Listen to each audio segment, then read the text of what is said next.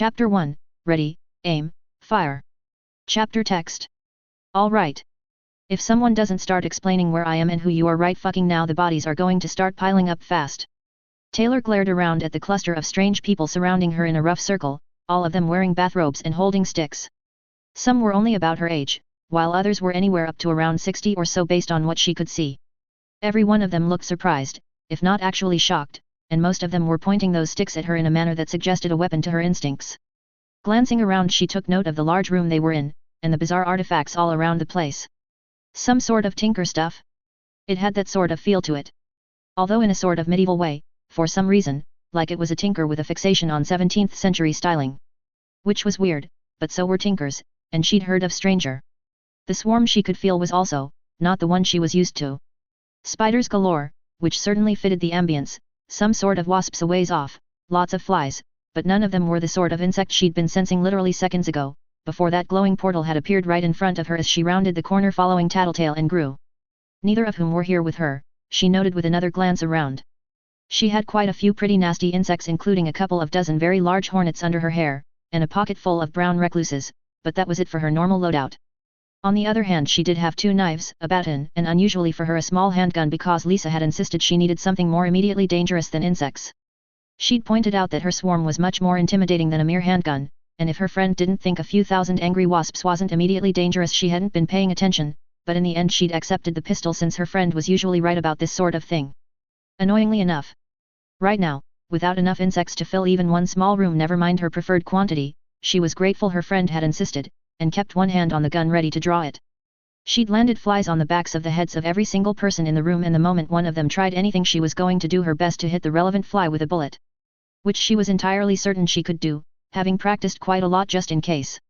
Taylor wasn't keen on killing someone, but if it came down to her or them, it was going to be her. Although hopefully not before she got the tinker in question sufficiently convinced that sending her home was a really excellent idea.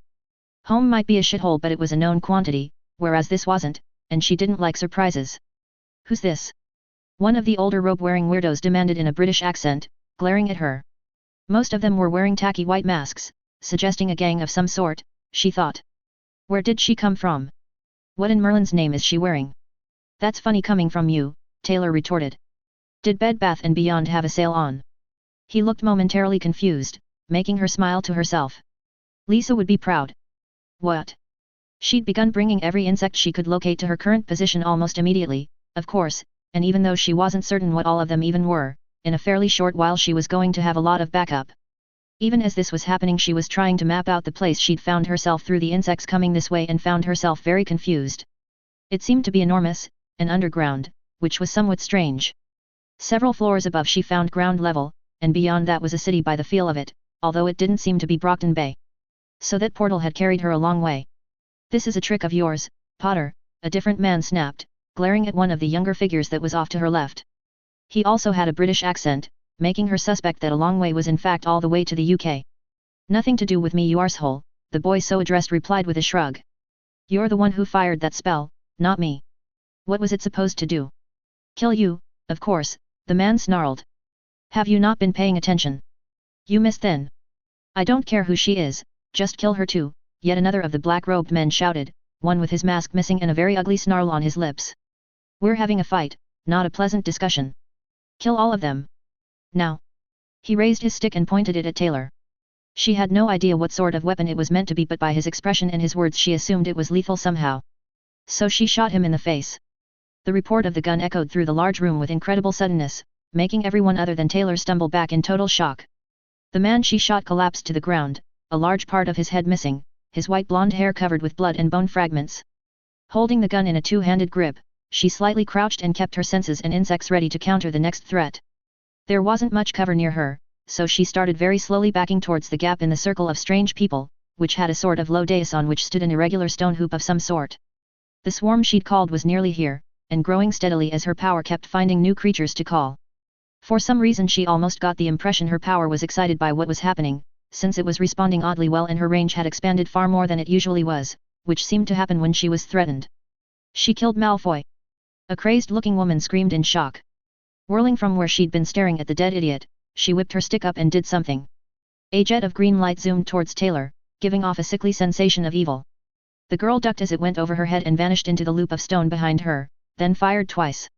The first shot hit the woman in the throat, the second took her in the chest, and she dropped like a sack of potatoes, the stick she'd used clattering to the floor. A stunned silence fell over the room.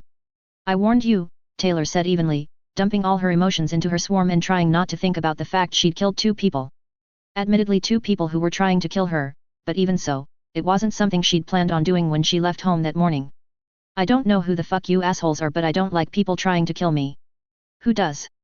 The same boy muttered, the one apparently called Potter. "Doesn't stop them doing it." He sounded resigned, as if this was familiar to him, and she felt a certain amount of sympathy before common sense took over. Taking another slow step backwards, she kept approaching the whatever it was behind her. The way it looked, it somewhat suggested to her it might be what had brought her here. "Don't go through the veil," a brown-haired girl standing near the Potter boy said urgently just as she got to the steps on the dais. "It kills you instantly."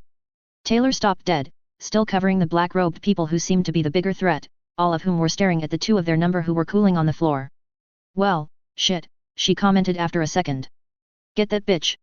One of the masked people screamed at the top of his voice, diving sideways behind an obstacle even as he fired another light at her. Taylor had flies on several places on the arms of everyone in the room and was completely aware of exactly where their weapons were pointing, of course. She bent sideways as the light, this one a bright purple, went past her much more slowly than seemed sensible for an actual weapon, then returned fire even as she sent her hornets out to harass the rest of these bastards. It looked like the ones in black robes and masks were the bad guys, whatever that meant here, presumably belonging to some villain gang she'd never heard of. Tinker sticks and a murderous attitude did rather suggest people she didn't want to get any closer to. The rest of them were mostly much younger, weren't wearing those masks, and crucially weren't trying to kill her. So she'd cut them a little slack for now, although she wasn't stupid enough to assume they were on her side. That was why each of them also got a hornet on the back of the neck just in case she needed a distraction. Her first round spanged off the metal object the idiot who'd fired a purple special effect at her was hiding behind. The second one buried itself in one of his friends who'd taken the opportunity to take a pot shot at her while she was shooting at the asshole. He ducked at the last moment as he saw her aim at him and her shot caught him in the right side rather than the forehead, but that still took him out of the fight quite suddenly as he dropped and screamed. That was the signal for a complete free-for-all, every one of the people present opening fire. Taylor dived for cover, hastily darting across the dais to duck down behind it while everyone was distracted by the light show. The Potter kid and his brown-haired friend ended up next to her, the girl giving her a strange look before turning to lean past the protection, her stick ready. Taylor grabbed her sleeve and pulled her back sharply even as another green light flashed through the position her head would have been in a second later. "Keep your fucking head down," she snarled, lifting the pistol above the dais and firing again. Her insects guided the shot perfectly, the man she'd aimed at dying before he could scream. "Who are you and how are you doing that?" the girl queried, her voice unsteady although strong. "Skitter. Who are you? And how did I get here? Where is here?" Taylor wished she had earplugs, since the gunshots along with the explosions and screaming and yelling caused by whoever these lunatics were came near to deafening her. "I'm Hermione, this is the Department of Mysteries in the Ministry of Magic, and I'm not sure." Delahove tried some spell I've never seen before, hit the veil with it at the same time as Bellatrix fired something else, and the next thing there was a strange blue glow in the middle of the room. When it vanished you were standing there. "Spell?" Taylor stared at her, then shook her head. It wasn't important right now, and if these people wanted to believe in magic, that was their problem. She wanted to survive this firefight then make someone send her back before her friends and her dad got worried. "Who are those idiots?" she asked, taking another shot, which winged someone who was running across the chamber trying to get from one cover to another even as he was attempting to kill a different man. The black-robed killer yelped in agony, dropped his weapon, tried to retrieve it, and fell to the man he was after getting him instead. Landing on the ground he lay still, dead or unconscious. "Death Eaters. This was a trap and we fell right into it," Potter said with an expression of apparently self-aimed fury. "Some sort of gang?" she hazarded. "You could put it that way," Hermione commented, putting her hands over her ears for a moment as an agonized scream rang out through the room. "Magical terrorists, that would also be accurate. They want to kill everyone they don't approve of. Which is most people," Potter added. "Oh, wonderful," Taylor sighed. "Well, I suppose a target-rich environment is playing to my strengths." Her swarm had arrived in bulk, a few insects slipping through various openings into the room leading the way for many thousands more. Seconds after the first flew in, she had enough to send them after every single masked crazy person in the sort of quantity she preferred. In other words, bury the fuckers in them. The screaming that resulted was epic, while the buzzing roar made the entire room vibrate. Taylor was not even slightly happy, and she was making that abundantly clear by sharing the pain. Apparently these Death Eaters, and wasn't that a name from someone trying so hard he was liable to cut himself on the edge, didn't appreciate her generous application of vast quantities of biting and stinging critters, judging by the sounds they were making. The non-Death Eater contingent stared in horror as their opponents rolled around on the floor absolutely covered in a layer of the angriest insects they'd ever seen. Taylor felt a sense of vindictive satisfaction. And curiosity, because some of the things she was controlling seemed pretty odd by anyone's standards. Biodencured life forms, perhaps? Whatever, they responded at least as well as normal insects did, and if anything her power seemed to be eagerly looking for more almost without her directing it. Spells in different colors were flying around wildly as the robed figures tried to defend themselves. Most of them killed dozens of insects, but for every one that died, there were 10 more waiting for the chance to join in, with more arriving by the second. As her power delved deeper and deeper into this weird building she kept finding new nests in out-of-the-way places and took control of them, directing everything in range to head her way. And thinking that she needed to make sure she took some of the more interesting ones home, because she could see some useful outcomes of them. Lisa would probably scream in horror, but she always was a little overdramatic when Taylor found a new cool thing she could do, for some reason. It had only been about 5 minutes since she'd arrived here, but already half these Death Eater lunatics were either dead or wishing they were, with the rest quickly being overwhelmed despite their best efforts. The other side had retreated to any form of cover they could find and were still staring, apparently totally unable to work out what was going on but smart enough not to get in the way. She could feel more people heading in this direction at a run, which implied reinforcements although the question was which side they were on. Then everything got much more complicated without warning. Fiend Fyre! A voice screamed, sounding ragged and furious. Hermione and the Potter boy, who had been cautiously listening to the battle rage, froze in appalled horror. Oh, no, the girl next to Taylor whispered, sounding like she was about to faint. Even as Taylor was about to ask what the word meant, she found out. A massive gout of raging orange-white flame appeared on the other side of the room, engulfing 2 of the Death Eaters and a vast number of her insects, all of whom died instantly. The sound was bizarre, a sort of triumphant scream of eagerness, quite unlike normal flames, while the effect was similar to Lung when he was in a mood. Fuck, she said under her breath. Just what she needed, a pyrokinetic. Gathering the most lethal members of the swarm she had available she sent the entire lot towards him from several directions. Taylor was aware that the fire was rapidly spreading, and seemed from what she could tell to be burning everything. It clearly wasn't normal flames, it was something much more exotic. The defenders had all frozen at the word, and even the remaining Death Eaters didn't seem happy about it, although it was hard to be sure since they were still being overwhelmed by her swarm. Even through that they started frantically trying to retreat, a couple of them making it 20 or 30 feet before they succumbed to her insects and collapsed. It'll burn the whole building down, Hermione said in a horrified voice.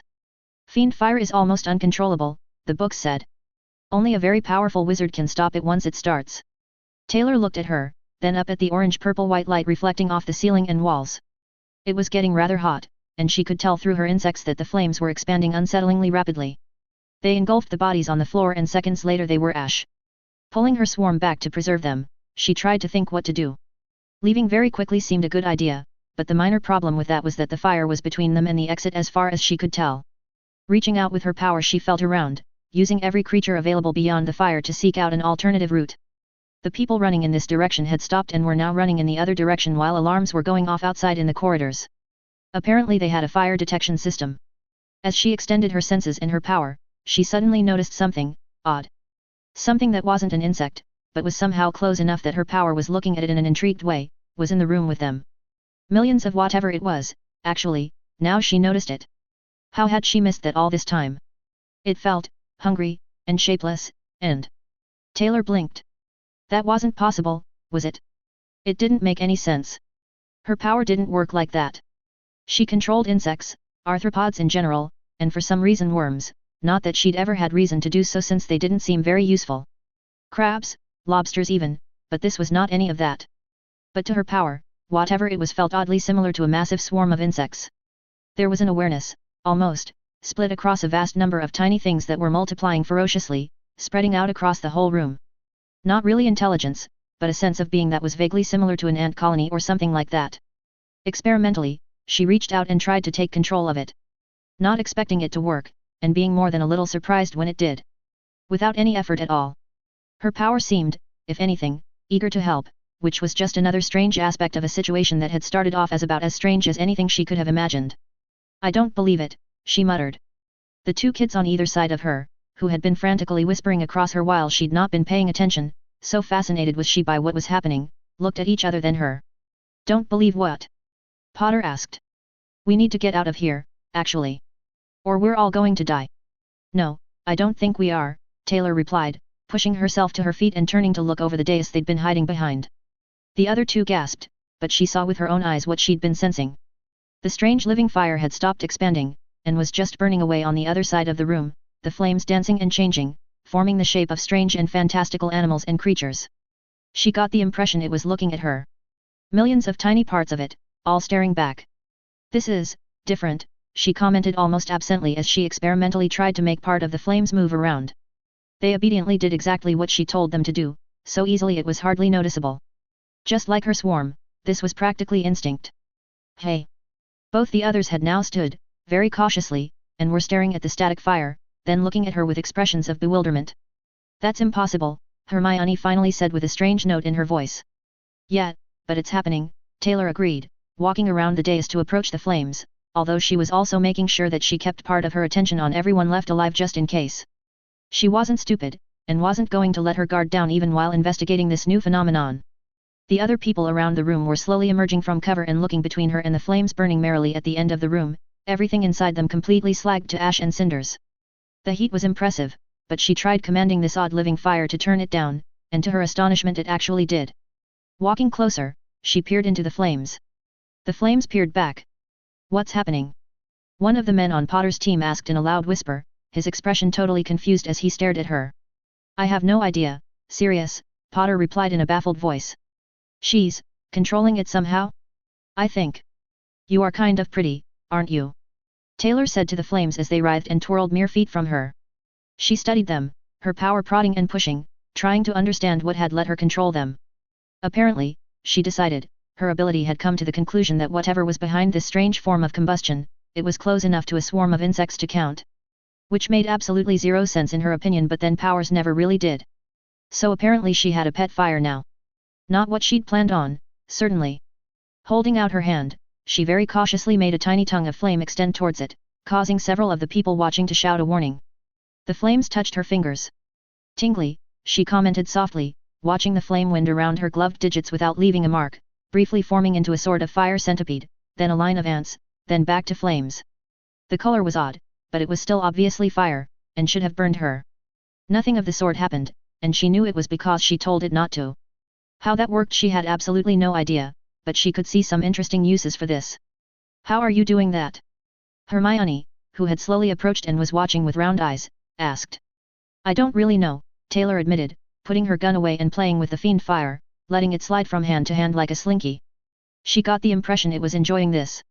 The larger bulk of the flames was still burning mere feet away but didn't seem to have any inclination to expand, her power holding it in place. After another 30 seconds, Taylor let her new friend wind around her left arm like a warm Bernie bracelet, turned to face the group of robed people looking at her with a wide mix of bizarre expressions, and said, Okay, then. Let's try again. How do I get home? Behind her, the flames formed into a huge hornet's head, fiery antenna twitching. Outside in the main building, excited people were charging about hither and yon in a very confused manner. She waited more or less patiently, wondering what Lisa and the others would say when she showed them her latest trick. Chapter 2, Fyre. Alarm. Chapter text. Harry stared at the incredible sight of this young woman, clad in a costume straight out of one of the American comic books, who was standing there glaring at them through intimidating yellow lenses set into an insect-themed mask, a mass of curly black hair surrounding her head and upper torso. Insects buzzed angrily around her, the ceiling of the chamber was literally seething with them too, and he could hear all manner of things he didn't want to think about moving and chittering in the darkness around the edges of the room. That was bad enough, as was the apparent fact she was controlling every last one of them somehow, presumably through a form of magic he'd never even heard of. The much worse thing was the enormous insectoid head that was a backdrop to her tall slender form, filling the entire end of the veil room with a construct he could swear was looking at them hungrily. Even without anything approaching a human face, he could feel the intent behind the flames that made it up. Around the edges it flickered and twisted, the light casting the room into sharp relief, but the main part of it was entirely steady and looked nearly solid even though he could see deep into it. Fiend fire, from what Sirius had told him and Hermione had found in a couple of books, didn't do that. It was vicious and bloody, nearly uncontrollable, to the point that even Dumbledore would be excessively cautious with the stuff. But this girl, and he was sure she wasn't much older than he was, somehow had taken control of it to the point she was wearing some as a bloody bracelet. How the hell she wasn't screaming in agony as her arm burned to the bone he didn't have the faintest idea, but the overall effect was profoundly disturbing to the point of being terrifying. as was the completely flat emotionless way she spoke, sounding like someone who would have zero compunction to doing unto them what she'd done unto every single Death Eater in the room. Which was mercilessly wipe them out. Shooting several without as far as he'd seen missing once, even from behind cover, then setting more insects than he'd ever in his life wished to encounter in one place on them, then finishing the job by immolating the remainder. There was nothing left of Malfoy, Bellatrix, or the others beyond a fine layer of ash. If it wasn't for the fact that she'd certainly saved Hermione from taking a spell to the face, apparently wasn't actually intent on killing him and his friends, and that he was damn sure they couldn't take her anyway, he'd be running about now. Also, of course, she and her bloody flame demon or whatever the hell it was happened to be between them and the door. Which was a touch upsetting. They were trapped in here with her until she decided otherwise. He was pretty sure operating out, even if he and his friends could do it, was blocked by the Ministry defenses. Harry rather felt, now he had caught his breath after all the running around and avoiding death by the skin of his teeth, that tonight had not really been at all something he'd enjoyed in any way at all. None of his friends would disagree with that either, he suspected. Hermione had barely escaped dangerous spells twice now, whatever that purple one had been that had nearly got her a while back, and the green one, which going by the color hadn't been an Avada Kedavra at least, but he didn't know what it was. Ginny was limping badly, Neville looked exhausted, and Luna was literally trembling from exertion. How all of them had survived intact so far he had no idea other than blind luck. He'd take that in lieu of anything else, but he was still kicking himself for dragging his friends into this complete mess. Although they'd somewhat insisted, so there was that. Looking around, he saw everyone else was clearly feeling as frazzled and bewildered, and yes, terrified, as he was. The adults, Kingsley, Sirius, Lupin, and Moody, along with Tonks who sort of qualified, were gaping at Skitter with various expressions of complete disbelief. Sirius was the one who'd started to shout at the girl when she'd reached out for the fiend Fyre, only to gurgle into silence as it obediently just poured a small fraction of itself into her hand like it was a liquid. Somehow not instantly setting her ablaze. His eyes had bulged out at the sight and his wand had drooped as if he was about to pass out. The others weren't much better. Moody had both his real eye and his magical one fixated on the girl, Kingsley's mouth was hanging open, Professor Lupin was just staring in disbelief, and Tonks was standing, hair limp and brown indicating her shock, next to him. He felt someone needed to answer their savior, or whatever the fuck she really was, before she became irked. Harry got the impression that Skitter irked was bad news. And there was a lot of evidence to support that supposition all around them, mostly floating on the air as a fine dust. As he opened his mouth to reply, Hermione beat him to it. "Where is home?" she asked, her voice betraying her nervousness but not wavering, which made him proud of his friend. He wasn't entirely certain he'd be able to do as well at the moment. "Brockton Bay, in the United States of America," Skitter replied evenly. "We're in the UK right now, aren't we?" "Yes." Hermione nodded. "I've never heard of Brockton Bay though. Where is it in the US?" "About 80 miles north of Boston, on the coast. It's a large port city on a river." "Or was." His friend frowned, looking like she was trying to recall something. She'd probably memorized an atlas, knowing her. "Around Portland." She hazarded after a moment. "I don't recognize the name, but that's roughly the right area." "Portland?" Skitter queried, sounding puzzled. "Never heard of that place." She and Hermione stared at each other for some seconds, even as everyone else watched in nervous bafflement. "It's about 80 miles north of Boston, on the east coast of the US, on a river," Hermione finally said somewhat slowly. She didn't take her eyes off Skitter. The strange girl stared back, and the giant wasp's head made of fire behind her, or whatever it was, seemed to be doing likewise. Which was horrifying.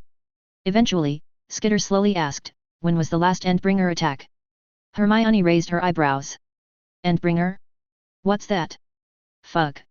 Skitter bowed her head, looking at the ground. Harry could swear he heard over the subdued crackling sound from the fiery head a deep sigh. Raised it again, she looked right at Hermione, who had an expression that implied she'd realized something bizarre. "What's the date?" Skitter asked in the tones of someone who knew the answer wasn't going to be one she liked. "June 18, 1996, Hermione promptly responded with a look of fascination, also containing a certain amount of satisfaction that she was right about something. He knew it well, because she usually was right about things. Balls.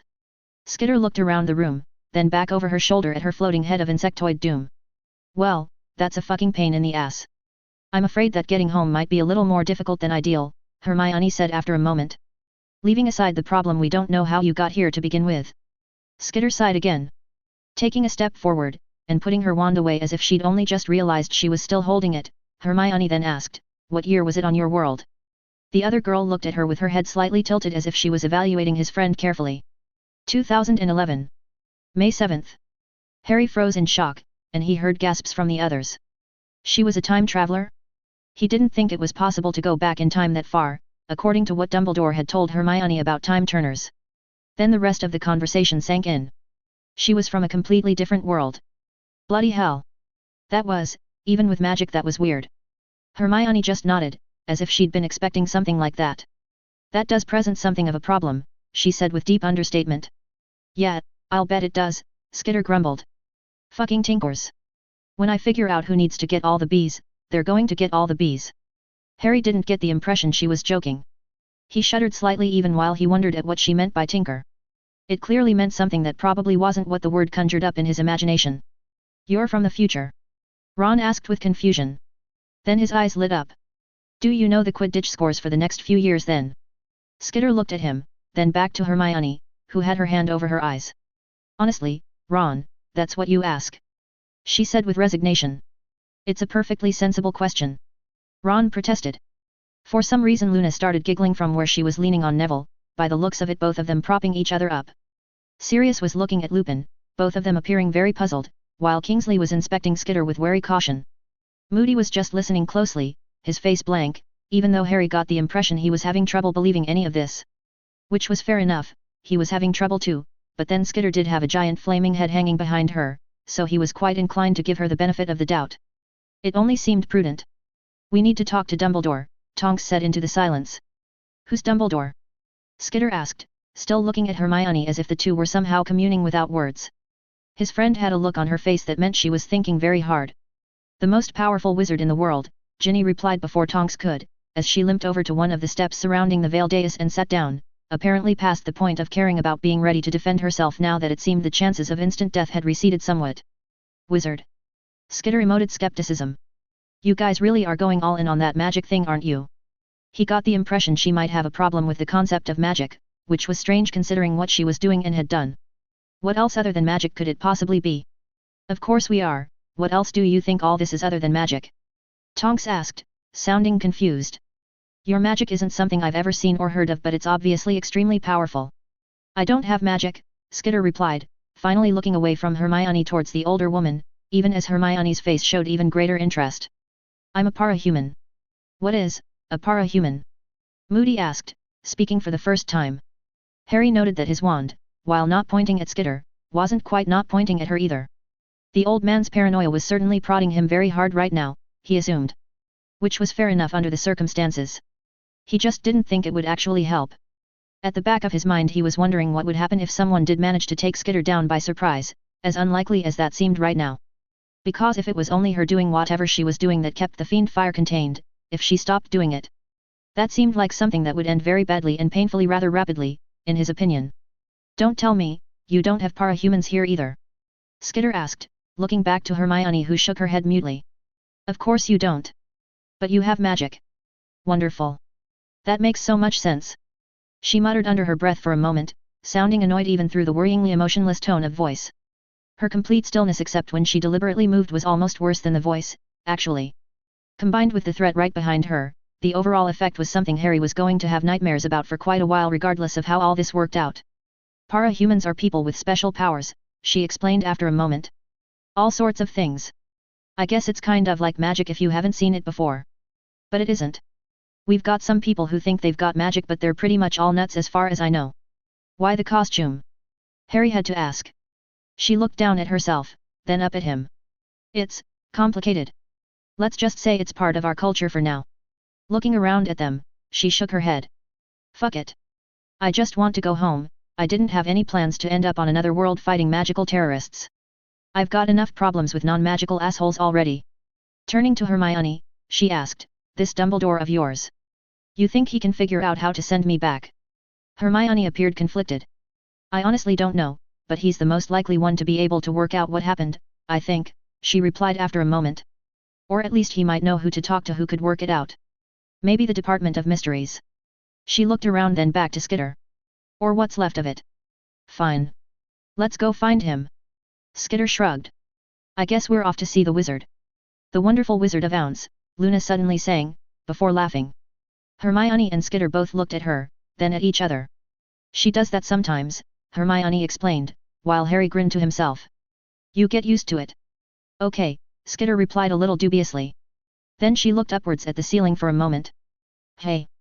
This Dumbledore of yours. Old guy, beard down to his knees, bad taste in robes? That sure sounds like the kind of wizard I'm expecting. That does sound like him, yes, Hermione nodded, looking curious. Well, he's having a big fight in a huge room above us, with some other guy without a nose, Skitter replied. You know who? Ginny gasped. No, I don't. Who? Skitter said, staring at her. You know who? That's who. I don't know who. Before this could turn into a Monty Python skit, Harry interrupted. He calls himself Voldemort, although his real name is Tom Riddle. He's the arsehole who leads the Death Eaters. And started the first Wizarding War. Now he wants to start the second one. Voldemort. Skitter appeared dubious. Why did she think I knew who that was? She pointed at Ginny. Most wizards are terrified of saying his name for various reasons, Hermione explained. So they call him you-know-who. That's stupid, Skitter replied after thinking it over. It only works if you do know who. And I didn't know who, so calling him. Jesus, why am I discussing Edgy McKedgelord's try-hard name? Let's just go kill him too, then talk to your wizard guru. Harry pointed past her at the giant insect flamehead which was watching them all. He wasn't going to mention how Voldemort apparently couldn't die, because he wasn't sure that for Skitter that actually mattered. And if he was honest with himself, he was looking forward to seeing what happened. What about that? He asked. She turned around. Moody raised his wand a little.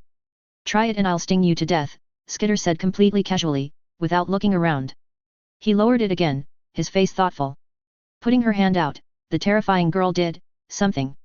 Equals dash equals dash equals dash equals dash equals dash equals dash equals dash equals dash equals dash equals. Taylor was severely suppressing the knowledge that the damned portal or whatever it had been had not only transported her a long way, it had managed to move her between worlds and apparently through time too. She wondered how closely the future of this world would match the past of her own, for a moment or two. If it was fairly close, that could be useful should it not prove possible to send her back. She pushed the emotional response of the thought of never seeing her friends, or her dad, again, out into the swarm. Most of it went into the fiend Fyre, which seemed to absorb it cheerfully and almost relish it. Right now, she couldn't afford to second-guess herself, or have some sort of emotional breakdown over the situation she was in.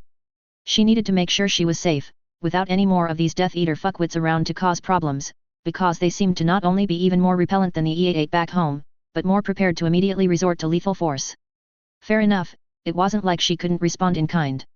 And the mood she was in right now, she was almost looking forward to a bit of preemptive revenge. After all, it was one of these assholes who'd brought her here in the first place, albeit accidentally by what the Hermione girl had told her. At least he hadn't had long to bask in his success, should he have wanted to. She rather felt he would have preferred to have her not turn up because she'd completely derailed their plans. Which gave her a sort of cold satisfaction if nothing else. Taylor was very aware that when she let herself feel emotions properly again she was going to be both extremely angry and very upset. But that could wait until it was safe to be Taylor again, rather than Skitter. Skitter did what needed to be done. It was the only way to be sure. Gazing into the fiery depths of her new friend, she absently warned the man with the weird fake eye against doing something stupid, then ignored him and the rest even though part of her was watching them from innumerable viewpoints. Her ability to sense through her insects had expanded incredibly in the last 20 minutes or so, possibly due to sheer stress, although she suspected that something about this magical world had given her power a sort of supercharged boost. She could almost swear she could feel it giggling in excitement as it kept on finding new interesting things to take control of. By now she was sensing the entire building through literally millions of tiny minds, all of them acting as extensions of her will so instinctively it was something she didn't even have to think about. Then there was the fire. Which wasn't fire at all, it was instead a vast swarm of teeny tiny little creatures that seemed to be made out of energy rather than anything more normal, all of them acting as one. Before she'd taken control and stopped it, they were somehow reproducing at a frightening rate as they burned everything they touched, which made her suspect they were somehow converting all that stuff into more of themselves somehow. Fires needed fuel and oxygen, but this fire ate everything. Anything it touched was fuel. She also had a shrewd suspicion that it went after magic too, if what she was feeling in the background through the strange senses it had were real. Trying to extend herself into that channel of information gave her a headache instantly, which vanished as quickly as it had come when she pulled back a little, having received some peculiar flashes of something very unusual. Even so, she felt that with some practice she'd be able to deal with it. Again, something for later. Now, how to deal with you, she murmured almost under her breath, examining with her eyes and all her power-granted senses. The fire had happily done what she told it to do as far as not burning her, and splitting off a tiny chunk of the main mass which was currently contentedly wrapped around her arm. For some reason she got the impression that the stuff was happy to have her so deeply embedded into what passed for a mind in it. A mind made up out of literally trillions of minuscule something or others that were just waiting to be told what to do. Experimentally, she ordered it to compact itself down to a smaller size, although ordering wasn't really very accurate. It was so much a part of her via her powers that she basically just willed it to do what she wanted, with as little effort as wiggling her fingers. And it obeyed. The 20+ foot wide hornet's head made of burning magical fire immediately shrank in all directions, getting brighter at the same time, within a couple of seconds becoming something only a couple of feet across and glowing as brightly as the sun. Oddly, she found that she could look directly at it even though behind her all the other people had slammed their hands over their eyes and turned away. She made it diminish in brightness, the immediate result being the brilliant white light dimming to a soft yellow glow like an old-fashioned tungsten bulb. Taylor smiled under her mask, pleased. You're so eager to please, aren't you? She whispered to the fire, holding out her hand and letting the now roughly spherical mass elongate into a ribbon of light which crawled over the offered digits and up her arm, encasing it in a pleasant warmth. That'll be handy in winter, she murmured in satisfaction, wondering what Lisa would think. Letting the fire flow up her arm and across her chest, she formed it into a sort of jacket, inspecting the result through the eyes of some of the more interesting creatures she had sitting high up in the ceiling. She wasn't sure what they were, they felt almost like vicious little humanoids with insect attributes, but they had incredible eyesight which was unexpectedly simple to use. Satisfied that she'd contained the living flames, and feeling nicely warm, she turned around again and looked at Potter and his friends with her own eyes. All of them were giving her wide-eyed looks that made her feel somewhat amused. Right, that's sorted out. Let's see about Mr. No-Nose, shall we? She said calmly. She was watching the fight upstairs, which at the moment was mostly two idiots posturing at each other and shooting random weird effects around the place, which kind of annoyed her since it was obvious neither one of them was really fighting. They were showing off for the public, since there were quite a few other people up there watching. Amateurs, she sighed, heading towards the door. The others followed her, looking at each other as if they couldn't believe what they were seeing or doing. Hermione was watching her closely, with a look she recognized as someone trying to work out an interesting problem. It was weirdly reminiscent of Lisa, making Taylor homesick. She wondered what would result from Hermione and her friend meeting. The blonde girl who'd come out with the Wizard of Oz reference, which had nearly made Taylor burst out laughing despite herself, was also examining her curiously, while looking around every now and then at the other creatures she was controlling. For some reason she was smiling slightly. Taylor had sent a lot of the swarm on ahead, since it would take a little while to get it through all the various spaces under floors and in walls and ceilings all the way up to the top level, but a significant fraction was coming with them. A dark tide flowed behind the small group, covering the walls and ceiling and making the ones at the back, the man called Sirius and his grey-haired friend, look somewhat worried. They kept glancing around and twitching a little. Outside the room she'd appeared in was a large circular one with blue-flamed candles and sconces mounted on the walls, the overall theme being gloss black. Black marble floor, black walls, black doors, the whole room looked like a goth's happy place to her. As soon as the door behind them closed, the room began spinning, which made her look around and shake her head. Wizards really liked their theater by the looks of it. They had a lot of similarities with parahumans in that respect. When the room stopped rotating, she just headed for the exit. It wasn't like she didn't know exactly which door led out, after all. She had so many creatures spread throughout the entire building now she knew where everything was. None of the people following said anything, although Hermione and Potter looked at each other and shrugged. Outside the spinny room in the main corridor, it was totally deserted although several alarms were still sounding, making it pretty loud. Taylor just ignored it all and aimed for the elevators some way down the hall. Arriving, she inspected the gold latticework of the gate, which looked like something from a period movie, raised an eyebrow, then pressed the button next to it. Lots of clanking sounds came from above and she wondered why, if they had actual magic, they couldn't work out how to make an elevator that was a little more up-to-date and quieter. It wasn't like it was complicated technology. Eventually the car came into view and stopped at floor level. The gate opened with a rattle, making her wince. It sounded like it was in desperate need of oil. Everyone piled into the elevator and Sirius, at the back, prodded the button on the panel for the next floor up, which for some warped reason was apparently the entrance area. Moments later the gate had clashed shut again in a way that OSHA probably wouldn't have approved of back home and the thing jolted into action, ascending the shaft with even more rattling and grinding sounds. While it was going up, Taylor was making sure she had a decently overwhelming force of everything dangerous in the room above them where Dumbledore and the idiot were still showing off, several more of the dark-robed Death Eaters fighting around the edges of the fracas with more of the supposed good guys. She noticed that the terrorists weren't stinting with what appeared to be lethal force, but the defenders seemed to be going out of their way to use spells that appeared to be non-lethal, since the insects she had on everyone present could tell the fallen attackers were mostly only unconscious. And their compatriots were able to wake them back up again and get them back in the fight with minimal effort, whereas at least 2 of the defenders certainly weren't going to rise again. By the looks of it, that pair had been dead since the fight downstairs, but she decided enough was enough, and even as the elevator slowed, she dropped the entire ceiling worth of insects and whatever else she had up there right on top of the attacking force. Atrium, a clear female voice announced as the elevator car stopped and the gate rattled open. Somehow it was apparently blocking external sounds despite not being a solid surface, because the moment it opened the sound of screams and chaos almost deafened them all. Taylor stepped out of the elevator and looked around, smiling grimly at the sight of 7 more Death Eaters rolling around on the ground, buried in things that were doing their damnedest to sting them even unto death. And doing a pretty good job of that. Dumbledore was standing staring at the sight with an expression of complete shock. His choice of robes showed he either hadn't got the faintest idea about color coordination, or possibly knew it intimately and deliberated, dressed in the most god-awful manner possible just to blind people. All his people were gaping as well, fixated on the screaming terrorists, and hadn't yet noticed the new arrivals. Potter was smirking as he watched the sight, apparently finding it cathartic, while Hermione seemed interested as much as anything, although she winced a little at some of the louder screams. The old guy with the funny eye had a grim smile of satisfaction, and when she looked back at him, he nodded to her in the manner of someone who was pleased with what was happening. She assumed he had a history with these crazy bastards. Dumbledore. What's happening? One of the people between them and the fight shouted over the noise, sounding worried and confused. I don't know, the elderly wizard replied, raising his voice to be heard. I've never seen so many. What are those? He peered closer. I have no idea what half those creatures are, to be honest. Nor why they're attacking the Death Eaters and not us. Taylor was about to interject herself into the conversation, but before she could, the carpet of insects and God knows what else over Mr. No-No suddenly erupted in blue fire, killing a vast number of her critters and blasting the rest away. He stood up, bleeding and tattered, with his robes torn and a wild look of utter rage in his red eyes. Dumbledore. He howled. This is your doing. You dare to try a trick like this on me? Aiming his wand, he screamed something she couldn't make out, his voice ragged, and a blast of red light shot out of it towards the old wizard. Dumbledore flicked his wand and the incoming spell rebounded off some sort of energy shield that briefly flickered into existence between them. This is not my doing, Tom, he replied.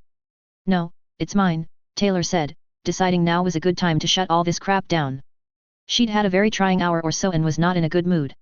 Her pet Fyre seemed to hug her chest, making her feel warm for a moment and slightly relaxing her as she pushed her emotions into it. Everyone in the entire room spun around to stare at her, aside from the terrorists now lying nice and still under a seething blanket of creepy crawlies. Who are you? The tall pale man demanded in fury. He was favoring one leg, and his wand arm was shaking slightly. The amount of venom in him should have killed him by now, she thought with interest, considering how quickly the others had succumbed to what seemed to be some pretty potent toxins, but he was still ticking. Magic? Or just a stronger constitution? He reminded her of a case 53, in some ways, and clearly wasn't completely standard-issue human. Perhaps that came along with poison resistance. I'm Skitter.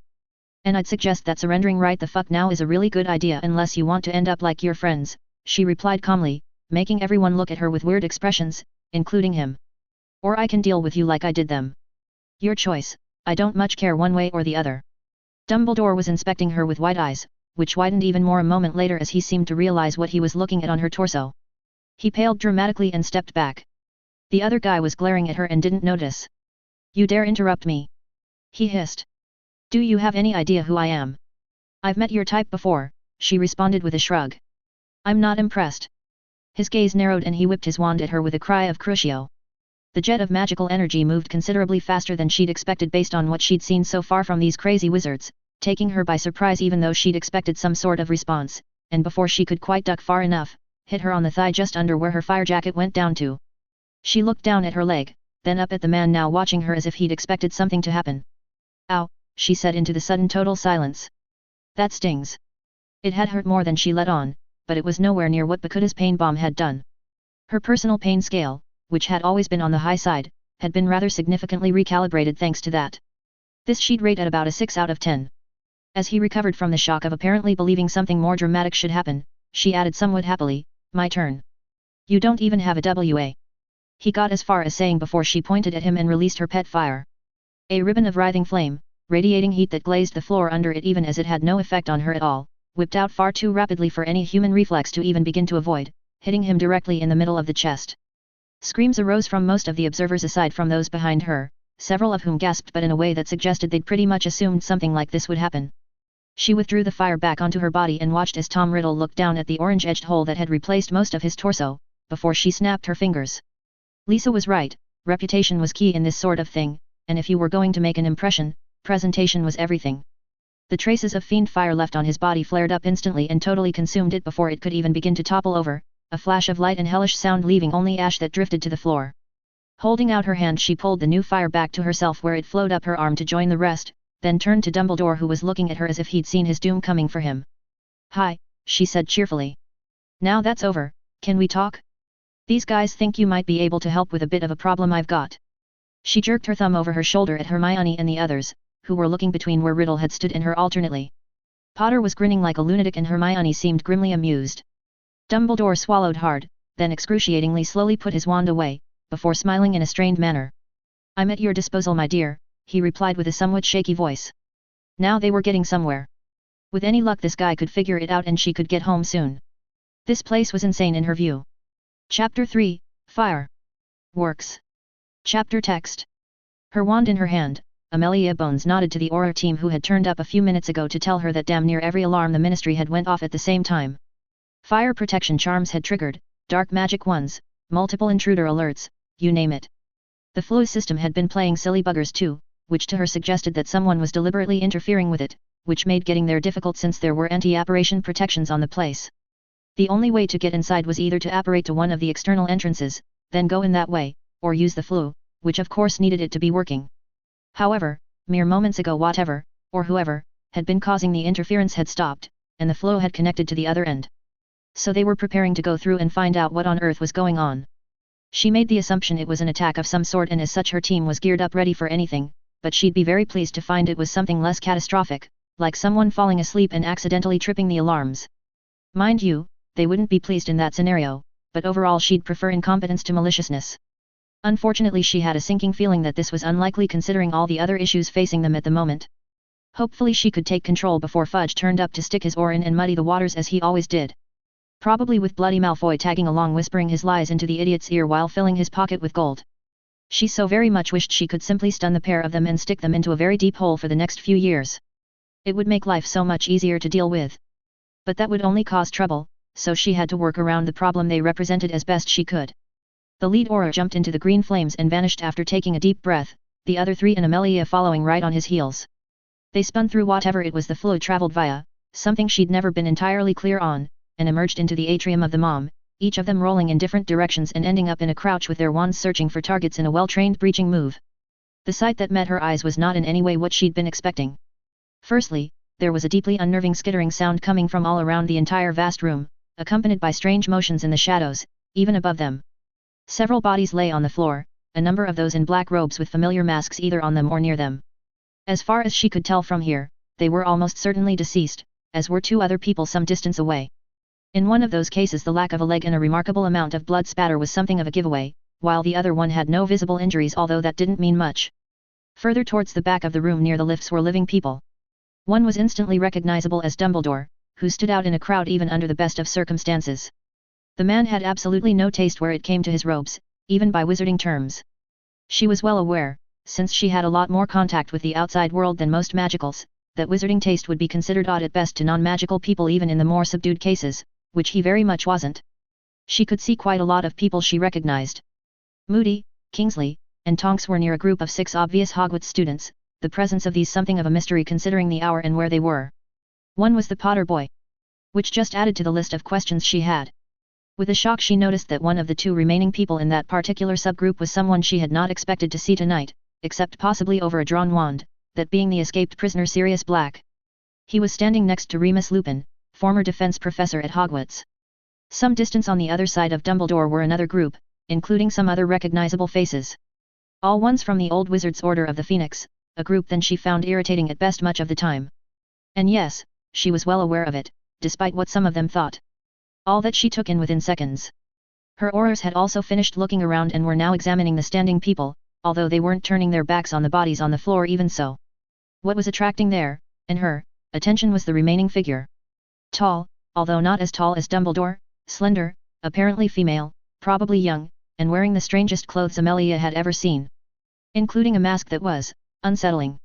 It had yellowish eyes set into something very much based on an insect of some sort, the rest of the costume, perhaps, being dark grey or black, including gloves and boots. It looked armored to her, although not in ways she'd seen before. And over the torso the probable girl was wearing a sort of jacket or coat that came down below her waist, which looked for all the world to be made of fire. Even to a witch that was definitely out of the ordinary. The damn thing was clearly somehow shaped out of flames, but not normal flames. With a nasty jolt to her heart, Amelia realized where she'd seen that color, and the strange shapes that came and went almost subliminally when you saw it out of the corner of your eye. Merlin's balls, that's fiend Fyre, she thought in horror. How? It should have been impossible. Fiend Fyre was completely uncontrollable. All you could do is aim it, and with luck survive the resulting inferno. And if you were very lucky, put it down after calling it up. Most wizards who tried using it weren't that lucky. There was a reason the spell was so feared. And she was wearing it as clothes? What the hell was going on? She looked at her team, who looked back uncertainly. After a moment she indicated with her head that two of them should go and check the bodies while the other pair should accompany here. Amelia started carefully approaching Dumbledore, who was looking at the girl and saying something. She noticed that he didn't have his wand out and very slightly relaxed, because presumably that meant he didn't believe a threat was present despite the impossibility of the fiery coat. As she neared, Dumbledore looked around. "Ah, Amelia," he said, sounding like he was greeting her having bumped into her in the corridor, although with a faint odd note in his voice that made her curious since she could swear it was nervousness. Not something she'd heard from him before. "How nice of you to join us. What's going on, Dumbledore?" she demanded. Waving a hand at the damage to the walls and floor, where it was clear someone had been having quite the fight recently, she went on, "What happened? Every alarm you can imagine went off, no one could make it through the flue, we had no idea what was happening here, and there are bodies over there. All dead." Madame Bones, one of the Aurors who had been sent to check, reported as he came back and joined them. The other one was still carefully checking the corpses. "Those ones all have dark marks." He pointed at the black-robed figures. She looked at him, then back to Dumbledore, who seemed resigned. "Dead Death Eaters lying around the atrium, alarms for dark magic, fire, intruders. An attack." "Yes. Voldemort made his move earlier tonight." The elderly wizard looked slightly amused at the reaction the name produced in most of those present. Moody didn't flinch, the students for some reason just looked blank, and the costumed girl peered around at everyone else when they flinched and seemed to shake her head slightly. "Damn it," she growled, not being all that surprised. Despite what the minister kept saying, Lord Thingy had definitely returned during that fiasco at the Triwizard Tournament, something she still felt had been an incredibly stupid move on the part of the ministry. Potter had sworn up and down that the bloody maniac had been resurrected, even though Fudge had instantly gone into covering his arse mode and denying it as a possibility with every breath he took. But there was just too much evidence to prove it even at the time, in her view, and at this point it was a foregone conclusion. The minister might claim otherwise, but then he was a coward and an idiot. So while the official policy was still that the Dark Lord Voldemort was dead and gone, no one with the merest smidgen of brains believed that. And now the bastard had openly attacked the Ministry of Magic itself. How was Fudge going to deny this? She had little doubt that he'd try even with this many witnesses and all the physical evidence. It would have helped if they'd managed to catch the sod. "I assume he got away, then?" she queried fatalistically. Oddly enough, Potter began laughing and the girl who was standing next to him, Granger, she remembered, was wearing a strange expression that seemed to be a mix between satisfaction and humor with a tinge of worry. "Not, as such, no," Dumbledore replied after an awkward pause, glancing at the costumed girl who was just standing there, so still it was like she was a statue. The effect was somewhat disconcerting, but Amelia had more important things to worry about at the moment. "You mean he's still here?" she shouted. "Why didn't you lead with that?" She looked rapidly around, while motioning to her Aurors to form up. "Where is he?" "You're standing on him," the costumed girl said in a creepily flat voice. Amelia stopped dead and looked at her, then cast her eyes downwards. The glossy black marble floor had a fine layer of ash. Raising her gaze to the girl, very confused, she opened her mouth to ask what on earth she meant, but Dumbledore sighed and diverted her attention. "Voldemort is dead. Again." She and her team all stared at him. After quite a long moment, she folded her arms and gave him a hard look. "Explain. Now." "He didn't want to give up and tried to kill everyone, so I got rid of him," the girl said before Dumbledore could do more than begin to say anything. He closed his mouth and made a gesture of resignation. Amelia transferred her attention fully to the oddly still girl, who was looking at them with her head slightly on one side as if she found them fascinating. "And you are, miss?" she asked as calmly as she could, wondering what fresh hell this whole situation was bringing down on them. "My name is Skitter, and..." She was interrupted by the flues all around the room beginning to flare to life, one after another, and lots of people rush out of them into the atrium. Almost every one of the new arrivals, which seemed to mostly be ministry employees, other Aurors, random departmental heads, and finally the minister himself in pajamas under a pinstriped cloak, spotted the corpses scattered untidily around the place and froze, staring at them in horror. "Oh, Morgana," Amelia breathed quietly, feeling that the already confusing situation was inevitably heading towards being a night she was going to remember for a long time, and not in a good way. Fudge, looking stunned, which fitted his face all too well, a tiny traitorous part of her mind whispered, rushed over after he overcame his shocked paralysis and tore his gaze away from the bodies. "Amelia! Dumbledore!" He gasped as if he'd run a marathon. He was sweating and pale-faced, his eyes frantic. "Merlin's beard! What on earth is going on? Who are those?" He half turned and pointed unsteadily at the bodies, which some more Aurors and a few nosy bystanders were now investigating. "Who did this? Why are there dead people lying all over the... My word!" He seemed to run out of the ability to speak and mopped his brow with a handkerchief he pulled from his cloak pocket. His hand was shaking violently and it was obvious he was on the verge of panicking completely. "Calm yourself, Cornelius, the danger has passed," Dumbledore assured him calmly, although Amelia didn't miss the way his eyes momentarily shifted to Skitter, who was still standing silently, watching and listening closely. She looked over to see Moody also watching, the old mad bastard meeting her gaze with his. He looked wary, but at the same time almost like he was finding this entertaining in some warped manner. He'd always had an odd sense of humor, she thought as she turned back to Fudge and Dumbledore. "But what happened here, Dumbledore?" Fudge demanded, slowly catching his breath and appearing relieved that there was no immediate threat apparent. He looked around again. "Why are those children here? Who is that?" He pointed at Skitter. "Amelia? Is this one of yours? Why aren't you doing something?" "She's not one of mine, and what would you have me do, Minister?" Amelia replied with great patience, inwardly wishing the fool had stayed at home. "I only just arrived myself and I still don't know what happened. Perhaps if you stop querying Dumbledore he can explain." Yes, of course," the pudgy man bleated, mopping his brow again. "Well, Dumbledore? Can you explain what's going on? The dead people? All these children and everyone else? We're waiting." He sounded impatient now as if he had somewhere to be, which was typical of the man. Amelia suppressed a tiny sigh and saw a twinkle in Dumbledore's eyes as if he fully understood her feelings and shared them. The elderly wizard opened his mouth and began speaking, only to stop as a shout came from over by the dead Death Eaters. "Minister! This is Thorfinn Roll." Amelia fancied Dumbledore sighed faintly as the minister spun around, his eyes wide. "Roll!" he squeaked. "But he's dead as mutton," the Auror next to the man who had shouted put in, giving the man an annoyed glare. Hurrying over, Fudge stared down at the corpse. "My word! I was speaking to him only yesterday. However could someone such as him be here, like this? What happened to him?" "Poison, looks like," the Auror replied, waving his wand over the body. "An awful lot of it. Doxyvenom, some sort of spider I'm not familiar with, wasps too. I can't even identify most of it. Enough to kill a giant though, whatever it is."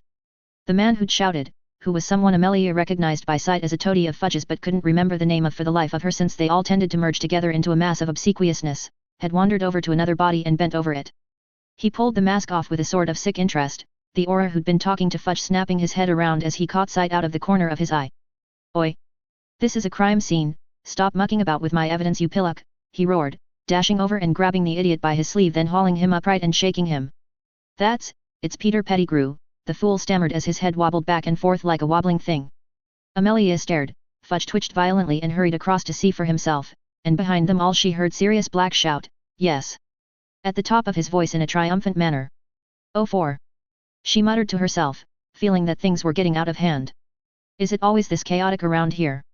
Skitter's voice asked in an almost disinterested way. Amelia looked over her shoulder to see the girl watching the proceedings curiously. Potter and Black were urgently talking together, she noticed, but that was almost irrelevant at the moment. "Unfortunately this isn't quite as unusual as you'd hope," she admitted, "although we don't normally have quite as many corpses lying around." "Wizards? Worse than capes, it looks like," Skitter commented, making Amelia wonder what that meant. "Hey! Keep it down over there, we're trying to have a conversation here," she called more loudly, which resulted in nothing useful at all. Fudge and his toady were gibbering as the faces of more upstanding citizens were uncovered by the Aurors, who the minister had ordered to do so, and looked very upset. The Aurors were taking notes, or keeping the growing crowd of onlookers back from the scene since the flues were still pouring out people. The noise was incredible and the overall effect one of absolute panic tempered with the sort of curiosity that makes people watch an accident happen and do nothing to prevent it. "Oh, dear, this is becoming somewhat silly," Dumbledore said quietly, stroking his beard and observing with interest. It's getting fucking idiotic is what it is, Skitter growled. She walked forward, Amelia and Dumbledore moving out of the way as neither was particularly keen on touching her tame fiend Fyre to see if it really was tame. Hey! She shouted. Shut up! Not one single person paid attention to her at all. She sighed, then something absolutely nightmarish happened, something that would wake Amelia up in the middle of the night for decades to come and traumatized an entire generation of the wizarding world. Skitter became annoyed. Equals dash equals dash equals dash equals dash equals dash equals dash equals dash equals dash equals dash equals. Taylor had decided things had gone far enough. These people appeared to be largely idiots going by what was currently happening, although some of them did at least seem to have a reasonable level of competency. Dumbledore, although he was clearly very nervous, was hiding it well under a veneer of calmness. The woman who'd just arrived, Amelia Bones, who was some sort of cop if she was guessing right, and wearing a monocle of all things, gave off an air of authority and intelligence, not to mention resignation when the latest arrival, this fudge guy, had inserted himself into the situation with all the grace of a drunk hippo. Which he bore some resemblance to, it had to be said. The guys in red robes were the Bones woman's people, she assumed, based on what was happening and what they were saying, and must be law enforcement. They were doing some sort of forensics investigation of the bodies and weren't pleased that all these other fools had come rushing in and promptly got in the way. And now that one idiot with the ponytail had brought up a name that had caused considerable confusion all around. Which resulted in a hell of a lot of noise and fuss which was starting to become irritating. Obviously it was time to put a halt to this before it got out of hand. Sighing faintly, she brought her swarm out of the shadows all around the room, while her fire jacket sent out a tendril of flame towards the high ceiling. Above them the flames formed into a huge hornet's head, even larger than downstairs, while at the far end of the room another one coalesced out of millions of insects, this one less flamey but in many ways probably even more impressive since it gave off a dull roar and moved in interesting ways as all the component parts of it shifted around. She was particularly pleased with the effect she managed to create in the eyes, using different colored insects and other creatures to highlight the thousands of facets. Overall, it was pretty damn good in her opinion, although she was also fond of the one made of fire above her. Silence! She said through both constructs, and dozens of smaller ones around the edges of the room, her swarm voice merging with the hissing screech the fiend Fyre produced with sufficient volume that the floor trembled gently underfoot. The end result was really gratifying. Every single person in the entire room went pale and froze in place, staring at her swarm constructs. Several of them quietly fell over, none of their companions even noticing. I have had a very annoying series of recent experiences and I would like to conclude my business here and go home, so if you would all please stop acting like idiots and quietly disperse, it would be much appreciated, she added calmly, the sounds echoing throughout the huge room. Your magical terrorist problem is dealt with. Mr. Knows Less's Ash and all his people are dead. I would much prefer to avoid any more trouble. Please don't force me to do something drastic. Several more of the wizards present collapsed. The various cops among them were the only ones holding wands, she noticed, and they didn't seem to know where to point them. Her fire construct looked around, synced to Taylor's head. She was getting better at using the bizarre senses the fire provided, and wanted some time to herself to experiment with it, but even without proper vision through it yet she could at least get an impression of sight. That was aided by all the other creatures, of course, so in the end she was able to see literally everyone in the entire building from all sides. Very few people were anywhere but here though. All of them were looking up at the flaming insect head. Behind her, Potter seemed to be grinning to himself, and Hermione, who Taylor definitely needed to sit down and talk to at some point, had an expression suggesting she was taking mental notes at quite a rate. Thank you for complying. Unless you have official business here, please make your way to the nearest exit and leave. Now. The firehead looked around again, then gazed directly at the idiot with the ponytail, who was gaping in horror. You in the red robe with the ponytail. That means you too. Go away.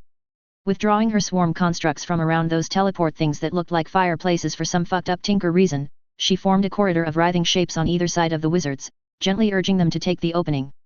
There was a long silence with only the sounds of her insects and the faint crackling of the flaming head to break it, then the man with the ponytail screamed like a little girl and bolted. That broke the ice nicely, causing almost everyone else present to leg it, the fireplace things flaring green as they exited with alacrity. In a gratifyingly short time the room was clear of rubberneckers, only the red robe guys, Dumbledore and his people, the Bones woman, and everyone from downstairs still here. Along with a few unconscious people, but they were at least quiet and out of the way. And that fudge idiot who looked very much like Fudge described the contents of his pants revoltingly well. Dispersing the swarms back into the shadows, and pulling the flames above her back into the rest of her fire jacket, Taylor nodded in satisfaction. That's better, she said, turning to Bones. The woman's monocle had fallen out and was dangling from its string, while she herself was looking at Taylor from wide eyes. Dumbledore was pale again and seemed to be trying to work out whether he could get away with leaving too. So, as I was saying, my name is Skitter. I'm not from around here. Bones swallowed hard. That much I can easily believe, she replied, making a pretty decent attempt at keeping her voice level. Apparently Taylor might have overdone the shock and awe a touch. She mentally shrugged. Better to make an impression people would remember, or they'd try walking all over you, Lisa had said, and she was probably right there too. Taylor was going to have some interesting stories to tell her when she got back, but first she had to get back. Which needed these people's cooperation. That shouldn't be too hard to arrange, she thought as she watched the remaining wizards recover. And if it was, well, she had other things she could encourage them with. Some of the stuff her power had found way down in the basement of this building was really neat. Chapter 4, Fireplace. Chapter text. Hermione watched as the Aurors, who seemed to have slightly recovered from Skitter making her irritation at the panicking wizard problem abundantly obvious in a fashion that doubtless would give most of them nightmares for the rest of their lives, got back to dealing with the dead. Director Bones, someone she'd very briefly met at the end of the Tri-Wizard stupidity, spoke for a few seconds to Dumbledore and Skitter, then moved off to have a discussion with her people, presumably telling them how she wanted things dealt with. The poor woman looked like she'd had a very abrupt and unwanted realization about just how dangerous Skitter really was. If she herself hadn't seen what had happened downstairs, Hermione mused, she'd probably be in much the same state. As it was, she'd half expected something impressive to happen sooner or later. Minister Fudge was exactly the sort of person to make anyone get rather annoyed with him fairly quickly, in her view. And Skitter, despite how well she was hiding her emotions, was likely somewhat on edge having found herself completely unexpectedly in a situation such as this. Not that you'd ever know, though, she thought with a certain amount of admiration.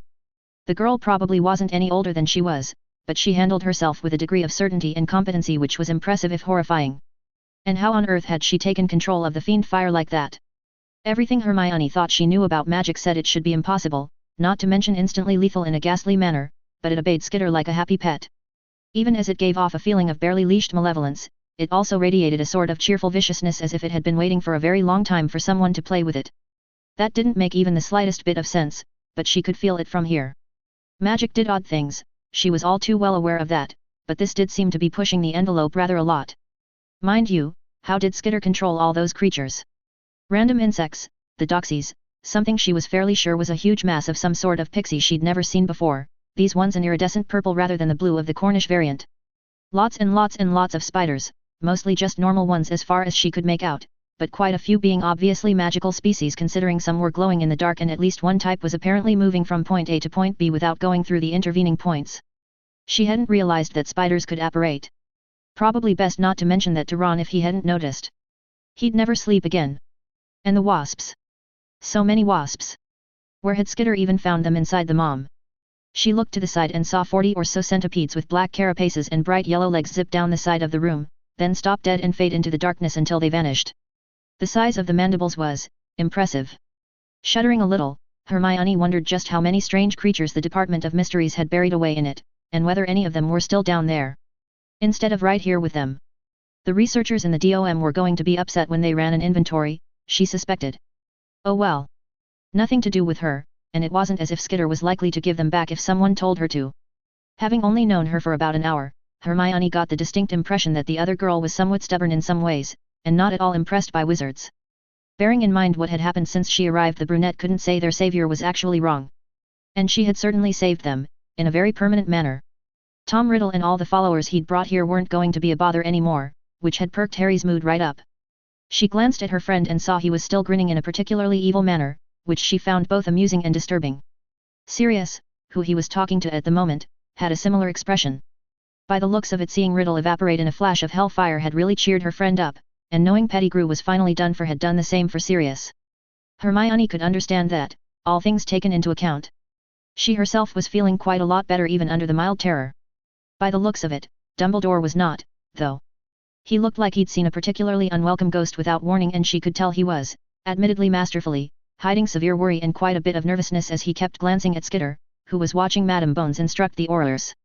She was certain the other girl was totally aware of this, as she'd worked out very quickly that not only could Skitter control all these creatures, but use their senses as well. That had become obvious when she'd shot with unerring accuracy several of the Death Eaters without being able to see them herself, and confirmed when she'd told them Dumbledore was fighting Voldemort several floors away. She wondered what range that ability worked over. Was it something fairly local, or could Skitter control and sense through every single insect in all of London? And how could she possibly handle the sheer amount of information that would produce? It was far, far past what a human mind could cope with, and she'd never come across any magic that could augment someone's mental abilities to anything remotely approaching the level such a feat would require. Certainly not without killing the person in question almost instantly and rather messily. Presumably it was something to do with this para-human thing the girl had mentioned. She wondered what that meant and added that to her internal list of research subjects, which had grown enormously in the recent past. Skitter was fascinating, even more than the fact of her being from another world and another time. Which itself was incredible. Hermione had a lot of questions to ask the girl if she got the chance. Feeling someone move closer to her, she looked to the side to see Luna standing there, her eyes on Skitter too. The other girl turned to her after a few moments and smiled. I like her, she said quietly. She does leave an impression, doesn't she? Hermione commented just as quietly and somewhat wryly, getting a brief grin out of the petite blonde. I've never seen anyone the Raxperts are scared to get close to, Luna continued after a second or two. Hermione looked at her quizzically, wondering what in Luna speak that actually meant. Half the time she rather thought the girl was speaking in code, at least a quarter of the remaining time she thought Luna was slightly touched, and the rest of the time she was convinced her friend was playing a subtle and grand prank on the whole world. It could easily be a mix of all of those, of course. In fact there aren't any Raxperts anywhere here, Luna added, peering about with interest. How odd. But I've never seen so many umbular/kilters before.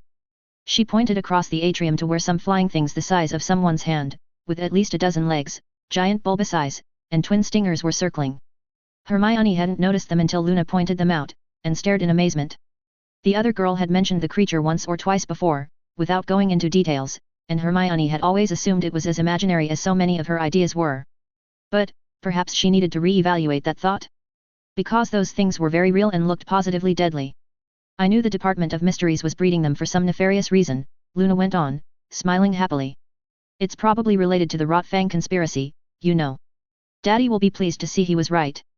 Sighing faintly, Hermione shook her head. She loved Luna like a sister sometimes, but other times she was somewhat hard work. Catching sight of the other girl's face out of the corner of her eye she looked quickly to the side. Was that a tiny evil smirk that vanished the moment she turned her head?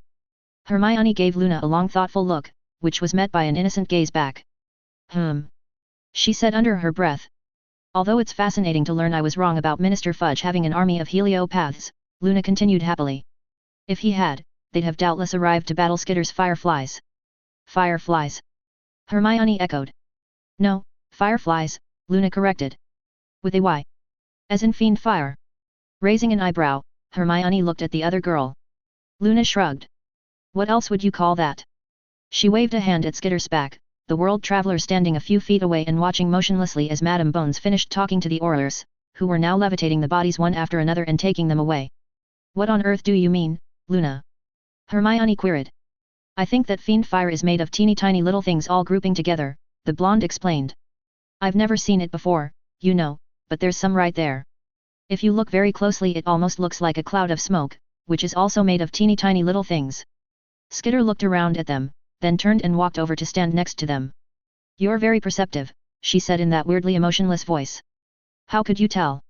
I'm not sure, but I'm right, aren't I? Yes. The fire is. Skitter hesitated, apparently searching for the right words. Not quite alive in the way insects are, but it's much more than not alive like ordinary fire is. It's a vast swarm of incredibly tiny creatures, I guess. Billions of them here right now, so small you can't see one with your eyes. Almost like atoms, but a little larger. And when they consume something they seem to turn most of what they've burned into more of them. They basically breed really, really fast when they're feeding. Exponentially, like bacteria speeded up massively. Luna was listening with complete absorption and Hermione was wishing she had a notebook handy, because this was information she was certain no one had the faintest idea about. What do they eat? Luna asked curiously. If eat is the right word. Everything. Skitter waved a hand in a gesture encompassing the whole world. I think they particularly like magic, if what I'm feeling is right. They really like it. I get the feeling that using magic on wildfire would end very badly if you are not careful. That's certainly what the books said, Hermione replied, with great interest and ignoring everything else going on in favor of this information. But they don't say why. If fiend fire is actually feeding on magic it would explain.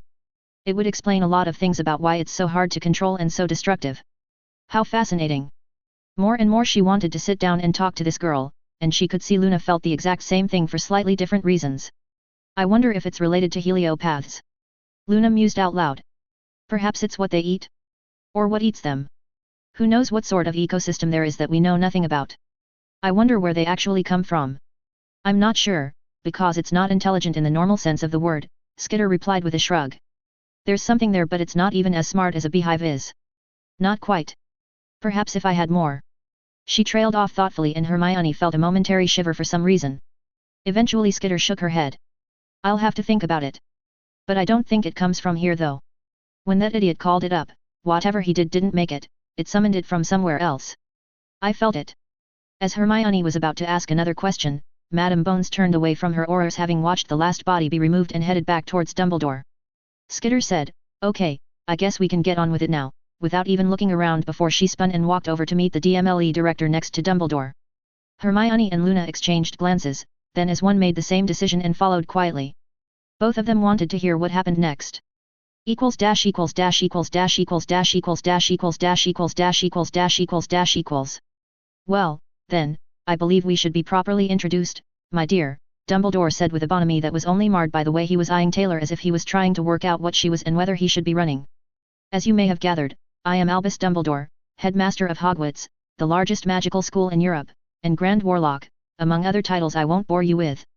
This is my good friend Madame Amelia Bones, the director of the Department of Magical Law Enforcement. And standing over there looking rather confused is Minister of Magic Cornelius Fudge. He raised his voice slightly. Cornelius. Do stop looking so lost and join us. I'm sure Miss Skitter means no harm. And she did rid us of the threat presented by Voldemort and his followers, albeit in a rather brutal manner. Taylor watched Fudge shake himself, then apparently find some small amount of courage and wander over, having aimed his wand at himself for a moment. It looked like he'd used some sort of cleaning magic, which was a concept she was still having trouble with, to deal with his slight accident earlier. How versatile was magic? She'd seen it used to kill, and to do something like a forensic examination, and now used as a substitute for wet wipes. That was a pretty extensive range. If it bore any relationship to fiction, it might be technically capable of nearly anything given a sufficiently intelligent user. She needed to investigate the possibilities, she decided. As long as she was here she might as well ensure to collect anything that could come in handy back home, and knowledge was nicely portable. Recalling the panic from earlier, she then wondered if wizards came in sufficiently intelligent. If so it seemed plausible it was fairly rare. Much like sane para-human. Not all of them were as practical and sensible as she was, after all, she knew full well. A lot of them were just nuts. Maybe that was true for wizards too? Something to find out. But with luck there were enough practical ones available that they could work out how to get her home again before she had to get inventive. Ah! Fudge looked between Dumbledore and Bones, then at her. What happened? What was that apparition? Why? He peered nervously around the room for a moment, flinching as he spotted some of her more interesting new creatures on the ceiling watching them, then hastily averted his eyes. Why is the atrium so full of things? Merlin, I don't even recognize half of them. And that fire thingy? What on earth was that? Has the Department of Mysteries summoned a demon again? We had a devil of a time getting rid of the last one, you recall. It only left when we gave it all the eggs we could lay hands on. He yanked his handkerchief out again and wiped sweat from his forehead. I can't face something like that again, Albus. I can still hear the snickering sometimes. Calm yourself, Cornelius, I'm sure Miss Skitter is not a demon. He looked at Taylor and smiled slightly. You're not, I take it. He seemed to be marginally relaxing as nothing apocalyptic happened, and Bones was listening intently, watching everyone carefully.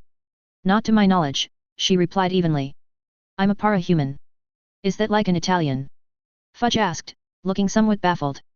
Bones, who was out of his sight line, sighed silently and massaged her forehead while Dumbledore's genial smile slipped slightly. Not, as such, Taylor responded after several seconds of gazing incredulously at the man. This guy was their head of state or whatever he was. They were doomed. No surprise that Riddle character had been trying to take over. The only wonder was that he'd failed. Twice, by the sound of it. Oh. Fudge fell silent, still looking baffled, and Dumbledore cleared his throat. Be that as it may, we can probably leave the details for later. For now, it might be best if we summarize the events of this somewhat unexpected evening for Madame Bones and the Minister, as the outcome has somewhat spectacularly altered the status quo. Is that acceptable? Suppressing a sigh, and knowing that giving them an after-action report or whatever it was that the PRT called this sort of thing back home was probably entirely reasonable from their point of view, Taylor nodded. The sooner the cops got their info the sooner she could talk to this wizard about going home without someone butting in asking annoyingly silly questions. I have no objection, Mr. Dumbledore. Just Dumbledore is fine, my dear. Minister? Madam Bones? Is that acceptable to you both as well? Yes, Bones replied immediately. The emergency is over, so finding out exactly what happened is the next priority. She still seemed more than slightly skittish every time she looked at Taylor, and the minister was deliberately not looking at her any more than he absolutely had to. In that case I suggest that standing around in the atrium is hardly the most convenient way to proceed, the elderly wizard remarked with a look around. Shall we reconvene in a more suitable venue? I would suggest the minister's office as it is large enough for everyone to be comfortable. My office? Albus, I hardly think. Yeah, I bet that's true, Taylor thought with an internal smile. She was almost certain that nearly identical thoughts went through both Dumbledore's and Bones's minds by the expressions that flashed across their faces. The minister didn't appear to notice. Cornelius, calm down. Your office is conveniently close, large, and empty at this time of night, Dumbledore soothed. It's the logical place for. He looked around, counting. Quite a lot of people together. All of them. Fudge looked around as well. In my office? Do we need all of them? I'm sure Amelia and her people will carry out most of the interviewing, but we do need to get an overview of the events of tonight first, don't you agree? I suppose so. Yes. You're right, of course. Fudge managed to pull himself together slightly, and drew himself up. Excellent idea. To my office, so we can get to the bottom of this shocking sequence of events. He waved his hands at everyone, as if to urge them onwards. Everyone. We're going to my office. Hurry along now, no time to waste. Trotting off towards the elevators he waved urgently at the group of people nearest it, which happened to be the half-dozen that had been with Dumbledore. They exchanged glances then as one followed, the whole assembly vanishing into the elevator as everyone else watched with amusement. Moments later the gate slammed closed and the elevator car disappeared into the shaft with a clank. Silence fell, then after a number of seconds, Taylor turned to the other two. Is he always like that? She queried with confusion. Bones shook her head sadly. I would dearly like to say no, but I prefer not to lie so blatantly. Jesus. Indeed. Dumbledore sighed a little. Cornelius, despite his faults, I believe means well. Deep down. Deep down, Bones added dryly. One would need a powerful lumos to see just how far down. Dumbledore's beard twitched and his eyes twinkled, but he didn't respond, merely turning to address everyone left. As our dear minister has said, let us retire to his office and discuss what occurred tonight when our new friend helped us so masterfully. If you would. He waved towards the bank of elevators. The sooner we start, the sooner we can go home to bed. If you think I'm sleeping at any point in the near future after what I saw, your beard has grown into your brain, Bones muttered, almost too faintly to hear. Taylor, even though her self-induced emotionless state, had trouble not laughing. Oh, Miss Skitter. The old wizard said, turning back to her apologetically. If you could leave your multitude here rather than fill poor Cornelius's office with them, I believe he would be far easier to deal with. And it would most likely make everyone else somewhat less nervous. Multitude? Taylor asked quizzically. Yes, all they.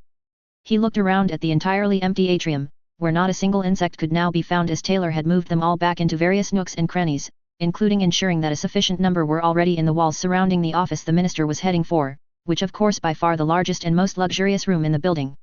Ah! He swallowed a little dryly, then produced something close to a smile. How, yes, well, excellent indeed. Very well done. Capital. Shall we be off? Slightly too quickly he strode off towards the group getting into the next elevator, Bones following closely and visibly trying not to look up at the ceiling. Taylor grinned to herself, then went after them.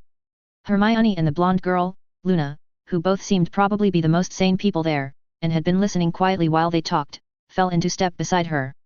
Hermione Granger, the brunette said, holding out her hand as they walked. Taylor glanced at her, then accepted the hand and shook it.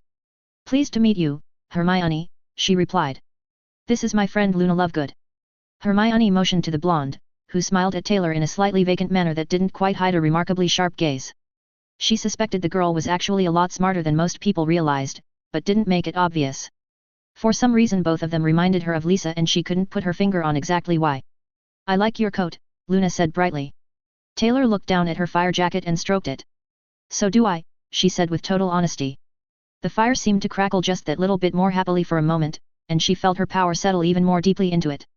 Coming here might have been an accident, and a pain in the ass in many ways, but at least she'd got some cool toys out of it along with a new friend, she thought with satisfaction. Even if she'd had to defend herself rather more excessively than she was really happy with. Oh well. What's done is done, and those guys were mostly very well done. The fire emitted a happy sensation, making her smile to herself. As they arrived at the elevator where Hermione and Luna's fellow teens were waiting for them, along with that serious guy and his friend with the somewhat stressed look, the others having just left in another elevator, Luna pointed at each person in turn. That's Harry Potter, Neville Longbottom, Ron Weasley, and his sister Ginny. And this is Sirius Black, Harry's godfather, and Professor Remus Lupin. I'm not your professor anymore, Luna, Lupin said, smiling slightly, although the smile wavered when he looked at Taylor, who nodded politely to him.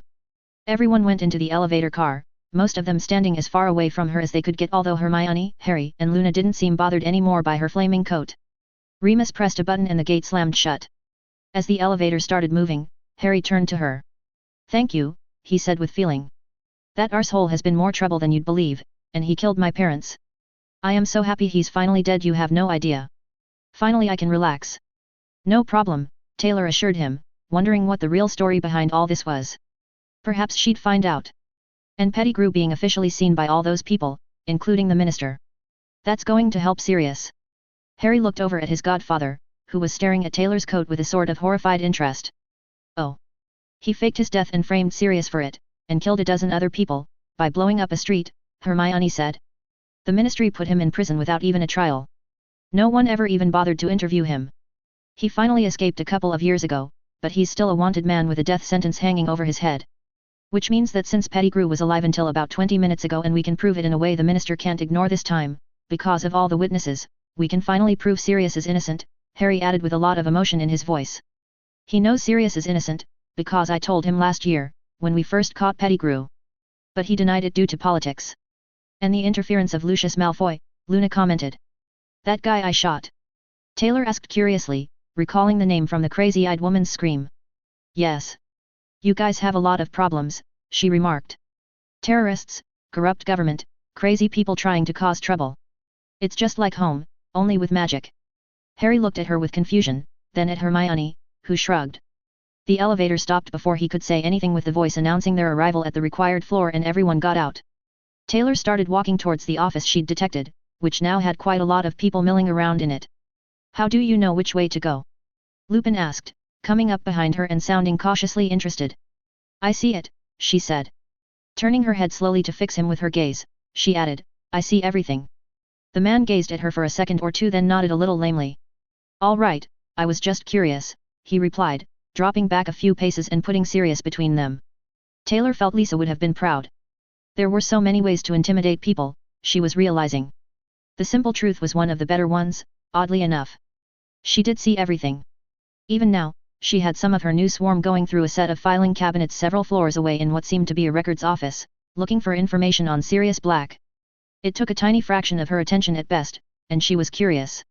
The books she was also reading in various places were also very interesting indeed. Magic seemed to have some quite useful applications, as well as a lot of major problems. Taylor wondered if any of this information would be useful to her.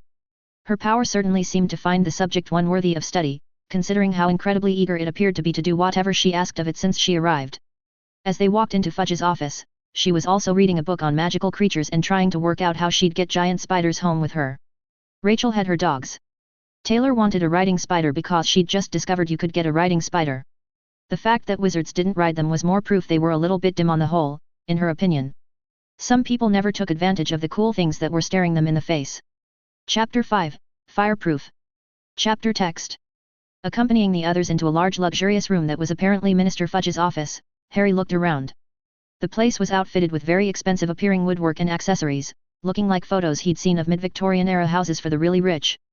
An aesthetic that pure-blood wizards probably thought was dangerously avant-garde, he thought with inner amusement. Presumably Minister Fudge was perfectly happy to spend his bribes lavishly. An extravagant desk lay at the far side of the room, Baroque carvings embellishing the polished wood, and the minister was sitting behind it looking important. At least in his eyes. Several matching chairs were nearby, but a couple of dozen simpler and less over-the-top ones were set out in ranks in front of the desk, like one of the classrooms at Hogwarts. Harry assumed someone had conjured them to accommodate the crowd of people currently either sitting in them or moving to do so. Yes, that's it, take a seat. Fudge directed, waving a hand grandly. There's lots of room. Madam Bones and Dumbledore were standing next to his desk, watching as everyone else sat. Skitter perched on the end of the last row, and he noticed with inner amusement that everyone else looked glad she was not right next to them. There were a lot of very confused and worried glances being thrown her way. Harry shrugged and sat beside her, Hermione and Luna taking the next 2 chairs. Sirius looked at the costumed girl, shuddered very slightly, and walked around the back of the chairs to get at the other end of the same row, Remus following, both of them leaving a gap of several empty seats between them and Luna, who was looking quietly amused. Ginny, Neville and Ron exchanged looks, peered at the empty space, and as one appeared to decide that the next row was ideal instead. Moments later everyone was sitting down and looking at the minister, who gazed back over folded hands as if he was in charge and had called them here to announce who the murderer was. Trying not to laugh at his own inner commentary, Harry composed his face into a mask of seriousness and waited. He was still having trouble coming to grips with the fact that Voldemort was actually gone. The nightmare he'd lived ever since he'd arrived at Hogwarts, and arguably since he was 1, was finally over. It was a lot to accept, and he thought it would probably take a fair while to sink in properly. But he was, to his enormous satisfaction and gratitude, free. He owed Skitter a very great debt of thanks, one he couldn't begin to think how to repay. The girl was terrifying, sure, but she'd done with ease what no one else, certainly none of the adults around him, had done or apparently could do. Riddle was literally Ash and Sirius had proof of his innocence, which had cheered both of them up immensely in both cases. Not to mention the most vicious and evil of the Death Eaters were about as dead as it was possible to get. Hermione had told him that she'd read that fiend Fyre even destroyed the soul. Assuming that such a thing really existed, even that was Ash in their cases. He couldn't help thinking that it was a well-deserved fate. Malfoy was not going to be happy, nor were a fair number of other Slytherins, when they found out. He'd recognized several of the Death Eaters in the Veil Room from that time in the graveyard when Pettigrew had resurrected his evil master, and had realized that they were the parents of several students he knew and heartily disliked, including Malfoy's bookends Crabbe and Goyle. In his heart of hearts he had faint sympathy for them losing a parent, but that was solidly outweighed by the certain knowledge those parents had been doing everything they could to kill him and his friends, and were mass murderers already. So yet, they did rather get what was coming to them. Which was apparently an annoyed Skitter to the face. Hermione was watching his expression with a somewhat knowing look on her own face, he noticed when he glanced sideways at his friend. She gripped his hand and squeezed it for a moment, smiling slightly, and he returned the pressure before she let go and turned to face forwards, while putting on her attentive student mien. It made him smirk slightly inside since he knew full well that she thought the minister was an idiot at best, which to be fair was something he felt entirely justified. Beyond Hermione, Luna winked at him, then also looked forward, while pulling out a ballpoint pen and a notebook from inside her robes. He was amused how Hermione's irritation with quills had led the blonde girl to using the Muggle writing instrument when the older one had finally got so annoyed with constantly having to re-ink the traditional tool she'd given up and gone back to using something practical. Several other friends of theirs did the same for their note-taking, although they had to use quills for assignments that got handed in. The last person stopped adjusting his chair and went quiet, and the minister nodded with what he probably thought was dignified satisfaction. "Excellent, excellent," he burbled, casting his eyes around the room and looking like he was about to start a speech. His gaze stopped on Skitter, who was staring entirely motionlessly at him as if she was carved out of flaming stone, and he paled, then quickly looked away. "Yes. If we're all ready, I think we can start." Turning to look at Dumbledore, then Madame Bones, he went on a little quizzically, "What do we do next?" Harry had trouble not snorting with laughter, and he was almost certain that he heard a very faint sigh from Skitter, but she didn't move a muscle. Hermione's cheek twitched, he noticed, then smoothed it out. "If you'll allow me, Minister," Madame Bones said calmly, moving forward a little and not looking like she really intended to pay any attention to the man anyway. "All right. I'm sure we would all like to get home and relax after what was, definitely a more, exciting, night than one would hope for, so what I'd like to do is get an overview of what actually started, whatever that was." She looked at Dumbledore, who nodded genially and made a small gesture of acceptance, although he didn't say anything, merely observed. Harry noticed what he was mostly observing was Skitter, with quite a lot of glances his way, glances that quickly moved off him whenever he met the elderly wizard's eyes. Luna was making notes with quick motions of her hand, not even looking at the pad, and apparently using some sort of shorthand from what he could see, while Hermione was listening very carefully and probably committing the entire thing to memory based on his long experience of the girl. "As I understand it, the Ministry was attacked by the Dark Lord and a number of his people earlier tonight. I witnessed the aftermath of the fight in the atrium when I arrived, but I would like to know what happened, who was involved, and where all this took place. And why Mr. Potter and his friends happened to be here, for that matter." She looked at Harry for a moment, then scanned over the others that had come with him. He noticed her eyes lingered on Sirius for a second or two, his godfather meeting her gaze with a smirk. "We'll come back to the presence of an escaped prisoner later," she added with an unreadable expression. Several of those present looked back at Sirius as if they'd only just noticed him, got worried expressions, and looked forward again rapidly. A number of the Aurors from upstairs had entered the room very quietly after everyone had sat down and were standing at the back of the room, Harry knew, and he was sure they were also dividing their attention between his godfather and Skitter. He was fairly certain they were much warier of the girl than the alleged murderer. Which was only common sense. Everyone was scared of what Sirius was supposed to have done. They were fucking terrified of what Skitter had been seen to do. Her coat made of near-living fire might also be taking up a fair bit of their attention, he thought. Harry. Dumbledore looked directly at him. Perhaps you could begin, as this whole affair does appear to start with you one way or the other. He took a deep breath, then nodded. Even Skitter was looking at him now, everyone else turning around in their seats. Director Bones had a dictaquill ready on a sheet of parchment. Do you want to see our memories of what happened, Director Bones? He queried into the silent room. I will definitely wish to do that, Mr. Potter, but a description first if you wouldn't mind, just for the record. Bones nodded with a small smile briefly flickering across her face, and he took another breath, feeling nervous suddenly. Something he thought a little odd considering just how insane the last couple of hours had been, during which he'd largely been too scared to be nervous, but there it was. All right. It started with one of my visions. He began, which caused many of the people including Madam Bones to look somewhat confused. Minister Fudge had been looking confused from the moment he'd turned up, of course, and Harry assumed that was his default expression by this point. He started explaining the background to the mad dash to save Sirius, which took a good 20 minutes. Madam Bones went through a somewhat amusing series of expressions including attentiveness, confusion, absolute fury, deep irritation, and impressed horror. He noticed that as he spoke, a few times she cast a rather irked look Dumbledore's way, and he got the distinct impression she was coming to some conclusions about the elderly wizard she wasn't happy about. Conclusions Hermione had also come to and mentioned more than once, and ones he was also coming around to thinking might well have more truth to them than he was happy about. Eventually he finished describing the mad scramble through the bowels of the Department of Mysteries, chased by murderous Death Eaters intent on killing them all in as horrible a manner as possible. He mentioned how Sirius and the others had come rushing in at the last moment to help, and had probably saved them from a nasty death for the moment. She looked at his godfather with an unreadable expression for a moment, then back to him. He paused for breath at that point, glancing at Hermione and his other friends who had been listening silently and occasionally nodding to something he'd said. So there we were, he continued after a moment with a small shrug. In the room with the veil, and half a dozen or so people wanting to kill us between us and the exit. We were exhausted, we'd been running like mad for what seemed like hours by then. Ginny had a bad ankle, Nev was on his last legs, Ron was all wobbly from those weird brain things, and Hermione had almost been hit by something nasty Dolohov fired at her. She only barely managed to duck, and if he hadn't stumbled he'd have hit her anyway. Sirius and the rest were fresher, but they were also outnumbered. Then.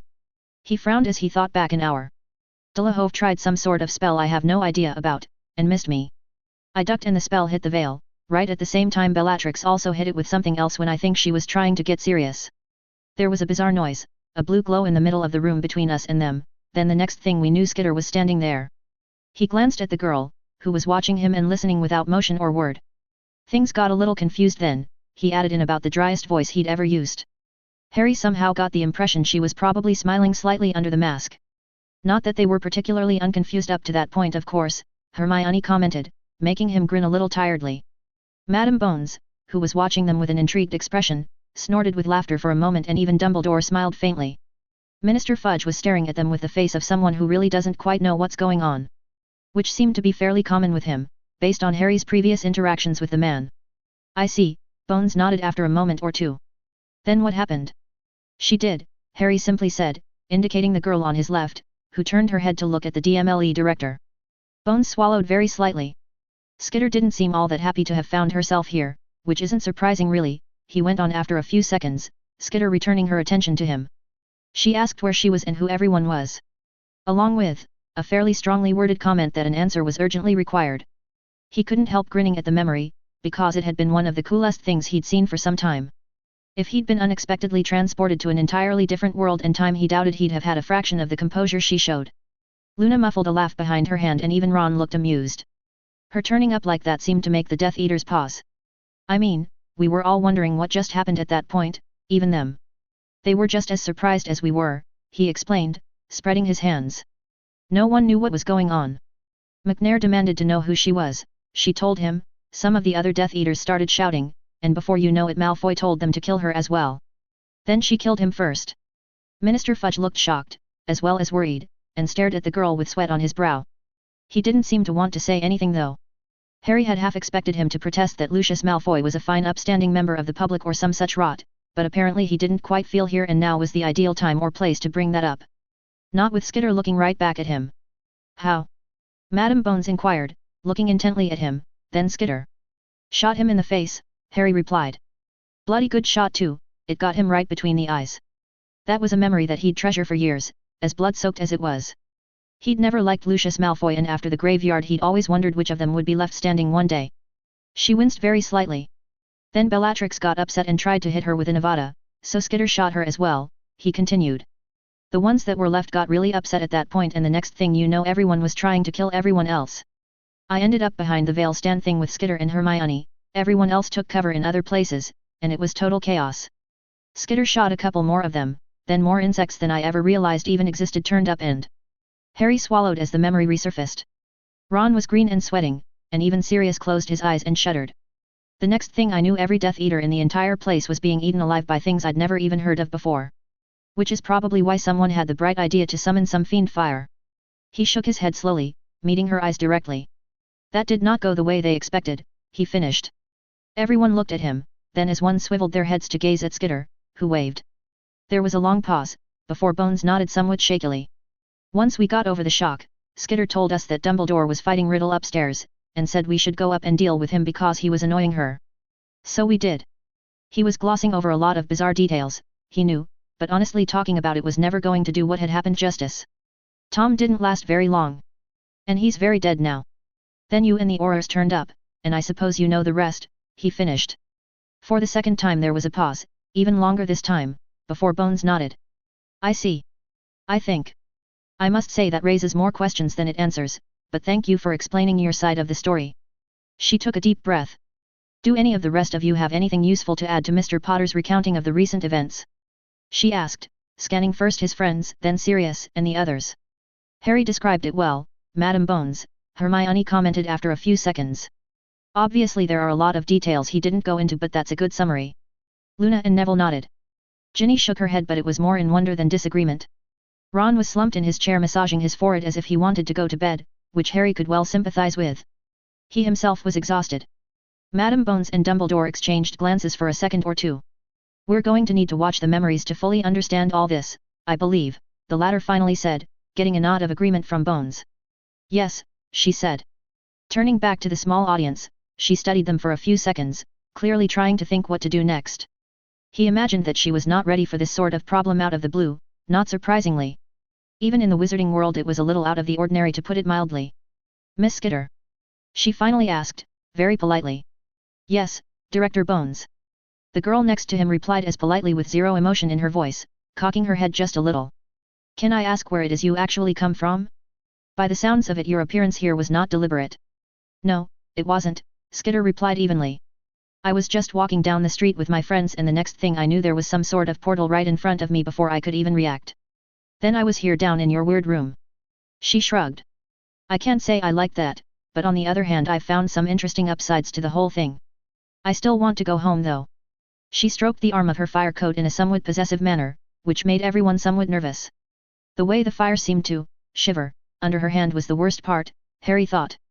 I don't know exactly how I got here, but Hermione and I both worked out here is not actually my world, Skitter went on, which made Dumbledore's eyebrows rise so high his hat nearly fell off. He gaped at her, while Bones was looking thunderstruck and Fudge seemed completely lost. Not your world. Bones echoed incredulously. You're claiming you come from another world? Yep. And about 15 years in the future for that matter, Skitter replied with a nod. She indicated Hermione. She told me the city I'm from doesn't seem to exist here at all, and where it should be is a completely different one. Which is weird, but I guess it's not all that weird all things considered. Harry saw that Bones seemed to be having trouble speaking and Dumbledore was still gaping in disbelief. Eventually the director pulled herself together and managed to say, You're taking this all more calmly than I would expect under the circumstances. Finding oneself on a different world must be a shock. It's annoying, yeah, Skitter grumbled, somehow still without any real emotion. He was amazed and a little envious of her ability to remain icily calm. All this magic stuff is weird too. We don't have that at home. Everyone who hadn't been in the Veil Room gave her odd looks. Excuse me. Madam Bones said with a certain amount of bemusement in her voice, as she examined Skitter. Yeah, we have people who claim to have magic, but that's pretty much all bullshit as far as I know. Skitter shrugged a little as they stared again. Lots of para-humans are kind of deluded if you ask me. Harry felt, and he could see in Hermione's eyes when he glanced at her, that the same was quite possibly true in the case of wizards. He'd seen more than enough evidence of that over the years. But Bones paused, then tried again. But what are you doing if it's not magic? She pointed at Skitter's lethal coat, then waved a hand somewhat vaguely beyond the room. None of this is possible without magic. It's para-human abilities, not magic. Are you claiming to be a muggle, my dear? Dumbledore added almost on top of her speaking, stroking his beard in a way that implied interest mixed with deep puzzlement and worry. I have no idea what a muggle is, Skitter replied evenly. It's the wizarding term for someone who doesn't have magic, Luna helpfully commented, making Skitter look at her for a moment. It's very discriminatory, Daddy says. Ah. The costumed girl nodded. I understand. Racism. We have a lot of that too. Her head turned very slowly to fix on Dumbledore's gaze, the elderly wizard having been listening to what Luna said with a look that suggested to Harry he wasn't entirely happy about her comment, even though in his opinion she wasn't wrong. He was almost certain he saw Dumbledore swallow slightly at the yellow eyes fixed on him. I don't much care for racists. Skitter's voice was somehow even flatter than it had been up until now. And could he make out the slightest hint of buzzing coming from somewhere in the walls around them? Everyone else looked around uneasily, but apparently neither Dumbledore or Bones could look away from Skitter. I wouldn't call it racism, my dear young lady, Dumbledore said after a few awkward seconds. The term isn't meant in a discriminatory way, I assure you. No. Skitter asked. Do they call you, what, Wizzies or something, then? Dumbledore winced. Harry tried not to giggle. He was going to have to remember that one. The mug. Bones stopped immediately, then started again. The non-magical population doesn't know about the magical one. There's a very long-standing legal statute that makes it illegal for anyone who doesn't have magic to know about even the existence of magic itself, with only a small number of exceptions, you see, and... How do you manage to hide something as large as this building right in the middle of a city as big as the one outside from everyone? Skitter asked, interrupting her. Or all the crazy people with robes who want to kill everyone. Let me guess, magic again. Well, yes. And if someone does find out about you guys? What happens then? Skitter's voice seemed to have something in it which suggested the question was more rhetorical than it should have been, Harry thought uneasily. He glanced at Hermione again and saw her watching closely, her eyes thoughtful and worried, as well as containing something he couldn't identify. Bones seemed to feel she was nearing dangerous waters, if her expression was anything to go by, but nevertheless she replied, the Obliviators deal with the problem. Skitter nodded in a manner that made Harry fairly sure she somehow knew that already. So you use mind control. Erase memories. Master people. I see. He wondered what that term master meant, because it clearly meant something important based on how she said it. He could almost hear the capitalization. Memories are suitably adjusted where necessary, yes, Dumbledore remarked, still watching Skitter with the care of someone who knew damn well he was in the presence of something much more dangerous than he was happy about. I assure you it's harmless, and required for our own safety as well as theirs. She cocked her head a little to the side as if she was examining an interesting creature, which seemed to make Dumbledore feel rather uneasy. Everyone else in the room was watching and listening quietly, Harry himself getting the feeling that Skitter was not very impressed by them. Fair warning, anyone trying to master me is going to die, Skitter remarked casually. My memories are my own and you try to take them from me, you won't live long enough to regret it. Are we clear? Even as she spoke her jacket flared up behind her into that wasp's head and looked around, the mandibles working, causing nearly everyone present to gasp in horror and lean away. Harry, despite himself, flinched a little although he'd almost expected something like this. Compared to upstairs, this was the girl being very restrained and polite, really. Just giving a warning, which by the looks of Dumbledore's wide eyes and Bones' pale face, was received and understood. Next to him Hermione made a very small sound that was perilously close to a snicker, causing him to look at her. She looked back with a blank face but her eyes were sparkling. He rather got the impression she liked Skitter. Which, knowing his friend, somewhat worried him if he was completely honest with himself. He was all too aware that she could be ruthlessly pragmatic if you pushed her hard enough, and ruthlessly pragmatic on Skitter's world probably had a picture of her right next to the dictionary entry. He was getting a touch worried that they might end up comparing notes, and who knew where that would lead. I believe we are fully aware of your feelings on the matter, Miss Skitter, Dumbledore said after licking his lips for a moment. No such action will be taken, I assure you. She nodded and the jacket was just a simple flaming jacket again. Harry relaxed a little although he could see most of the others present were not even slightly close to being able to do so. Minister Fudge was watching with a look of horror in his eyes but was very obviously trying not to draw attention to himself, like a small rodent confronted by a large and hungry predator. We're getting slightly off track, I think, Director Bones said after a few seconds of quiet in the room. While the fact that your abilities are apparently not magical in nature surprises me, that's not immediately relevant. I'm just trying to determine the truth behind this rather memorable night. From what Mr. Potter says, it certainly appears as if you have saved all of us a lot of trouble, and undoubtedly saved a lot of lives too, for which I'm grateful. Skitter nodded again, and Bones looked around at the rest of the people there. Does anyone else here have anything of a material nature to add to Mr. Potter's recounting? The boy was accurate, Moody replied, speaking for the first time. Harry had seen how he hadn't looked away from Skitter the whole time, and his right hand was in his robes undoubtedly holding his wand ready.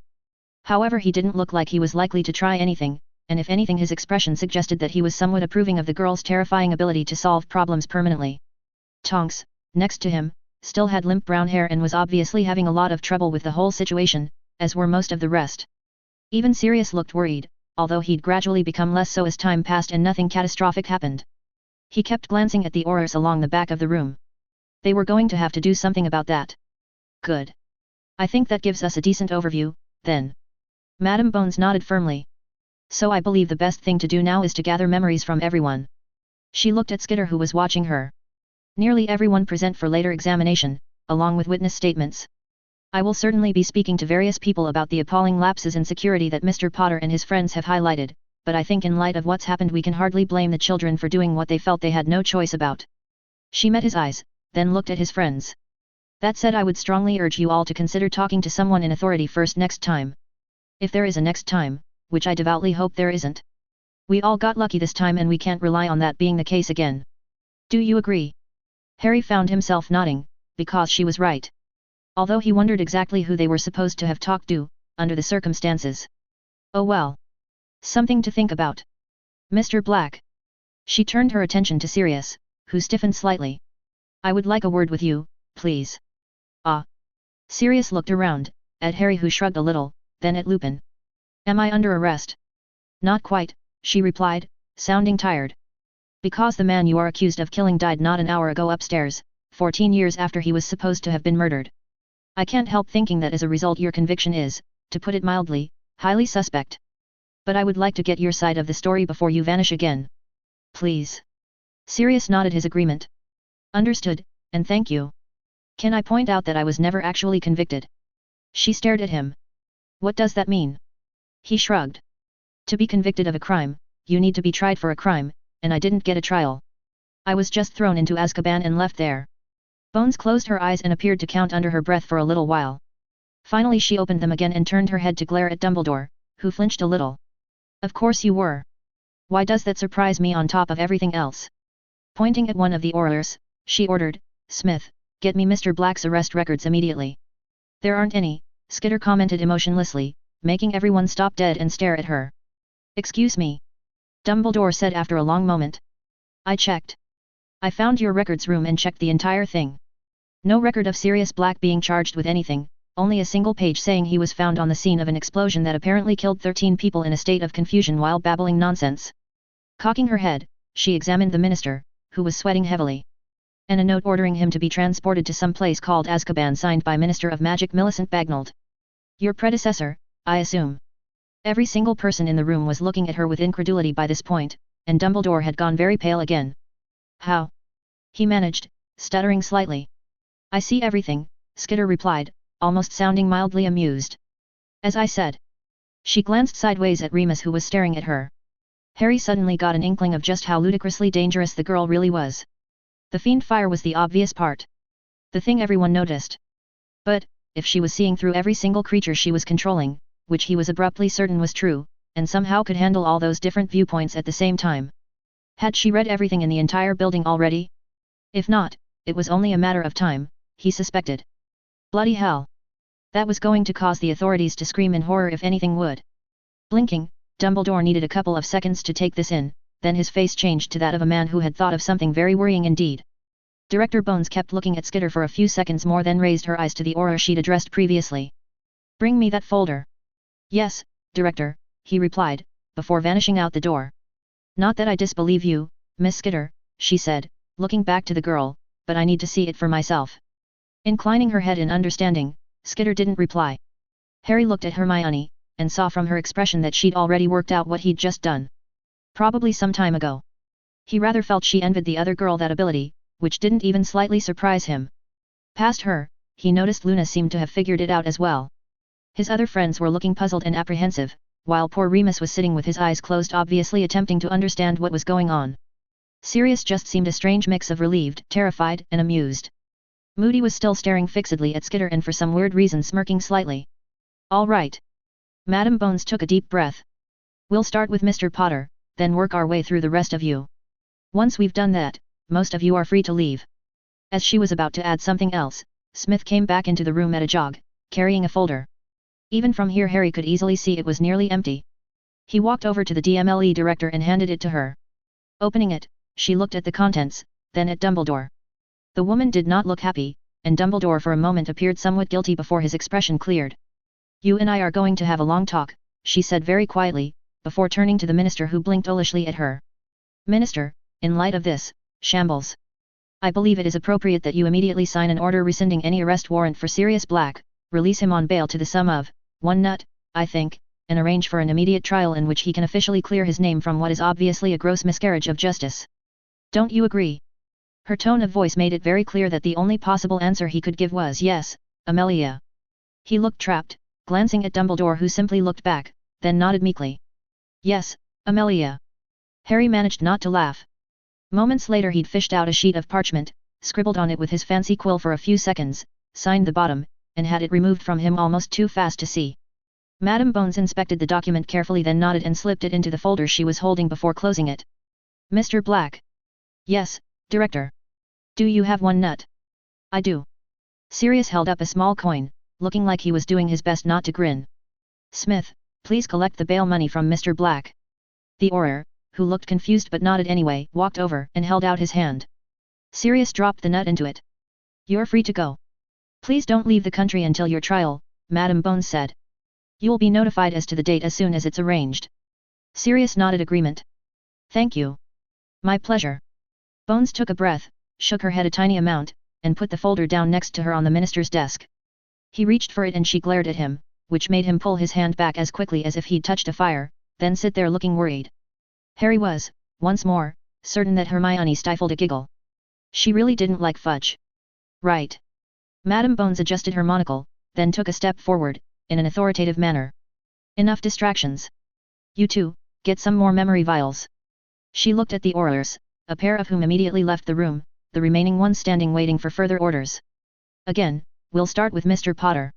Smith, Dawlish, you will document the memory collection.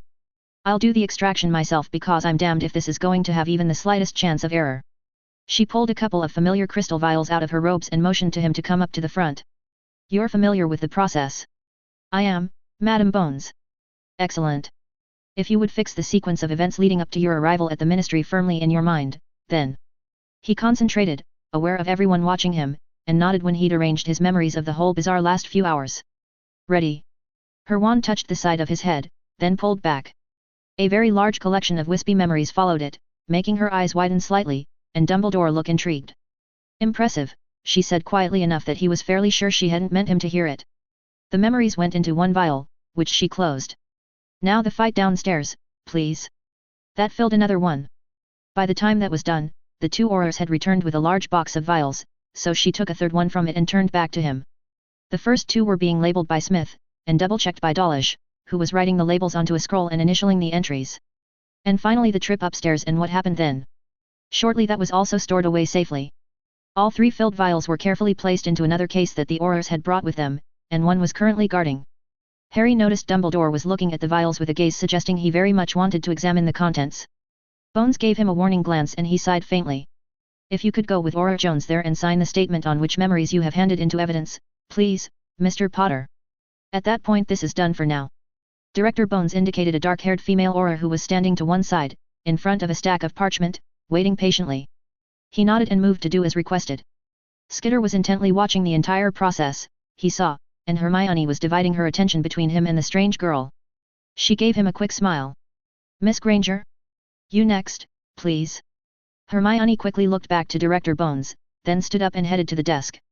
Harry answered a few questions Jones asked, then signed the form when she had completed it and handed it to him. Once that was done he went and sat next to Skitter again, who glanced at him. Meeting the intimidating yellow lenses of her costume, he smiled a little. "What does that feel like?" she queried quietly. "Not much, really. Your memories get a little less intense?" I suppose that's the best way to put it. But I think she's using a slightly different spell than the one I've come across before, he replied just as quietly. It didn't seem to have as much effect like that as the last time. It's a forensic memory copying spell, I think, Luna, who was listening to them, put in as she leaned slightly towards them while still keeping her attention on Bones, who had so far filled 4 vials with memories from Hermione. Who apparently overdid this just like she tended to with her essays, something that made him grin to himself. She was such an overachiever. If it's the one I read about, it's supposed to be faster and more detailed than the usual one, with some changes to make it better for evidence, she added. That probably alters how it affects the original memories. Interesting, Skitter murmured, watching as the 5th and final vial was filled. Magic has some fascinating differences from para-human abilities. Her voice, even with so little emotion it was almost machine-like, nevertheless betrayed a keen fascination with the whole operation. Harry had a strong sensation that she was learning a lot more about magic itself than anyone other than perhaps Hermione, and maybe Dumbledore, realized. Especially if she had got into the Department of Mysteries. They were going to be very, very worried when they found out, he suspected. He was also damn near certain it was far too late. What do you know about Acromantula? She asked out of the blue, turning back to him and Luna. They exchanged glances, both with wide eyes. Oh, bloody hell, he thought with apprehension. She's found out about giant spiders. Luna suddenly started giggling in a funny way, and by the time Hermione came back and sat down next to him, both he and the blonde were having trouble not roaring with laughter. He was pretty sure Luna was having almost exactly the same images going through her mind as he was, and wondered what Dumbledore, who was looking oddly at them, would say when Skitter rode a spider the size of a horse out of the Forbidden Forest. Equals dash equals dash equals dash equals dash equals dash equals dash equals dash equals dash equals dash equals. Taylor watched the Bones woman, who was very obviously not particularly happy with Dumbledore for a lot of reasons, finish up collecting the memories of everyone who had been present during this entire bizarre shitshow. The whole process of storing memories in little glass bottles for later viewing was weird, but she'd read up on it and understood the theory behind it pretty well. The research labs downstairs had an enormous library that was chock full of absolutely fascinating information, and her power seemed almost to be salivating as she tasked armies of strange creatures to scan all the books. She got the strangest impression that her ability was having the best time it had ever done, and wondered what was going on, but at the same time was rather pleased with how dramatically improved her ability was by now. As she'd told that Lupin guy, she saw everything. It was closer to total truth than it should have been possible to be, or had been before she'd arrived here. The sheer number of different viewpoints she was dealing with, without the slightest difficulty, was so large by now it needed scientific notation to properly express. Yet it was still growing, and produced no strain at all. Back home she'd been pretty good at multitasking. But compared to what she was doing now? It wasn't even close. Every room of this building had her in it. The streets outside were within her purview, as clearly as if she was standing there, from every possible perspective all at the same time. She was reading hundreds of books simultaneously, examining magical artifacts in various hidden rooms, mapping the entire facility to a level she suspected would let her describe it down to a tiny fraction of an inch, exploring secret passages, and watching everyone at the same time. It was pretty cool, and if she hadn't been offloading her emotions almost entirely into her swarm, might have been overwhelming. But somehow she was able to keep up, even as that swarm kept increasing. Her fire was warm against her chest and back, adding to the swarm in a way that was utterly unlike any insect she had ever come across, even the weird magical ones, but at the same time by now feeling so right that she could barely imagine it not being there. And the fire was happy. It liked her mind woven so intimately into it that there was almost no gap between them. For some reason it filled a hole that the fire had, like her mind was the exact part missing that it had been looking for. Bizarre as fuck, yeah, and she had no idea how she could really ever explain just what was happening, but it was a thing. Admittedly the fire's happiness was very much not like a normal sort of happiness, it was much too alien for that, but even so she already knew it like her own emotions. And her power loved this. She was still pissed that some idiot wizard had yoinked her here without so much as a warning, but, the upsides at the moment far outweighed the downsides. As long as she got home again, a little holiday like this wouldn't hurt, she thought with satisfaction. Because the benefits certainly seemed to be worth it, and she'd just found references to other magical libraries that might have even more interesting information in them. That school Hermione and her friends went to. Hogwarts, which was a silly name, but wizards seemed to be a silly bunch. It had a big library, according to her information. She wondered how she could arrange to visit the place. By the time Bones and her people had finished with all the witnesses, and the woman looked over at her after a short discussion with Dumbledore, she'd finished the library downstairs and was investigating the non-magical building above them just out of curiosity. Miss Skitter? Now that's out of the way, we should have a discussion. Of course, Director Bones, she replied politely, as the woman seemed competent enough especially compared to most of these peculiar people and she had no reason not to. Let's talk. Her jacket hugged her with flamey friendship as she got up, Harry, Hermione, and Luna following.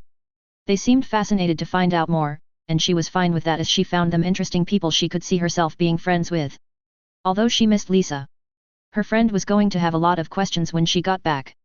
She wondered if she could make a fire jacket for anyone else. Lisa would love that. Probably. Chapter 6, Fire Exit. Chapter Text. Luna looked around the room, watching as almost everyone else went off with the orders after Madame Bones had given them a few more orders. The blonde waved to her friends, Ginny and her brother along with Neville leaving too, all three looking exhausted and clearly in need of medical treatment. Neville nodded back with a smile while Ron peered at Harry and Hermione, shook his head in a sort of baffled wonder, then helped his sister limp out of the room. The other girl was swearing under her breath with every step but managed to give Luna a quick smile too. Eventually, the only ones left were Dumbledore, Madame Bones, that fool who thought he ran the magical world, Harry, Hermione, and for some reason Professor Lupin and Sirius Black, who seemed mostly to be hanging around to see what happened next. Professor Moody and Tonks had clearly wanted to stay, but Bones had had a quiet word with the pair and after a few seconds of argument both had nodded and followed Kingsley Shacklebolt out, casting odd glances at Skitter as they did. She suspected the three of them would be going back to the Veil Room to have a good poke around on the DMLE director's orders, to see if there was any hint left of how Skitter had ended up here, once they'd taken her friends back to Hogwarts. It's what she would have done, so she had to assume the director was at least smart enough to think of that. Glancing at Hermione, who had also watched the others leave the minister's office, she saw her friend was probably thinking much the same thing. Hermione was, after all, far more than smart enough to think of that. Luna knew full well she was well above average intelligence, especially for a magical, but Hermione was simply incomparable in that area. Which was one of the many reasons she adored the older girl, along with the way her friend reacted when she mentioned one of the special creatures. While she wasn't completely sure, she suspected that Hermione might be onto her own little game, which amused her a lot. Harry, too, might well realize more of the real truth than most people did. Harry was a perceptive chap when he wanted to be. Pity dear Ronald was so good at distracting him with silly things so often. The black-haired boy would easily be right up there in the academic stakes along with her and Hermione if he applied himself, although that said he did remarkably well even under the stresses of his rather odd life. Stresses Luna strongly felt were going to be a lot fewer due to Skitter. Luna was enormously impressed by the costumed girl. Somewhat scared too, of course, because that was only sane when faced with something as hilariously dangerous as Skitter obviously was, even before she'd acquired Fiend Fyre as a pet, and after that? Anyone who wasn't scared of her wasn't paying attention. On the other hand, Luna didn't get any impression that Skitter was malicious. She had a very, very good sense of people and their motivations, and Skitter gave off the feeling that while if you made her come to you, you'd likely regret it extremely briefly, she also gave off the feeling that if you left her and hers alone she'd leave you and yours alone. And would probably help if asked. Luna could respect that. Looking at Hermione she knew full well that her friend was also rather taken by Skitter, for a whole series of reasons, and desperately wanted to learn how she was doing all the things she did. And also about her world, and the future, and what Skitter had worked out about Fiend Fyre, and, probably everything, actually. Hermione was nothing if not an ever-absorbent sponge for knowledge combined with a burning passion for learning. Luna could respect that too because in many ways she was the same, although not to quite the level Hermione was. No one was quite that enthusiastic to learn, she thought with an inner giggle. It was almost frightening sometimes. She and Skitter would make a good combination, if you wanted everyone in range to end up running for their lives. Hermione gave her a side-eyed glance as she started giggling audibly, and raised an eyebrow. Luna just winked at her. Everyone sat down in the first row of chairs, Dumbledore conjuring himself something more comfortable next to the minister's desk, which caused Madame Bones to look at him and visibly sigh faintly before she just used one of the ones that matched the desk itself. With a wave of his wand Dumbledore vanished the remaining chairs, leaving the large room looking much emptier in their wake. Skitter was watching him with interest, leaning back comfortably in her own seat as if she was casually visiting a friend, but Luna could almost literally feel her watching everything around them. Moody would be proud, she thought with inner amusement. Skitter practiced constant vigilance better than anyone else could manage. She wondered if he'd realized that, and that was why he'd had that weird little smile on his face alongside the wariness. Madame Bones glanced at her and her friends, then looked towards Dumbledore for a moment. Eventually she shrugged slightly and didn't say anything. The elderly wizard, on the other hand, frowned a little. Mr. Potter, is there a reason you and your friends are still here rather than accompanying your other friends back to Hogwarts? Harry, who had sat next to Skitter without any apparent worry, shrugged with a small smile. Yes. We're curious. Sirius snorted with laughter, and even Professor Lupin looked amused for a moment. Madame Bones clearly wanted to but kept her expression severe, although Luna could see from her eyes that she found it slightly funny. I feel that it would be best if you left, Dumbledore said after a couple of seconds. His eyes weren't twinkling quite as much as normal, Luna noticed. We have to discuss some serious matters, and I have no problem with them staying, Skitter cut in tonelessly, making him abruptly stop speaking. They saw what happened, Hermione worked out what was going on before anyone else, and Harry is the one those lunatics were after in the first place. They have as much right to be here as anyone else. Dumbledore studied her, his face blank but a muscle in his cheek twitching slightly, which Luna thought interesting and unusual, but finally nodded. He clearly wasn't sure just how much he could push and had decided to err on the side of caution, which was probably sensible under the circumstances. She glanced at Hermione, who looked satisfied when she met her friend's eyes. I agree, for what it's worth, Madame Bones added. Amelia, surely we don't want to have children involved in this. Minister Fudge commented, his voice uncertain. The man didn't look happy, and hadn't from the moment everyone had sat down and Bones and Dumbledore had taken charge. Luna felt that he was frantically trying to work out how to turn this to his advantage, but with his biggest backer Ash downstairs and all the evidence that Lord Thingy had not only returned but very suddenly left again in a dramatic fashion, had entirely run out of ideas. She didn't really sympathize, since she knew full well from her father among other sources that Mr. Fudge was a terrible minister, even if he wasn't nearly as bad a person as many people were. He was just stupid, lazy, and venal, which sadly was far too common. In most jobs that wouldn't have been more than a local problem, but in his position he was definitely responsible for some fairly nasty things, such as the current situation at Hogwarts. And the pink toad. Luna suppressed a smirk at what she thought might happen if and when Skitter met Umbridge. She felt it would be memorable. As in the witnesses likely would never forget it, no matter how much they tried. They're already involved, Cornelius, or did you miss how all this started due to Mr. Potter's connection with the Dark Lord?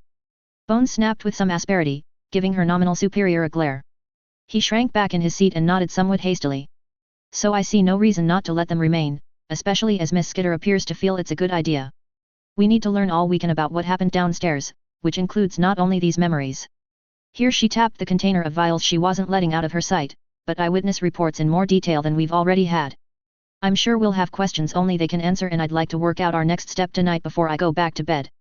He nodded again, looking both worried and somewhat confused, which Luna thought was a fitting expression for the man. Ah, well, yes, I see your point I suppose, he managed to say somewhat weakly before looking around at Luna and the others. They can stay. Thank you, Bones replied, barely hiding what Luna suspected was an eye roll, then turning back to the much smaller group. Dumbledore was listening and watching, stroking his beard slowly in a way that made it look like he knew much more than the blonde thought likely. But then their headmaster did so like his little affectations. Well, then, Miss Skitter, I suppose we should learn more about what brought you here and try to come up with a method to reverse it, Madame Bones said after a moment's consideration where she seemed to be trying to get her thoughts in order. Perhaps you would like to tell us a little more about your own world to begin. Skitter looked back at her, then nodded slowly. I suppose that's fair, she replied. Appearing to pause for thought while everyone waited, she finally continued, like I said, we don't have magic. Or at least no one has ever managed to prove that we do. What we do have is para-human powers. She shrugged a little. I'm not an expert on the subject, but we learned quite a lot about it at school and I've read more on the internet. Luna could see that none of the adults knew what she meant by that, and she was puzzled too. Hermione seemed intrigued. What is the internet? Madame Bones asked as Skitter paused. The girl sighed faintly. Right. Of course. 1996, you guys barely have that yet, and I guess your little private world knows even less about technology. She glanced at Hermione, who nodded. The wizarding world for the most part thinks that about the mid-19th century is high-tech, Hermione said to the unasked question, shaking her head. A lot of them aren't that advanced. Jesus. Skitter stared at the other brunette while Dumbledore and Bones looked at each other. Professor Lupin was listening with great interest and Mr. Black was as well, although he also looked somewhat puzzled. That bad? Unfortunately, yes. Very insular people, I'm afraid, Hermione nodded. Wow. Okay, that's going to make all this even harder to explain. Skitter turned back to the DMLE director. Do you know what a computer is? She asked with a faint tone suggesting she desperately hoped the answer was yes. Bones slowly nodded. A very big, adding machine. I think. Using electricity somehow. Luna suppressed a small grin as she recalled how Ginny's father pronounced that word, which even she was well aware was wrong. Skitter bowed her head in dismay, while Hermione appeared to bite the inside of her cheek. After a moment the costumed girl lifted her gaze again. That's not completely wrong, she said with even through the lack of emotion a sort of mildly stunned horror coming through. But it's a very long way from right too. A computer is basically a machine that can take a list of instructions in a special language and follow them very, very quickly. They were invented around the time of World War II, and yet, at that point they were very big things. But they got faster, smaller and cheaper really fast. She glanced at Hermione and whispered, "Do I try to explain Moore's law?" Hermione shook her head. "Well, anyway, there are still really huge computers right now, but they're massively quicker than they were back then. Big companies and governments use that sort. Most other people, assuming your world is roughly the same as mine in the mid-90s, probably use a typical desktop computer which is about this size." She moved her hands apart indicating something roughly 2 feet square and half that high, and is probably thousands of times faster than anything from 20 years ago. They basically more or less double in speed every year or so as the technology improves. By 2011 you can put them in your pocket and they're faster than almost anything the non-magical world has at this point in time, even a lot of the huge systems. And they're all connected together, all over the world, into a huge network. That's already happening right now, Director Bones, Hermione commented. The internet is growing very quickly. From what Skitter is saying, that doesn't stop. No, it doesn't, Skitter confirmed. In my world, almost everyone can use it, either with a computer like I described, or even through a phone. Even Hermione looked startled by that, Luna noticed, then got a very intense expression as she thought. Minister Fudge was looking utterly lost, while Dumbledore seemed somewhat baffled although interested. And what does one do with this, internet? Madam Bones queried, sounding out the word slowly. Skitter shrugged. Pretty much everything. Shopping, research, watching movies, looking at photos, communicating with people, you name it. Everything is connected. If you want to know something, you look it up on the internet, and it's probably there somewhere. Think of it as the biggest library in the world, combined with newspapers, radio, everything like that. Your owl post, which by the way is really weird, we don't need that to send messages. Sure, physical objects need something else, but information can be passed around instantly to almost anywhere. Luna was astounded, and wondered if her father had any idea what the mundane world was doing. Hermione was nodding, with an impressed look, and Harry appeared to get the idea too, but all the adults were showing varying levels of amazement and disbelief. And this is all done without magic at all? Dumbledore asked, looking intently at Skitter, who nodded. Yet. No magic, just ordinary technology. Remarkable. Luna wasn't entirely sure he fully believed her, but she did. And she could instantly see how if her world went the same way as Skitter's had, that was going to cause some significant problems for the statute at some point in the future. Hermione had told her how many cameras the Mundanes had all over the place, and from what Skitter said that probably meant that sooner or later they'd also be on this internet thing, and when that happened. Oh dear. Hermione gave her a meaningful look and nodded slightly, showing she was way ahead of her friend. And had probably already realized all this although possibly hadn't put it together until now. After a moment's silence, Skitter went on, anyway, that's an entire series of conversations all by itself, and while I know a fair amount about it, like I said, I'm no expert.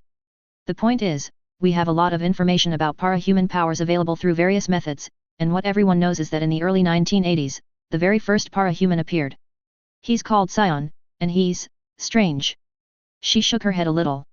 And since then, more and more parahumans appear every year. Under the right conditions, people end up with powers. What conditions? Dumbledore asked, looking interested. It took Skitter a moment to reply, then she answered in a low voice, it takes some sort of horrible stress. People usually say the worst day of your life. Something, unbearable, happens to you, and sometimes you end up with powers. No one knows why, or how, but that's how it works as far as I understand. He looked at her with raised eyebrows, then got an expression suggesting he'd realized something unpleasant. Ah. And you, yourself. I don't want to talk about it. No parahuman does. But yes. Luna felt a wave of sympathy for the strange girl, remembering very abruptly the worst day of her life. She didn't want to talk about that either. I see. And what sort of powers are involved? Like your ability? He and everyone else was looking at her jacket of fire. Skitter snorted slightly. No. No two abilities are identical as far as I know. They fall into common groups, but how they manifest is different for everyone.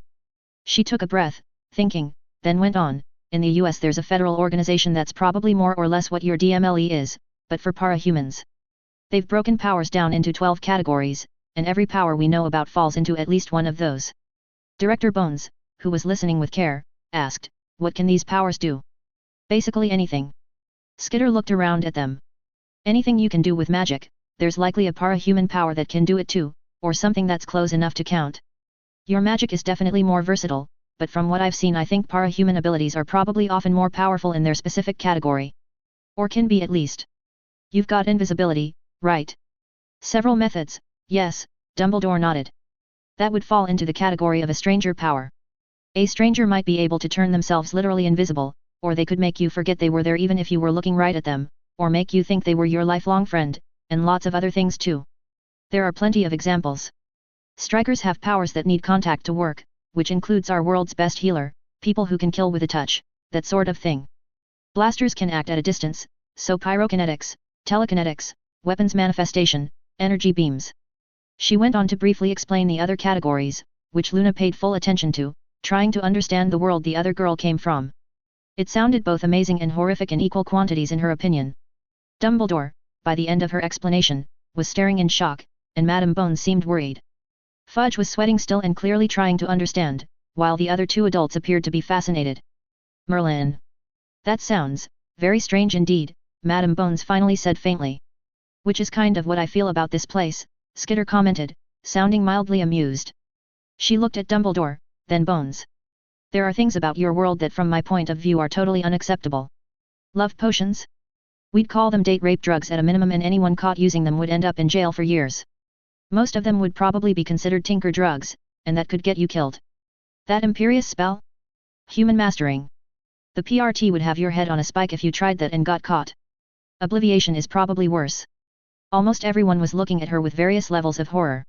What about the other unforgivables? Harry asked curiously.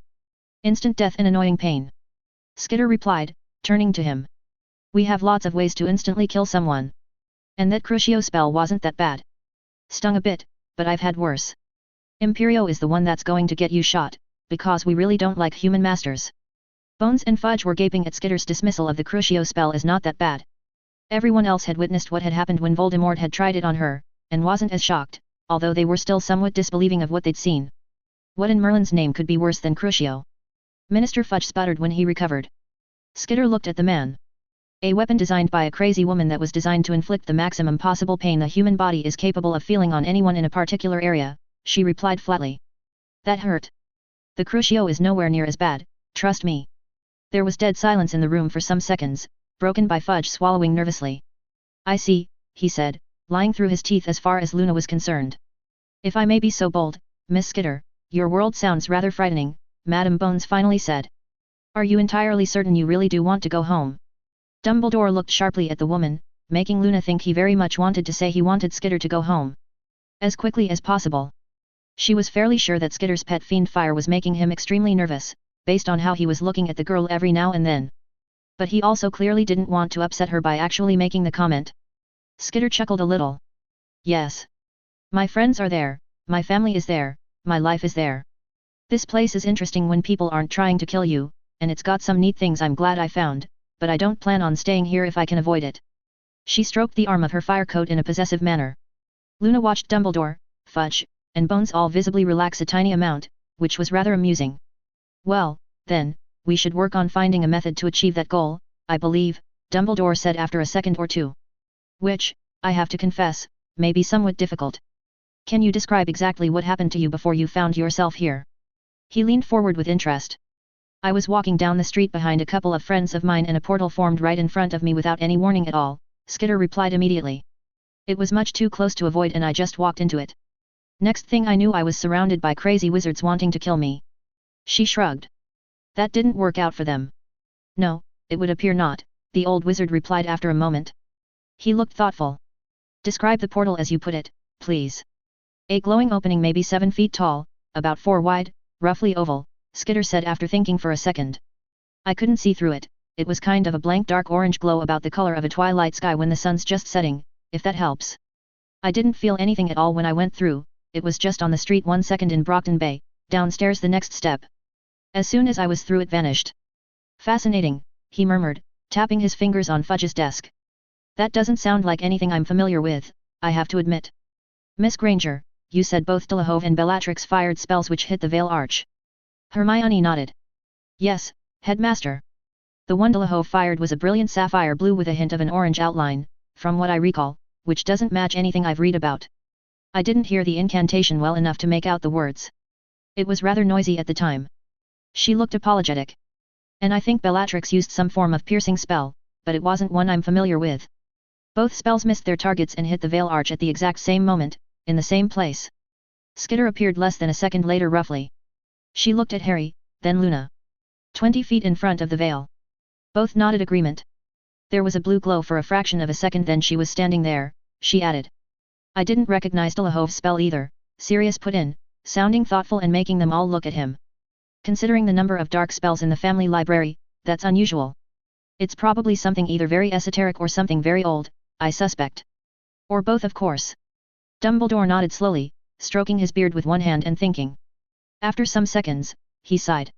I cannot think of anything I've encountered that matches the description, I'm afraid. But I will research it. Never fear, Miss Skitter, we'll work out some method to return you to your home, but it may take a little while. Travel to other worlds is, well, it's a thing of legend to be truthful. We have tales of people attempting the feat, but I can't recall anywhere anyone succeeded. Or, in general, survived the attempt. I've never honestly believed that it was possible, but, here you are. It's only a guess at present, but I feel the veil is the key to the conundrum, as we suspect it's a gateway of some sort, although no one is entirely certain to what. Nor has anyone ever returned from entering it. The Department of Mysteries may know something helpful, Madame Bones remarked. Tomorrow I will arrange to check. Luna, for some reason, felt that Skitter probably disagreed with that comment, but she said nothing. The blonde had a fairly shrewd suspicion that if the DOM did have anything helpful, Skitter already knew about it. At home we know for a fact that other worlds exist, since we're in communication with at least one of them, but I've never heard of a portal like that either, the girl said. Dumbledore peered at her with interest. Oh? How intriguing. At some point I would like to hear more about such things. Skitter just nodded. However, at the moment, I fear you're at least temporarily stuck here. Which presents a certain amount of inconvenience for everyone, of course. We'll need to arrange for you to stay somewhere. Cornelius, I believe it would behoove the Ministry to cover Miss Skitter's costs while she's our guest, don't you? Fudge seemed to snap back into something approaching normal behavior as he looked at Dumbledore, then Skitter. He frowned a little. Cover her costs? How much would that be? The Ministry doesn't have infinitely deep pockets, Albus. We're already going to have to spend a lot of galleons repairing all the damage in the atrium. Did you see what happened to the floor? That's magic-resistant marble, you know, a simple reparo isn't going to do the job. It will take expensive expert work to fix. And I dread to think what happened down in the Department of Mysteries during that chaotic mess earlier. He seemed to be working himself into a state of irritation, now he was back on something approaching the understandable for him, Luna though as she watched.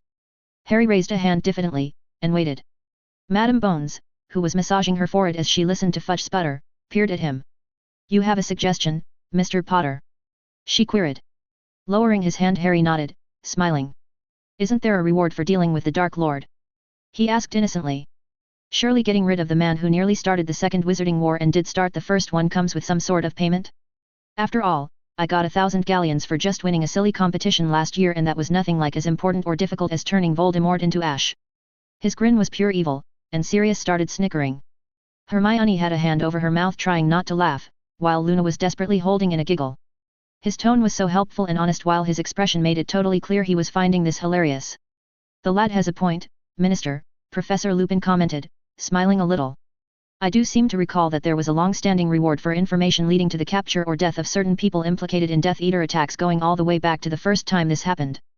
Quite a lot of those rewards were never collected, because some of those people mysteriously managed to persuade the Wizengamot of their innocence. But since we have eyewitness reports of those very same people oddly being involved in yet another dastardly attack on this very building, and indeed the DMLE itself has actual bodies, clearly the rewards should still be considered valid. I certainly don't remember any of them being revoked. Dumbledore's beard twitched slightly as he looked at both Bones and Fudge, the latter of whom was looking annoyed, apparently the idea of giving money away having overridden his worry about the whole situation. Bones was carefully blank-faced, Luna noted. I believe that argument may well be valid, Cornelius. The Wizengamot did authorize a fairly substantial sum during the First War with Voldemort, and to the best of my knowledge that was never reversed after he was killed in 1981. It slipped our minds at the time, I fear, as we had more important things to concentrate on. But if that's the case, it's still on the books, and still available to be claimed. And Miss Skitter would appear to be a valid recipient. After all this time I hardly think it's wise to bring up long-forgotten rewards, Albus, Fudge snapped. When better? Dumbledore replied calmly. Surely you don't want to give the wrong impression to a young woman who has after all saved innumerable lives with her prompt and effective action? A visitor to our shores, as accidental as it was. Laying it on a bit thick there, Dumbledore, Harry murmured, almost inaudibly. Luna only heard him since she was almost next to him, and both she and Hermione had trouble not giggling. See here, Albus. Fudge complained. That's uncalled for. Obviously we are grateful for Miss Skitter's help in dealing with this horrible matter, but there is the fact that she has killed a number of very important upstanding citizens in cold blood. Do you feel that such behavior should be rewarded? Cold blood is about the exact opposite of what happened, Sirius pointed out helpfully. Fudge glared at him. And they were hardly upstanding citizens. They were Death Eaters. That is merely a rumor at this point for several names. Black, the minister snapped. Considering they spent quite a lot of time trying to kill us while singing the praises of their noseless leader, I think rumor is a rather disingenuous term, Minister, Professor Lupin said with a certain amount of annoyance. I can guarantee your friend Lucius was involved in Riddle's plots up to his eyebrows. I'd suggest that the DMLE have a close look at his house, for that matter. It's probably stuffed to the rafters with dark artifacts. The same with all the other upstanding citizens who bought their way out of Azkaban 15 years ago. No one who died tonight didn't deserve it, Sirius added. Luna noticed that Dumbledore seemed to disagree, but he glanced at Skitter and didn't say anything. The other girl was just watching quietly as the argument went on. Gentlemen. Madame Bones raised her voice sharply just as Fudge started to respond to Professor Lupin. Enough. The DMLE has the memories of everyone involved, and I personally will view every single one of them and gather proof of who did what to whom. This argument is pointless. We know that the Dark Lord is now dead once more, and likely so is his entire inner circle at a minimum. By the end of tomorrow we will have all the evidence we need to satisfy everyone as to what precisely happened. I would suggest that we wait until then to decide what rewards are applicable, wouldn't you? She looked around the room sternly. As it happens, I agree with Mr. Potter, that Miss Skitter is undoubtedly owed a fair sum for her help tonight. I will raise that at the Wizengamot myself if no one else will. Right now, we need to work out where our guest can stay while Dumbledore and anyone else required attempts to locate a method to return her to her home. Looking slightly embarrassed, Fudge grudgingly nodded. Dumbledore appeared satisfied. I think Skitter should stay at Hogwarts, Luna said a moment later, making everyone look at her. She'd find it interesting. And it wouldn't cost the Ministry anything, would it? There are loads of empty rooms. She smiled faintly as Bones examined her with interest. Fudge looked pleased, and Dumbledore gave the impression he was trying to think of a reason that was a very bad idea. That sounds like a capital idea, Albus. Fudge exclaimed excitedly. We certainly don't want the general public running around getting in the way after all this chaos. If she's at Hogwarts we can keep all the busybodies away. An excellent suggestion indeed. And the place is set up for large numbers of young people, after all. I'm not entirely sure that's wise, Cornelius, Dumbledore began, giving Skitter a wary look. The current situation at Hogwarts is somewhat involved. And Miss Skitter is hardly, well, with no disrespect intended, of course, she is rather memorable. She might attract a certain amount of unwanted attention from the student body. Nonsense, I'm sure there would be no trouble, Fudge remarked with a broad smile. The students are more than capable of being discreet if the situation is explained to them properly. Dolores has assured me she has things well under control there. There was a distinct wince from the old wizard at the comment. Ah. Dolores. That is also something of an issue, I fear. One I believe you need to deal with immediately. Whatever do you mean? Fudge asked, looking puzzled. Dumbledore sighed slightly. You do recall that you appointed that woman to High Inquisitor at Hogwarts, don't you? He asked. Fudge nodded, then looked startled. Good lord. In all the excitement I completely forgot you're a fugitive from justice, Albus. Shocking. Luna stared at him, as did literally everyone else in the room. He was serious. Apparently he'd been so terrified by what happened in the atrium he'd genuinely forgotten what he and Umbridge had been up to for literally months. Which was impressive, she thought, but for all the wrong reasons. She was already writing an article for the Quibbler in her head about how possible the minister had been hit by a particularly powerful confundus and was probably in need of medical attention. Her father would find it amusing, if nothing else. Amelia, arrest Dumbledore, will you? Fudge said as he turned to look at Madame Bones, who was giving him a look of disbelief. Cornelius, and I ask this with all due respect, are you insane? She sighed. You've spent the last 2 hours talking to Albus and asking his advice and now you remember that you and that woman have been running a smear campaign against him for weeks? Have you been overindulging in Fyre whiskey, or is it just the stress of your job getting to you? I've been distracted by recent events, Amelia, Fudge said stiffly, looking insulted. How can anyone be that distracted? She asked with raised eyebrows. He pointed at Skitter. Everyone looked at her, then back to him. All right, I suppose that's a fair point, she allowed, while Dumbledore rubbed his forehead tiredly. But even so, this is ridiculous. I'm not arresting Dumbledore, and I agree with him. That odious woman needs to leave Hogwarts and Albus needs to be reinstated. But she's doing such a good job of dealing with all the disorder there. He whined. Some of the things she's reported going on are completely beyond the pale. Without her steadying hand, who will guide the school? Steadying hand? Hermione exploded next to Luna, almost vibrating with indignation, and making everyone jump. Even Skitter turned to look at her. Steadying hand? That horrible woman is doing everything she can to destroy the school and terrify everyone there except for some of the Slytherins.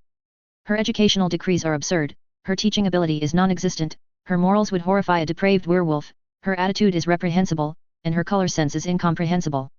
She's the most vicious, petty, bigoted, and arrogant person I've ever encountered in my entire life. And I go to school with Draco Malfoy. The brunette was glaring at Minister Fudge as if she was about to curse him without even bothering with a wand, and he looked more than a little startled by the vehemence of her sudden outburst. Minister Fudge, if you don't remove that pink toad from Hogwarts immediately, you won't have a school. She's determined to utterly ruin it. Panting a little from her near shout, Hermione sat down from where she'd jumped to her feet and folded her arms, looking around at everyone who was gaping at her. Sorry, I feel rather strongly about it, she added in a much calmer tone, flushing slightly. Luna patted her on the shoulder, feeling that her friend had eloquently said exactly what she herself thought. Miss Granger, is it? Fudge finally said. She nodded curtly. I believe you may be feeling overtired after such a long evening filled with violence. I assure you, Dolores Umbridge has my full support and I'm sure she's doing a fine job at Hogwarts. Hermione looked at him with icy eyes for several seconds, then turned her head. Harry. Yes, Hermione. Show them your hand. Harry winced, but she kept looking at him, so rather reluctantly he held up his right hand, then turned it to face Dumbledore, Bones, and Fudge. The latter squinted at it, seeming puzzled, while Dumbledore's eyes widened and Bones froze. After a moment, the woman stalked over and grabbed his hand, holding it up to the light. What did this? She asked in a worryingly even voice. Professor Umbridge makes us write lines during detentions with a strange black quill, and everything we write appears on our hands, Harry said in a low voice, looking embarrassed even though he had nothing to be embarrassed about in Luna's view. It writes in blood. How many times has this happened? She asked, her voice nearly as flat as Skitter's. Skitter herself was watching completely motionlessly. I've lost count. Lots. And this happens to other students? Yes. Bones nodded, let go of his hand, and turned to glare at Fudge. Sirius and Professor Lupin were doing the same, and Dumbledore too. A blood quill. A Morganadamned blood quill. Your undersecretary is torturing students, Cornelius. Underage students. She slammed her hands down on the desk and leaned forward menacingly. You will recall her immediately and reinstate Dumbledore, and revoke every single order and decree involving Hogwarts, or I will arrest you right here and now for conspiracy to commit assault before I go there and drag her out by her ankles. Not if you understand me. He opened his mouth, and she pointed a finger at him. No. Not a word. After tonight you won't have enough support to pull this rubbish. The people bribing you are either dead or will already be running for their lives. Recall Dolores now or join her in a cell. You know I have the authority to do it, and I will without a second thought if you push me. Minister Fudge swallowed hard, wilted, and nodded meekly. Then he pulled out another sheet of parchment and began writing. She watched like a hawk until he'd finished and signed the document, then snatched it from him and read it carefully. Good. Tapping it with her wand she made several copies, then handed one to Dumbledore who scanned it before folding it up and putting it away in his robes. While he was doing that she stalked towards the door of Fudge's office. As she passed them, Luna raised her hand, causing the woman to pause and turn to her. Yes, Miss Lovegood. Madame Bones sighed, apparently feeling that she'd had enough bad news for the moment. Luna felt for her, but she also thought this was relevant. One thing Hermione didn't mention is that the centaurs carried Professor Umbridge off before we left Hogwarts, she commented with a smile, making Hermione look embarrassed and also a little amused, and Bones to stare then massage the bridge of her nose. They were very angry. Oh, spiffing, Madame Bones growled. That won't make this entire situation even worse in any way at all. She threw her hands in the air and sighed, before resuming her walk to the door. Opening it, she leaned out. Smith. Has Moody come back from Hogwarts yet? No, Madame Bones, came the answer from outside, clearly audible in the room. Good. Take this document, round up Harris and Kelly, then meet him there. Go and talk, very politely indeed, to the centaurs and see if you can retrieve Dolores Umbridge from them. Do not insult them, belittle them, or do anything else stupid, or I'll have your hide for making boots out of. Show them the order, apologize profusely, and blame everything on Umbridge. Bring her back here. If she resists, stun the bitch and carry her back here, you understand me? I want a word with that woman, assuming she's still alive. She did not sound happy. Luna, Hermione, and Harry looked at each other, feeling satisfied and also slightly amazed that just like that the toad was gone. Apparently not all adults ignored the evidence in front of them, Luna mused. Pity the ones that didn't, were so rare. Closing the door again with a loud thud, clearly not even slightly happy, Bones walked back and glared at Fudge, who was trying to hide without moving from his chair. After some seconds she shook her head and turned to face the others. Mr. Potter, you have my apologies. What happened to you and your peers should never have been allowed to happen, and will not be allowed to happen again if I have anything to do with it. School is supposed to be a place of safety, not somewhere where sadistic bigots can run rampant doing as they wish. Fudge made a sound and very slowly she turned her head to fix him with a gaze that could have bubbled the varnish on his desk. He went nearly as pale as he'd done when Skitter had mentioned her objections to obliviation and shrank away from her. You had something to add, Cornelius. He shook his head rapidly. Excellent. I would hate to think that the Minister of Magic himself felt that school was somewhere where sadistic bigots could do what they wish. I'm not entirely sure what I'd do if that occurred to me. She was still holding her wand, Luna noted with an inner smile, rolling it between her fingertips. After all, my own flesh and blood goes there, and if anything were to happen to her, I might have to. She shrugged very lightly, not looking away from his eyes. He was sweating hard but apparently didn't dare reach for his handkerchief. Well, let's just say that Miss Skitter isn't the only person who can solve problems with the application of a suitable amount of fire and leave it at that, shall we? Dumbledore was looking at her with a small frown, and somewhat wide eyes, and Sirius was grinning darkly and in a rather approving manner. Hermione also seemed quite pleased overall, while Harry was just watching carefully. After pausing a little longer to ensure that Fudge was sufficiently aware she wasn't joking, Madam Bones turned back to them. Hopefully you and your friends will have a safer and less traumatic time at school from now on, Mr. Potter. And thank you, Miss Granger, for bringing this appalling matter to my attention. It could have been worse, Luna said idly, affecting the light tone she amused herself with when introducing a topic to confuse other people. At least Umbridge wasn't another basilisk. Bones froze and stared at her while Dumbledore closed his eyes and appeared to brace himself. Everyone else was looking at Luna with various expressions. She kept her own face in a small smile, one she'd practiced a lot. It was always hilarious to see how people reacted to little verbal bombshells, and this one had the advantage of being provable and something that should have been dealt with long before. Another basilisk. Madam Bones repeated very carefully, her face like stone. What precisely do you mean by that, Miss Lovegood? At which point has there been a first basilisk? Oh, back in my first year, Harry killed one when he found the Chamber of Secrets and rescued someone from a possessed book, she replied cheerfully, with a sidelong look at Dumbledore, who winced much harder, his eyes still closed and a look of dismay on his face. She'd got the full story out of Ginny a couple of months after it happened and was not at all pleased about how everyone had apparently silently agreed to ignore what had happened to her friend, even including her parents. She'd been wondering why ever since and had some fairly uncharitable ideas. Harry shuffled his feet uncomfortably, not meeting anyone's eyes, and Hermione touched his shoulder for a moment, her eyes worried. Luna felt guilty about his discomfort because she knew he didn't like attention, but she also thought this was the perfect opportunity to get certain things aired out, and it would be daft to let everything go back to the status quo, which clearly didn't work. Skitter had stirred things up enough that all manner of possibilities were now open if only someone took advantage of that. Director Bones was gritting her teeth and had her hands clenched. Apparently she wasn't entirely happy about hearing such things. And presumably Dumbledore hadn't bothered to mention any of it to anyone outside the school, which Luna wasn't surprised by. He did like his secrets, their headmaster did. Bones looked at the old wizard, just as he opened his eyes with a pained grimace, then back to Luna. Please explain, Miss Lovegood, she said with forced calm. I find myself fascinated by your comments. Now, Amelia, surely this isn't the time or place to go down yet another tangent, is it? Dumbledore tried, rather optimistically in Luna's view. Apparently Madam Bones thought much the same.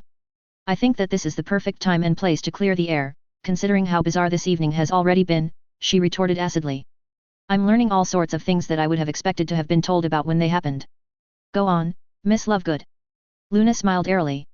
It was simple enough, really. A book was possessed by Voldemort and then possessed a friend of mine, and that caused the Chamber of Secrets to be opened. The guardian of the chamber was a 1,000-year-old basilisk, and it was wandering around Hogwarts for weeks petrifying people. Then Harry and Ronald Weasley discovered what was doing it and went looking for it along with Professor Lockhart. He betrayed them, and ended up in St. Mungo's in the end. Harry killed the basilisk with a sword, then killed the book with a basilisk fang. It was very brave. She thought for a moment, as she watched the various expressions on Madame Bones' face, and how Dumbledore looked both resigned and angry, and Minister Fudge was gaping. He only got bitten a little, luckily, she added when she judged the moment was right. He was bitten by a basilisk. Bones shouted, her eyes wide, after nearly choking then recovering. How is he even alive? He got better, she replied with a smile. Phoenix tears can heal anything. Harry had his face in his hands by this point and Hermione was obviously torn between comforting him, laughing hysterically at the expression Madame Bones was wearing, and scowling at Luna for bringing this all up. On the other hand, she also clearly agreed with the blonde that this sort of thing should have been told to someone in authority quite a while ago, so she said nothing. Harry's godfather, who she knew was aware of the story, looked both proud and upset, and Professor Lupin was shaking his head although she wasn't sure whether it her or the situation in general. He killed a basilisk with a sword. In his second year. In the Chamber of Secrets, a place that's supposedly a myth. And got bitten by the bloody thing, then healed by Phoenix tears, then killed a Voldemort-possessed book that was the cause of all this. The basilisk was petrifying students, Madame Bones recited in a voice nearly as flat as Skitter's. And I find out about this 3 bloody years after it happened. She turned to Dumbledore with a look of fury, making him step back. Why the hell did you not call for help when you started having students petrified in the halls of Hogwarts? Are you out of your bloody mind, you old idiot? She shouted in absolute fury. Her wand was in her hand again and Luna hadn't even seen her draw it. Dumbledore certainly noticed though, as he was looking uncharacteristically concerned. We weren't sure what it was at the time and didn't want to cause panic, he said in a deliberately calm voice. That is not your call to make. Nothing that petrifies people is in any way safe. You are not an expert on Class X creatures and you should have called the DMLE the instant the first case occurred so someone who knows what they're doing could stop the damn thing, you complete fool. She stopped shouting and rubbed her eyes with one finger and thumb, apparently trying to calm down. Morgana's tits, Albus. Do you have the faintest idea what you've done? You risked the lives of most of the children of magical Britain and it took a child to save you from your own stupidity. A basilisk is beyond lethal. How it didn't kill everyone in that whole place is beyond me. It turns out that a basilisk's gaze only petrifies you if you see it in a reflection, Sirius remarked, making her look at him. Hermione worked that out, and that it was a basilisk. Luckily she wrote it down before she got petrified, and Harry found the note. Bones stared at him, then Harry, then Hermione, before walking quite deliberately over to the nearest wall and banging her head lightly on it. Faint, rather obscene, mutterings emanated from her for a few seconds before she turned around again. You. She glared at Dumbledore, then shook her head in disbelief. I dearly hope that you're not hiding anything else that catastrophic. You're in enough trouble as it is. I'm half-minded to arrest you on the spot, and tell Minerva she's in charge. Stalking over to him she prodded him in the chest. You are a wise and powerful wizard, Dumbledore, but you are not a god. Stop playing with people's lives before someone gets killed. She glanced at Skitter who seemed to be listening with interest, and added, someone who doesn't deserve it. No one deserves death, Amelia, Dumbledore replied quietly. You haven't met the people I have if you believe that, she retorted, shaking her head. Rubbing her temples after putting her wand away, she sighed heavily. Bloody hell, what a mess. Basilisks. Possessions. Is there anything else I should know about, or is that it? Well, I've got this prophecy about me and Riddle. Harry put in helpfully, holding out the glass globe he'd retrieved earlier that night.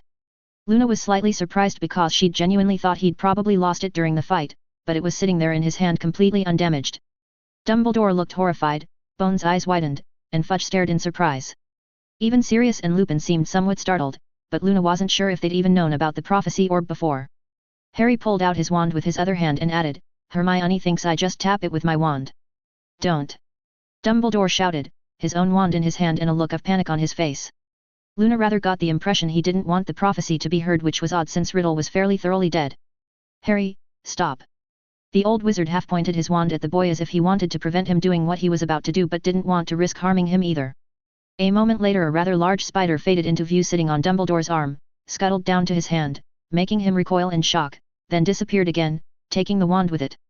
The whole sequence took no more than about 2 seconds. Every person in the room watched with a sense of stupefaction at what had just happened. Dumbledore gaped aghast at his empty hand. Luna realized a moment later and looked at Skitter, who was examining the elder wand with interest. Hermione was doing the same. After a brief pause Harry completed the gesture he'd begun and tapped the prophecy orb with his wand. The misty figure that appeared and recited a somewhat bad rhyme looked quite familiar to Luna and her friends. The rhyme itself made her realize just why Voldemort was so obsessed with poor Harry Potter. It also caused total chaos. Harry was staring at the ball in his hand with a look of complete disbelief, Hermione was thinking hard, Luna was watching both of them while also mulling the matter over, and all 5 adults were shouting at each other, even Dumbledore raising his voice in anger. Sirius did not take the news that not only was there a prophecy about his godson, but obviously Dumbledore had known about it since the poor boy was born and kept it a secret, at all well. Not even slightly. Lupin looked furious, even Minister Fudge seemed to have found his spine in a drawer or something, and Amelia Bones was angry enough to chew a bludger and spit out nails. The sheer noise was incredible.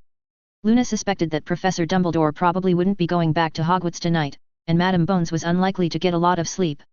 Poor woman, she was overworked by the looks of it.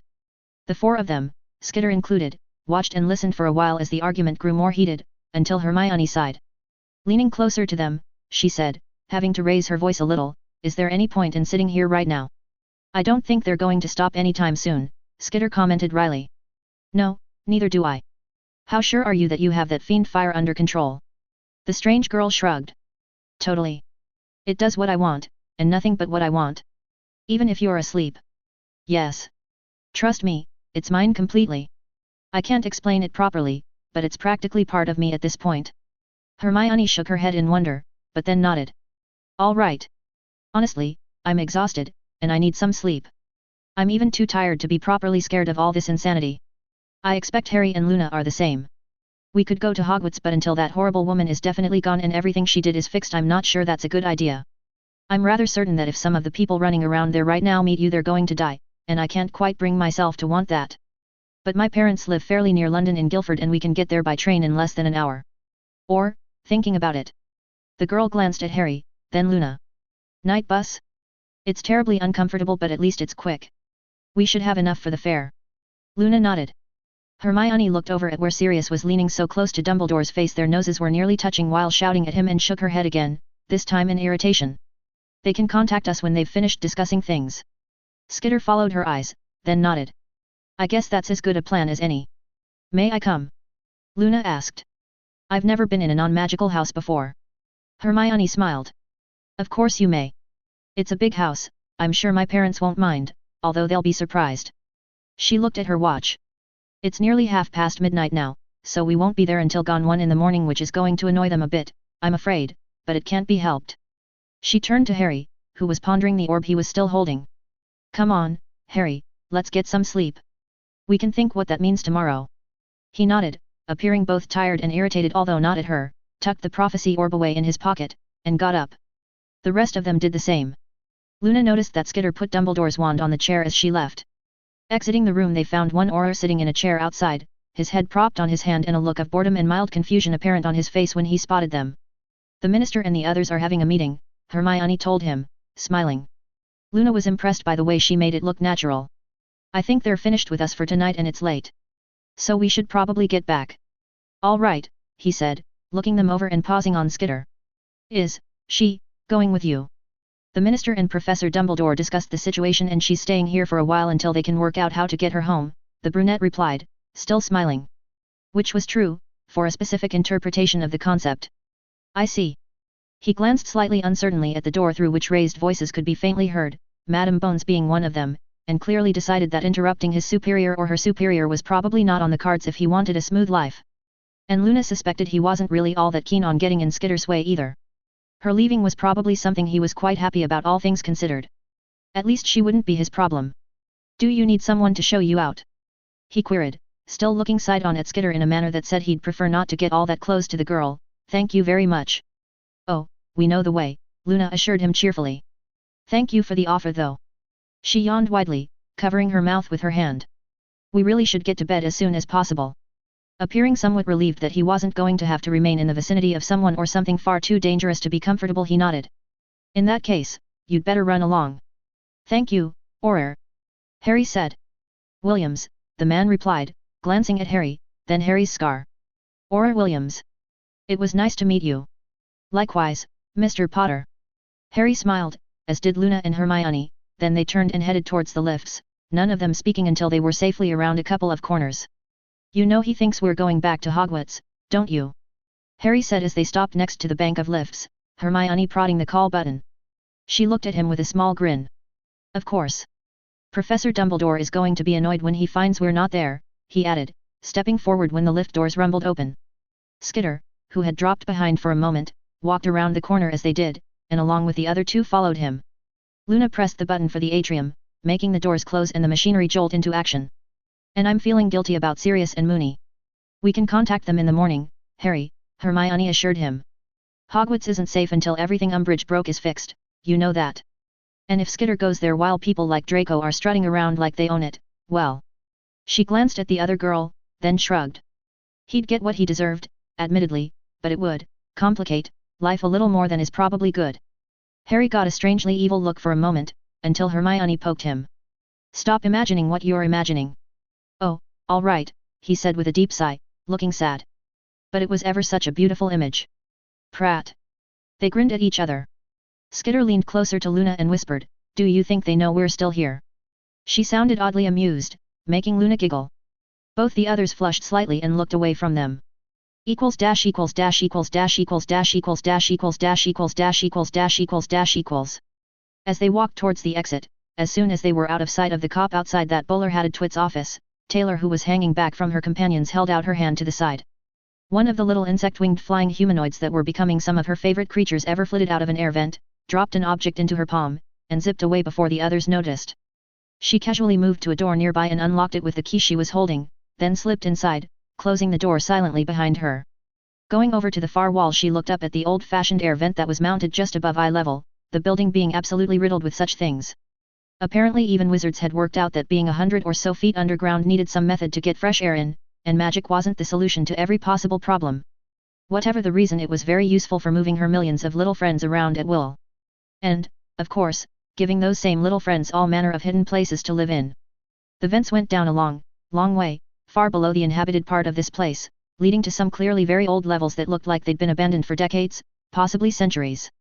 She'd amused herself while they'd all been assembled in that idiot Fudge's office by using part of her attention to thoroughly explore everything she could access, which she suspected was an awful lot more than the wizards could. Or possibly even knew existed. Taylor somewhat got the impression that the modern wizarding world had forgotten some of the things it had done way back when, for one reason or another. Perhaps just through bad record-keeping and all the deaths in the last war, based on some documents she'd found. If they'd had this building for as long as it appeared, and maybe stolen parts of it from the non-magical world too, which they did seem to do from what she'd read, it was quite likely that no one alive had ever even realized everything that lurked below. If they had, she strongly suspected they'd be quite worried, because some of the things living down there were weird even in this new normal she'd found herself mixed up in. And, absent her ability, probably dangerous beyond easy imagination. Luckily most of the deep-down deadly dark dwellers seemed to be happy enough to avoid the upper levels, or there might be the occasional wizard who quietly vanished now and then. She wondered if that had happened. Oh well, it wasn't her problem right now. There were more important things to work on. Like arranging to bring some of the more useful ones up here where they could come in handy, such the teleporting spider she'd used earlier. Those guys were really cool. And there were even stranger creatures amenable to her control, which she and her power had happily seized on and used. She'd been careful not to disturb the overall balance of the bizarre magical ecosystem too much, because if nothing else she might want to come back and collect more at some point, and it seemed wasteful and kind of wrong to accidentally wipe out all the neat bugs and things running around below. But she had enough, including plenty of breeding groups, to be going on with. Because of course she was going to take some home with her.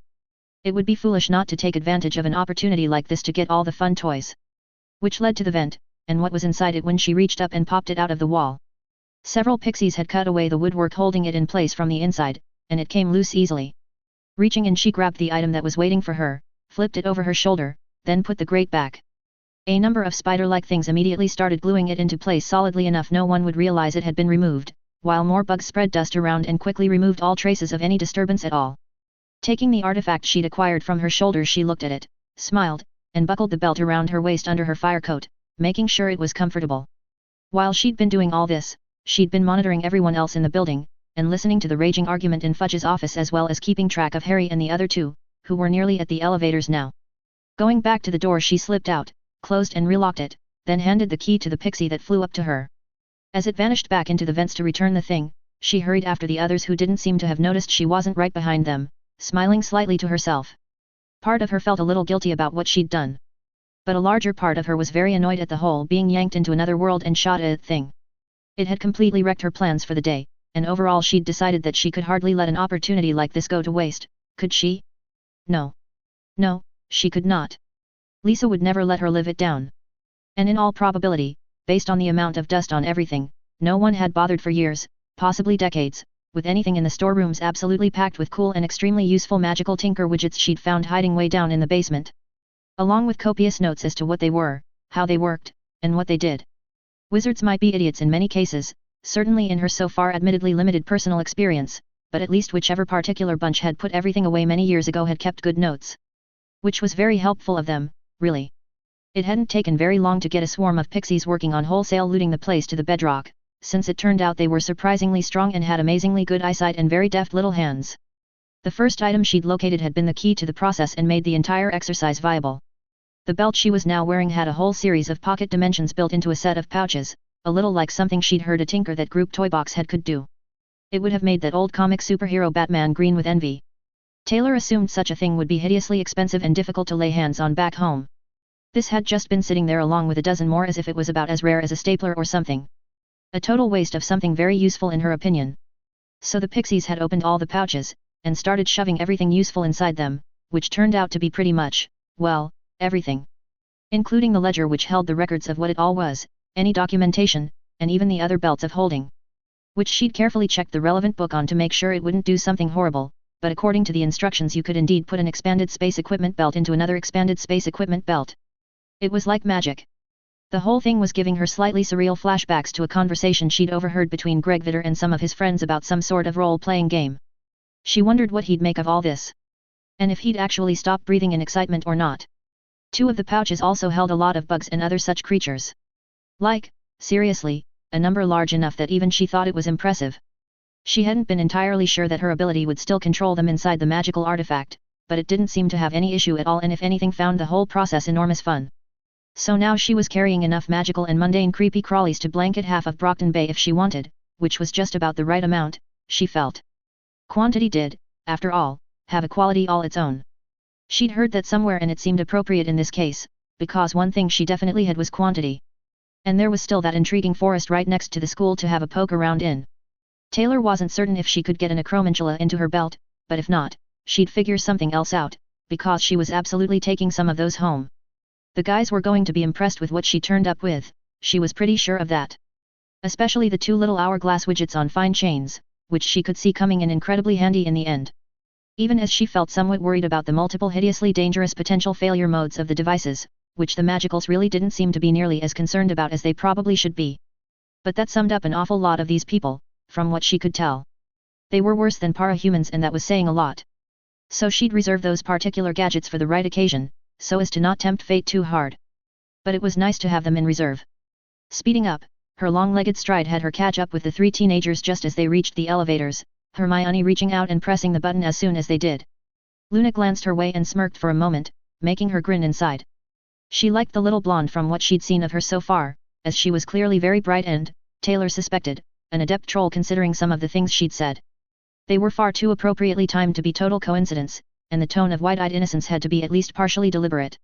Luna, she thought, enjoyed watching other people react to the odd things that came out of her mouth. Which was hilarious since it seemed likely that most magicals didn't realize that. In a number of ways Luna reminded her of Lisa, and she couldn't help wondering how they'd get on with each other. It would likely be something that would worry poor Brian rather a lot. Harry and Hermione looked at her, then each other, but didn't seem prepared to ask why she'd been momentarily delayed, and she didn't volunteer. The elevator arrived moments later and they were soon going upwards. Hermione looked a little nervous, then glanced at Harry and Luna. Skitter? If we're going to walk through London streets even at this time of night, you, might, rather attract some odd attention. She made a small gesture to Taylor, who looked down at herself. Isn't this the current fashion in the UK?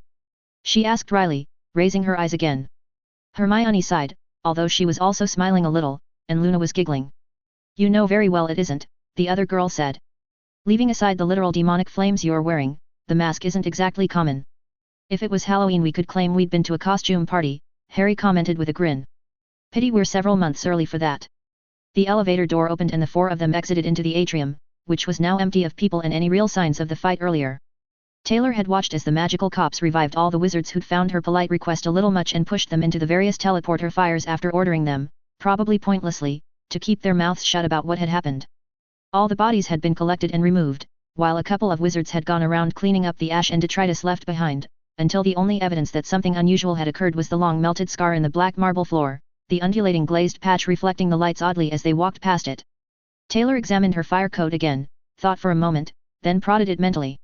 The orange/purple/white glow, already weirdly dim, faded away to reveal a matte black surface, the fire changing the light it emitted in ways that went against normal physics understanding but made sense when you could see what it was actually doing from the inside.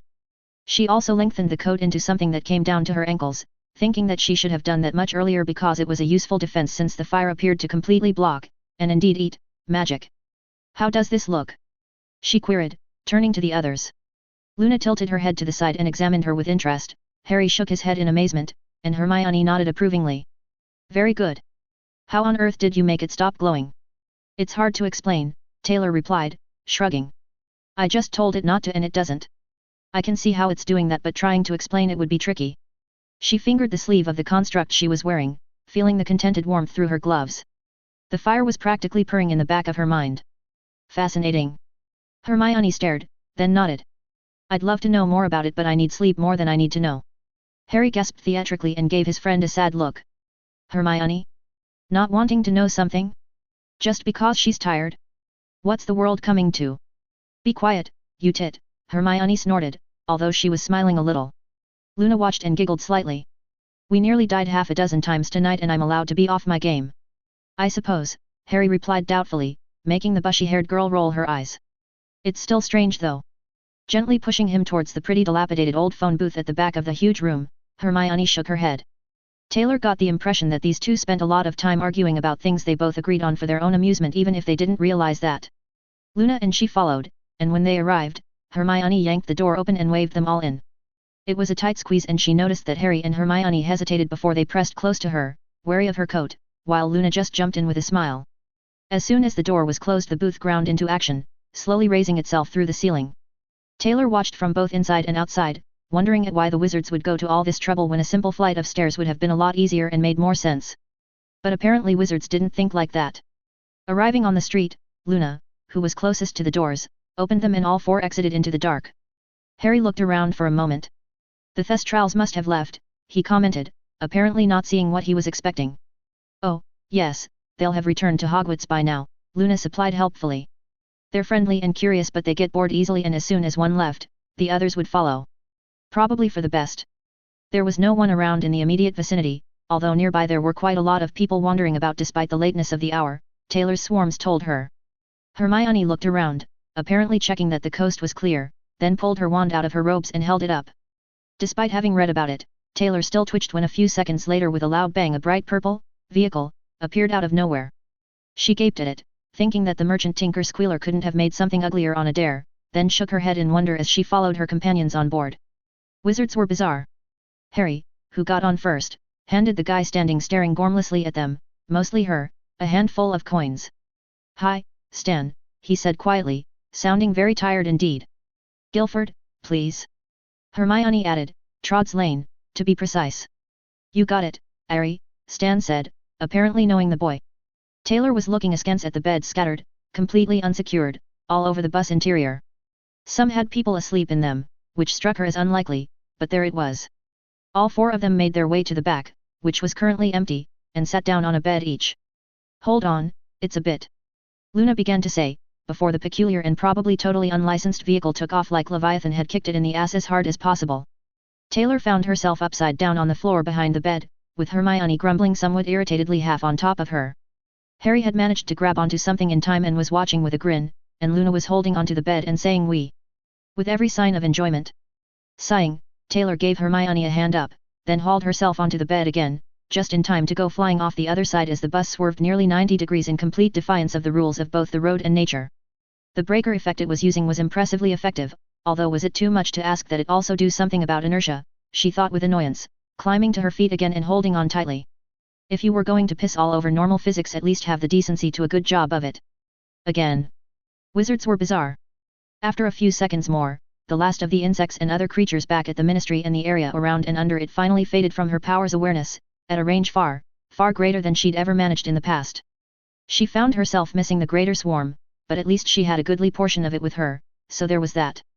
Before she got out of range she commanded all the creatures under her control to go back to their original locations and stay out of sight, which should prevent the magicals realizing where they were and just how many were left. It only took another couple of minutes or so of watching the world zoom past at a preposterous velocity before the crazy bus slammed to a halt, making all four of them slide onto the floor and mutter about it. Trods Lane, Guildford. Stan called out. Come on, if I stay on this thing any longer I'll be sick, Hermione stated, clambering to her feet and quickly making her way to the door, everyone else going with her. Taylor nodded politely to Stan, who was giving her a look as if he'd never seen a cape before, then stepped onto the sidewalk, Luna bringing up the rear. A moment later the bus had vanished with a loud report, which somehow didn't attract attention. Aside from a few cars passing occasionally, the leafy suburban street was quiet, no pedestrians in sight. Street lights illuminated properties that looked to be on the higher end of value, with decent-sized front yards and trees lining the road. Most of the houses were dark and quiet with only a few lit windows to be seen here and there, and she could sense almost everyone in the area was asleep through her bugs.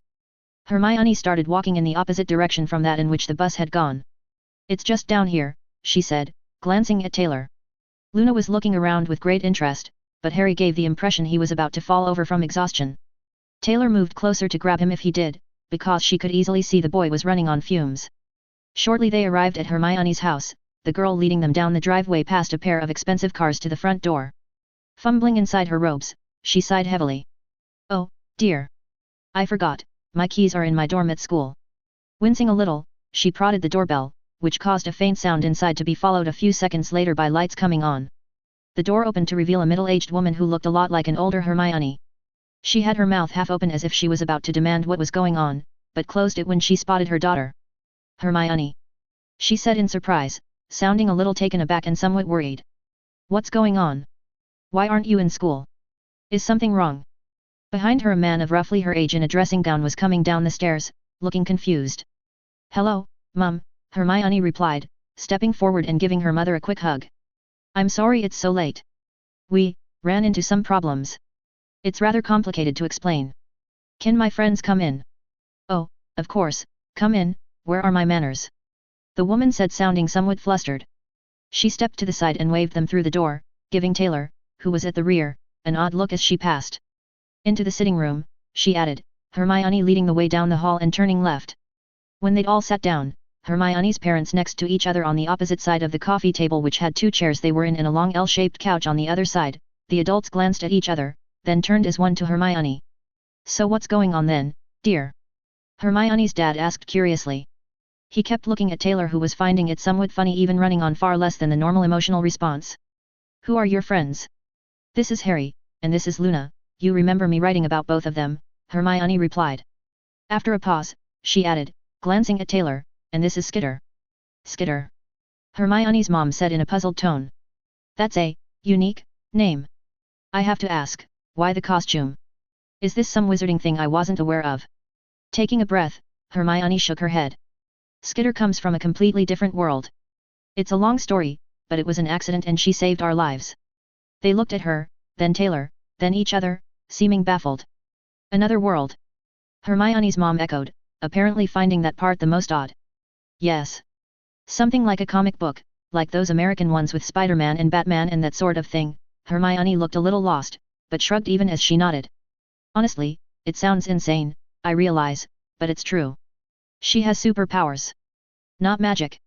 Her parents seemed even more baffled now. So, she's a superhero, then. Her dad said slowly, casting his eyes up and down Taylor somewhat dubiously. Unable to help it despite herself, Taylor chuckled. I didn't say I was a superhero, she commented, finding the way Luna started laughing while the others gave her wide-eyed looks absolutely hilarious. It was possible she was also running on fumes, she thought as she finally took her mask off and held out her hand. Taylor a bear. SHH, it's a secret. Hermione, looking poleaxed, reached out and shook her hand, eyes still somewhat wide. Harry just leaned back on the sofa and started laughing, and Luna was now leaning on Taylor helplessly giggling. I for one feel I'm missing quite a lot of rather critical information, Hermione, the girl's father finally said, giving his daughter a hard look. Please, do explain. So they did. Chapter 7, Interlude, Fireside Stories 1. Chapter Text. Someone has accessed the deep catacombs, sir. There was a long pause, pregnant with meaning, before the man behind the scarred old desk spoke. Are you certain? As certain as we can be, yes. The detection systems showed unusual activity at the deepest levels, and movement from all the way at the bottom upwards. Quite a remarkable amount of it, in fact. Then perhaps 2 hours later everything quieted down, apparently going back to normal. But the heat sensors and microphones suggest there have been some significant environmental shifts in a number of places, which is worrying. Christ! What did those idiots do? He leaned back in his old wooden chair, one that had been in the office for as long as this incarnation of the directorate had existed in this building, which was nearly 150 years to date, and fixed his eyes on his colleagues. The other mans were dark with worry. We're not sure it was them. Not this time. After what happened back in 1883 they learned their lesson about poking into things best left alone. Or so we thought. But considering how many records were destroyed during the last internecine fighting, never mind the war, it's entirely possible that they don't even know about what's down there. Or even that it exists at all. Oh, bloody wonderful. I can't see any way that could possibly bite us in the arse at some point, he said in disgust after a few moments. I can just imagine one of them deciding it would be a brilliant idea to start opening up sealed passageways to see what's on the other side without a care in the world. Again. That's an unfortunate possibility, yes, sir. Although as far as we can tell that isn't what happened this time. None of the alarms were set off, so it's unlikely that the old tunnels have been accessed. Or at least, not the ones a human can get through. Feeling relief, he nodded understanding. That's something, at least. We do not want something that size ending up on the circle line. It's not necessarily that easy, though. Some of the smaller denizens are probably more dangerous than the bigger ones are. You remember some of Scamander reports? Oh, Lord. I take your point. He shuddered slightly at the memory. Damn it all. On top of their terrorist problem, we have to worry about this. Shuffling the folders on his desk, he pulled one out and opened it. Those blasted magicals are trouble at the best of times. Indeed, sir. Unfortunately we're rather stuck with them. And there are benefits. Few and far between, I'm afraid. But as long as they're content to largely contain themselves, I suppose that's the best we can hope for. However, if they're somehow causing the deep to become active again, well. He shook his head, while flipping through the folder. It could well solve itself, the other man said with dark humor. I very much doubt it would remain that small scale knowing what's involved, I'm afraid, he sighed. And they are still British subjects no matter what they may think, so we have a certain responsibility to prevent them killing themselves off entirely. We're not Russians, after all. And we do have the rest of the country to consider regardless. A valid point, yes, sir. Ah. Here it is. He found the information he was after, then picked up his phone. Carefully dialing a number he'd only called 6 times in the last 4 years, he waited as the line rang. What? Came the gruff answer after some 15 or so rings. We're busy. Damned wizards are coming here to be annoying. I won't keep you. I just wanted to know if to your knowledge anything unusual is happening? You may have some insight that our own analysts can't. Yes, I understand what you mean. Wait. I'll call you back as soon as we get rid of them. The line went dead and was replaced with a dial tone. He looked at his colleague who raised an eyebrow. Shaking his head as he replaced the receiver, he commented, he's in a worse mood than usual. I suspect there's a connection, he said. They were approaching. Interesting. I wonder what they want. With a shrug, he shook his head and waited patiently. This particular source was very useful on occasion and had produced some highly valuable intelligence in the past, but he was at best hard work. Which was understandable bearing in mind the background to the whole situation involving him and the others. Eventually his phone rang, the caller ID showing the number he was expecting. They're gone.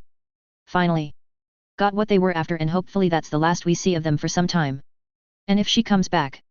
His voice faded into a somewhat malevolent silence for a moment, then returned even as the man at the desk wondered who she was. I checked. Something has changed. The signs are hard to interpret, but something has significantly changed. Within the last few hours. What it means I can't tell you. A moment later, he added, hold on, I have to talk to someone else briefly. There was a muffled sound of a hand going over the far phone, then rustling sounds for a minute or so. Are you there still? Said the voice when the sound ceased. Yes. We suspect something was called. What? No idea. But whatever it is, beyond anything they know. Beyond anything you know. Or we do. The signs point to a shift we can't yet discern, but it will cause many things to alter unexpectedly. That does not fill me with cheer. Nor should it. Change of this magnitude is always dangerous one way or another. Often accidentally. A deep breath was followed by an exhalation, then the other added, the hopeful aspect is that there appears to be no malice involved. Not as with the coward.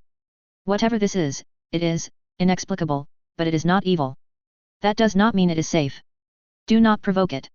We don't even know what it is. No. His contact laughed for a moment. Nor do we. We shall be curious to find out. Is it connected to the deep? He asked carefully after thinking for a moment. There was the hiss of indrawn breath. Why do you ask that?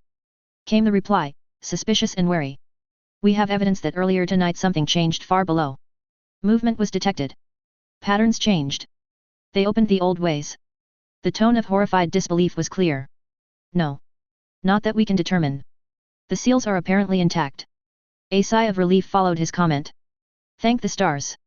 Quite. But we did detect motion both up and back. So something roused something down there. What?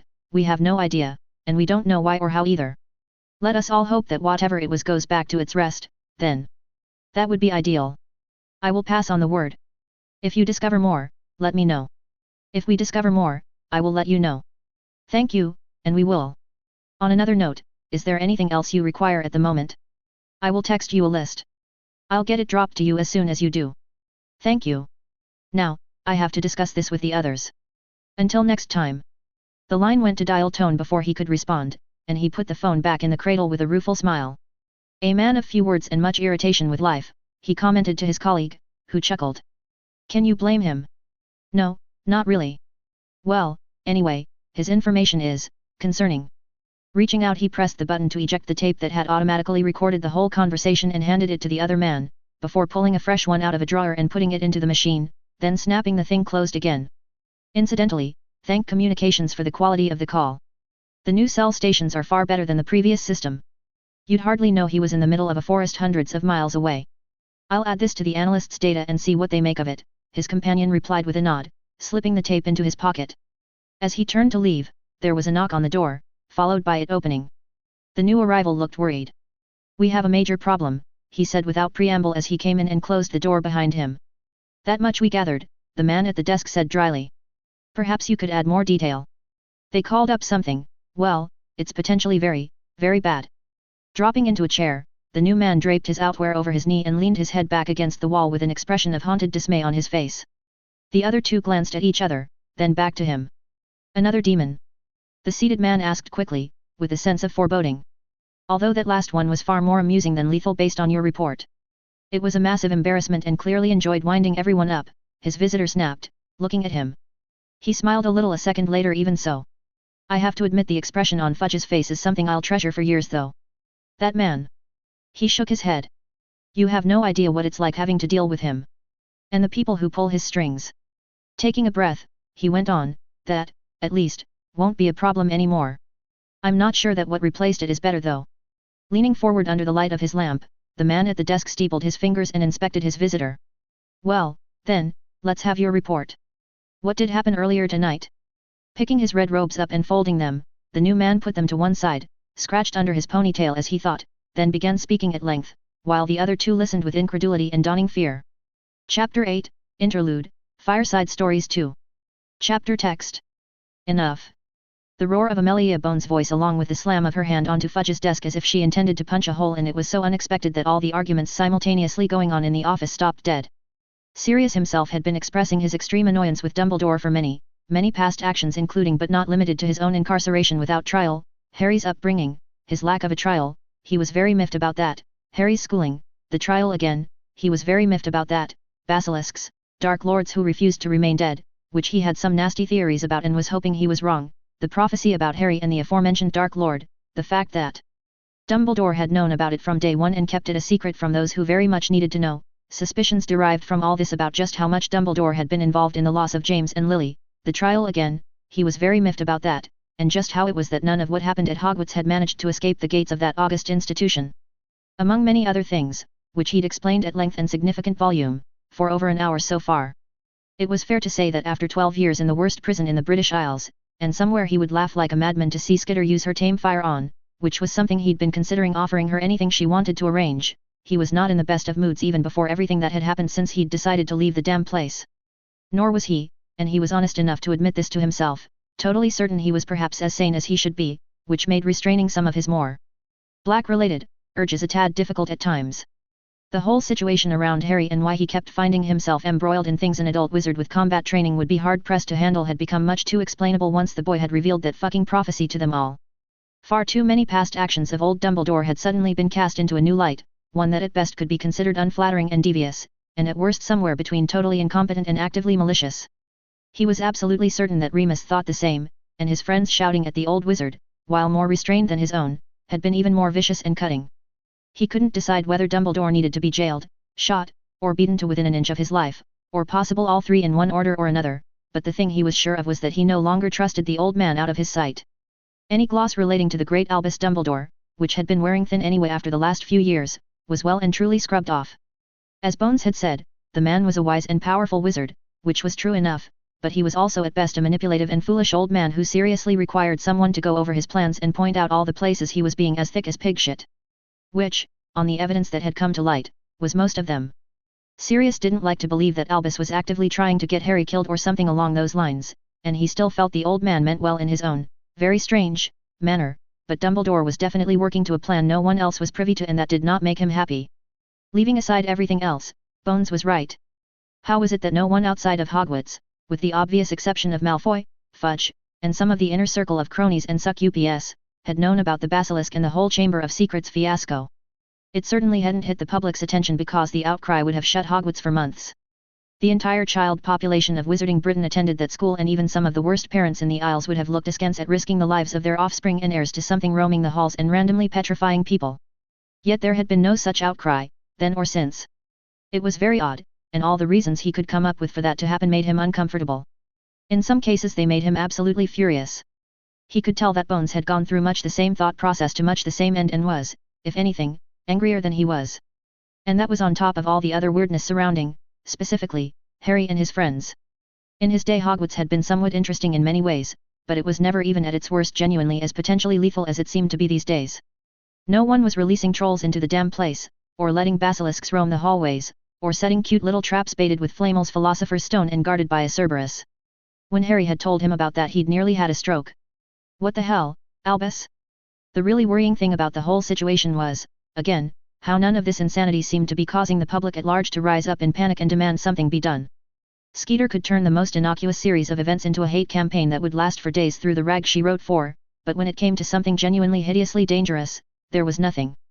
It didn't make sense, or rather, it only made sense if one assumed that quite a lot of deliberate interference had been going on in the background somewhere.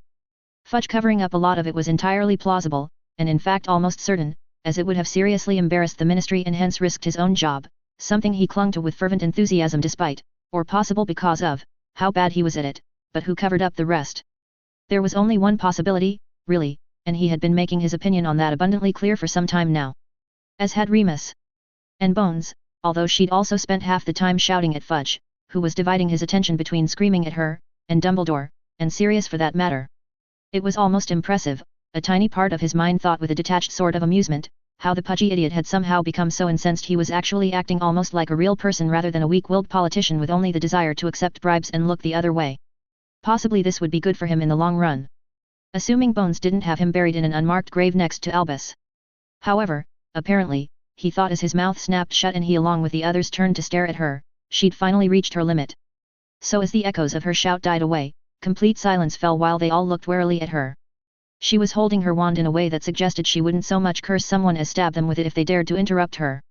Enough, she said much more quietly but with venom in her voice. I am utterly finished with this. It's 1 in the bloody morning, I am so angry I can barely think straight, and if you all keep shouting at each other I'm highly liable to do something all of us will regret. You first, of course, but in the long run I will also have to answer for it. So do not push me. Do you all understand? Every one of them nodded quickly, even Dumbledore, who looked oddly subdued as well as unusually flustered. Sirius had never seen him lose his composure to the extent he'd experienced over the last few hours, but after everything that had happened he wasn't surprised. He himself was barely holding it together, if he was honest with himself. Skitter had that effect on you.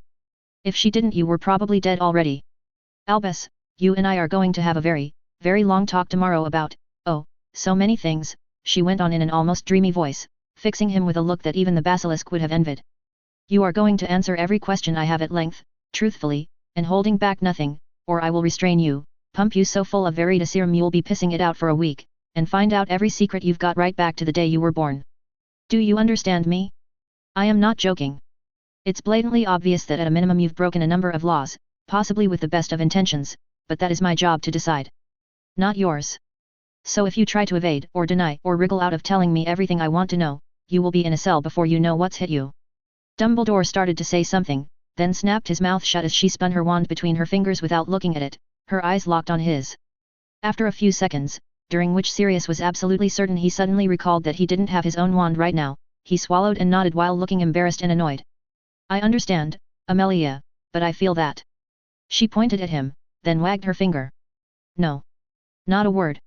As he looked somewhat disgruntled but subsided, she turned her attention to Fudge, who twitched and paled at the look in her eyes. And you? Whatever gave you the idea that you had powers of arrest, pray tell, Cornelius? Did you perhaps misunderstand your own job title?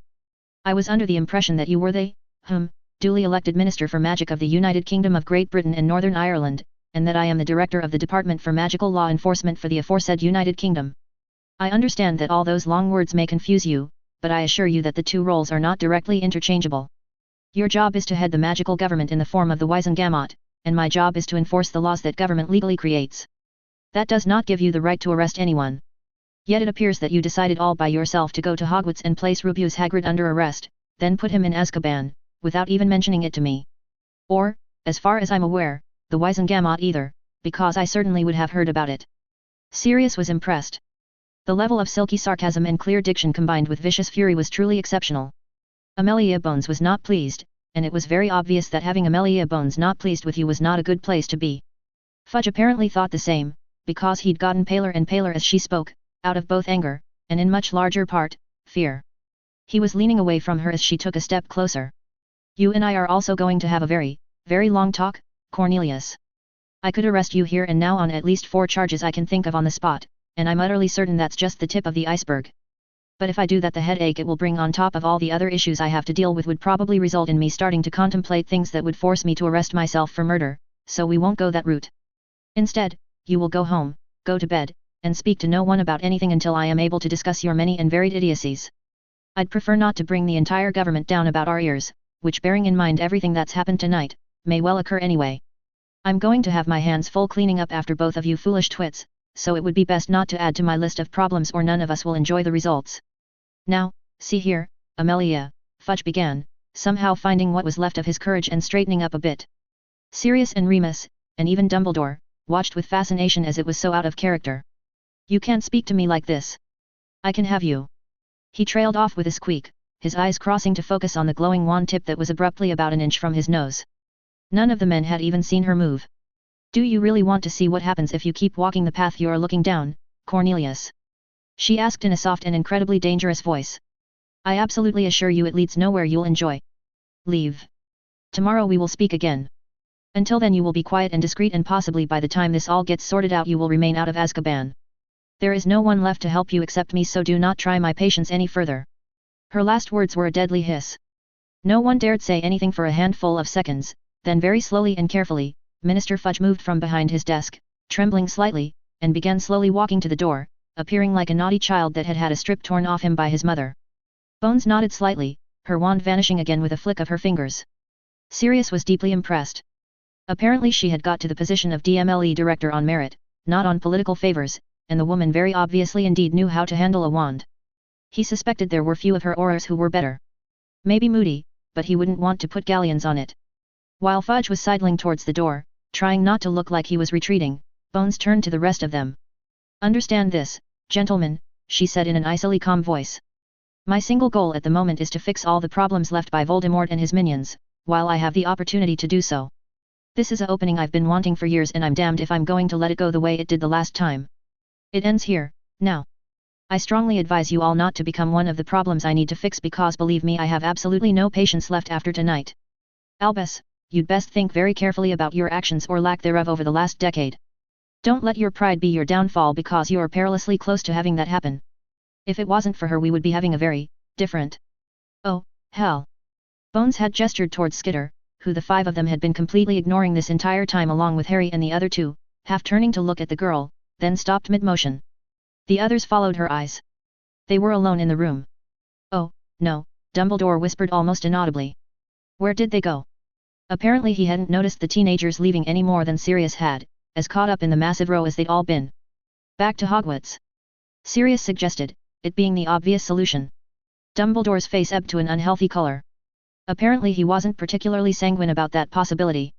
A chuckle from Remus next to him made them all look at the man. They went to Hermione's parents' house, he told them, looking strangely amused even though he was still clearly annoyed about the whole situation. How do you know? Dumbledore asked warily. Remus tapped his ear while raising an eyebrow. I am a werewolf, Albus. Very good hearing, you know. I heard them discussing it. Hermione asked the relevant question no one else seems to have thought of, including me, I might add. That being what happens to Skitter's pet fiend Fyre when she goes to sleep. Sirius literally felt his heart skip a beat. Fudge nearly fainted as he reached the exit, Bones went white, and Dumbledore's eyes widened comically while his mouth fell open in horror. Oh, Merlin, I didn't think of that, the aged wizard whispered. Hermione did. That girl is much smarter than most people are. Even when she looked like she was ready to fall over from tiredness, Remus replied, shaking his head in wonder. Skitter assured her that the fiend Fyre was, and would remain, under control. She'd know if anyone would, I suppose, and we can't really do anything other than take her at her word. So after that they discussed going to Hogwarts. Hermione pointed out that if they did that it probably wouldn't be there by this time tomorrow, which knowing people like Draco Malfoy may not be nearly as unlikely as it should be, then suggested they go to her parents' house. So they did. And you didn't stop them? Dumbledore demanded. How? Remus spread his hands, asking the entirely reasonable question. If Skitter wants to do something, I rather feel Skitter does it, and everyone else gets out of the way. Are you going to argue with her? Ah, you do raise a valid point, yes. Albus looked pensive. Oh dear. How were they going to get there? Night bus, by the sounds of it. Which should minimize problems. Remus looked at Bones. I strongly suggest we leave them alone at least until tomorrow, as Harry, Hermione, and Luna need sleep, while I really don't want to risk upsetting whatever Skitter really is. At the moment she seems friendly enough but... Agreed, Bones nodded. And Miss Granger is undoubtedly correct. Mixing the current environment of Hogwarts, as described by her, and Miss Skitter sounds like a profoundly stupid idea and I try to avoid those wherever possible. She glanced at Dumbledore and Fudge. Unlike some, she added with a certain amount of venom. Sirius thought the almost identical expression of offended irritation both the men got was hilarious, but bit his tongue. Laughing wouldn't improve things right now. See, Moony? He could learn. His old friend looked at him as if he knew exactly what he was thinking and smirked. What are we going to do about her? Dumbledore asked, having spotted his wand sitting on the chair Skitter had been in and moving to collect it with unseemly speed, then turning back to them. He looked abruptly every one of his 100+ years and tired with it. Bones shrugged. Work out how to send her home, then do that. I don't think there is anything else we can do, and I'd be very cautious about trying to come up with a less sensible plan. Who knows how much she can hear? Or from how far away? All of them looked around uneasily at her words, falling silent for a moment or two. A knock on the door made them look at it, then it opened to reveal Moody. He stomped inside, slamming the thing behind him and almost hitting Fudge, and made his way over to Bones. Got umbrage, he said without ceremony. Centaurs are not happy. Can't blame them, I'd be unhappy having that harpy screeching at me. Mind you, I'd have killed her by now. Woman is a vicious piece of work, makes half the Death Eaters look civilized. Good work. Where is she? In the cells with the magic suppression runes. And she's screaming that everyone involved is going to pay for what they've done, starting with Potter and ending up with Dumbledore. You're on the list too. He smiled nastily, making her laugh briefly. Somehow I fail to be surprised. Post a guard, make sure it's someone trusted. Already did. Tonks is there too. Girl's green, but she's good, and can be trusted. All right.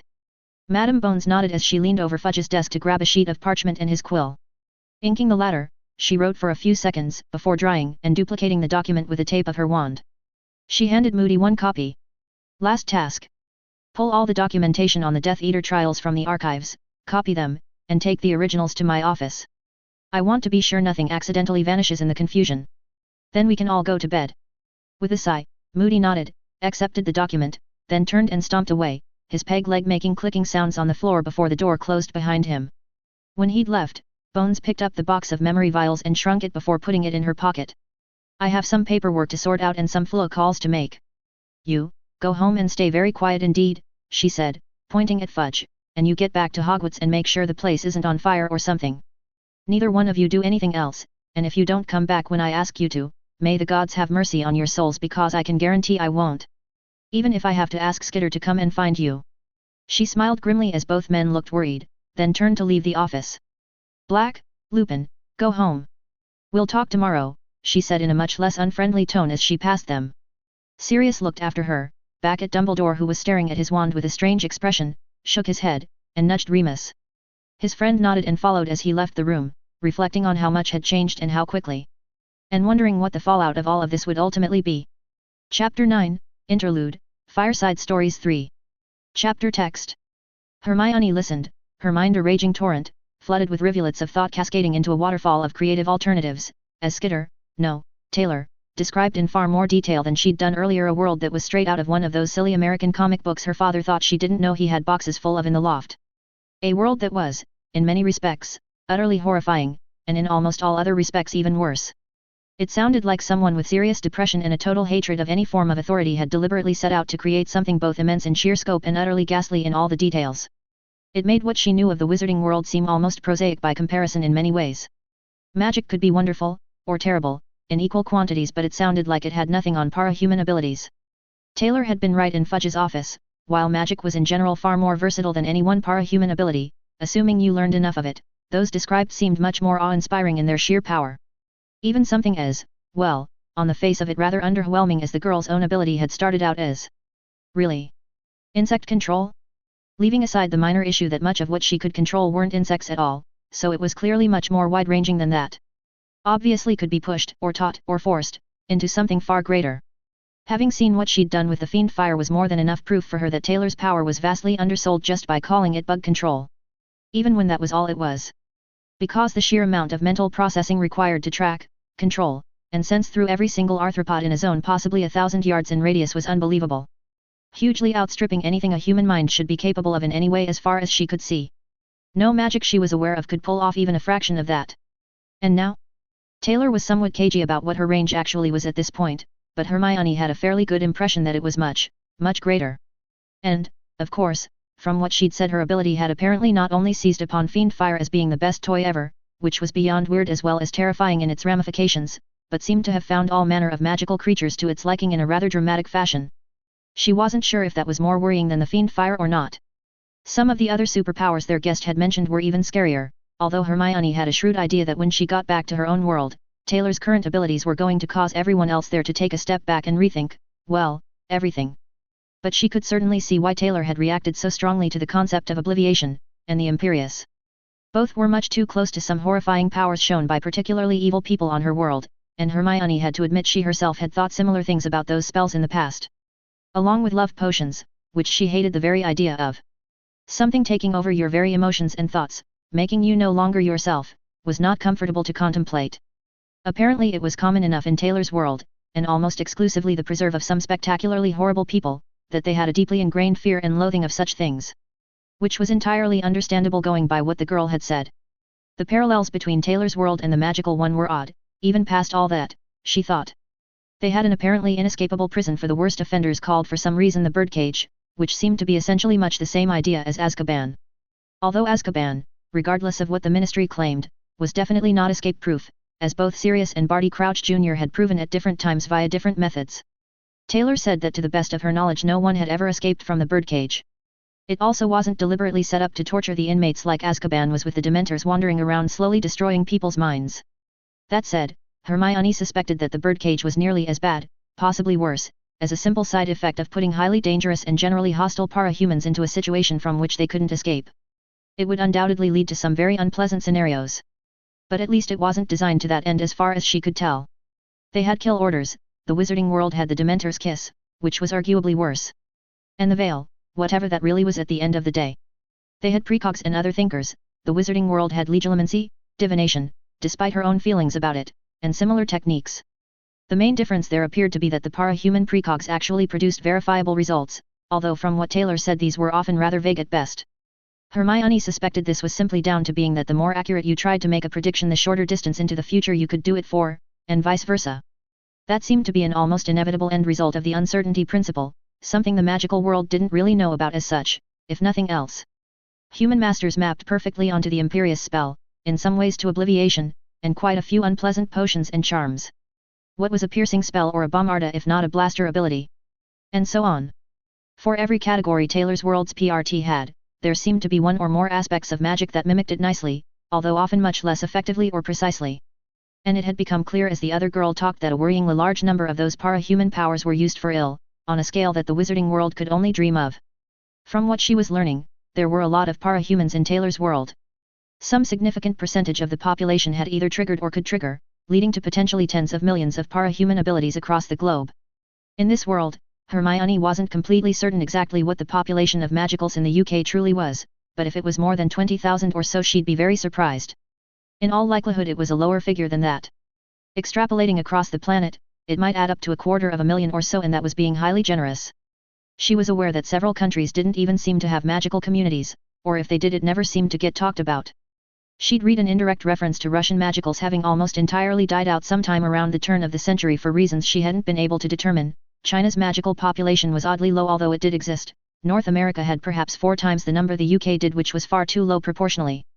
Japan had a fair number for its population, but even there it was at best perhaps 1 in 4 to 5,000 or so that were magical. Suffice it to say that people with magical abilities were not common. Whereas para-humans on the other world seemed to be lurking around every corner based on what Taylor was saying, although she admitted the vast number she knew about were fairly minor ones. Her hometown appeared to be somewhat top-heavy in that respect, having an above-average percentage of heavy hitters. Unfortunately, most of them being villains. Including, as Taylor had admitted, herself. Although once she'd explained the true circumstances of her origin story, to put it comic book terms, neither Hermione or her friends or parents could really say that how it had ended up was really that unlikely or unreasonable. The authorities in Taylor's world seemed to be remarkably ineffectual in some fairly major ways, especially in her hometown, and the whole scenario as described by the girl led almost inevitably towards pushing her towards the less law-abiding side of things. Considering that the so-called good guys included the very person who had ultimately caused Taylor's trigger event, something she'd discovered a few weeks after that point almost accidentally, it wasn't surprising that she'd be deeply suspicious of the entire organization. Hermione was certain she, under similar circumstances, might well have felt much the same based on all the evidence, and she'd seen in Harry and Luna's faces their agreement. Harry had a dim view of authority himself, for the very obvious reasons of having been repeatedly let down by authority, and Hermione had found herself over the years of being his close friend coming to the conclusion that those in power often didn't deserve the power they had, nor the position they were in. Fudge was the most obvious example of exactly that, but she had been forced to admit in the end that Dumbledore was much the same. He was certainly far brighter than Minister Fudge, which to be honest wasn't exactly difficult, and in many ways she still felt he meant well, but all the things she'd seen and learned showed he was someone you'd probably be better off not trusting implicitly. At least partly because he had plans inside his plans to the point Hermione wasn't sure he knew exactly what he was trying to do, and he was most definitely not keen on letting anyone else in on his secrets. The expression he'd got when Harry had pulled out that prophecy orb had in one brief moment made it very clear to Hermione that Dumbledore really didn't have her closest friend's best interests at the top of his list. It was probably on there somewhere, but it wasn't a priority, compared to whatever it was he had planned. And he'd certainly had something planned. It was blatantly obvious that he'd known about that bloody prophecy from day one, and never told anyone about it. It was also just as blatantly obvious that Riddle had known it existed at a minimum, which meant someone had told him, and she really couldn't see Dumbledore as having done that. Which meant there were at least 3 sides to whatever conspiracy it was that had been running in the background Harry's entire life, and was probably responsible for all the weird things that kept happening to him. She wondered who the third party was, and how they'd found out. It was something that bore investigation at some point. But the upshot of all of that was that for one, Dumbledore was going to have a very hard time explaining himself to Madame Bones, she suspected, and 2, Hermione was well over believing anything anyone in authority told her. Trust, but verify, wasn't that the saying? She wasn't entirely certain the first part was valid these days, but the second part was just common sense. As Professor Moody, or his substitute, and now she thought about it, how on earth had Dumbledore not noticed one of his close friends was an imposter all that time? But anyway, the fake Moody had quite accurately acted the part, and Moody's constant vigilance bit was good advice.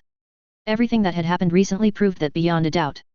And, really, everything that she'd experienced during her time at Hogwarts. It was a silly place, and dangerous with it. Sighing internally, she pushed those thoughts to the back burner for now to join the many other things she had to consider as a result of the last few hours and returned her full attention to Taylor. She noticed that Luna was sitting very close to the girl, listening to every word with great interest and a fascinated although sympathetic smile.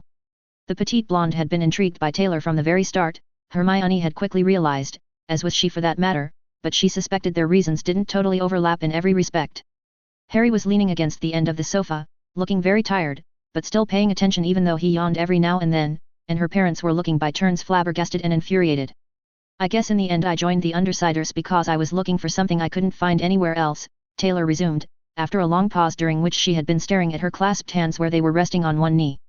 I wanted to be a hero, sure, but after I took down Lung, and that bastard Dauntless got the credit for it. She shook her head. Everyone thought he was a stand-up guy, that's how they sold him, but in the end he was after glory as much as anything. I was an unknown, he was the big hero, everyone assumed he did the deed. And he certainly didn't bother to correct anyone. And I'm just the kid with the bugs. Probably a villain, just look at her, right? She shrugged a little with one shoulder. I tried to set the record straight. I even met Arms Master off the record to explain what happened. The guy is kind of a jerk in some ways, but most people are at one point or another. He listened, he understood, and he told me there was basically nothing that could be done. It's all about PR. Dauntless is the up-and-coming big hero, I'm just the small-time kid with a power that makes people nervous. She snorted faintly. I got the impression he didn't like Dauntless very much. He gave me some advice, some good and some not, and we talked a couple of times after that. To be honest, I respect him. He's a good hero, and a very talented tinker. But he's not good with people. Neither am I suppose. Taylor sighed. But after that, I wasn't too impressed with the heroes. There were a lot of other little things too. One of the wards, Clock Blocker, is a fucking asshole. He thinks he's a practical joker but he's mostly a bully from everything I've seen and heard. Shadow Stalker, yeah, I told you about her. Gallant is, well, I guess he's not a bad guy, but everything I heard told me he's also not very effective. Aegis is a meat shield who stick his face in front of a bullet just because he can get away with it when he should be ducking, and one day that's going to fuck him up good and proper, Dad said. Kid win. He had promise, but... She shook her head sadly. Thanks to Kaiser that's gone. Vista is probably the only one who's worth respecting in that whole group and they don't respect her. What about the adult heroes? Hermione's mother asked. Surely they are more, well, useful? One would hope so at least. The girl shook her head.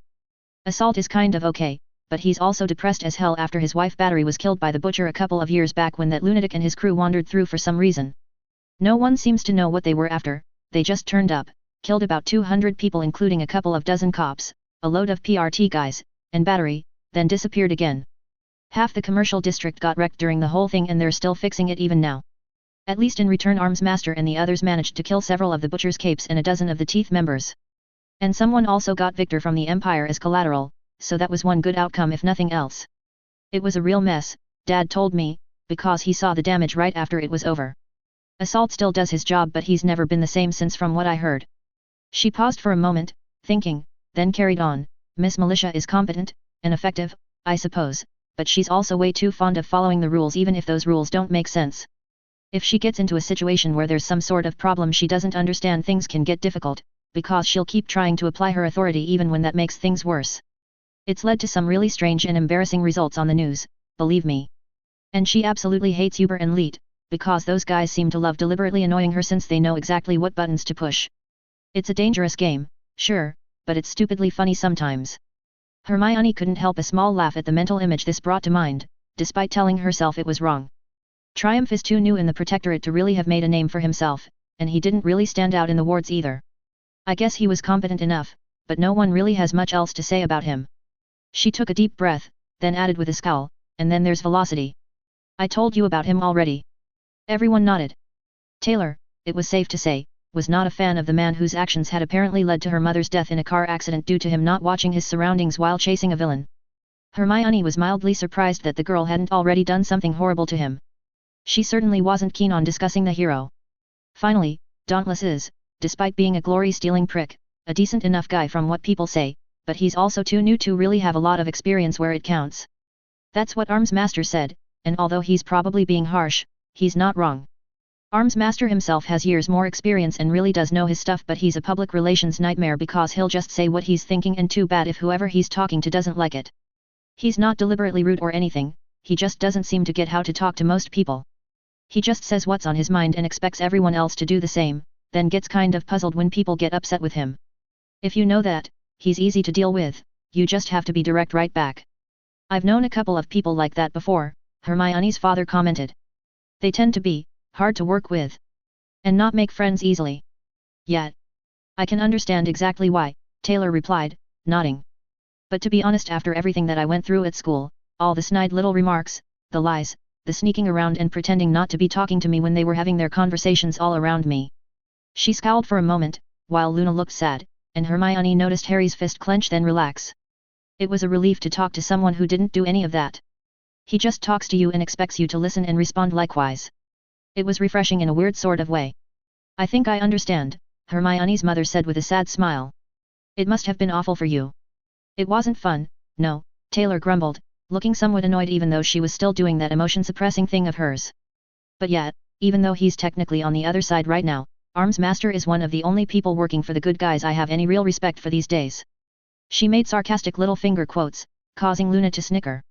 And oddly enough he seems to feel the same thing. Like I said, we've talked a few times and neither one of us was going to start anything. To be honest, I like the guy. I'm almost certain he knows my civilian ID and he's certainly aware of Shadow Stalker being the bitch that she is. He's said things that make me think he's tried to get rid of her, but his superiors won't agree. And the PRT director is so hard up for warm bodies that she's basically fine with the whole status quo even though that girl is a vicious shit who's worse than a lot of the criminals she goes after. The brunette shook her head in disgust. That alone made sure I'd never even consider joining the wards. If we were in a room together one of us would die. She quirked a tiny dark smile. It wouldn't be me. Hermione couldn't help agreeing internally. By the looks on everyone else's faces, they all felt the same. Even before Taylor had arrived in their world, she'd undoubtedly have dealt with this Sophia girl in a very permanent way if push came to shove. And for the life of her Hermione couldn't really say that was wrong, based on what she'd heard. So, yeah, the whole city is a mess. Too many bloodthirsty gang members wandering around for anyone to be happy about, literal Nazis going out on murder sprees, a crazy Japanese dragon man who has a teleporting serial suicide bomber as a sidekick, more drugged up lunatics than you'd believe adding to the chaos. The Undersiders are small time compared to that and we do our best to only go after targets that deserve it. Mostly. She looked slightly embarrassed when Harry started chuckling to himself. Stop that. Sorry, I can't, he replied with an exhausted grin, making her sigh faintly. Deliberately ignoring the boy, which made Hermione smile to herself as it was obvious Taylor wasn't actually annoyed, the girl went on with the story. Of course, Brockton Bay being what it is, things can always get worse. So they did. That Bakuda woman, Hermione put in. Taylor nodded. That insane bomb-making bitch. Yeah. The girl rubbed her eyes for a second, then slumped a little. The first person I had to kill. I'd do it again in a heartbeat, but I'll never forgive her for forcing me to do it. She stared at her hands for some time as everyone waited silently, then sighed slightly and raised her eyes to meet theirs. She killed so many people, just because she was in a mood. Completely, utterly crazy. And I blamed myself for it for a long time, because it all started because Lung wasn't there to control the lunatic. Mind you, as Lisa pointed out, he was the only reason she was in the city in the first place, so there's that. And without Oni Lee helping her, which was also Lung's fault, it wouldn't have been as bad. But... She shook her head. I couldn't help thinking that if I hadn't taken Lung down it wouldn't have happened. Weirdly it was Arms Master who pointed out it would have happened sooner or later anyway and it wasn't my fault. Dad told me the same thing, but for some reason hearing it from someone like Arms Master really drove it home and made me believe it. Don't know why, really. She shrugged. Some people blamed Dauntless, which was almost funny under the circumstances, but it wasn't his fault either. It was all her. All those people, all the damage. There's still a big glowing hole right in the middle of the commercial district where something she made took out an entire building right down to the foundations. Even the PRT don't know what it was, but it's a good thing the whole area had been evacuated. If the building had the usual number of people working in it there would have been another 1,000 or so dead at least. Hermione felt appalled, and she could see the others did too. Her mother had her hand over her mouth and her father was frowning. Lisa couldn't believe the result, none of us could. She was nearly caught in it, whatever it was, and came home looking like she was about to faint. Luckily she got enough warning from her power to escape and she managed to warn the PRT so they got most of their people clear too, which I guess was a good thing. Made them slightly less upset with us anyway. But after that, and the bombing campaign, the director signed a kill order on Bakuda and Oni Lee. Lucky us, we found her first. Taylor looked like she was remembering something she'd have preferred not to for a few seconds, then continued in a slow quiet voice, she'd tried to hire both Fault Line's crew and Uber and Leet to help her, we found out later, but both of them told her to go to hell. Leet nearly got her himself, and came close to dying when she fired back. Uber barely managed to pull him out in time. Panacea healed him even though her mother said he was a villain and didn't deserve it, because he'd done the right thing. They had a big fight right in the hospital and it made the local news, which didn't really help Brandish's image. But the crazy bitch managed to escape too, even though Leet's weird ray gun took off one of her arms. Everyone was searching for her, even the villains, under truce because it was obvious that she was going to end up killing everyone unless someone got her first. And you found her before anyone else, Harry said quietly. Yeah, the girl replied with a look at him. Lucky us. If I didn't have my powers, she'd have killed us all. But I spotted her just in time to warn the other guys, although not soon enough to stop her hitting us with that fucking pain grenade. Me, mostly, I shoved Lisa out of the way but didn't quite manage to duck far enough. She looked momentarily angry even through her calm demeanor, her expression twisting. That really hurt. Way worse than that Crucio spell. I guess it reset my pain threshold, which was always pretty high anyway. And what she didn't know was that even if I couldn't see because I was in agony, I didn't need to see. Pausing again, obviously working through memories she wasn't fond of, Taylor resumed a few seconds later. I dropped everything I had on her. She didn't have the vaguest idea just how many insects there are around the place. Hardly anyone else does. But I do. I know every single one of them, and I'd rounded up everything I could reach and brought them close by because I was worried exactly what happened might happen. Lisa always said I was paranoid, but... She shrugged again with a small smile as Harry snorted and Luna grinned. Someone was out to get us. I prefer not to be got. And it worked. Moody really would love you if he ever stops being terrified of you, Hermione commented with a laugh. Luna giggled. Taylor makes Moody look positively normal. She's better looking if nothing else, Harry commented sleepily, then slapped his hands over his mouth as everyone looked at him. He added with a note of worry. Taylor just shook her head and smiled a little. I'll take that as a compliment, I guess. He looked highly embarrassed and just nodded while Hermione massaged her brow. Her friend's mouth was clearly in need of sleep as much as the rest of him was, if not more so, if he was saying things like that. It was quite unlike him. He was right, but still. After a moment, Taylor restarted her story. I wasn't planning on killing her to begin with, but I was in so much pain and so pissed off about what she'd done that, well, in the end I just decided that if I let her live, the chances she'd escape were way too high considering how often Capes managed to get away from the PRT, and she might come after me or someone I cared about. Leaving aside how many people she'd already killed anyway. And it was even legal. She looked tired and depressed now. So I just finished the job. And that was the end of that. My first kill. Yay. Lisa, Brian, even Alec told me I did what had to be done. Rachel just wondered why I was even bothered about it, but she's very Rachel. Dad agreed with the other guys, and so did Arms Master. He even complimented me on taking a difficult decision without hesitation, and said sometimes you don't have a choice no matter what you want. I guess he's right. But I still hate that I didn't have a choice. Taylor massaged one hand with the other, staring reflectively at the dormant fireplace on the other side of the room. And then when I found myself surrounded by crazy wizards trying to kill me. Killing is too easy, she added almost under her breath. Especially with powers. Or magic, Hermione found herself saying, making Taylor look at her, along with her friends and parents. What you did tonight? The Death Eaters, and Riddle, they were just like Bakuda. They liked killing people. It wasn't just ideology for them, they enjoyed the act itself. Everything I've learned about them says they'd have kept doing it until someone finally stopped them, and the rest of the wizarding world is apparently either too corrupt or too ineffective to do what needed to be done. You did that. Just like Bakuda, you did what no one else was in a position to do, and you saved a lot of lives in the process. Including ours, for which we're very grateful. Luna put her arm around Taylor and leaned on her. My hero, she said with a small grin and a giggle, making Harry and Hermione grin and Taylor look embarrassed but pleased. You people are very strange, she finally said. Considering the source I find that funny, Hermione replied primly, then smiled. Taylor actually laughed for a moment.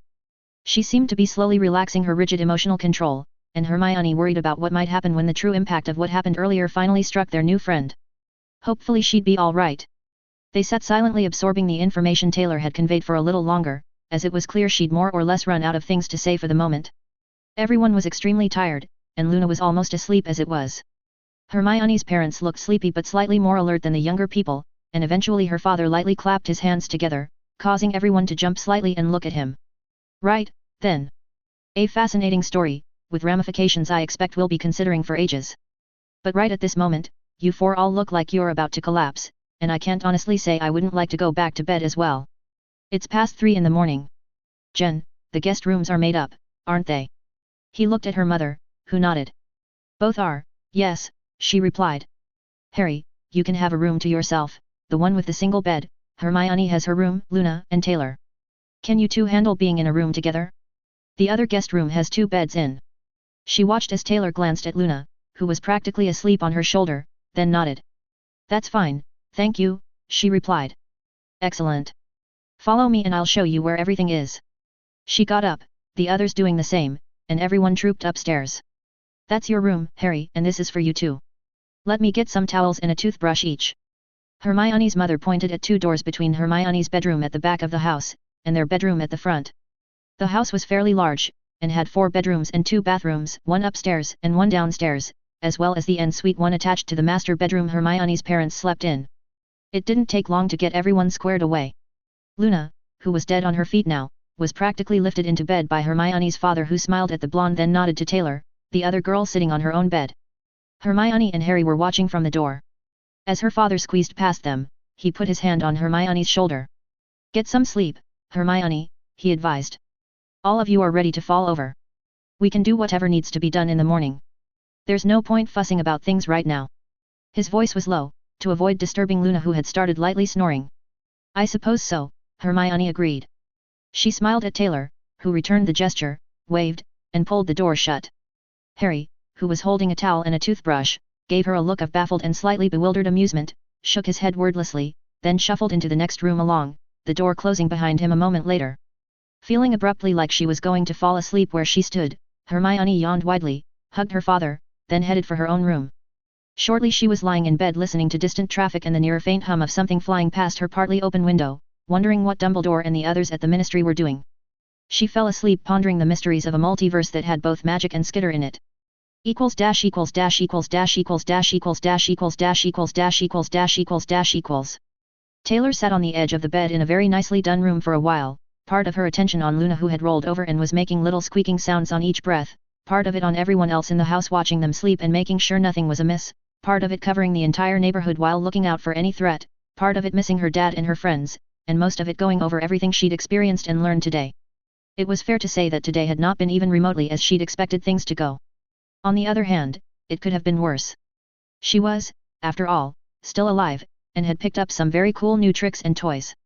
Sure, she'd also had to eliminate a number of murderous terrorists and intimidate an entire government, but on the whole things had worked out pretty well so far. She'd even made some new friends. Hermione, Harry, and Luna were interesting people, and while she hoped she'd be able to get home soon, at least as long as she was stuck here she had someone to talk to. Hermione's parents seemed nice too and hadn't judged her, they'd just listened to her talk for 2 hours solid and asked sensible questions. On the whole she didn't feel the situation was as bad as it might have been. Running a hand down her fire coat, she smiled slightly to herself. The benefits of her unexpected trip certainly outweighed the downsides, if she was completely honest with herself. Although that emotional backsurge was going to be a bastard.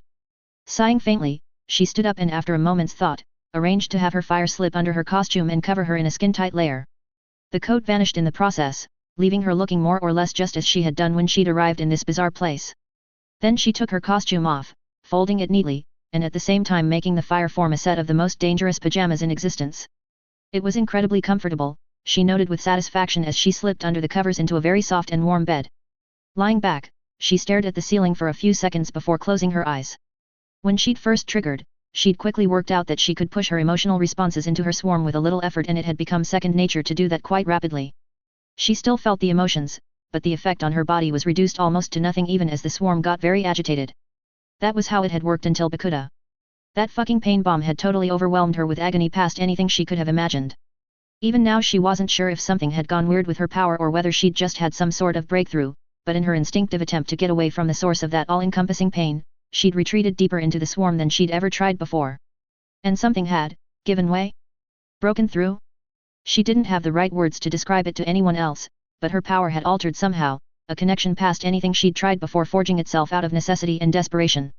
Her swarm sense had abruptly expanded in ways that defied easy explanation, but the end result was that she'd found she could literally push her actual emotions completely out of her mind into the swarm itself. Not just the response, the emotional sensation itself, to the point that when she really tried it was like she didn't have emotions. The upside was that it let her remain totally calm and hyper-focused when it really counted. The downside was that Lisa said it made her creepier than a creepy thing that had taken a mail order how to be extra creepy course at least twice, but on the whole that probably wasn't actually a bad thing to have available considering what they did for a living. The other downside was that when she turned it off, at that point she tended to get back rather more emotions than she wanted. Everything that she'd shunted away came back in a rush, and it could be overwhelming for a few seconds to a minute or so. After Bakuda had been dealt with and all the fallout from that had happened, she'd ended up curled into a little ball on her bed for one of the longest hours she'd ever experienced. This time she was pretty damn sure it was going to be worse. Much worse. But she had no choice. So, keeping what Hermione had said about how she'd done the right thing firmly in mind, she finally after what felt like days stopped being Skitter, queen of no emotion, and let herself just be Taylor. Somehow she managed to keep the sobbing quiet enough no one heard. Or so she thought, until a quiet and understanding voice said from next to her, Luna sounding like she was speaking from bitter experience, "Sometimes the best thing to do is cry, Taylor. Mummy told me that a long time ago, and she was right. I miss her very much." Taylor felt a small pair of arms go around her and hold her while she fell asleep, and oddly enough, it helped. Chapter 10, Firing Lines. Chapter Text. Ron Weasley blinked at the unfamiliar ceiling, wondering where he was, then groaned as he remembered the previous night. His memory was a touch fuzzy, it had to be said, probably because of those weird brain things that had been in the Department of Mysteries. He hadn't much enjoyed his encounter with them, but luckily his friends had managed to yank him clear before something worse happened. Even so he'd found himself feeling very out of sorts on the way back to Hogwarts, which was only partially down to meeting that incredibly creepy Skitter person and all the fighting that had gone on before she turned up out of nowhere. He was still tired, right down to his bones, but felt on the whole no worse than after a really long Quidditch match, despite a lingering sensation of something deep in his mind having been poked in a way it didn't get on with. He was certainly far more alert and pain-free than he'd been when they'd finally staggered into Hogwarts with Moody and Tonks around midnight or so. All of them had been taken directly to the infirmary, since they were all injured to one level or another, and Madame Pomfrey had been quite caustic about having to get out of bed past midnight and sort out their various issues. She had made it abundantly clear she wasn't impressed by their adventures. Even so, all of them had been swiftly and efficiently diagnosed, potioned, and put into bed with strict instructions to lie down and go to sleep right now or there would be trouble. None of them felt like disobeying, and to be honest they were so tired it was a relief to just let the world go away for a while. Moody and Tonks had left after that, presumably to deal with all the other problems that would be doubtless popping up very shortly. Umbridge likely being one of those, assuming the Centaurs let her go. He couldn't help hoping they didn't. She was a horrible person, and the sooner she was gone for good the happier he'd be. What she'd managed to do to the school was awful, and he wondered how long it would go on like that for. Considering how many of the Slytherins had lost their parents last night, he suspected that there would be a lot of changes happening very soon. Ron wasn't an idiot, although he also knew full well he wasn't nearly in Hermione or Luna's class when it came to brains. But he could easily see that the outcome of the previous night was going to have all manner of strange effects, both here and in the magical world at large, although he couldn't really say what those would be other than unexpected. Raising his head, he winced slightly as he felt his brain give a good impression of sloshing around in his skull for a moment before everything settled down, then peered around, wondering if Harry and the others were also in the infirmary. All of them had been suffering from exhaustion by the end of the fight, even if those three hadn't had the injuries that the rest of them had picked up, and he expected they'd have also been sent to see Madame Pomfrey as soon as they got back just in case. But while he could see his sister and Neville both sleeping on beds on his right, none of the other beds contained anyone at all. Neither did they show signs of having been used, for that matter. Odd. He mumbled, looking around, then lying down again as his head began throbbing. His grunted exclamation of pain was a bit too loud, as it immediately had the effect of producing a Mediwitch who popped up next to his bed sufficiently unexpectedly that he yelped in startlement. Madame Pomfrey looked somewhat amused under the stern expression, and he got the distinct impression she'd done that on purpose, but he didn't dare complain. And by the look on her face she knew full well what he was thinking. Handing him a couple of potion vials, she said, "That one for the pain, this one for everything else. Bottoms up, Mr. Weasley." Sighing a little as he knew this was going to be unpleasant, he swigged both potions as quickly as he could, gagging at the horrible taste. She handed him a glass of water, which he quickly drank in an attempt to wash the taste away. And because he was very thirsty. When he'd finished, she accepted the 3 items back and put them on the tray that was floating next to her, before waving her wand in some sort of diagnostic spell, studying the results with a small frown, and eventually nodding. "You're going to need to have a good meal or two, but you'll be fine. There's some indication of something strange happening to your mind, but whatever caused it didn't do permanent damage, luckily for you. You'll be on a potion to stave off the effects until you heal up, which shouldn't take more than perhaps 2 weeks, I'm afraid, but I expect a full recovery." Giving him a hard look, she added sternly, "I would very much recommend not doing whatever it was you did again, Mr. Weasley.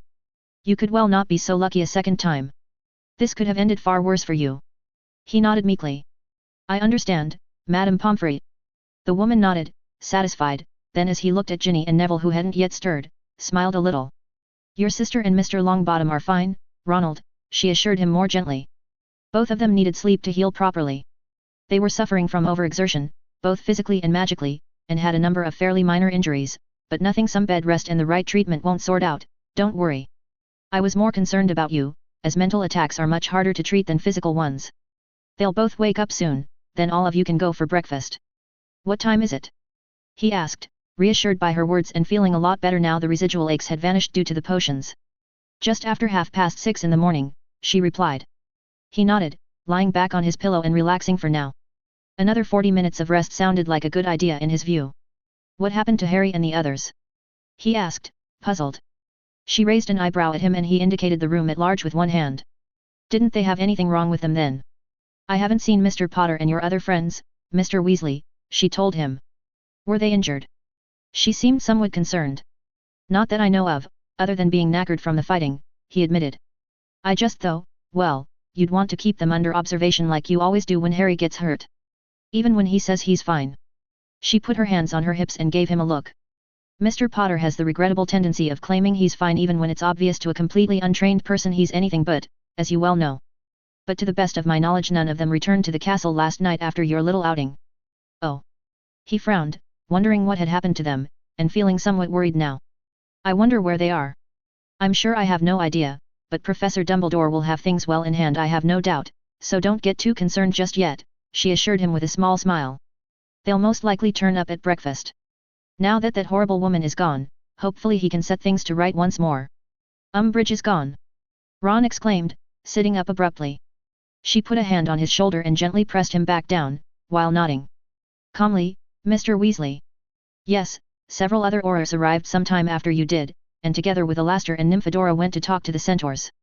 They retrieved Miss Umbridge from them and took her away. Alastor told me that she was definitely never returning, and that Dumbledore would be coming back once he'd finished talking to the Minister and Madame Bones. I expect he'll likely turn up at breakfast too, and begin putting the castle back in order. Wow, he managed after a few seconds. She's finally gone. I can hardly believe it. The nightmarish situation Hogwarts had fallen into due to the Pink Menace was apparently ending, and he was so relieved by that fact he nearly forgot about the insanity of the night before for a little while. However, another thought struck him a few seconds later and made him wince. She noted his expression and raised a quizzical eyebrow again. Is there a problem, Mr. Weasley? Has the news about what actually happened last night arrived yet? He asked tentatively. The Mediwitch shook her head with an expression of interest. No, so far all we have heard is that Miss Umbridge is gone and Dumbledore is returning. Why? What else happened? Oh, Merlin, he sighed, dropping his head back on the pillow. He hated Malfoy with a passion for many, many reasons, most of them very good, but he couldn't help feeling a small amount of pity for the other boy about what he was going to soon learn. It's a long story and I still can't believe half of it myself, but, a lot of Death Eaters got themselves killed last night at the Ministry. Including Malfoy's dad, and Crabbe's, definitely. She put a hand over her mouth and looked startled. Oh. Oh, dear. Are you sure? I was right there when they died, he admitted. They were trying to kill us and it didn't work out for them. Ah. The nurse shook her head, looking sad. That's going to cause some problems, I suspect. Yeah, he agreed morosely, since he wasn't looking forward to having a whole pile of upset Slytherins running around taking it out on everyone else. They'd been bad enough as it was, and he couldn't see how learning they'd lost their parents was going to improve that situation. He wasn't too upset about the people who'd been doing their best to kill him and the others having a severe case of Skitter, but the outcome of that was likely to cause a lot of strange problems. And if Malfoy and his cronies found out he and his friends had been involved, well, it was going to get dicey. Hopefully Dumbledore would get back and put a stop to it before there were running battles in the corridors. He was just about done with having people try to kill him, if he was completely honest with himself. That was the sort of thing that lost any sort of glamour very quickly. He had developed an entirely new appreciation to how Harry probably felt much too often, and he didn't like the sensation one little bit. You get some more rest, Madame Pomfrey told him, looking thoughtful at what he'd said. Your friends will wake shortly. She moved to check on the pair next to him, then nodded in satisfaction. Probably in about half an hour. Once they do, you can all leave, as I'm satisfied you've mostly recovered from your exertions. But... She turned to him and fixed him with a stern gaze. Do not go gallivanting off on another little adventure for at least 3 or 4 days, please. You all need to regain your strength and recuperate without too much stress to make a full recovery. Do you understand? Yes, he replied a little nervously, nodding agreement. To be truthful, he had no wish whatsoever to go gallivanting off anytime soon in anything even remotely approaching the level of danger they'd experienced last night. He wanted exactly the sort of quiet time she was ordering, and several very large meals. Make sure your sister and Mr. Longbottom understand my instructions as well, please, she added, stepping back. If any of you feel out of sorts in any way, especially you, see me immediately, but I believe that's unlikely. And when your other friends finally put in an appearance, please ask them to visit, just so I can be certain Mr. Potter isn't playing his usual tricks. I'll tell him, Ron agreed with a slight smile, knowing how much Harry hated being in one of these beds, while also knowing how much of a habit of doing things that put him in one his friend had. Perhaps now that most of the evil bastards had met someone even more dangerous than they were, that might actually stop? Or at least slow down a little, since Harry was after all Harry and the chap didn't seem to know how to not get involved in things. Thank you. I have to go and talk to a number of people now. Rest until your friends wake up, and please, as a favor to me, try not to have a near-death experience for the rest of the term. It would be a lovely present, you see. She smiled at him in a somewhat mischievous manner as he couldn't help laughing. The woman was so professional most of the time you often didn't realize that she did after all have a sense of humor. I'll do what I can, but you know Harry. He shrugged even as he settled back into the pillows. Her sigh of resignation made him grin. Unfortunately, that I do, indeed, she muttered as she turned and walked away, leaving the infirmary and closing the door behind her. Snickering a little because it really was rather funny all things considered, he closed his eyes and relaxed, wondering where Harry and the others really were right now. He didn't even realize he'd fallen asleep until Ginny poked him in the forehead hard enough to wake him abruptly some time later, looking somewhat confused with Neville sitting on his bed behind her watching. Ron quickly explained the situation to the pair, both nodding. I guess we go to breakfast now, he finished after a quick recap of his discussion with the Mediwitch, who apparently still hadn't returned. Flipping the covers aside he got up, then stretched widely. I'm starving. You're always starving, Ron, his sister commented, Neville grinning at the comment. I still think you have a tapeworm or something. Oi! That's disgusting. He retorted as he looked around for his wand, found it on the bedside table, and retrieved the tool which he put in his pocket. So is how you eat, so it all evens out in the end, she immediately responded with a smirk of her own. He flicked her in the forehead with his finger and she glared at him. Don't do that. Make me. You think I won't? Neville cleared his throat, making the siblings both turn to look at him. Perhaps we should leave the threats until after we eat. He commented lightly, also standing up and sorting his clothes out, then grabbing his robe from where it was hung over a chair next to the bed. Because I'm also very hungry. Sure, I can threaten him any time, Ginny agreed happily, also collecting her outer clothing. Ron sighed, did the same, and all three of them left in search of copious amounts of food, by mutual unspoken agreement not discussing what they'd been doing a few hours ago. The memories were too raw yet and all three of them wanted time to process their experiences without talking about it for a while. Equals dash equals dash equals dash equals dash equals dash equals dash equals dash equals dash equals dash equals. Thank you, Amelia, Minerva said, then sighed as the flow connection broke, the fireplace going back to looking like a normal fire. Standing up she brushed herself down before turning to the others present, that being the bulk of the staff at Hogwarts. The only two not there were Dumbledore himself and Hagrid, who was apparently off in the forest doing something or other and couldn't be contacted at the moment. Moving to her desk she sat behind it, then gently rubbed her forehead with a couple of fingers, dreading the likely outcome of the next few days. It wasn't going to be something anyone particularly enjoyed in all sorts of ways, she feared. The only good thing was that the odious woman was gone for good. And a lot of particularly nasty people had apparently engineered their own spectacular downfall, of course, but while she was pleased that particular problem was dealt with, she wasn't one to rejoice over the death of anyone. Except Voldemort. She'd make an exception for him. Well, now, this is a difficult one, I fear, she finally said, dropping her hands to fold them on her desk as she looked around at her fellow staff members. Severus was rubbing his left arm with a somewhat reflective expression, seeming to be thinking of something that disturbed him as far as she could judge, while everyone else was watching her closely. When is Albus returning? Phileas queried. They'd all arrived halfway through her conversation with Bones, aside from Poppy who had been the one to tell her what the youngest Weasley boy had passed on to her earlier. She'd immediately called Amelia Bones, and had a very odd discussion with someone who looked like she was running on far too many pepper-up potions to be healthy combined with a large helping of deep annoyance. I can't precisely say, she replied with another sigh, shaking her head. Amelia says he's helping her with her inquiries, which is a rather ominous turn of phrase if ever I've heard one. She said the same about Minister Fudge, and I got the distinct impression she was somewhat upset with the pair of them. I have no idea precisely what is going on, but it's fair to assume something rather strange happened last night. I think quite a number of strange things happened last night, Phileas chuckled. Even for Hogwarts. A point, yes, she admitted with a small smile. Stranger than most of those other things, then. She did confirm that a number of people now known to be Death Eaters met a very final end during whatever it was that occurred. Taking a breath, she went on, including Voldemort himself. She managed to get the name out without the ingrained slight hitch that was so common. Everyone stared at her in disbelief. Severus looked down at his arm, then back to her face, his own expression indecipherable, before seeming to slump slightly in his chair. Merlin's beard. Are you sure? Pomona Sprout was gaping. That's what Amelia told me, and I have no reason to disbelieve her, Minerva replied. I dearly hope she's right, but she certainly appeared convinced. I presume we'll find out more about whatever really happened in due course. And that the prophet will be filled with some sensationalized variant of the truth, or something that might be seen to be roughly connected to the truth if you squint hard enough, soon enough too. She wasn't all that impressed with the accuracy of the main newspaper of the British wizarding world. Her colleagues all seemed stunned, which frankly described her own feelings as well. Eventually Poppy recovered enough, though, to comment, we're still missing 3 students if Mr. Weasley is correct. Did she mention knowing where Mr. Potter, Miss Lovegood, and Miss Granger are? As far as I'm aware they haven't yet returned to the castle, and Mr. Weasley was concerned that one or more of them might have been injured during their field trip.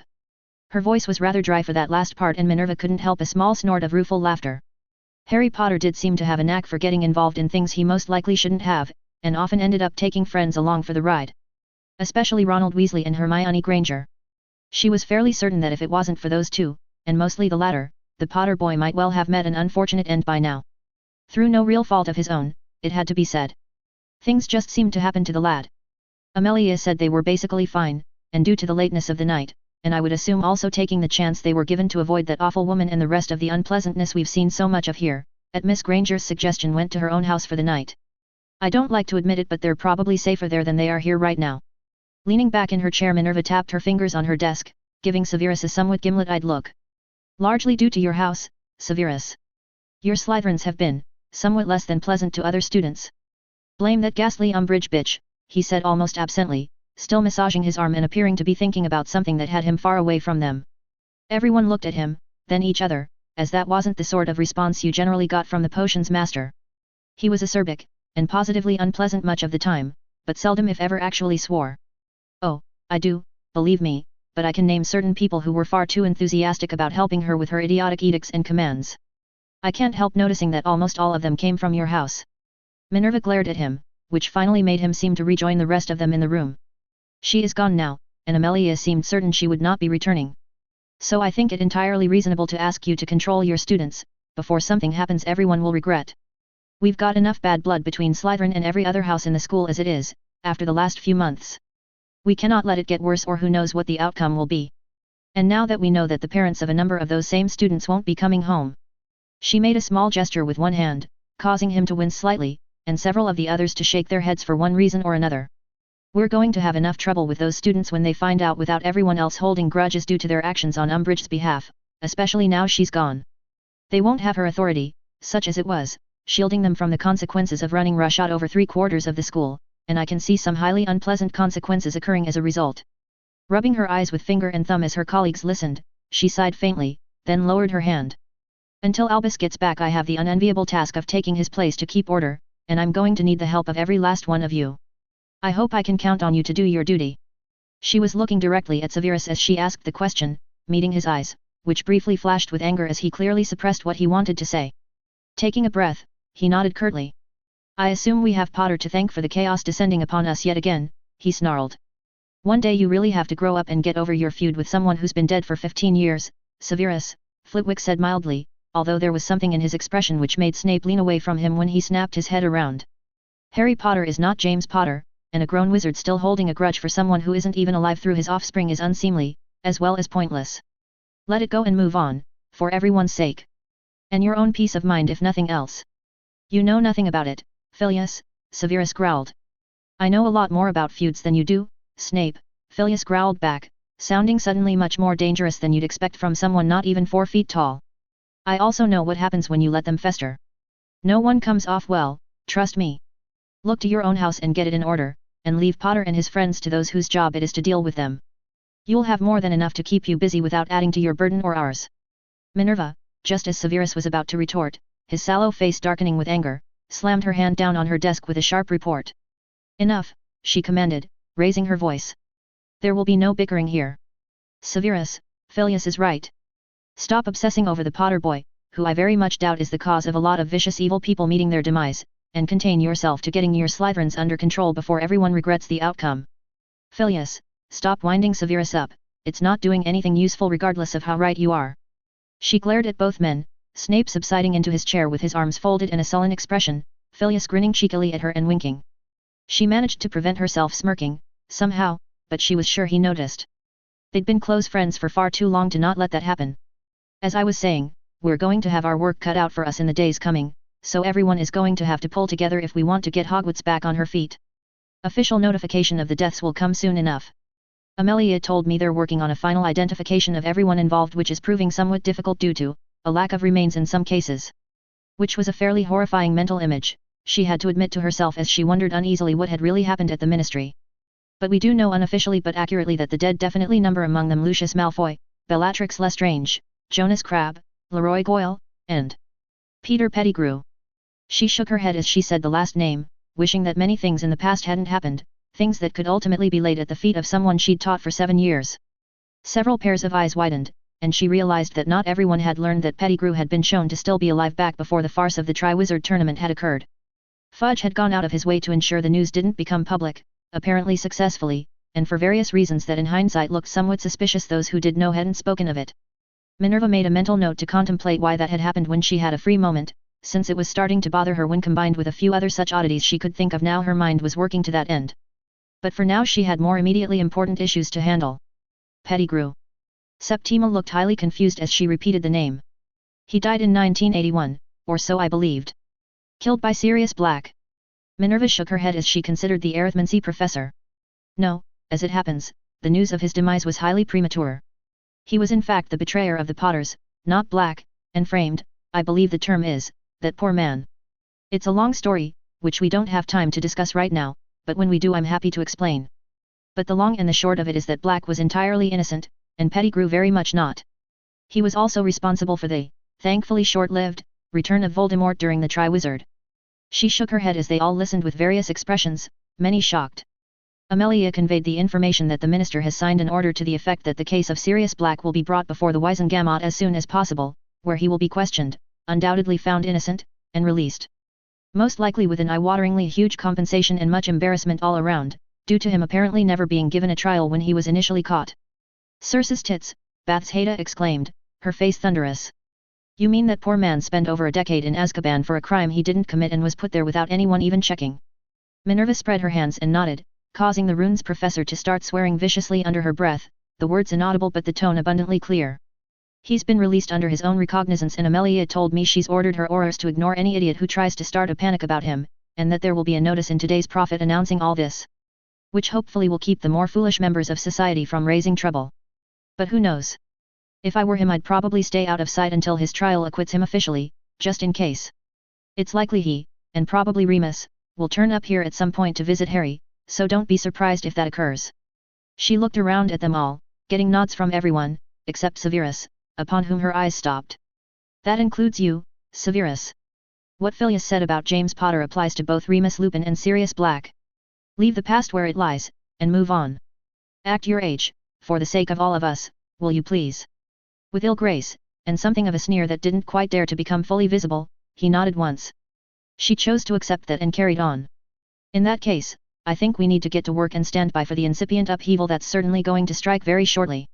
Everyone is to keep a weather eye out for any examples of people trying their luck at causing trouble, or indeed provoking others into doing something unfortunate. I will be laying out the new order at breakfast in. She looked at the small folding travel clock on her desk, a much treasured gift from a long-dead friend in the RAF during the war, then continued, 20 minutes.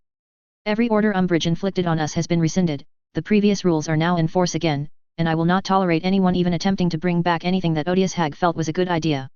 The minister has, via Amelia, confirmed that the ministry will not interfere as we get the school back into shape.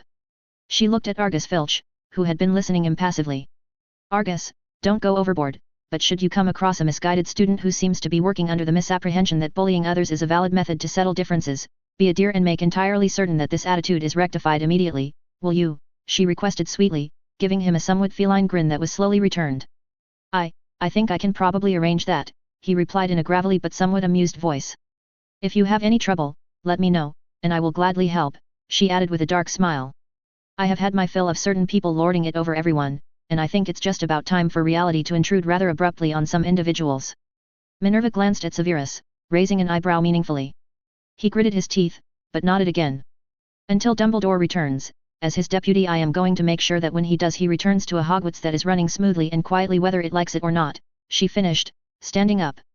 Thank you all for attending. We'll speak again at the end of the day, and hopefully the castle will still be standing by then. Good luck, everyone, I can't help feeling we're going to need it. The assembled staff all rose, and filed out. She tapped Severus on the shoulder as he was about to leave, drawing him aside. Phileas looked over his shoulder and she silently shook her head, getting a nod back, then as the last one out he closed the door behind him. I know how difficult your house is to control, Severus, she said quietly, as the potions master studied her impassively. Even under normal circumstances. Which recently we certainly haven't enjoyed, and I fear things will be even more chaotic in the near future. But I trust I can count on you to do your best, even under trying conditions. He returned her gaze, then looked down at his left arm for a second, his right hand almost unconsciously massaging it. Meeting her eyes again, he replied, sounding almost tired, I will do what I can, Minerva. I won't make promises I can't be sure I can keep though. I've been there before. I know. Just do what you can. And for Merlin's sake, put your feelings about the Potters, Black, and Lupin aside and act as the professional I know you can be, will you? It helps no one, least of all yourself, to see you taking out long-past grudges on someone entirely innocent of the ire you show. She made sure he got the point, receiving a sullen nod back as he didn't quite return her gaze. Putting a hand on his shoulder, she smiled at him. Good lad. I know you can do it. Her grip tightened, and she pulled him closer, even as he winced. I know this because if you disappoint me under the current circumstances, you will find cause to regret it, I promise you, she hissed, their faces nearly touching. Do not test me, Severus Snape. I am not Albus Dumbledore and I have little time for fools while I'm trying to repair the damage certain not at all missed people have left behind them. Am I clear? If her smile had sharper teeth than strictly speaking correct for a human as she let out a little of the inner feline, he didn't seem prepared to mention this, he merely paled slightly. You are perfectly clear, Minerva, he replied after a second or two. Excellent, she said cheerfully, releasing him and stepping back as he staggered involuntarily. Good man. I knew I could count on you. Let's go to breakfast and see what the tone of the day will be, shall we? Pulling the door open she swept through, making sure her hat was properly in place on her head and feeling a certain sense of mildly vindictive amusement as he trailed along behind her wearing a slightly bewildered expression. One took one's pleasures where one could, after all, and there had been damn few causes of such recently. Hopefully things were going to change for the better, although she was certain that would also bring a lot more trouble in the short term than was ideal. But all they could do was carry on and keep a stiff upper lip, to put it in a pithy sentence. At least the biggest trouble facing the wizarding world was finally dealt with. After that, everything else should be much less difficult to deal with even if annoying in the extreme. She couldn't work out why she felt a chill go down her back, but ultimately chalked it up to one of the ghosts playing silly buggers again and strode onwards, mentally rehearsing the short speech she would have to give as acting headmistress in front of the student body. It was likely to be somewhat contentious, she feared, but that was life. Equals dash equals dash equals dash equals dash equals dash equals dash equals dash equals dash equals dash equals. Coming to a state of wakefulness instantly from a deep and somewhat troubled sleep, filled with odd dreams and something massive watching her with pride, while innumerable tiny things that somehow formed a whole even bigger than the massive thing surrounded both of them in a protective embrace, Taylor wondered for an instant why she could feel something not a dream holding her. Then as she remembered, and her external eyes and other senses reported, she smiled faintly at Luna, who was still sleeping. The petite blonde had apparently been hugging her the entire night, which she felt should be weird, but somehow, wasn't. Taylor was distinctly impressed with Luna Lovegood. It took real bravery to get this close to someone you'd only met hours before under very difficult and dangerous circumstances, especially when you knew beyond doubt that the person in question didn't even need to move to kill everyone in the room. Then kill the building the room was in. But Luna hadn't hesitated. Harry and Hermione had become less worried quite fast, she'd noticed, but the blonde girl hadn't really shown any fear right from the beginning. If anything, she was fascinated by Taylor and her abilities, and Taylor found that kind of funny as well as admirable. And there was no denying that the girl had helped last night. When Taylor let go of her emotional shunt, the feedback was typically fairly unpleasant. After what she'd had to do having been dragged into this world, it was a lot more than just unpleasant. She shuddered slightly as she recalled that moment, and felt Luna's embrace tighten a little at the motion. It made her smile again. Feeling, on the whole, surprisingly well rested despite everything, Taylor lay still and let Luna sleep while she checked in with her swarms. Looking around the neighborhood, she watched as the Guildford morning traffic moved about. The street Hermione's house was on fairly quiet, but further away quite a lot of people going about their business. She thought it looked a bit weird, realizing after a few seconds this wasn't just because of everyone driving on the wrong side of the road. The main way this place differed from home was in how it was so peaceful. No one was running around shooting at someone else, there were no signs of cape battles, nothing was on fire, no streets had buildings collapsed across them, and possibly most important of all, there were no swastikas and other Nazi symbology spray painted onto things. Not a single one she could see, although she did find other graffiti, some of it remarkably artistic, here and there. Taylor very much did not like Nazis, and seeing the way they were apparently not a thing here was not only rather strange, but very satisfying somehow. Even though she'd found out there were the magical equivalent, it couldn't change the fact that the UK, at least in this world, seemed to be quite the improvement on Brockton Bay. She wondered if the same was true in her world, and resolved to see if she could find out when she got back. Nevertheless, and despite meeting some interesting people she was fairly sure were friends by this point, and looting the Department of Mystery's basement of anything that would hold still long enough, this wasn't home. She missed her dad, and her other friends, and for reasons she couldn't articulate but were quite deep in her mind, her city. It was a shithole, yes, but it was the shithole she'd been born in, the one her mom had died in, and the one she had plans on how to fix. And now, thanks to this little adventure, some interesting options on how to go about that. Not to mention that she felt quite satisfied that she'd helped reduce the magical Nazi issue here by a fair margin, too. All in all, so far things were working out fairly well, but she was going to be quite irked if Dumbledore and his people didn't figure out a way to get her back where she came from. Mind you, she'd absorbed enough information the previous day, and had a lot more to go through in her belt of holding, that worst case she could probably work it out for herself sooner or later. How hard could it be? Her rueful grin was unnoticed in the semi-dark of the room. Keeping watch, just in case, she dozed lightly for another hour or so until Luna finally stirred, the sounds of Hermione's parents getting up and heading downstairs heralding the fact it was probably time to face the day. The girl next to her made a muffled noise into the pillow where her head was pressed, sneezed, and shot upright as if electrocuted, only to find her left arm trapped under Taylor where she'd put it the night before. The end result was that she yelped in surprise, then collapsed half lying on the taller girl, who couldn't stop herself laughing. A silvery blue eye peered out at her from under a mass of blonde hair, proving that Luna suffered from nasty bedhead if nothing else. "Hello," the girl said calmly, carefully extracting her arm then sitting up more slowly and successfully. "Hi," Taylor snickered. "And good morning." "Quite," Luna smiled. Her smile slipped a little and she looked momentarily embarrassed. "I'm sorry. I presumed, perhaps I shouldn't have." Making a vague motion at the bed, she smiled again when Taylor shook her head, gripping one wrist in her own hand and gently squeezing it for a second. "No, don't worry. It was a surprise, but to be honest you really did help." "Thank you." Luna's smile widened brilliantly. "You're very welcome, Taylor." Releasing her, Taylor also sat up, then ran her hands through her hair, which was something of a mess. Luckily she had a method to deal with that which didn't require a comb. Luna's eyes widened as half a dozen pixies flew in through the partly open window and landed on Taylor's head, then began to quickly and efficiently fix her hair with their tiny quick hands. Taylor grinned at her dumbstruck but increasingly fascinated expression.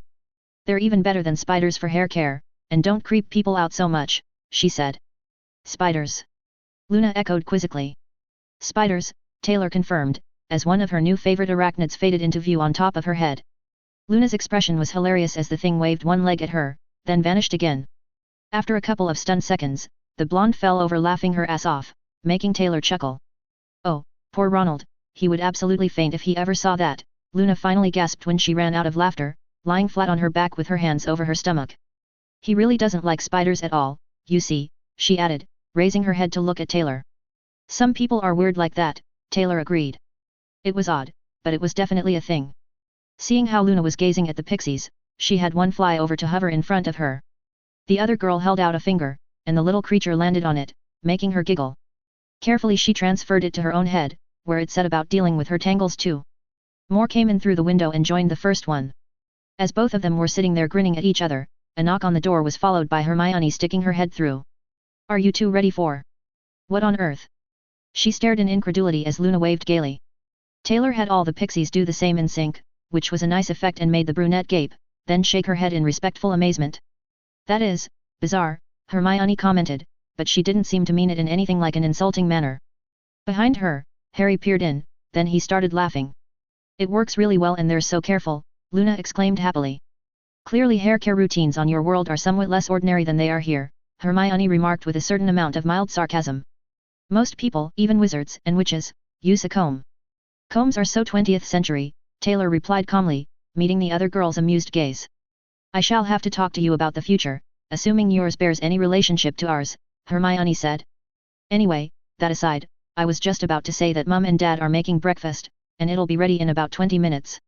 That's enough time for a shower if you hurry. Ooh. I've never used a non-magical shower. Luna hopped to her feet looking interested. This has been ever such an interesting visit, Hermione.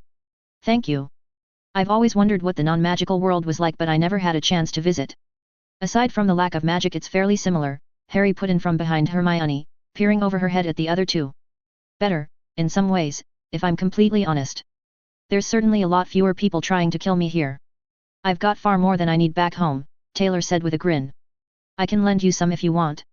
I feel I can make do without, thanks, he told her with a chuckle, although she could see he was genuinely happy that his main problems had evaporated last night. He looked a lot less stressed and far less tired than he'd done at 3 AM too, which was entirely unsurprising. At that point he'd been dead on his feet, and no one else had been much better. Fair enough, she said, grinning. For some reason she felt emotionally much lighter, as if a great weight had vanished from her mind. Partly it was the sleep, she was sure, and partly it was all the new things she'd learned, but a lot of it was probably down to her deciding to hell with it last night and just unloading on a sympathetic audience with no connection to anyone at home. It had been oddly cathartic, she mused. But I'm sorry about dumping all that information on you guys last night, she said apologetically. I know it was a lot to take in at once. We asked, and you answered, Hermione assured her, shaking her head. Mum and Dad needed to know what they were getting into by letting us all stay here too. I guess so, she answered, dismissing the pixies which had finished their task, then seeing Luna look disappointed, land one back on her shoulder which made her face light up. Harry noticed, examined it and the blonde, then met her eyes. She shrugged very slightly and smiled for a moment. He just nodded, looking pleased. She was pretty sure he was very fond of the girl, and Hermione too. They were obviously close friends if nothing else. Standing, she grabbed the towel Mrs. Granger had given her the night before, and handed the other one to Luna, who accepted it with a smile. She also took the toothbrush she'd been given. Shower, then food, that does sound like a good idea, she said. Hermione and Harry stood aside as the pair exited the room. Luna, come with me, I'll show you how everything works, the former said, before looking at Taylor. I assume you already know how 20th century plumbing functions? She asked archly, causing Taylor to grin. I can work it out, primitive as it probably is, she assured the other girl, who giggled. Shortly she was removing the grime and sweat from the day before, and felt a lot cleaner and quite relaxed afterwards. She decided for now not to bother with her costume as it really needed a good clean too, but luckily it was machine washable, and she had her Fyre which easily formed a perfectly serviceable set of clothes that looked just like real cloth, leaving aside how they could kill you with a thought. And 10 minutes after that, she was sitting at the table downstairs where Mr. Granger had directed her, between Luna and Hermione, with Harry on the other side beside both Granger parents. There was enough food on the table to more than satisfy them all, and Mr. Granger just nodded to it and said, "Help yourselves, please." All of them being ravenous, they set to with a will, as did the two adults, who exchanged glances now and then. No one really said anything for a while as they ate, although Mr. Granger murmured something to his wife that Taylor deliberately didn't listen to, then got up to go into the kitchen. Shortly she could smell coffee being made. Eventually, though, she decided to break the silence herself. I've already said it to these guys, but I'm sorry about dropping all that on you last night, she said, looking at Hermione's parents. I've been thinking about it and I guess I was just looking for someone to listen. It was a shitty day on top of a shitty couple of weeks, if I'm truthful. Once I started it was kind of hard to stop. They exchanged a look, then Mrs. Granger leaned forward a little. We understand, Taylor. By the sound of it you've had a lot of things in your life for far too long that you needed to get off your chest. And finding yourself in such an unexpected situation certainly was as good an excuse as anything I can think of for unusual behavior. The girl nodded tiredly. That didn't help, no, she admitted. Hermione put her hand on her arm and when she looked at the other brunette, gave her a sympathetic smile. But you save all of us, and probably the wizarding world at least, Hermione put in. If not the entire country, because I doubt Riddle would have been content with just magical Britain. That type is never satisfied, it's why they are that type. Yeah, I guess so, Taylor nodded. We've got them at home too. After a moment's thought, she added under her breath, I may have to do something about that. Luna made a small sound that seemed to convey amusement but didn't say anything, and Harry was looking like he was trying not to smile. Well here and now, Jen and I both thank you for saving our daughter and her friends, Mr. Granger added firmly. Regardless of your status in your own world, you did a good thing in this one, and by the sound of it did something the people who should be fixing problems like that couldn't manage. Which is utterly ridiculous. How could they possibly have let it get to that state? Our non-magical government has its problems, believe me, but the magical one sounds like it makes them look the pinnacle of competence and intelligence. He didn't look happy. To be fair, Dad, they're a very, very small group to have an actual government, Hermione noted with a frown. Although with how large a percentage of the adult wizarding world works in one way or another for that government, you'd think just sheer chance would put some competent people in places they'd do the most good. Unfortunately, other than Madame Bones, I can't immediately think of one. Ron's dad, maybe. Harry pointed out. He's a decent fellow, and not stupid by any means. Hermione gave him a look. He also appears not to know how anything he's allegedly in charge of dealing with actually works, remember. He still doesn't know what a rubber duck is for. I tried explaining and I honestly think he thought I was pulling his leg. And the less said about how he thinks modern technology works the better. Director Bones last night knew more about computers than Mr. Weasley could possibly come up with, and it was positively painful listening to her answer to Taylor. She glanced at her parents, then Taylor, before shaking her head ruefully. You wouldn't believe it, Dad, she sighed. Sometimes I genuinely wonder if magic does something to your brain. The number of wizards who have the first clue about the non-magical world is probably in low single-digit percentages, and most of those are like me, coming in from outside. Or Harry, but he's a special case anyway. The black-haired boy looked both amused and annoyed. Much as I wish I wasn't, he mumbled, making smile at him. They seem to go out of their way to avoid learning anything, and it's not just the pure bloods, she continued, looking back to her parents who were listening with interest and a somewhat bemused expression each. Some of the things we heard last night were positively bizarre. And although the people Taylor dealt with were the worst of the worst, there are quite a lot still running around being horrible to anyone who doesn't meet their standards. Her voice was filled with disgust. You've alluded to some of this before, dear, but you never opened up so much before, her mother said, appearing intrigued but also worried. What brought all this on? Hermione waved her fork irritably as everyone listened and watched. I'm not sure. Perhaps Taylor's openness is catching. Or it might just be the sheer stupidity of everything that's happened this year. Even by Hogwarts standards, that foul woman was awful, and the things she did. Torturing people. Torturing my friends. She sounded coldly furious, and Taylor was impressed. Harry was starting to look a touch concerned, while Luna was simply sitting there quietly listening, although Taylor could easily see the tension in her body even with just her human eyes. Torturing people. Mr. Granger said very carefully, his lips thinning a little. Explain if you would. Hermione was so miffed she didn't seem to pick up on just how dangerous his voice sounded, but Taylor certainly did. She'd heard that exact same tone from her dad several times, often under circumstances that resulted in sirens and people very much wishing they'd decided on another course of action. The bushy-haired girl, lost in her own annoyance, began her own form of information dump, which quickly had both her parents looking like they were contemplating murder, Harry staring at his plate with his fork gripped so tightly in his hand it had bent, and Luna slipping her hand into Taylor's and holding it for some reason. Taylor glanced at her, met her sad eyes, and didn't say anything. I know what a basilisk is, Harry, you don't need to explain. I've read enough mythology to get a very good idea of the danger. Months. You were on a hospital bed for months and no one told us. A troll. In a girl's bathroom. I see. I can recognize a test when I hear about it, and I do not like the idea of what was being tested. No trial. Is that common in the wizarding world, or are they just special that way? A prison full of literal soul-sucking demons, and that's seen as all right, is it? How on earth can a contract possibly be valid if one party didn't assent to it? Nesting bloody dragons. Those people are insane. Such comments and more came from one or other parent, who were looking more and more furious. Eventually Mr. Granger held up his hand. Enough. Hermione, this is all true? You're not, well, exaggerating for effect or something. She glared at him, with her arms crossed over her chest as she'd been for a while now. Do I ever exaggerate anything, Dad? No. No, I have to admit even as a small child you tended to be brutally honest about most things, he sighed. Good God. How are there any wizards left if they do this sort of thing? Luck, probably, Harry grunted, looking nearly as angry as Hermione was. And just why did you never see fit to mention any of this before, may I ask? Mrs. Granger queried with a dangerous note in her voice and a glint in her eye as she examined her daughter. Hermione opened her mouth to reply, paused, then closed it slowly, her expression becoming somewhat confused. She exchanged a look with Harry, then Luna, both of whom were also wearing rather puzzled faces. I am not sure, she finally replied, in a rather subdued manner and looking pensive. I meant to. Oh, yes, I was planning on downplaying the worst of it because I didn't want to worry you.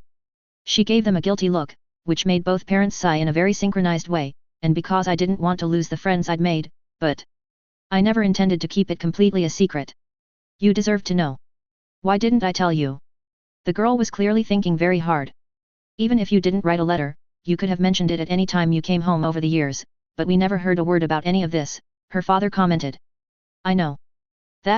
There's something very odd with all of this. Hermione looked at Harry, then Luna. Did you mention any of this to your father, Luna? I know Harry told Sirius some of it because I was there, but he certainly had no reason to tell those idiot Dursleys anything at all. Luna had been appearing thoughtful for a while now, and shook her head slowly. No. I find that odd now you mention it because Daddy would certainly have run some fascinating stories in the Quibbler about all this. He'd love to hear about the basilisk, for example.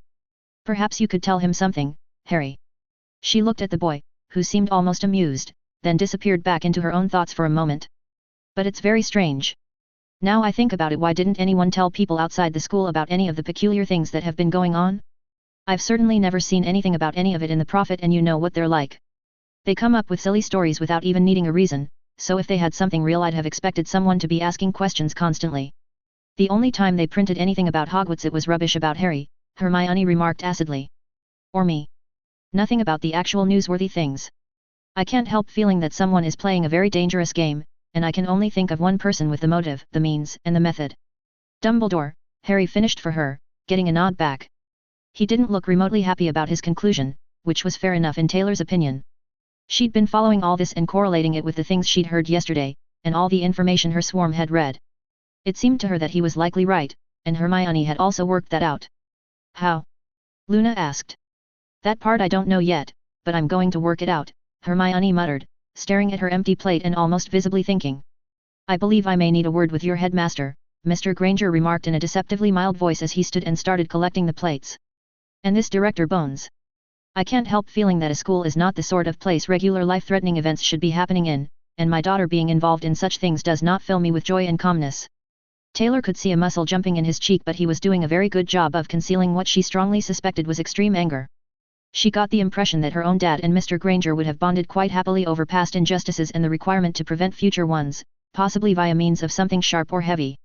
Then she recalled that both of Hermione's parents were dentists, and wondered just how much damage you could do with a dental pick and enough viciousness. It was an interesting thought. Perhaps she'd get to see a practical experiment on the subject. Mrs. Granger also rose, walked around the table, heaved Hermione to her feet, and hugged her hard enough to make her squeak. You're not going back to that school until we get to the bottom of all this, she said entirely calmly but in a tone of voice that made it clear she damn well meant it. Hermione opened her mouth to reply, spotted the look in her mother's eyes, and wisely decided that silence was a good option at this point. The older woman looked at Harry, and added, neither are you, Harry. You're welcome to stay here. From what Hermione said, your guardians are disgusting people in any case, and I doubt they'd care, but I can't in all good consciousness allow a 15-year-old back into that environment without some very solid guarantees of safety from someone trustworthy. Which I strongly suspect does not include Mr. Dumbledore, regardless of his true motivations. Harry appeared stunned, but slowly nodded. Thank you, Mrs. Granger. You're welcome, Harry. And my name is Jennifer. She smiled at him. Turning to Luna, who was watching with interest, she added, I can't speak for your father, but if you'd like us to talk to him and make sure he's aware of everything that's been discussed, it would be our pleasure. The girl thought for a moment, then sighed a little. That may help, thank you. I wasn't looking forward to telling him what happened last night. Taylor squeezed her hand, then got up to help clear the table, feeling it was a nice thing to do after a very good breakfast. Harry and Luna moved to do likewise while Hermione had a whispered conversation with her mother in the corner, which resulted in them hugging each other again. Just as they were finishing up, one of Taylor's patrolling groups high above the street noticed something. She quickly set up a perimeter just in case, bringing in some more dangerous creatures and blanketing the entire neighborhood in eyes and other senses, then turned to the others. We're about to get a visit, she announced, putting a stack of plates next to the sink. Oh? Mr. Granger asked, looking at her with interest, then at the hallway to the front door. Director Bones just teleported in down the street with one of her people with her, Taylor replied. Hermione, Luna, and Harry exchanged glances. She looks ready to drop, but she's stomping along like a woman on a mission. The other guy seems worried. Honestly, I'd be surprised if he wasn't worried based on what you told us last night, Mrs. Granger said, appearing slightly amused. She should be worried, if I'm entirely honest, Mr. Granger, or Michael as he'd told them to call him, growled. He dried his hands on a cloth, then headed to the hall. "Dear, is my shotgun cleaned?" he asked over his shoulder. "You don't have a shotgun, you twit," his wife snorted. He gave her a quick grin as Taylor and Harry laughed. Taylor made a quick decision and reformed her costume out of Fyre, finding it easy, and chuckled at the odd look Hermione and the others got. Luna inspected her closely then smiled. "I may need to get one," the man muttered. "With some anti-wizard rounds." Taylor and the others followed as he walked up to the front door, paused, then yanked it open when she nodded. "Director Bones, I presume," he said pleasantly to the woman who had just reached out for the doorbell, and was standing there looking somewhat startled. "Please come in. I think we have quite a lot of things to discuss." At length, the DMLE woman sighed, visibly pulled herself erect, and walked into the Granger house. The magical cop accompanying her, who was looking at Taylor with a distinct air of wishing very strongly he was somewhere else, followed. The door closed. The shouting began quite soon after that. Chapter 11, Fire Talk. Chapter Text. The atmosphere in the Great Hall was so quiet you could have heard a pixie fart, Neville thought somewhat uneasily to himself. Professor McGonagall, who to his slight surprise had returned from St. Mungo's at some point during the night having made a remarkably fast recovery from the attack on her, had waited until breakfast was finished a few minutes ago. She then stood up and cleared her throat, calling for attention. Ron had grumbled a little under his breath when all the food vanished, but a moment later a few sandwiches appeared in front of him, Ginny, and Neville, which got some odd looks from their companions. Even as mouths opened to ask questions, McGonagall had raised her voice to silence the whispering that was running around the room. The Slytherins had been behind a lot of it, many of them looking peevish about something or other, likely the abrupt vanishing of the horrible pink creature that had enabled them to get away with far too many things in the last few months. He assumed that most, if not all, of them didn't know the full story yet. Malfoy and her inquisitorial squad had known that Harry and Hermione had led her off somewhere, but they presumably hadn't realized what had subsequently happened to the woman. It had seemed likely that they were expecting her to return, though, and that she wasn't going to do so was probably what the deputy headmistress was about to announce, he'd thought. Along with the fact that quite a lot of people would find themselves down a parent or two, which on the one hand he not been able to help feeling some sense of vindictive glee about, especially considering who those people had been and what they'd done, and on the other he'd found himself a little sympathetic. He was all too well aware of what it was like to lose your parents, even if his weren't technically dead. At least he now had the satisfaction of having seen those responsible die in front of him. Malfoy, who he'd been looking directly across the tables at, had been glancing at some of his friends and Professor Snape alternately, the potions master not meeting his eyes. This appeared to unnerve the blonde boy and his expression had become rather odd. He'd seemed to be trying to pull off a haughty arrogant look, something he was quite good at most of the time, but hadn't quite been able to manage it. When she'd got the room quieted down to the level she wanted, albeit with a few whisperers still barely audible around the hall which had several of the other professors giving the perpetrators the evil eye, she'd drawn herself erect and begun speaking. "Students, I'm afraid I have a number of grave announcements to make," she'd led with, glancing at the Slytherin table as she spoke, which caused the more perceptive ones to immediately look very worried. "Firstly, Professor Dolores Umbridge will not be returning to." The roar of happy satisfaction that had issued forth from more than 3/4 of the throats present had made the wall hangings ripple and the windows shiver, cutting her off mid-word. Neville had watched as she'd obviously sighed, but maintained a stern expression for a few seconds, before raising her hands.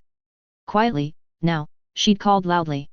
"Please contain yourselves, I'm nowhere near finished yet." The room had slowly quietened down, although the whispers had reached a higher level. She'd glared most of the people responsible into submission one by one, while everyone else waited. Neville had been watching the Slytherins closely, interested in seeing how a lot of them looked even more worried but at the same time a number clearly were hiding, more or less successfully, distinct relief. Many of these were girls, which was both intriguing and somewhat unpleasant in the implications. Daphne Greengrass had met his gaze directly, blinked a couple of times, then deliberately looked to the side at a couple of her friends, leaning closer to one to whisper something. Neville had spent a few seconds pondering what that might mean, then turned away to look back to McGonagall, who'd opened her mouth even as he did and spoken again. "Thank you. As I was saying, Professor Umbridge will not be returning to Hogwarts. She has been arrested by the Aurors on a number of serious charges and will be facing at least one trial, so you're highly unlikely to see her again. Minister Fudge has reinstated Professor Dumbledore as headmaster, but unfortunately he is extremely busy helping Director Bones investigate the oddities that have occurred here at Hogwarts since Miss Umbridge arrived. I am not yet sure when he will return to the school, but in the interim I am acting in his stead as acting headmistress. I have asked Professor Burbage to temporarily take on my duties as head of Gryffindor House while this current situation lasts, and she has my thanks for accepting." Everyone had looked at Professor Burbage, the Muggle Studies professor, who appeared mildly embarrassed by the attention but nodded acknowledgement. I expect all members of Gryffindor to extend to Professor Burbage the respect she is due in this position, and if I hear otherwise, there will be consequences, the older woman had added with a meaningful look at certain people whose surname rhymed with Peasley. She'd then looked at the Slytherin table, before casting her eyes across the other two.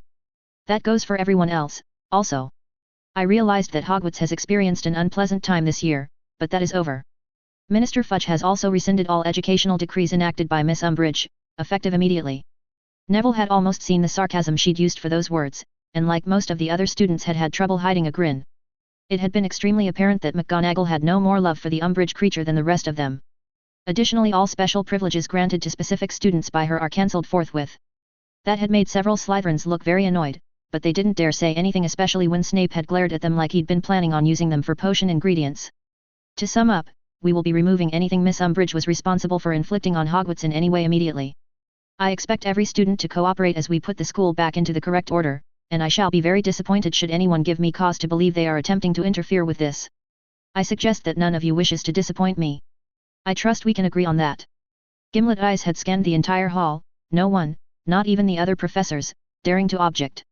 Neville had suddenly realized, and by the looks of it so had quite a few other people, that Professor McGonagall was in fact a rather scary woman when she got that expression on her face. He'd come to the conclusion that she was very serious about what she was saying, and woe betide anyone who did something foolish. So the Slytherins were in trouble, then.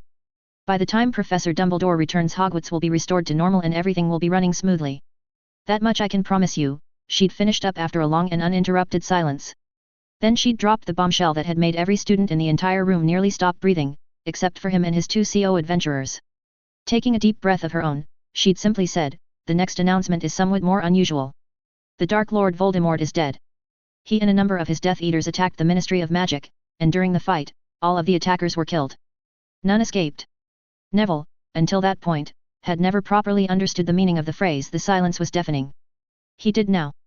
Because it really was, although he'd have had trouble explaining it to anyone who wasn't there. Of course, when the silence was broken by the first shocked questions, it was very thoroughly broken indeed. Neville, wincing slightly at the volume of the shouting, glanced at Ron and Ginny, who shrugged. All three of them looked as one over to the Slytherin table where Draco was sitting, his face blank and his eyes empty. He'd obviously worked out the truth even without McGonagall giving names.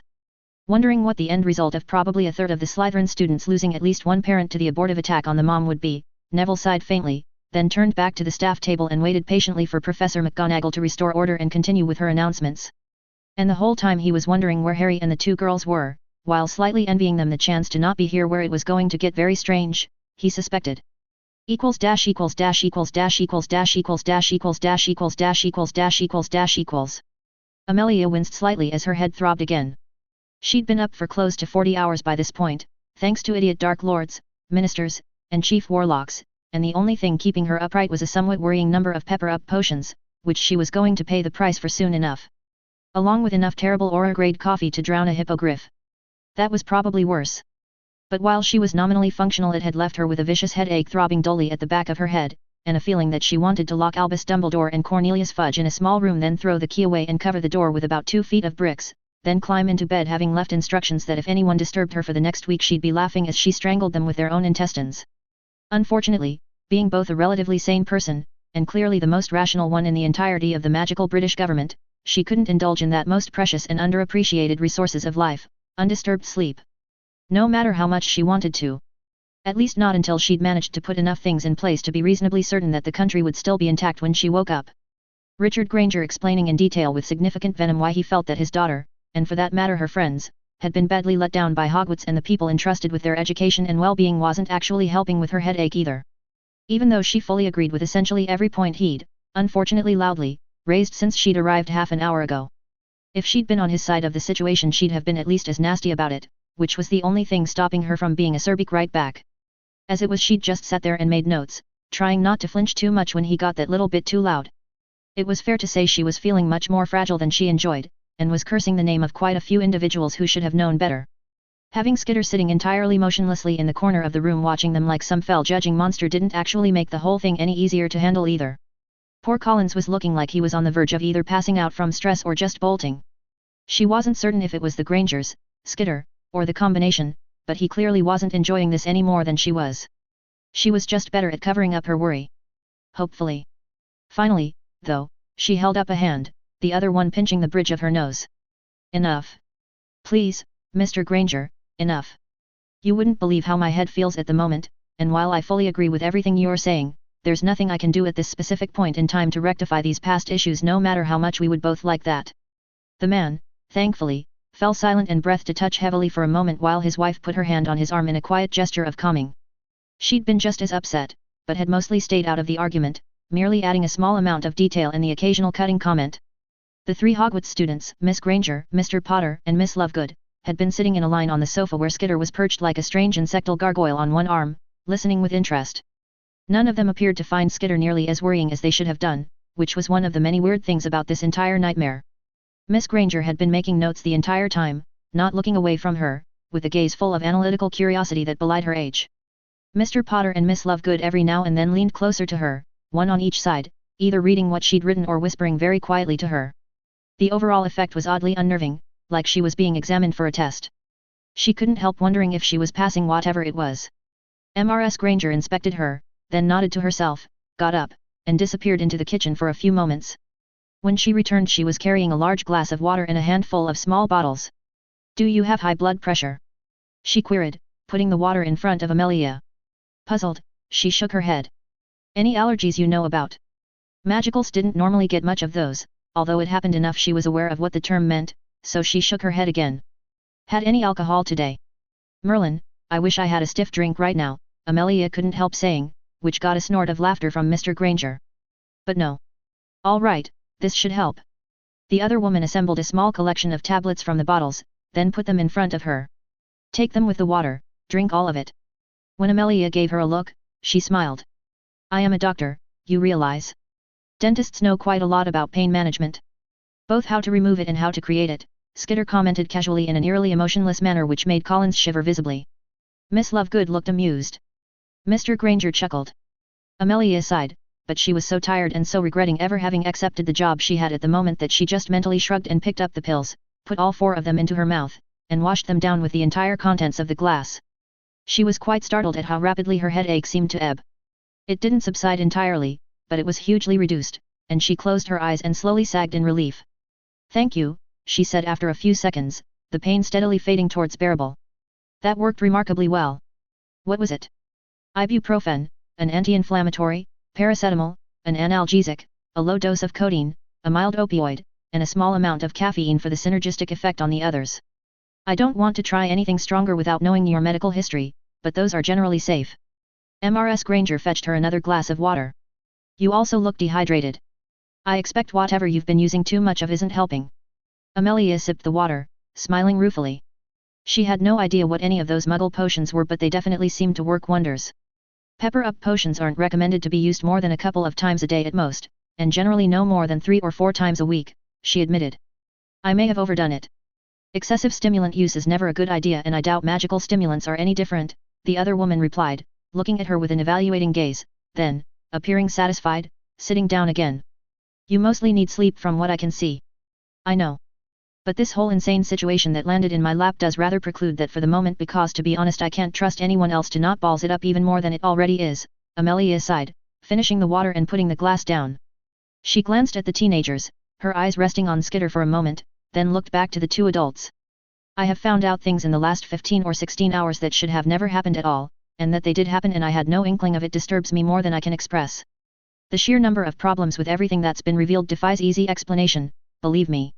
It absolutely appalls me," Mr. Granger grumbled, the short break having apparently let the worst of his head of steam leak away and leaving him looking highly annoyed but no longer ready to strangle someone. She was grateful for the reprieve, overall, but she was also all too aware that he'd raised a lot of good points in his rant and she was going to have to try to assuage some of them, or who knew what the outcome might be.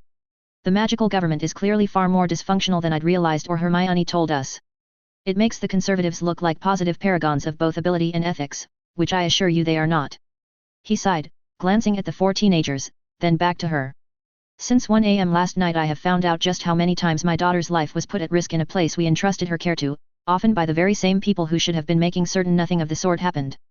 She's missed an entire term having been in the magical equivalent of a coma, and yet not one person saw fit to bother to mention that minor issue to us, her parents. Students have died at Hogwarts, and apparently were being regularly tortured by a staff member, one imposed on the school by the head of your government. Lethally dangerous wildlife roams not only the local environment but the school itself. You run competitions that were banned by your own society for being too deadly over a century ago, lose another student as a result, and end up with the murderous bastard responsible somehow coming back to life to continue his reign of terror. And it was only the completely accidental intervention of someone from a literally different world who put a stop to that, ending up being an utter disaster. He leaned forward slightly, not looking away from her, his gaze intent and focused and his voice hard. These are not events which fill me with confidence that magical society is even vaguely sensible, practical, safe, or in fact long for this world the way you've apparently been operating. How on earth the real government allows it to continue is beyond me. Sitting back, he shook his head as she absorbed his words. On the whole she couldn't disagree with the points he'd mentioned. Because it was true. That's barely covering all the other problems we've been told about, not one of which makes me feel any of these children are safe at Hogwarts. Harry has, by his own account, been put into mortal danger every single year he's been attending the place, and by the sound of it the staff have at best been dismissive of his concerns, and at worst actively complicit in the problem. Hermione has nearly died more than once trying to help her friend survive, Luna has certainly been put at risk too, and from what they tell me their other friends also found themselves in peril no child in a civilized society should have to face. The headmaster of the school appears on the face of it to be at least part of the problem, knowingly or otherwise, and I'd like to point out that hiring a hopefully ex-terrorist to teach the wizarding equivalent of chemistry seems to me to be one of the most boneheaded things I've ever heard of. Especially as he sounds like he hasn't got the faintest idea about either how to teach anything to begin with, or even the basics of laboratory safety. No one said anything when his voice, now far more quiet but all the more biting for that, finally went silent.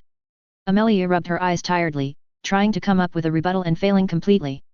The man might not be part of her world, but he had pointed out the major issues with it very accurately indeed, no matter how much she wished he hadn't. Every single thing he'd said was true and cause for concern. How it had been allowed to get to this point she couldn't work out, other than a combination of Fudge's weak if not entirely absent leadership, far too much influence from certain quarters linked to Voldemort, and possibly some sort of magical influence here and there. That last part was almost guaranteed, she feared, although she honestly didn't know who to blame for it or why. It might even be entirely accidental, because such problems had occurred in the past, but it was going to be a devil of a task working everything out. Dumbledore was undoubtedly involved up to his bushy eyebrows, although she still felt the man meant well. He just had an absolutely overwhelming urge to meddle. And of course he was a secretive sod who always seemed to think he knew best and didn't like telling anyone what he was up to for whatever reason. She had no idea how he kept all his plans straight in his own head, really. Amelia had the feeling he'd never in his life seen a problem that would best be mentioned to someone with actual expertise in the field and not thought, you know, I feel I could probably sort this out myself more effectively. She hoped it was just that. The alternatives were much less comforting to think about. And added to that was that fucking prophecy, which had obviously been taken far too much to heart by both Dumbledore and Riddle, the latter trying his best, apparently rather ineptly, to kill the Potter boy, and the former deciding it would be a wonderful idea to keep it entirely to himself and do something with the knowledge. Amelia didn't know what he'd been planning. Yet. But she was definitely going to find out regardless of the old man's wishes. Sirius Black had also looked like he was just about ready to start pulling out fingernails while asking questions about his godson and Dumbledore's plans for the boy. Considering everything else that had happened to the man, she was going to have to make sure she kept them well apart until she got to the bottom of everything. Just in case. After a rather long and uncomfortable silence, she sighed faintly and met his eyes.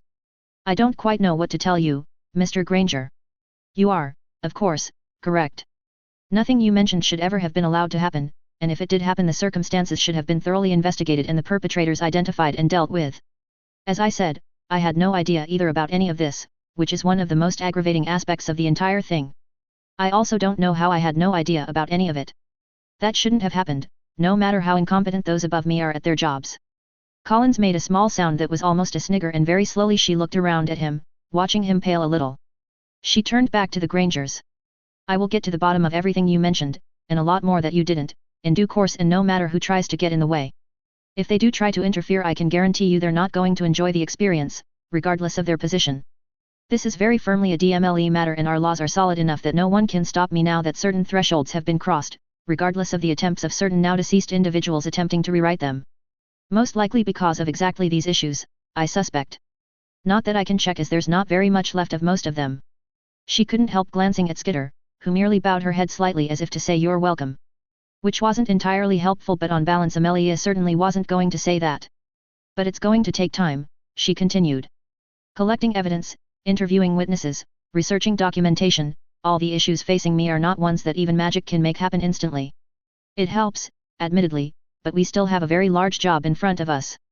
I understand, Director Bones, he replied, nodding. But I trust you also understand that we feel rather strongly that Hogwarts is not currently a sufficiently safe institution for our daughter to attend? From what she's told us, this Umbridge person was running the place almost like a prison camp, complete with collaborators as prison guards. That is not how a school works normally, I can assure you.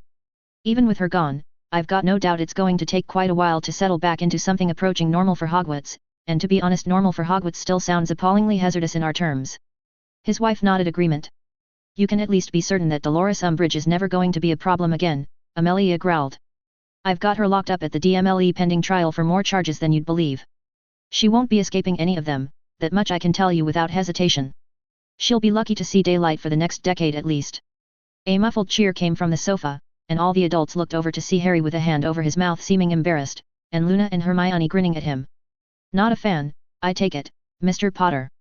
She asked wryly. Not as such, no, he responded, his expression darkening, before he grinned too. One down. Indeed. Far too many to go, she agreed, turning back to the Grangers. Do you intend to withdraw your daughter from Hogwarts, bearing in mind what you've so clearly explained?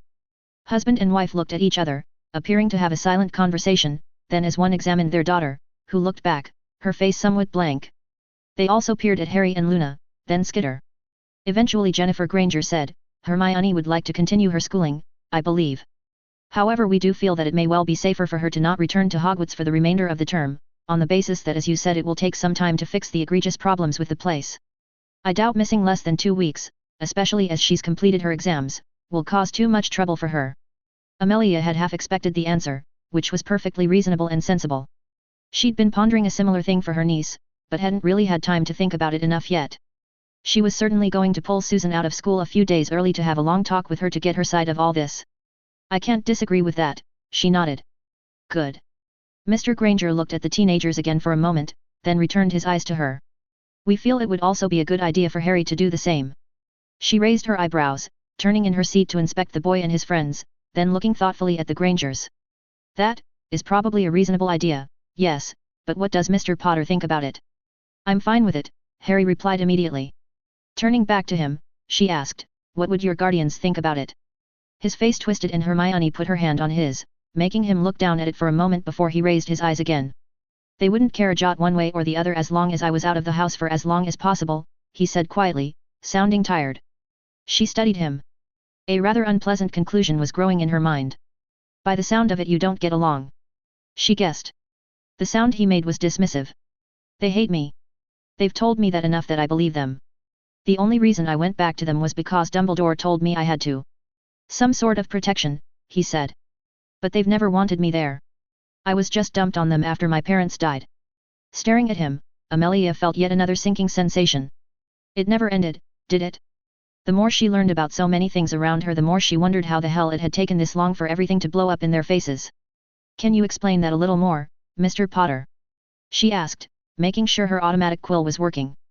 Because I can't help but feel this is something else I will need look into. He didn't look happy about it, but after an encouraging squeeze of his hand by Hermione, and a small smile from Luna, he started talking in a quiet, depressed voice, conveying a tale that made Amelia furious. The Grangers get worryingly blank-faced, which showed where Hermione had learned that, Luna to put her arms around him, and Skitter to radiate, somehow, a fury that was as cold as the depths of Antarctica. Even Collins rapidly gained an expression of deep disgust as the boy kept talking. Oh yes. This was definitely something she was going to have a very intense talk with Dumbledore over. Meanwhile he might, but his ability to do well appeared highly suspect at best. If he'd had the faintest idea of what this boy had gone through and had allowed it to happen. Amelia gritted her teeth, but sat listening, while pondering just how many people she was going to have to do something unpleasant to before her task was done. All of them, she suspected. Equals dash equals dash equals dash equals dash equals dash equals dash equals dash equals dash equals dash equals. Listening to Harry talk about his past in a monotone that was nearly as good as hers was, Taylor was glad in a distant part of herself that she was running her emotional shunt full bore right now. His story brought up far too many memories of her own bullying at school, and she was taking careful note of names and events just in case. Certain people might need a reminder that what they considered valid behavior was not acceptable. And possibly a few hornets in uncomfortable places. Assuming she was feeling mellow at that particular point in time. Director Bones was clearly livid, but she remained professional, only keeping an eye on her weird automatic dictation magical tinker tech, which was kind of fun to watch but seemed in some senses to be completely ridiculous. Apparently these people had never heard of tape recorders. On the other hand, it did at least give a nice hard copy, even if in a font that looked like Shakespeare had written it. The thought amused her and she wondered what her mom would have thought of all this, the memory coming to mind of the pair of them happily reading alternate lines from entirely different works of the bard to each other with all the theatricality they could bring to bear, while her dad nearly rolled on the floor laughing his ass off. Shakespeare had been a randy old goat, but he did have a way with words. Harry's voice was going hoarse with the amount of talking he was doing, and Jen Granger got up to fetch him a glass of water too. Taking it with thanks, he sipped from it, then resumed talking. It took over 2.5 hours to go over what Taylor was fairly sure was only the highlights of his life, but that was more than enough to make it very apparent that someone had been fucking around pretty much the entire time in the background. There was no way all of that, or even a small fraction of it, could have been purely coincidental. Life didn't work that way, not even her life. If it had been her world, she'd have suspected either a Simurgh plot, a villainous thinker, or possibly both. This one didn't have the first, thank fuck, and more or less didn't quite have the second, but considering that telepathy and mind control were a thing here, who knew what could be done if you put in a bit of effort? She herself could think of half a dozen different horrifying things you could achieve with that sort of power just off the top of her head, having read an awful lot of documentation on the abilities and limitations of the various magics involved at the ministry. The issue wasn't that it couldn't be done, it was that there were so many potential suspects and reasons it was almost impossible to pick one. And she suspected there was a lot more than just one hand pulling the strings here. The biggest two were the former Dark Lord, now Dark Ash, and Dumbledore himself, but it was very unlikely in her view to only be them involved. To get this amount of fuckery in play would probably require several parties all working at cross purposes, quite possibly without even meaning to. Hermione had certainly concluded that Dumbledore was a likely source of much of the oddities surround Hogwarts itself, and her reasoning combined with all the other things they'd heard last night did seem plausible.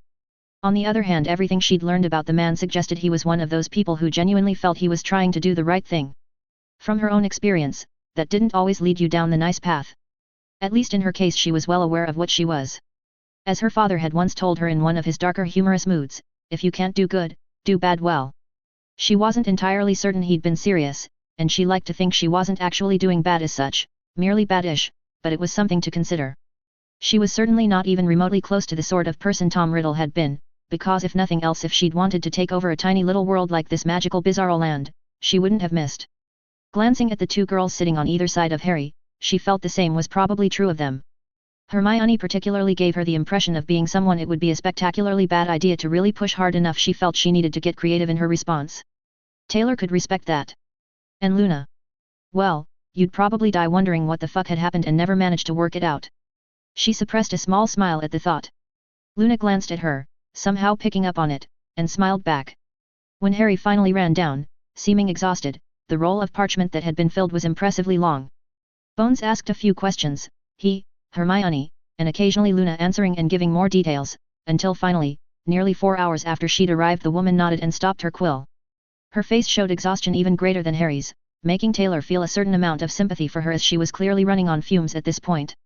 Even so, she was very obviously not even remotely pleased with what she'd heard. Hermione's parents both radiated anger that was almost palpable too. "Thank you, Mr. Potter," Bones said, putting the roll of parchment away. "I appreciate how hard that must have been to talk about, and you have my word I will be investigating this as strongly as everything else I have to deal with. I may want to talk again at some point in the near future, both with you and with your friends." Harry nodded, glancing at Hermione and Luna, who did likewise. "I'm sure Ron and the others would be able to fill in some holes too," he offered. Apparently now that it was clear someone was finally paying attention to all the weirdness in his life and taking it seriously, he was going to take full advantage of that. Taylor couldn't blame him at all. By the sound of it, he'd been let down by authority just as much if not more than she had been, and for longer. She knew exactly what that felt like. "I will certainly want to talk to them too," Bones replied. She adjusted her monocle, then checked the time on a small gold pocket watch she pulled out from somewhere. "However, unfortunately I have run out of time for the moment. The number of other tasks I still have to do before I can stop and fall over is horrifying." The woman chuckled rather grimly. "May I offer my apologies for how you were treated at that farce of a trial earlier this year, while I think about it. If I had realized just how aberrant the whole situation really was, I would have done more at the time. Unfortunately my hands were tied due to procedure and tradition." "And now?" Richard Granger asked, looking at her intently. "Now?" She smiled without it reaching her eyes, which were impressively cold. "Now things have reached a point where I must step in, hang tradition and anyone complaining about it." Her chuckle was chilling. "It's procedure, you see." He nodded agreeably, his own smile mirroring hers. If you require any teeth pulled, do let us know, won't you? He remarked in a rather evil manner. I'm sure we could fit you into our schedule. Collins shivered, apparently knowing enough about non-magical dentistry that the comment worried him. Taylor grinned to herself. Hermione's dad was great. The best bit was she was pretty sure he meant it. Bones looked blackly amused and nodded. I will bear that in mind, Mr. Granger. Call me Richard, Director Bones, he offered, holding out his hand. She shook it after a moment's thought. I think we're probably on the same side overall despite my misgivings about your government. Amelia. And I share those misgivings. She turned back to Harry and the rest of them. What are your plans now, Mr. Potter, other than not going back to Hogwarts for the remainder of the term? I assume you have no wish to return to your aunt's house. Not if you paid me, he replied shortly, which made her smile a little. I could go and stay with Sirius, but... He glanced at Hermione, who shrugged. Where he's living right now isn't ideal. We've already offered Harry the use of one of our spare rooms, Mrs. Granger put in. That offer is still open, if you want, Harry, she added, looking at him. He turned to Hermione, both of them meeting the other's eyes, then he smiled. I would like to accept it, if it's not too much trouble, he replied, turning back. Of course it isn't, she assured him cheerfully. Bones nodded, examining them for a moment. That sounds like a good idea. Being out of the wizarding world will make it much harder for anyone who might want to cause trouble to find you, if nothing else. Which will make my job easier too, I have to admit. Don't worry, if anyone tries anything all you'll need is a vacuum cleaner, Taylor put in calmly, making the older woman twitch a little as if she'd forgotten she was there. Ah, yes, please don't do that unless you have no choice. Bones said, wincing slightly. I expect the Muggle authorities would be somewhat upset, and a non-lethal response would be much preferred regardless. Aren't you going to warn her about the statute? Luna chipped in happily. Bones gave her a long look, then examined Taylor, before sighing. Would it actually help? She asked somewhat rhetorically. I can't help thinking that if an Obliviator comes within a mile of any of you we're going to suffer a severe shortage of them. Taylor inclined her head a little, inwardly smirking. I assume you will also be staying here, Skitter? The woman asked. She's more than welcome to, Richard Granger said. Nodding gratefully, Taylor added, I would be happy to. Thank you. It's my pleasure. Which means that at least I don't have to try to find someone who is willing to form a protection detail at least, Bones commented with a wry grin. Which to be honest after last night would be a very difficult task. You, left an impression. She reflected on her own words for a second or two, then added, one that may need a generation or two to fade. Skitter is good at terrifying bad people, Luna chirped. Everyone looked at her. And everyone else, Collins muttered before he paled and tried to pretend he hadn't spoken. Taylor graciously didn't say anything but Bones fixed him with a glare that could have peeled paint. Don't worry, no one will cause trouble, Taylor assured her. Certainly not twice, Hermione added with a grin. Quite, Bones sighed. Just try to stay as discreet as possible, if you can. It would help. We'll do what we can, Harry said, before he yawned. Sorry, he mumbled when he closed his mouth. I'm still tired from last night. That doesn't surprise me, Bones noted with a nod. She looked to Hermione's parents. I will be in touch about my investigations, and when I need to talk to Mr. Potter or Miss Granger again. I'll probably want a list of their friends too at some point but that can wait for now, I think. Reaching into her pocket, she pulled out a parchment envelope, weighing it in her hand reflectively for a moment, then turned to Taylor again. The last item is this. She handed it over. Taylor accepted it curiously, popping the wax seal with one finger, then opening the thing out flat. What is it? She asked even as she scanned the official-looking document. A Gringotts Bank draft for the reward on Voldemort, Bellatrix, Rodolphus, and Robustan Lestrange, and Antonin Dolohov. We're still working on identifying the rest of them but it's quite possible there will be further rewards. The minister saw fit to agree to the sum originally set for the capture or death of marked Death Eaters during war years ago. After some persuasion. The number written on the bottom of the document was quite large, Taylor thought as she studied it. In real-world money, quite a lot larger. She wondered how she could get it in a form she could take home with her. That might need some careful consideration. But it certainly meant she wasn't short of funds for the moment. Which was going to be useful depending on how long she was stuck here.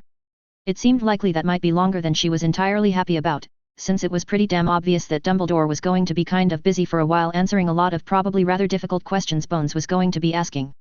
It was annoying, and she might have to start looking into the problem herself soon, but one way or the other she'd get home. And have quite a story for her dad and her friends. In the meantime she might as well enjoy herself, and having money would certainly help with that. Curious, Luna hopped to her feet and peered at the document Taylor was holding. Her eyes widened. Oh my! That is quite a lot of galleons, she said in a rather faint voice. The rewards were quite generous due to public panic at the time, Bones remarked dryly, smiling a little. And have just been sitting there for years.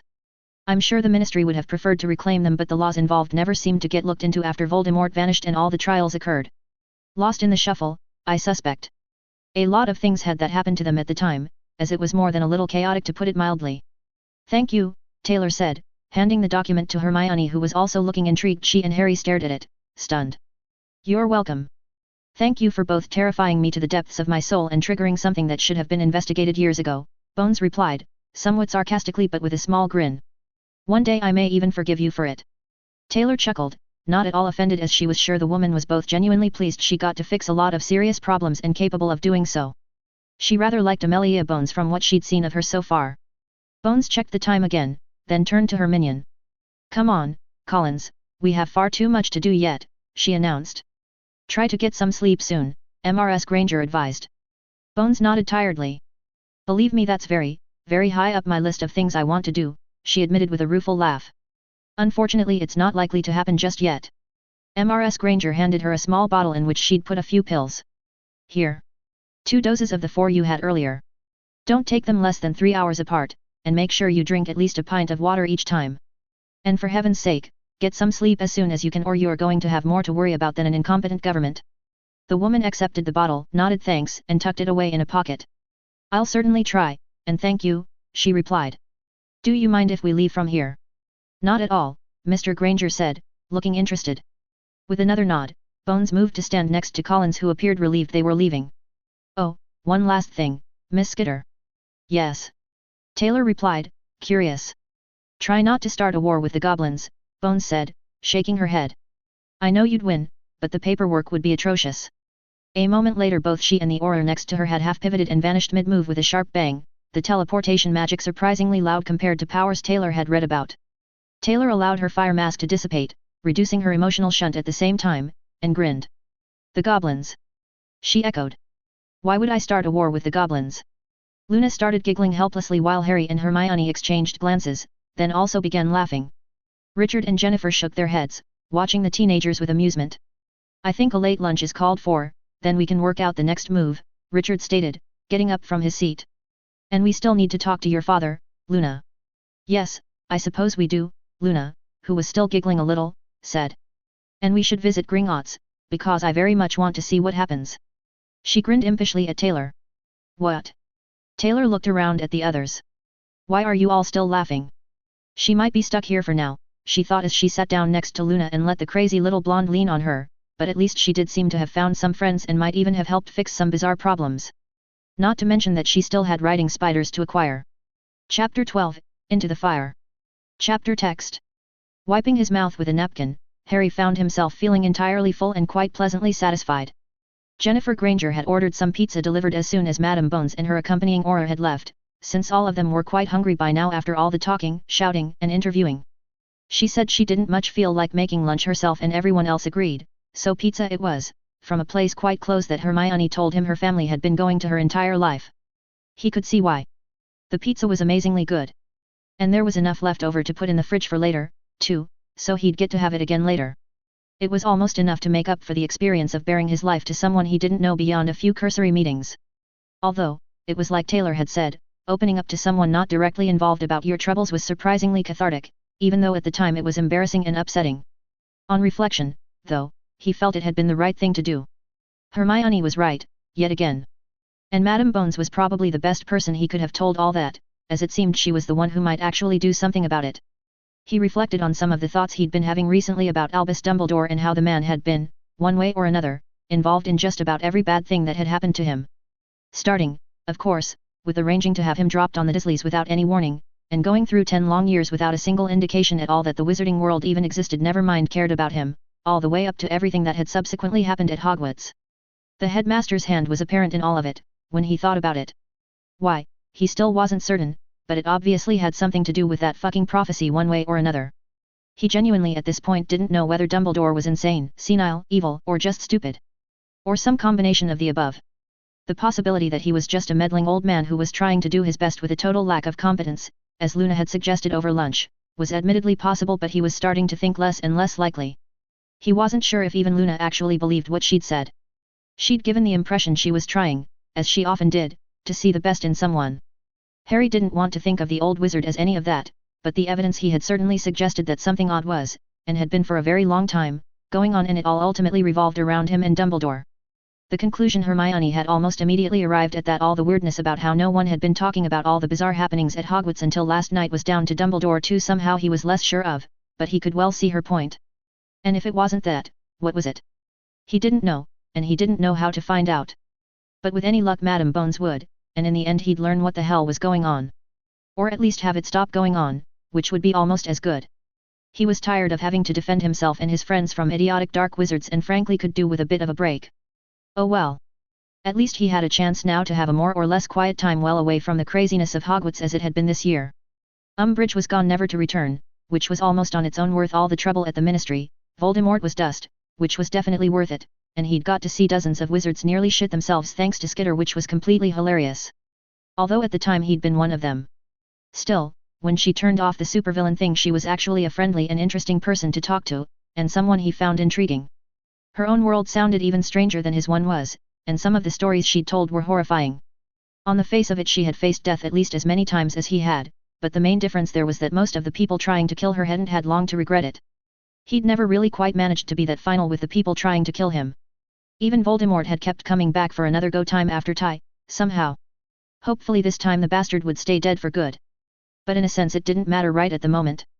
He most likely was free of the Dursley experience, one way or another. The Grangers seemed to be completely truthful in their offer to let him stay here as long as needed, and once Sirius got his long-delayed trial, he'd finally be able to have his godfather around without all the sneaking about and worry about some idiot causing trouble. He was sure life would drop another dog egg in his path sooner or later, since that seemed to be his lot in life, but for now he had a near-term future that seemed much brighter than it had for a long time. And he was going to do everything he could to enjoy it while it lasted. A sharp rapping on the dining room window made everyone turn to look at it. On the other side was a very annoyed-looking snowy owl which was glaring at all of them, especially him. "Oh shit," he muttered, seeing the look in Hedwig's eyes. He knew his owl all too well. The bird was much smarter than she should have been, he'd realized that a long time ago, and normally that was good. When he'd been trapped in the Dursleys' house for extended periods of time in previous summers, Hedwig had been one of the few good things around him. She'd kept him sane, in a sense. The problem was that she held a grudge. And was smart enough to make damn sure you knew it. Apparently she was a touch miffed that he wasn't back at Hogwarts and had come to find him. How she'd done that was one of those mysteries he'd probably never work out. It wasn't the first time she'd turned up unexpectedly. "Friend of yours?" Taylor asked with a slight chuckle in her voice as the owl rapped again on the window with her beak hard enough he was worried it might crack the glass. "She came directly here in a straight line as if she knew where you were, from the north." "Hedwig is quite impressively intelligent," Luna commented, watching as Harry got up, slightly reluctantly, and walked over to the window. Everyone else did the same, the two Granger parents seeming quite interested as he unlatched the window and swung it open. Hedwig jumped onto the sill, then launched herself across the room to land on the back of his chair, where she perched, not taking her eyes off him. Swallowing, he closed the window again, then went back to the table. "I'm sorry, girl, I got unavoidably detained," he explained, reaching out to stroke the owl's head. She snapped her beak at him, then deliberately turned her head to look away. When he tentatively ran his fingers through her feathers, she made a small noise of annoyance and shuffled along the back of the chair, still looking away. "Don't be like that. I was going to come and find you soon, but you beat me to it," he tried. The owl barked at him, sounding irritated. Everyone else was watching in fascinated silence. "It wasn't my fault, things sort of went strange, and..." He shrugged helplessly. "Here I am. At least I don't have to go back to the Dursleys." She peered over her shoulder at him, seeming doubtful. "Honest. Neither of us needs to see them again. Hopefully ever, for all our sakes." Hedwig seemed to consider that, then fluffed up her feathers and bit his finger. Quite hard. "Ow." He stuck the digit in his mouth and sucked on it, looking at her in rueful amusement. "Got it out of your system now?" he asked when he pulled the abused finger out to inspect it. She hadn't broken the skin, which he was certain was deliberate. But she'd made her point. The snowy owl emitted a strange sound that was halfway between her normal bark and almost a laugh, which made him grin, then stroke her head again. This time she leaned into it like a cat. Moving to sit down, he picked up a piece of pepperoni that was left from the pizza and handed it to her. Hedwig examined it closely, then snatched it and swallowed. I'm not entirely sure pepperoni is the ideal diet for owls, Richard commented, watching with a smile. Hedwig gave him a look that suggested she felt otherwise. I need to give her something or I'll never hear the end of it, Harry replied, handing his owl the last piece. I'm in enough trouble already. Taylor shook her head while grinning. You lot really do have some weird ideas, but owls for male is one of the weirdest. She's very pretty though. She is that, yes, he agreed, tickling the owl under her beak, which made her lean forward and close her eyes in satisfaction. All good, Hedwig. A slight nibble of one ear suggested so, and he relaxed a little. He was feeling quite guilty about having not given her much thought during his recent experiences, but in his defense he'd had rather a lot of other things to concentrate on. Not that it made it better, because Hedwig was one of his oldest friends and deserved his attention. The owl looked around at the people at the table. He'd used her enough to take mail to Hermione that she, and her parents, were well known to her, and she'd also met Luna many times. After a quick look at them, she fixated on Taylor, cocking her head one way then the other as she examined the brunette, who was staring back with at least as much interest. Making a quizzical sound, Hedwig turned her gaze on him, then back to Taylor. That's Taylor, he explained. She's a friend. She saved all of us last night. Taylor, this is Hedwig, my owl. Nice to meet you, Hedwig, Taylor replied politely, nodding to the owl as if it was perfectly normal to speak like that to a bird. It was in Hedwig's case, certainly, but not many people did, even if they were from the magical world. Ooh, I just thought of something, Luna suddenly said, staring at Hedwig. We forgot to tell Ronald and Ginny and Neville where we are. They'll be worried, just like Hedwig was. Ah. Hermione looked annoyed with herself and nodded agreement. You're right. I got so caught up in everything I completely forgot about that. We need to tell them we're fine. Heaven knows when Professor Dumbledore is going back and if he'll even think about that anyway. I suspect he's got a lot of other things on his mind right now. She looked somewhat grimly amused at the thought, because it had been very apparent that Madame Bones was going to be talking at length to the headmaster whether he wanted the discussion or not. Harry nodded as well, because it was a good point. He glanced at Hedwig, who met his eyes with her orange gaze in which he fancied he could see resignation. Are you up for another trip? He asked somewhat nervously. She bit his nose, which made him yelp, and everyone else laugh. I take it that you're not entirely happy with me still, he grumbled, massaging the damaged area. She made a triumphant sound and looked pleased with herself. That aside, will you take a letter to Ron? Please? I'll buy you an entire bag of owl treats if you do. Having whapped him on the back of the head with a wing, Hedwig seemed to decide she'd chastised her wizard sufficiently and settled down. Hermione went to fetch some paper and a pen, and she, Harry, and Luna spent a while writing a letter to their friends briefly explaining that they were all fine, that they were at Hermione's house, and that Harry and Hermione at least would not be returning for the last few days of term. Luna still needed to talk to her own father, but Harry suspected she would probably also not be going back. They asked their friends to pass on that they were all safe and well but not to mention exactly where they were, just in case. It seemed relatively unlikely that anything bad would happen, especially with Taylor around, but why take the chance? He also wrote a letter of his own to Sirius and Remus explaining the same thing, so they wouldn't worry either. Once both were done, he folded them up, then carefully attached them to Hedwig's leg. Thanks, girl. Take this one to Sirius, the other one to Ron, all right. The owl made an affirmative sound and rubbed her head on his cheek, lightly pecked his forehead, then flapped over to the window and looked expectantly at it. Opening it for her, he watched as she launched herself out of it and flew off roughly northwards towards London until she vanished into the distance, then closed the window again and sat once more. I should have thought of that myself, and about Hedwig, he muttered, still feeling somewhat guilty. You had a lot on your mind, Harry, Jennifer pointed out, smiling gently. You can't think of everything. And it's done now, so that's one less worry you have. I suppose so, he agreed, cheering up. We're going to need to go to Hogwarts to get all our things, at some point, Hermione said with a thoughtful look at Harry, then Luna. And Crookshanks. He can take care of himself, but he'll be very upset if I leave him there all summer. Do we want to do that soon, or wait a little? Harry asked. Perhaps it might be best to do it while Professor Dumbledore isn't there, Luna suggested. He did seem to get ever so flustered about Taylor. While it's amusing, it might also be awkward. She smiled deviously, making him grin. Taylor was doing much the same as she finished the tea she'd been drinking. I'd quite like to see this castle of yours, she commented idly. Harry was about to answer, then he remembered the acromantulas. Ah. Oh. Oh dear. The girl was watching him with a distinctly evil smirk, and he realized she knew exactly what he was thinking. And she was thinking exactly what he was thinking. He tried to work out whether Skitter with Fiend Fyre was worse than Skitter with Fiend Fyre and Acromantulas, and in the end decided that she'd be utterly terrifying, stark naked in a room with nothing at all. Anything past that was almost redundant. And after all, how much more dangerous could she get? Then he tried to take back his own thoughts as he realized how much he was tempting fate, but had a horrible feeling it was much too late for that. Hermione and Luna were both watching him, and he could see that they'd had similar thoughts at almost the exact same time. Luna, if anything, looked like she found it funny, though, and Hermione had that analytical expression that meant she was curious to see if reality matched her estimates. He really wondered about Hermione sometimes. She was probably his best friend in many ways, and he trusted her implicitly, but she could be nearly as terrifying as Taylor sometimes. Especially if you stood between her and new knowledge. Or threatened someone she cared about.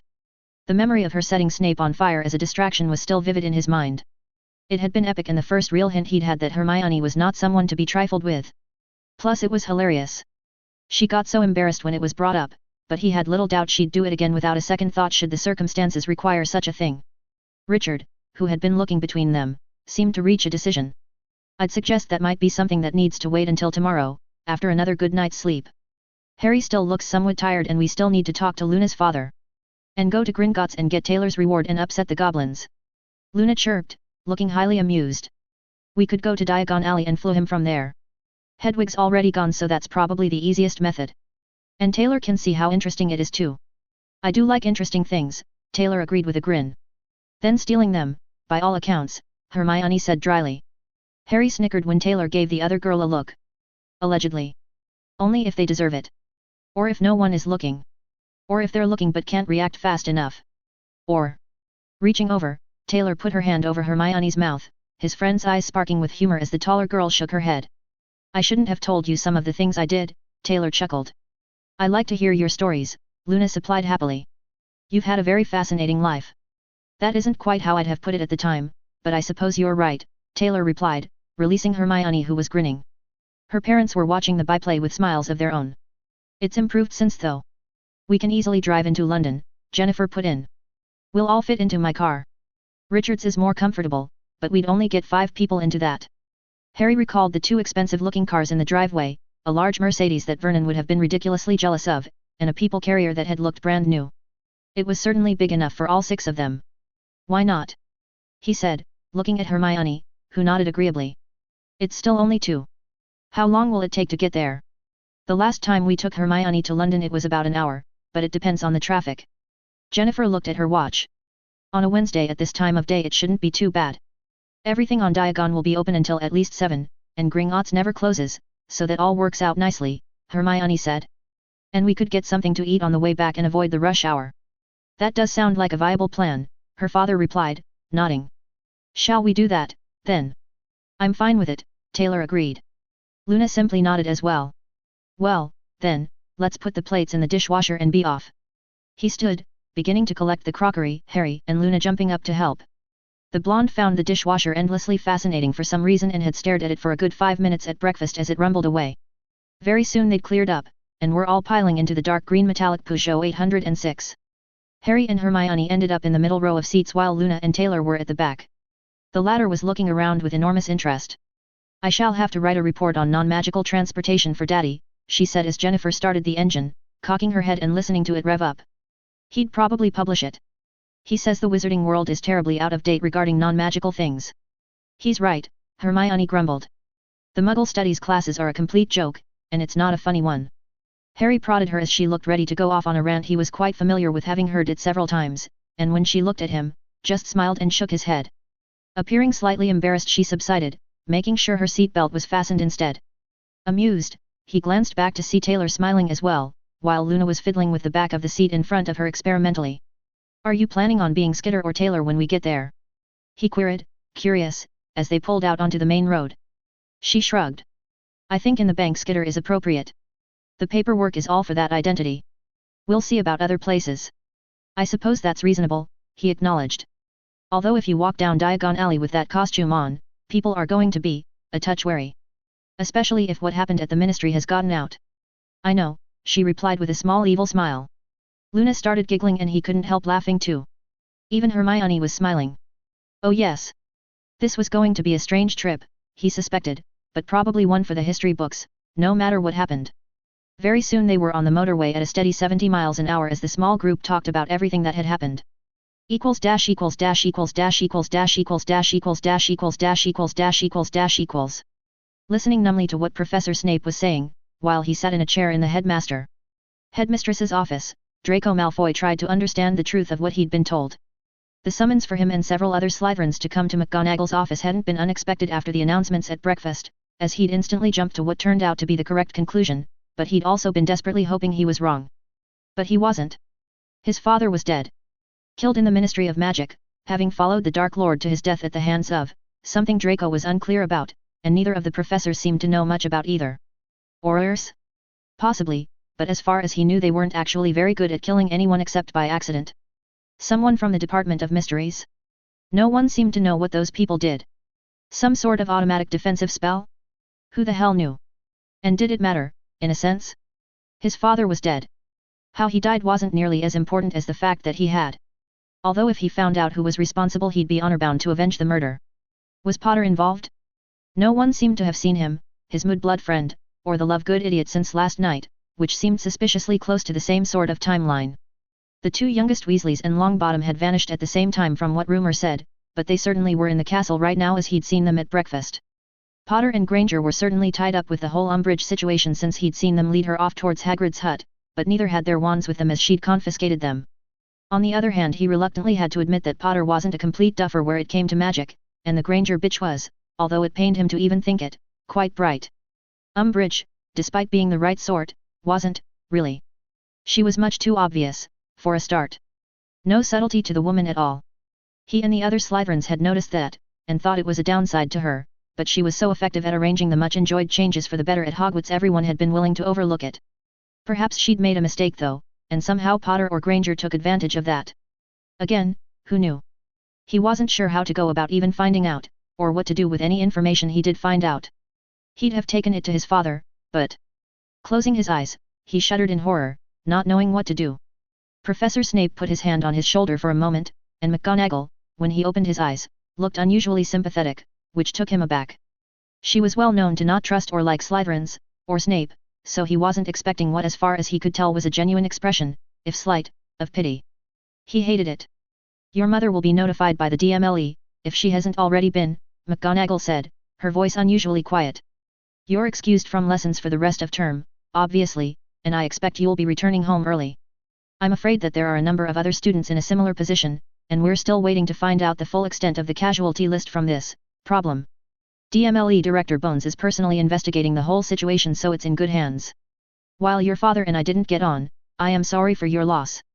Draco nodded almost automatically, his mind still whirling with confusion, horror, and grief. Neither adult spoke for a little while as he tried to get to grips with things, until eventually Professor Snape gently touched his arm. You should go back to your room and rest, Draco, he said, his voice somber. I will arrange to have your mother contact you as soon as possible. Thank you, he said almost inaudibly, standing up and turning to leave. He didn't pay any attention to the office, or either of the others, as he reached the door and put his hand on the knob to open it. Pulling, he swung the door open, then paused as Professor McGonagall spoke again. Mr. Malfoy. The blonde looked back over his shoulder. While I am sorry this happened, I must warn you that any attempt at revenge towards anyone you might believe was involved in the event that left your father dead would be ill-advised. Please, for all our sakes, don't lower yourself to violence. We've seen far too much of that recently. He nodded stiffly, suppressing a momentary rage which vanished almost as fast as it appeared. Draco still didn't understand his own emotions, all he knew was that they were overwhelming, and right now what he wanted to do was be alone so he could try to untangle his thoughts. Working out what to do after that was not something he was going to waste any time on right now. Although if the weasel said anything he wasn't going to be responsible for his actions, McGonagall or no McGonagall. But he was a Malfoy, and Malfoys were always controlled, so all he did was reply, "Understood, Professor," then leave the office, walking past the other Slytherins gathered at the bottom of the stairs without a glance at them, ignoring Crabbe when he tried to ask a question, and heading for the snake's den where he could gather his thoughts and wait for his mother to contact him. And ponder what the longer term would bring now his father was gone. He feared, deep inside, that it was going to be difficult at best. Passing the Great Hall, he spotted Longbottom and Weasley just entering, talking quietly while the former was looking at a letter written on Muggle stationery. Reflexively sneering, he paused as Longbottom looked at him and completely unexpectedly showed a hint of sympathy.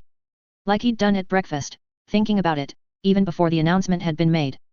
Slowly resuming his walk as the pair went inside the huge room after one last glance at them, he wondered what the other boy knew, how he knew it, and why on earth he'd have even the slightest compassion for Draco. Because Draco certainly wouldn't for him. It was very strange. Probably yet another Gryffindor thing. They were odd like that. Stupid Gryffindors. When he got to his dorm he flung himself onto his bed face down, and only then allowed the tears to come. Equals dash equals dash equals dash equals dash equals dash equals dash equals dash equals dash equals dash equals. As they walked from where they'd parked the minivan towards the place they could access the Wizzy's shopping district, Taylor looked around with interest. Both with her ordinary eyes and all her other senses. Vast numbers of insects fed her information on more things than most people would ever realize existed, from deep underground to high in the air.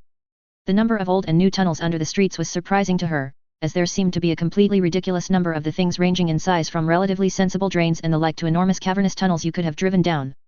And that wasn't even counting the actual train tunnels, which crisscrossed the city at various levels. When she mentioned this to Hermione, the girl had said that what London was mostly built on was London, and it went back well over 1,000 years, many rivers and other features like that having been slowly covered over. The Victorians had also apparently been nuts for building things underground, as had their predecessors, to a point and with an expertise that meant that a lot of modern infrastructure was still using constructions put in well over a century or more earlier. Often to a standard higher than the newer stuff. She was fairly sure that some of what she was sensing was far older than that, and bits of it didn't seem to have been made by humans. Much like the deep caverns under the Ministry of Magic, there were places far down below the London streets which were definitely odd even in the terms of the magicals, and quite a lot of intriguing living things were lurking down there as well. She mapped out everything with considerable interest, wondering if it might be useful at some point. And also wondering if the magicals had any idea at all it was there. Or if anyone else did for that matter.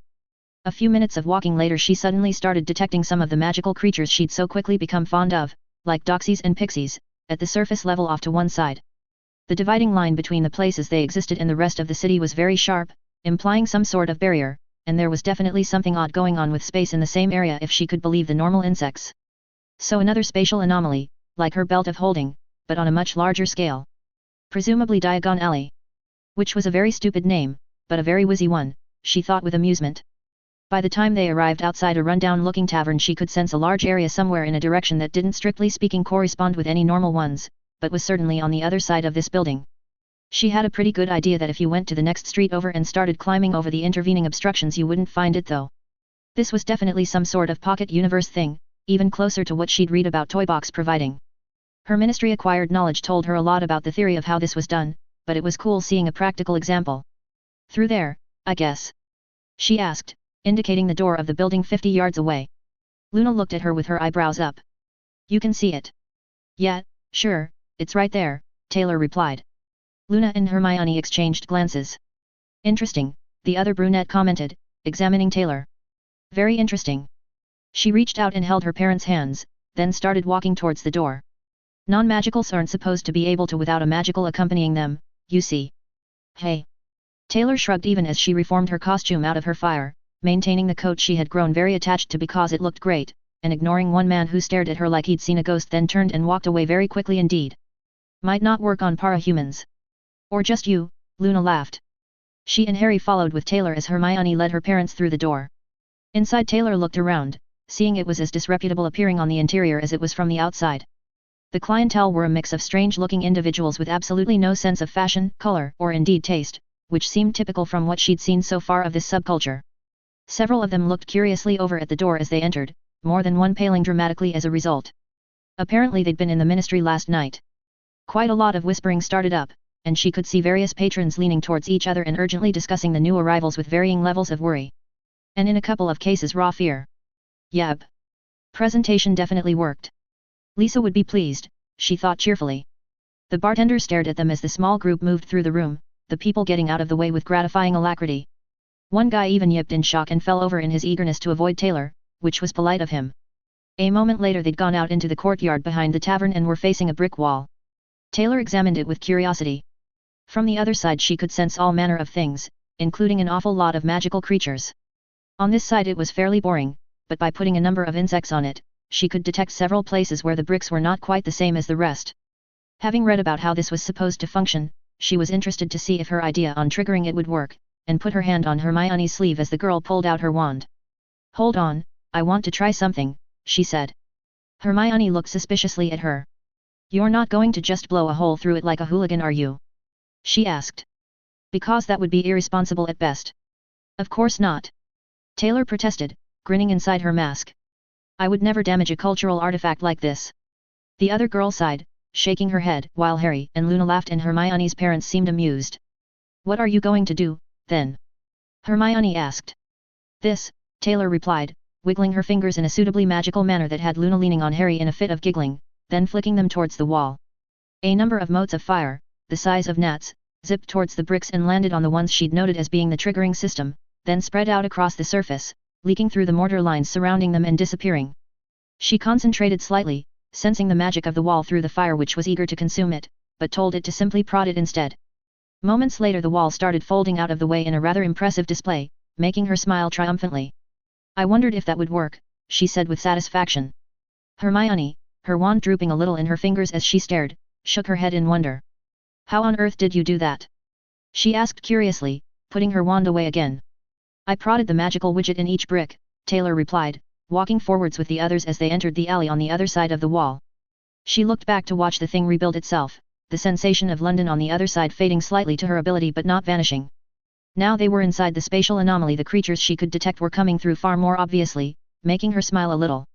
There were a lot of interesting things here she needed to get hold of. Including a hell of a lot of pixies, including some she hadn't so far seen. I guessed it wasn't particularly specific since it needs to work for anyone who knows the trick. I was right. That is. Hermione studied her, then looked back at the wall. Fascinating, she finished softly after a second, seeming deep in thought. Oh, Merlin. The screech came from just down the street, making them all turn to watch a guy with a familiar ponytail gape in horror, then turn and leg it at a fairly impressive speed. Passers-by stared at him as he vanished into the distance, then as one turned to look at Taylor and the others. She waved at them, Luna doing the same with a grin. Harry had his hand on his face, his glasses in the other one, and Richard was chuckling. Friend of yours? He asked calmly. We've met, Taylor replied with a snort. Apparently he remembered. Somehow I doubt he'll ever forget no matter how much he obliviates himself, Hermione sighed, apparently coming back from whatever she'd been thinking about and shaking her head wryly. Can you actually do that? Her mother asked curiously. Accidentally, definitely, Hermione nodded. I'm not sure about on purpose. I think it would be very dangerous. Harry pointed at a large white building quite a distance away down the street, ignoring as best he could all the people staring. Several of them followed his finger, then exchanged glances. That's Gringotts, he said, which Taylor had already realized. In fact, she was already examining the place, and the huge collection of tunnels and vaults underneath it, going down several hundred yards and looking like something out of the Lord of the Rings movies. It was very cool, and had all sorts of neat stuff in it. Along with a lot of goblins, who were going about their business all through the entire building. She was quite curious to meet a genuinely sapient non-human species, and also wondering which of the documents she'd read about them was most accurate. A lot of the wizarding paperwork was highly uncomplimentary about the goblins, but then a lot of the wizarding paperwork was highly uncomplimentary about everyone not a wizard.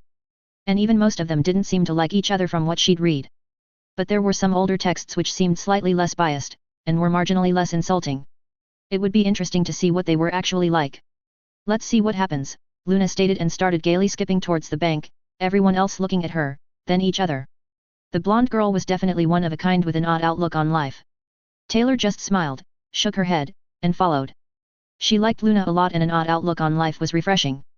Arriving at the bank after walking the length of the alley, Wizard stopping and staring as she passed in a display of general gaping that was almost impressive, she paused to look up at the main door. Reading the friendly warning above it, she chuckled. They mean it, Harry warned. I'm sure they do, she replied with a sidelong glance, which made him for some reason look somewhat worried. I like a challenge. Oh, Merlin, he sighed, following her up the steps with Luna and Hermione on either side. The goblin guards at the top looked just as surprised as most of the wizards, exchanging somewhat puzzled and suspicious looks, then after a wordless conversation stepped aside. Taylor nodded pleasantly at them and went through the door. Things got quite exciting fairly rapidly after that. Chapter 13, Interlude, Fireside Stories 4. Chapter Text.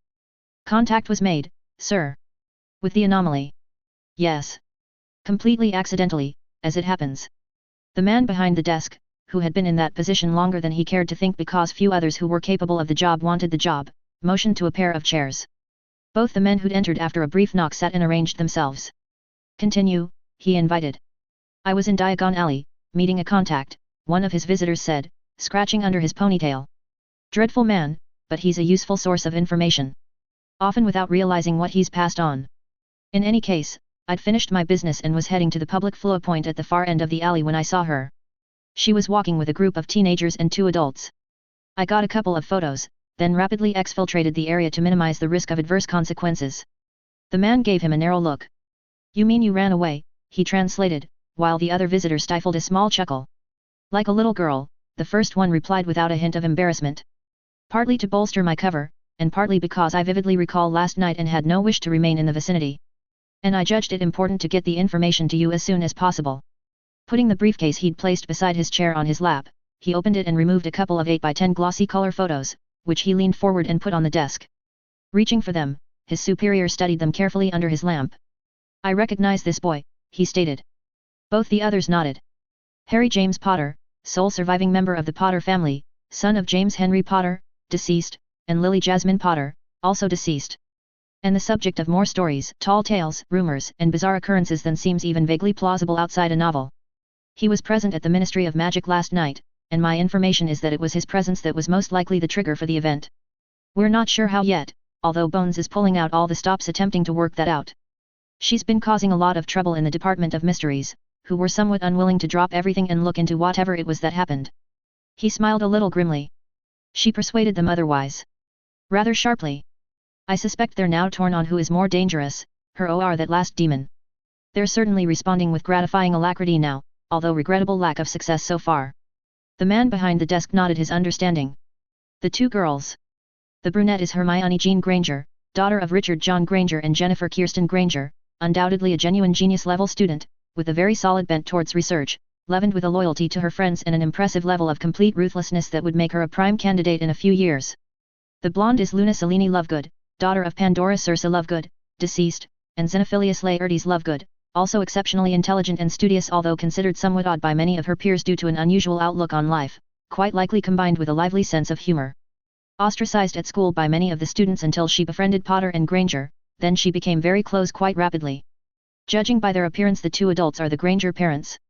He asked, receiving a nod from both visitors. Yes, the first man replied this time, opening a folder he'd been carrying and looking through it. Both dentists, Richard Granger with a specialty in dental surgery, Jennifer Granger handling dental reconstruction and aftercare. Run a successful practice in Guildford, where they've resided for 22 years and 4 months.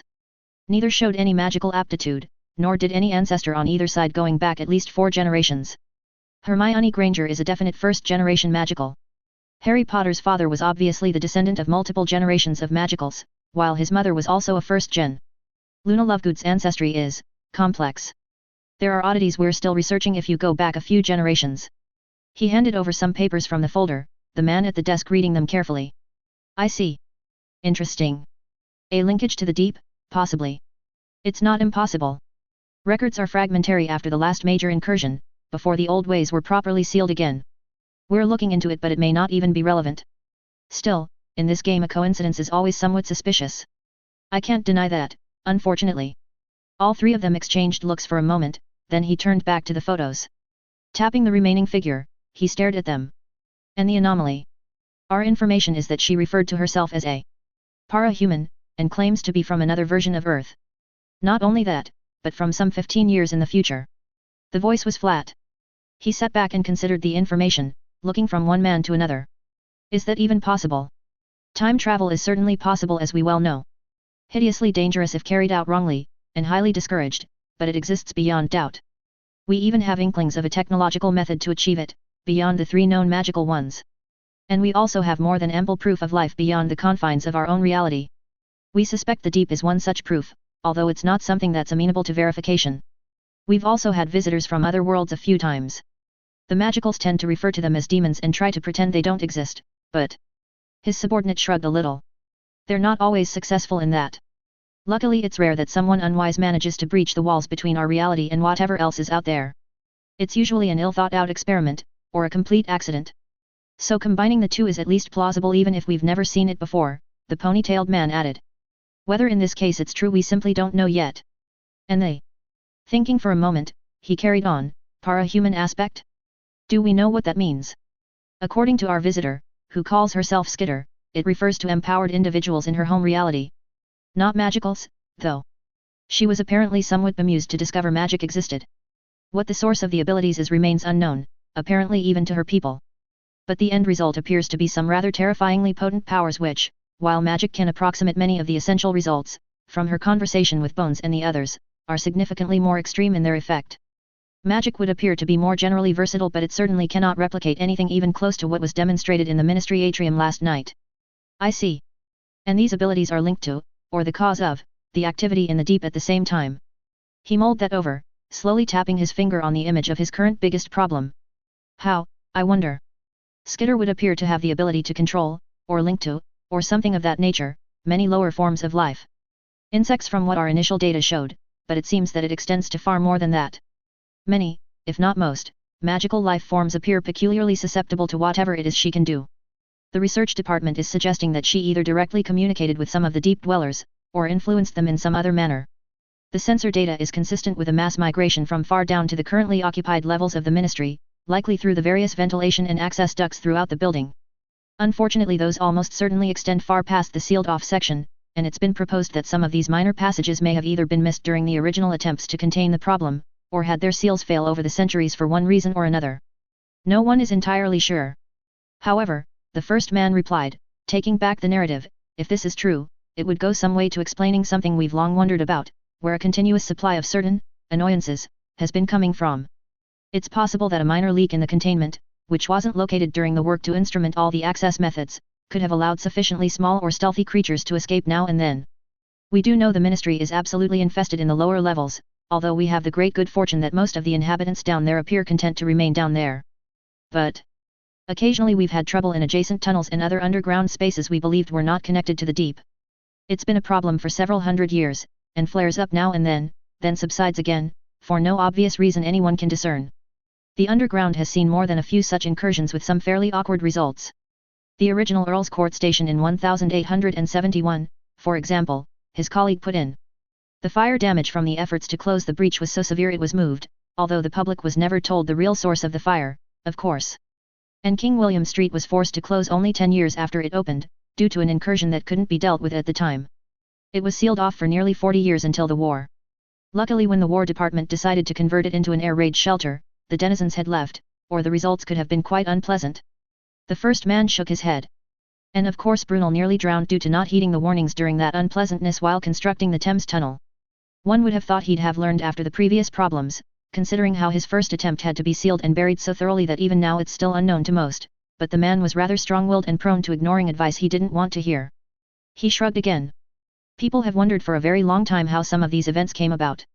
A number were obvious, someone delved too deep, but others were and still are a mystery. We may have found a possible explanation. And if it's been going on for long enough, it could even be the original source of many of the more problematic creatures the magical side is prone to, his superior commented with a frown, receiving a pair of nods. I see.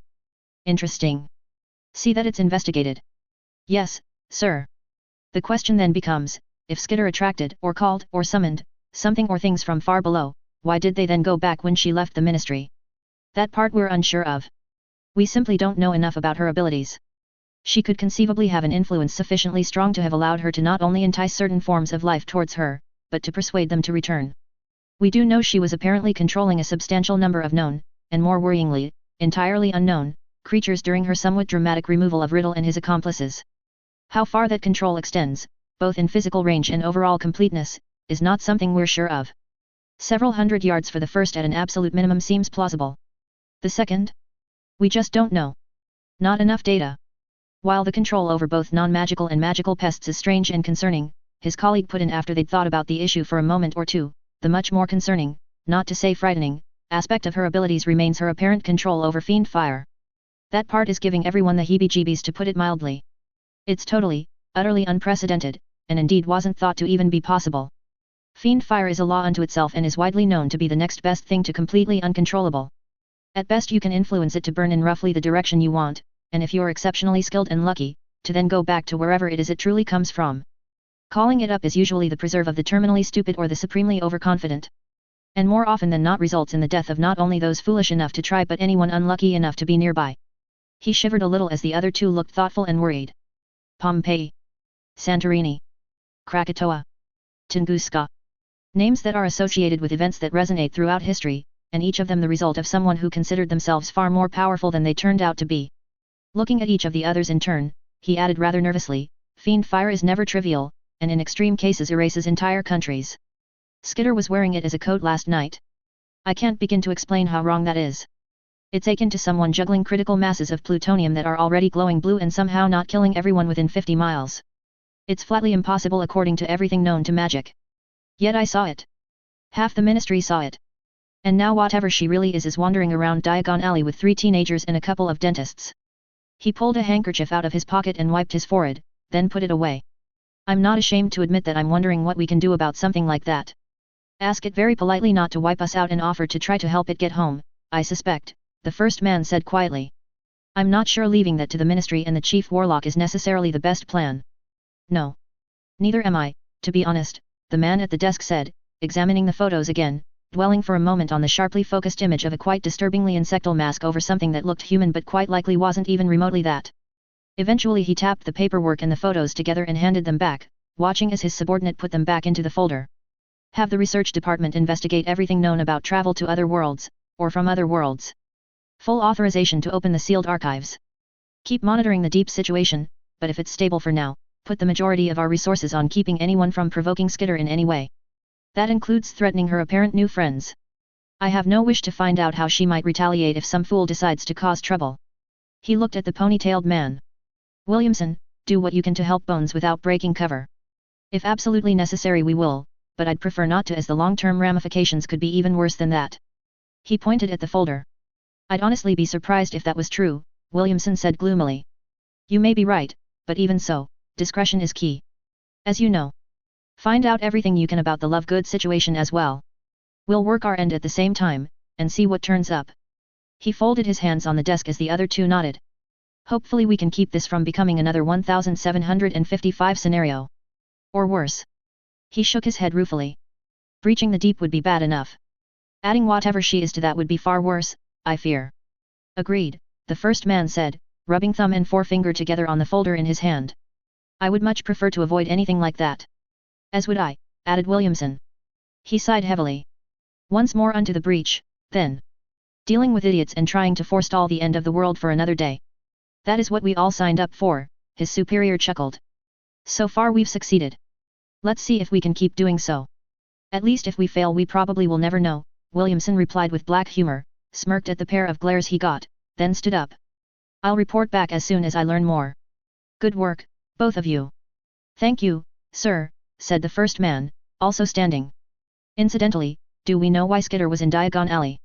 He asked as the other pair turned to leave. Sightseeing, or something more specific? I have no idea, she was heading in the general direction of Gringotts the last time I saw her, oh hell. Williamson turned an appalled expression on the others, who'd paled. Ah. This might be a touch tricky, the man behind the desk finally sighed, rubbing his temples. He could almost feel the incoming chaos without needing magic. Chapter 14, You're fired.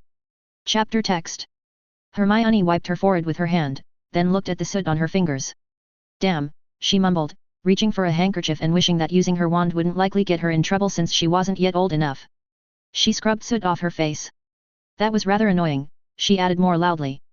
Fairly predictable, though, knowing goblins, Harry pointed out. They're mercenary antisocial little bastards. True. Mind you, I doubt they'll be quite so eager to do that again. Both of them looked back at the smoke pouring from where the main door to Gringotts used to be, and the people running around frantically making quite a fuss for various reasons. She shook her head sadly. They have less common sense than wizards do by the look of it. Daddy always said the Nargles were particularly enthusiastic in Gringotts, Luna happily put in, skipping along next to them smiling. He said it was something to do with ancient rituals the goblins did centuries ago to contain the things. He will be fascinated by my next article. What things? Hermione asked curiously, staring at her friend. Luna shrugged. Things from below. There's a lot of them down there, you know, she replied. Luckily they stay there mostly. Exchanging a glance with Harry, Hermione shook her head. I see. How interesting. Taylor chuckled softly as she examined a small gold bar, slightly warped from extreme heat. Everyone looked at her but she didn't say anything, so in the end they went back to strolling along ignoring the shouting that was becoming faint with distance. I'd quite fancy a stop off at the bookstore, Hermione commented, nodding in the appropriate direction. We've got plenty of time, dear, her mother assured her. She was walking along with her husband's hand in hers, looking at the wizards and witches who were looking back with various expressions and smiling at them, which definitely confused quite a few. Why not? I'll go and call Daddy at the public floor place up there and have him meet us, and we could all go and get a meal at the Leaky Cauldron and explain what happened, Luna suggested, putting the melted gold bar Taylor handed her into her pocket after rubbing it with her fingers for a second. That sounds like a good idea, Luna, Harry nodded. The blonde smiled at him then ran off ahead of them. With one last look at the crowd gathered around the bank at the other end of the street, Hermione shook her head, then went into the bookstore with her friends and family to find something interesting to read. Equals dash equals dash equals dash equals dash equals dash equals dash equals dash equals dash equals dash equals. Roughly half an hour earlier. D's nuts suspiciously examined the security spell system, leaning forward over his desk to get a good look at the various magical indicators that showed what the Gringotts perimeter magic detectors picked up.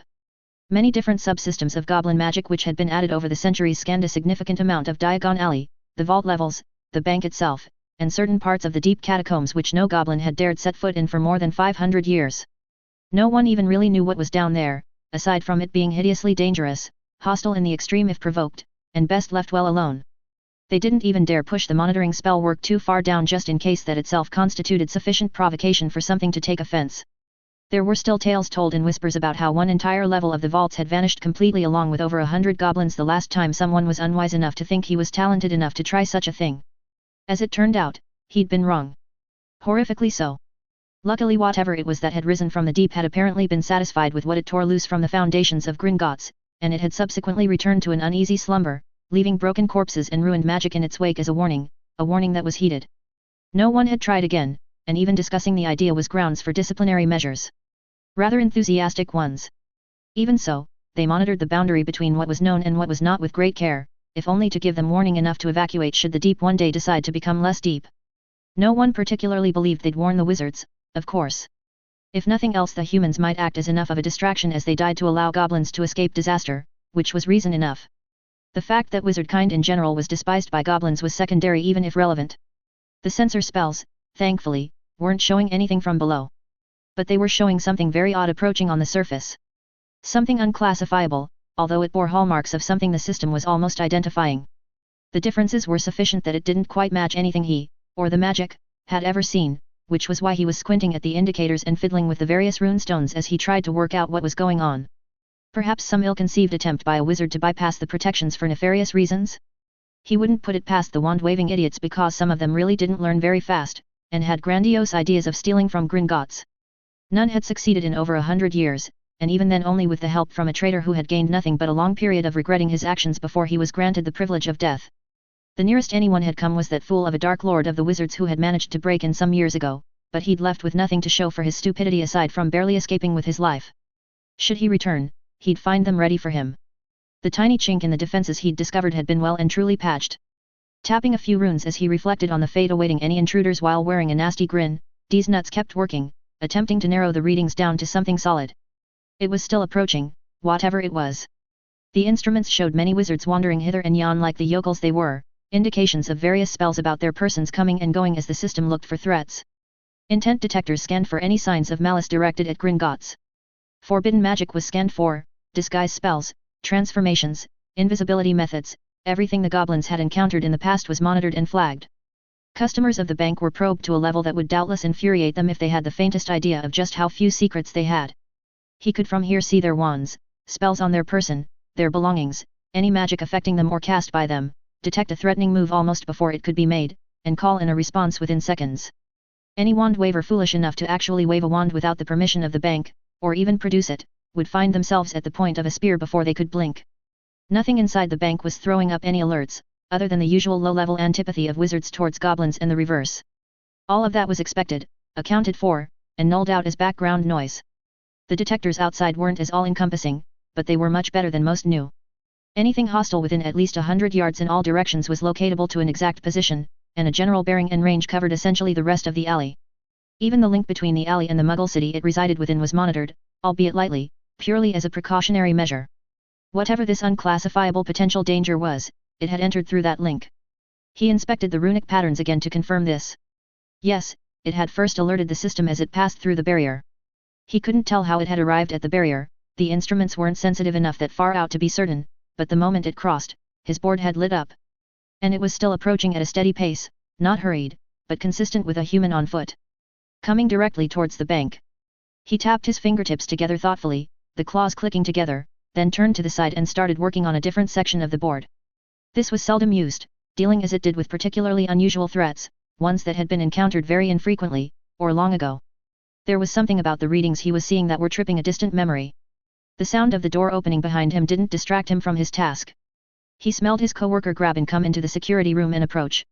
The other goblin stood to one side silently for a few seconds, studying the instruments, until he said, "What is it?" "I don't know," he grunted, the guttural sounds of a civilized language echoing around the stone room, quite unlike that horrible patois the humans gibbered. He pitied the upper-level staff who had to speak it on a daily basis while dealing with the wizards. "It's not something we've seen before, but it's familiar. Somehow. I can't work out why though. 80 yards out now. Still heading directly this way. Should we call an alert?" "Not yet. It might not be a threat. Or even coming here. I don't want to be wrong. You recall what happened when Squeeze got a little too jumpy and hit the alert when it turned out just to be some fool of a wizard carrying an heirloom he didn't realize was a prohibited artifact. We lost hours of business over something that could have been dealt with in 5 minutes if he'd waited for a positive identification. I have no wish to have the head goblin doing that to me." Graben chuckled darkly. "I doubt Squeeze will make that mistake again. He won't have a chance for 20 years until he works off enough of his debt to get his old position back," D's Nuts replied, grinning in a vicious manner. He'd never liked Squeeze. The feeling had been mutual, of course. Both goblins watched the instruments track whatever it was as it came closer. D's Nuts had one eye on the system even as most of his attention was on trying to identify the anomaly. Another alarm was triggered as whatever it was stopped directly outside the main entrance. 3 magicals and 2 muggles, plus that thing, Graben commented, eyeing the runes. "I can't work out if this is hostile intent or not. It's strange." He bent over the board, then straightened up as he shook his head. "Very strange. And there's something odd going on with sensors all over the bank. Like there's some sort of diffuse magic everywhere, although it's not exactly magic either. But that's impossible." He turned to a different set of runes and stiffened. "There's activity on the deep sensors," he exclaimed, sounding horrified. D's Nuts snapped his head around in shock, stared at his colleague, then looked at the same runes. The other goblin was correct, there was a hint of something showing where there should be, and for longer than the lifespan of anyone alive had been, nothing. His heart skipping a few beats he gaped at the runic display. The activity was right at the threshold, might indeed have been noise it was so faint, but he didn't think it was a coincidence that this was happening at the same time as whatever that external thing was happened to be inbound. A ghastly thought ran through his mind and he looked at Graben, who was pale. "Her again?" he said faintly. "I hope not. We don't have enough eggs. Anyway, she didn't even register on the system, she just appeared out of nowhere. This has to be something different." "What?" "I don't know." They kept their gazes fixed on the deep sensors, which showed the activity rise, peak, then slowly start to drop off again. A minute or so passed until the indications had gone back to normal, which made both of them relax just a little. Not all the way, because clearly something had happened, something inexplicable, and therefore worrying, but it had at least stopped happening for now. That only left the other problem, the anomaly outside. Which, when he looked back at his instruments having been distracted by the potentially lethal issue far below them, was. "It's inside the bank," he said quietly, causing Graben to also look. "What is that?" Doesn't that almost look like, but it can't be," Graben commented slowly, reaching out to move a few runes. He fiddled with the system for a little longer, altering a few key parameters, then slid one last stone into place. The whole system lit up a pale violet, the color of the most urgent alarm possible. Both of them froze in terror, staring at the readings. "Fiend Fyre." D's Nuts managed to say in a faint voice, feeling his heart almost stop. "That's impossible. The heat sensors are clear, there's no floor alarm. No signs of the spells needed to summon it. But look at that reading. The sheer amount of magical energy is off the scale. Nothing else can do that." Graben waved a shaking hand at the instruments. If that reading was correct there would be nothing left of the entire alley but a glowing crater, D's Nuts reposted. "It's showing enough fiend fire to wipe out half of London." "I know, but we're both looking at the same thing. What do we do?" "You're asking me." They stared at each other trying to remember what the protocol was when faced with an unexpected existential threat that was literally inside their building. Both hit the alert rune at the same time. Which didn't actually help much, overall, although it did add a certain lively extra something to the ensuing chaos. equals dash equals dash equals dash equals dash equals dash equals dash equals dash equals dash equals dash equals. Walking into Gringotts with the others, next to Taylor, Luna looked around with interest. The huge marble room looked just like it had the last time she'd been here with her father at the end of last summer, with goblins dealing with wizards and witches at the counters all down each side. Right at the back was the corridor that ultimately led to the vaults, far below. There were perhaps 24 magical people in the place doing their business, occupying most of the available goblins. To the sides of the entrance behind them a pair of guards like the ones outside kept an eye on the goings-on, although what they were mostly keeping an eye on right now was Taylor. Her Skitter outfit, with the very nice ankle-length coat she'd turned her Fyre into, the collar pulled up around her neck, did rather stand out in the collection of robes and pointy hats. The mask just added to the overall effect, the eerie yellow eyes actually glowing slightly. Luna grinned inside. Taylor had clearly decided that first impressions were important and improved on her theme, the end result being very intimidating. The way she moved, too, had become completely inhuman, going from total stillness to abrupt motion then back again, which really did convey a certain warning that this was someone who was not to be taken lightly. Luna found it fascinating, and an excellent example of how sheer body language could do what verbal threats and posturing simply couldn't match. Draco, for example, tried to pull off being dangerous but generally just came over as someone who dearly wanted to be hit in the mouth. Which Hermione had obliged him with at least once, yet another thing Luna admired about the older girl. Next to Taylor, who was truly an expert in silent danger, Draco didn't even register. She glanced at Hermione, seeing her friend was watching carefully and she suspected taking mental notes on everything. It was, after all, a learning experience watching a master at work. Harry, too, seemed to be enjoying the way the hubbub in the room as wizards, witches, and goblins all talked to and at each other in various tones ranging from dismissive to abrasive slowly died away, each person in turn becoming aware that something unusual had walked through the entrance. The noise level dropped, people turning to gape at Skitter, who just stood watching for a number of seconds. Behind them, Hermione's parents were observing the whole situation with interest, Jennifer leaning slightly towards her husband and whispering very quietly to him something that sounded like, "It needs a pair of swinging saloon doors." His muffled snort of laughter quickly died away and Luna wondered what the reference was, making a note to ask Hermione later. Only 10 or 11 seconds passed before the entire bank was dead silent. Every single person in it was looking at Skitter. Several of them had gone stark white in fear, apparently having been present last night in the ministry atrium and now looking terrified. Taylor herself scanned the whole room with a slow deliberate motion of her head, then turned slightly to the right and walked directly over to an unoccupied teller, who watched her approach with an expression that was oddly uncertain, mixed with the usual goblin supercilious dismissiveness. Their entire group followed behind her, the other patrons and staff following their progress with severely confused interest and a definite wariness. Their footsteps were quite audible on the marble, although Luna realized with interest that Skitter didn't make a sound as she walked and wondered how she'd made the Fyre do that. Perhaps it ate sound as well as everything else? She had so many questions. Her father was going to be fascinated by this entire thing. It was likely she'd get quite a lot of articles out of today, one way or the other. Stopping at the counter, Taylor examined the goblin, who Luna was almost certain swallowed slightly. "Good afternoon," she said in a totally emotionless voice that made him twitch and everyone nearby lean away unconsciously. "I have a financial instrument I wish to execute." Producing the envelope Madame Bones had given her from somewhere, she held it up, then put it on the counter. The goblin looked at it, then her. "What is this?" he asked as he reached for it. Opening it, he scanned the text, his eyebrows going up, and his expression becoming somewhat strained. "This is an exceedingly large sum," he added when he finished reading. "I know," Taylor said calmly. "I would like it immediately, please." "Who are you? Why are you wearing that?" he queried, putting the document down on the counter again. "I am Skitter." Luna thought it was a good answer to both questions. "And do you have an account at Gringotts?" "Skitter," he said, sounding out the name with a kind of fascinated distaste. Around them, everyone else, including the other tellers, were avidly listening, Luna noticed. The voices of Taylor and the goblin were the only sounds. "No. I only arrived here last night," Taylor replied. He looked down at the paperwork for a moment, then up at her. "And you expect me to believe that you somehow managed to get the Ministry of Magic to pay you this many galleons since last night? The bank draft is right there in front of you. You can check with the Ministry." Her voice didn't waver the slightest although Luna could sense a slight warning present. Apparently the goblin could too as he frowned a little. "I did something they couldn't do, and there was a reward." Luna could see curiosity burning in the goblin. She was fairly sure the predictable question he then asked was a personal one, and probably not something he should have asked. "And what might that have been?" Taylor leaned forward slightly, indulging the goblin. Every ear in the bank craned towards her. "I killed Voldemort."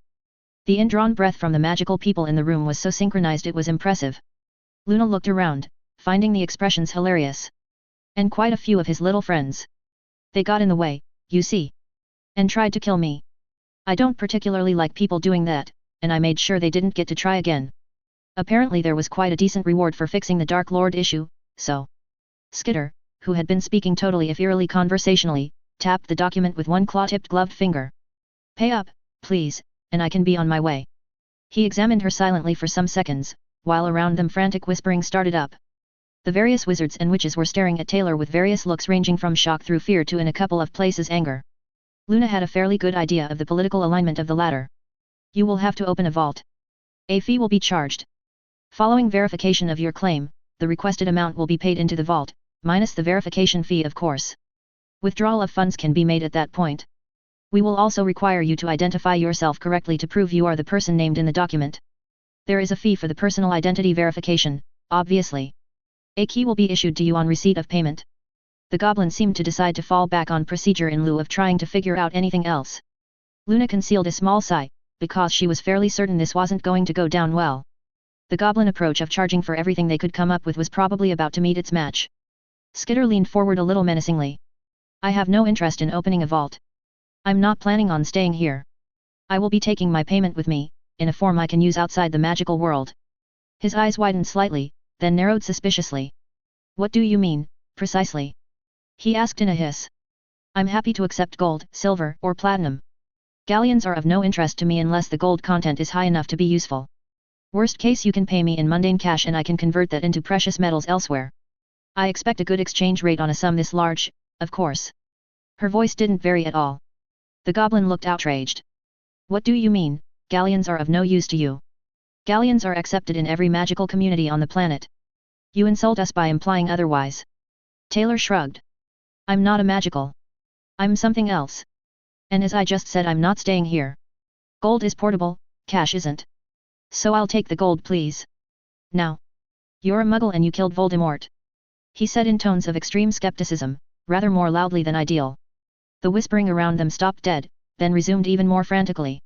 A few more wizards came in through the main entrance, looked around with puzzlement, then moved to ask someone else what was going on. Luna glanced to the side and noticed that both internal guards had moved closer. I consider the term muggle quite discriminatory and would prefer that you didn't use it, Taylor commented mildly. He grinned a crooked-toothed grin at her, seemingly having decided that the limited politeness he'd been showing up until now was redundant. I'm sure you would, muggle, he snarled. We only deal with the magical world. If you don't have magic, you have no right to do business here, no matter what paperwork you happen to have. He pushed the document back to her, Taylor putting her hand on it. There was a pause, then Taylor looked around at the others. I was polite, you all saw it, right? She said to them. Luna, Hermione, and Harry nodded, the last with something of a grin. He'd told Luna several times he wasn't particularly fond of goblins as they annoyed him for many reasons, and Hermione had also said she found them quite difficult to deal with. Returning her attention to the goblin who was watching her with a smirk, she asked, You're absolutely certain you're not going to honor the draft? We don't do muggle banking. If you want to do that, go to NatWest. He shrugged. Yet the ministry money is here. This is a legal document entitling me to it. So, once again, I would like you to give it to me. Then I'll leave. Even if we had that much gold available we wouldn't give it to you, he snarled. You have at least 10 times that amount in Vault 913 alone, Skitter told him with complete equanimity. He jolted back, his eyes wide. How do you know that, human? He snapped, sounding very dangerous suddenly. I know many things. Would you like to know how many galleons are in Vault 294? She asked. He stared at her, then slapped something on his side of the counter. An alarm rang out, causing the guards who had sidled a little closer to snap to attention, before lowering their spears. The pair outside dashed in and joined them, while several more appeared from the corridor leading to the vaults. Who told you? The teller shouted, leaning over the counter. You have breached Gringotts security. The penalty for that is death, once we've interrogated you thoroughly. He looked like he was relishing the idea. Luna looked around, seeing Harry had his hand inside his coat where his wand probably was, and Hermione had palmed hers almost unnoticeably. Luna met her friend's eyes and shook her head very slightly, although she made sure her wand was also ready to hand just in case. The two Granger adults were watching the guards carefully, but didn't yet appear too worried, while all the rubbernecking magicals had backed off to a safe distance and were gaping. Two of the guards that had come out of the vault area moved to close the bank doors and stood with their backs against it. A moment later, an older goblin appeared from a door at the rear of the teller's area and came over. He reached over the first one's shoulder and touched something, the alarm going quiet. "What is going on?" he asked harshly. "This human, who doesn't even dare show her face, demands we pay her a vast sum of gold, and has knowledge of things she has no right to know," the teller said in a vicious tone, indicating Taylor, who was just standing there calmly. She knew that Vault 913 contains gold, and intimated she knew how many galleons were in Vault 294.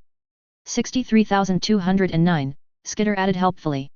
Luna tried not to giggle. Both goblins stared at her, then the new arrival did something just out of sight. He looked up, his eyes hard. "How did you know that?" he asked sharply. "She's not even magical," the first one said, making him whip his head around. "She claims to be a muggle." "I claimed no such thing, and I've already asked you once not to use that term," Taylor objected. "Be quiet, muggle," the goblin snarled. "You're being very rude," she replied. "I'm trying to be nice here. Would you like me to stop being nice?" He sneered at her wordlessly. The second goblin, who was apparently higher ranked in the bank, nudged him to the side and had a short rapid conversation with him in their own language. "How do you know these things, and who are you really?" he demanded in an unfriendly tone, turning back to Taylor. "Explain quickly or it will go badly for you." "Wanna bet?" Taylor said under her breath, making Luna suppress a smirk. Hermione looked like she was trying not to laugh as well. The goblin motioned to one of the guards, who moved forward and put the tip of his spear mere inches from Taylor's side. She glanced at him, then turned back to the goblin. "You probably won't like what happens if you do that," she advised him. "I will be the judge of that." "Explain." Skitter held the paperwork up in front of him. "Are you going to pay me?" she queried. He looked at it, then at her again. "You want us to pay you nearly 500,000 galleons in gold? Or platinum?" "I'm not picky," Skitter interjected.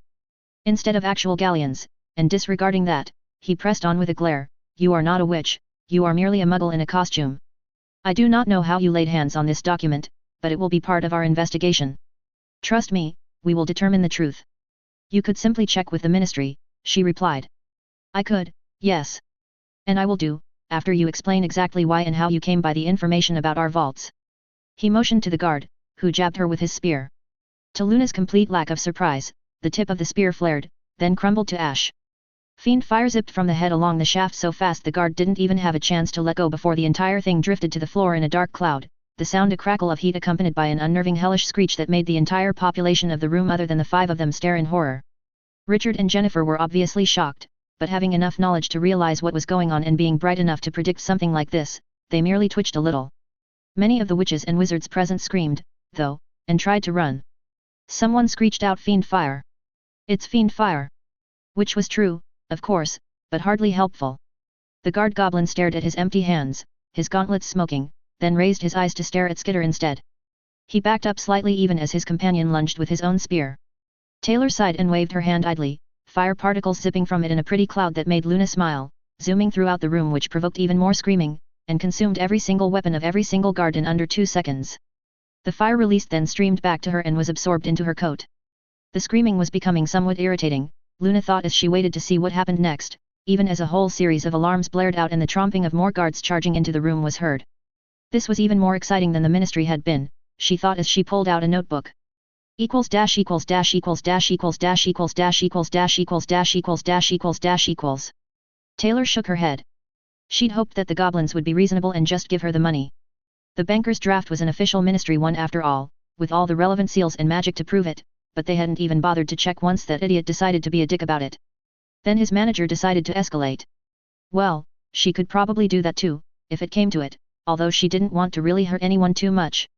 Goblins, as annoying as they seemed to be, weren't actually as flat-out murderous as the Death Eaters were, and also Madame Bones had asked her to be nice. She rather respected the woman and had tried. She really had. But no, they decided to get all funny about it. Oh well. Better luck next time. Hey! She shouted as another batch of goblins appeared from the back of the bank. "All I want is my money and I'll leave. Is this really necessary?" Someone threw a spear at her. She immolated it before it got more than a foot from his hand, then let her fire remove his armor in a flash of heat. She kept just that little bit less than required to leave permanent marks. The bank was treated to the sight of a naked, singed, and apocalyptically furious goblin, which was really not very pleasant. By now there were at least 50 goblins in the room, all of them looking like they wanted to kill everyone who wasn't them, and a huddle of terrified magicals pressed up against the door trying to open it. Apparently it was magically locked though, and even when one of them pulled his wand and tried to blast it down, all he managed was to nearly blow himself and his companions to pieces. Dazed and bleeding on the floor, he raised his wand again, so Taylor used a pixie to take it from him before he killed someone. "This is getting rather out of hand," Richard commented, quite loudly to be heard over the alarms, which were getting more numerous. Taylor nodded, watching as a whole squadron of goblins thundered through a corridor below them heading for the stairs. Deciding she'd had enough, she thought it was time to put a stop to this before everything went totally to shit. And it was a good occasion to use a trick she'd been thinking of, which would be really cool. Lisa was going to love it. Taylor let her coat go back to the natural shifting violet-white-orange of raw fiend fire and wound the brightness up a bit, so everyone squinted in shock.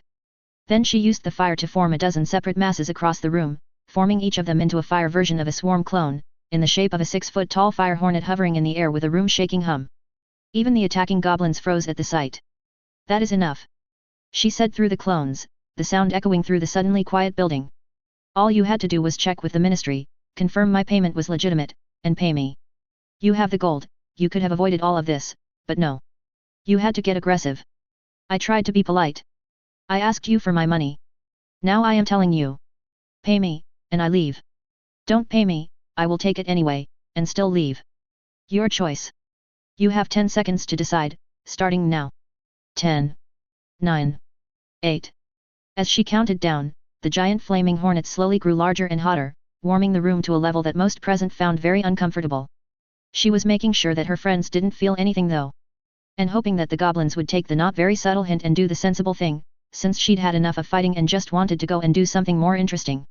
She got to 3, then several hidden doors along the corridor behind the assembled goblins opened, the new batch she'd been tracking pouring out in a wave carrying not only spears, but large crossbows that glimmered with magic. A shouted command in their language and the first 4 fired at her. Each magical bolt burst into green fire as it roared across the lobby towards them.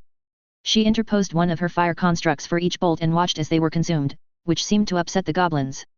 Having finally reached her limit of patience, she dropped the fire on the whole squad, making it eat everything that wasn't living goblin at a temperature high enough to leave them looking like they'd been lying on the beach for far too long without sunblock. It was a revolting sight, to be honest. Hermione made a gagging sound and Harry winced. The screaming of the wizards behind her became annoying enough that she sent a flash of fire from her coat at the door, turning half the middle of it into ash, then ignored them as they fled through the opening. "Fine. If that's how you want to play it." She started walking, waving the others to follow, while using the fire to form a path with walls on either side. "I know the way. I'll get it myself." The last goblin to enter held up his hand.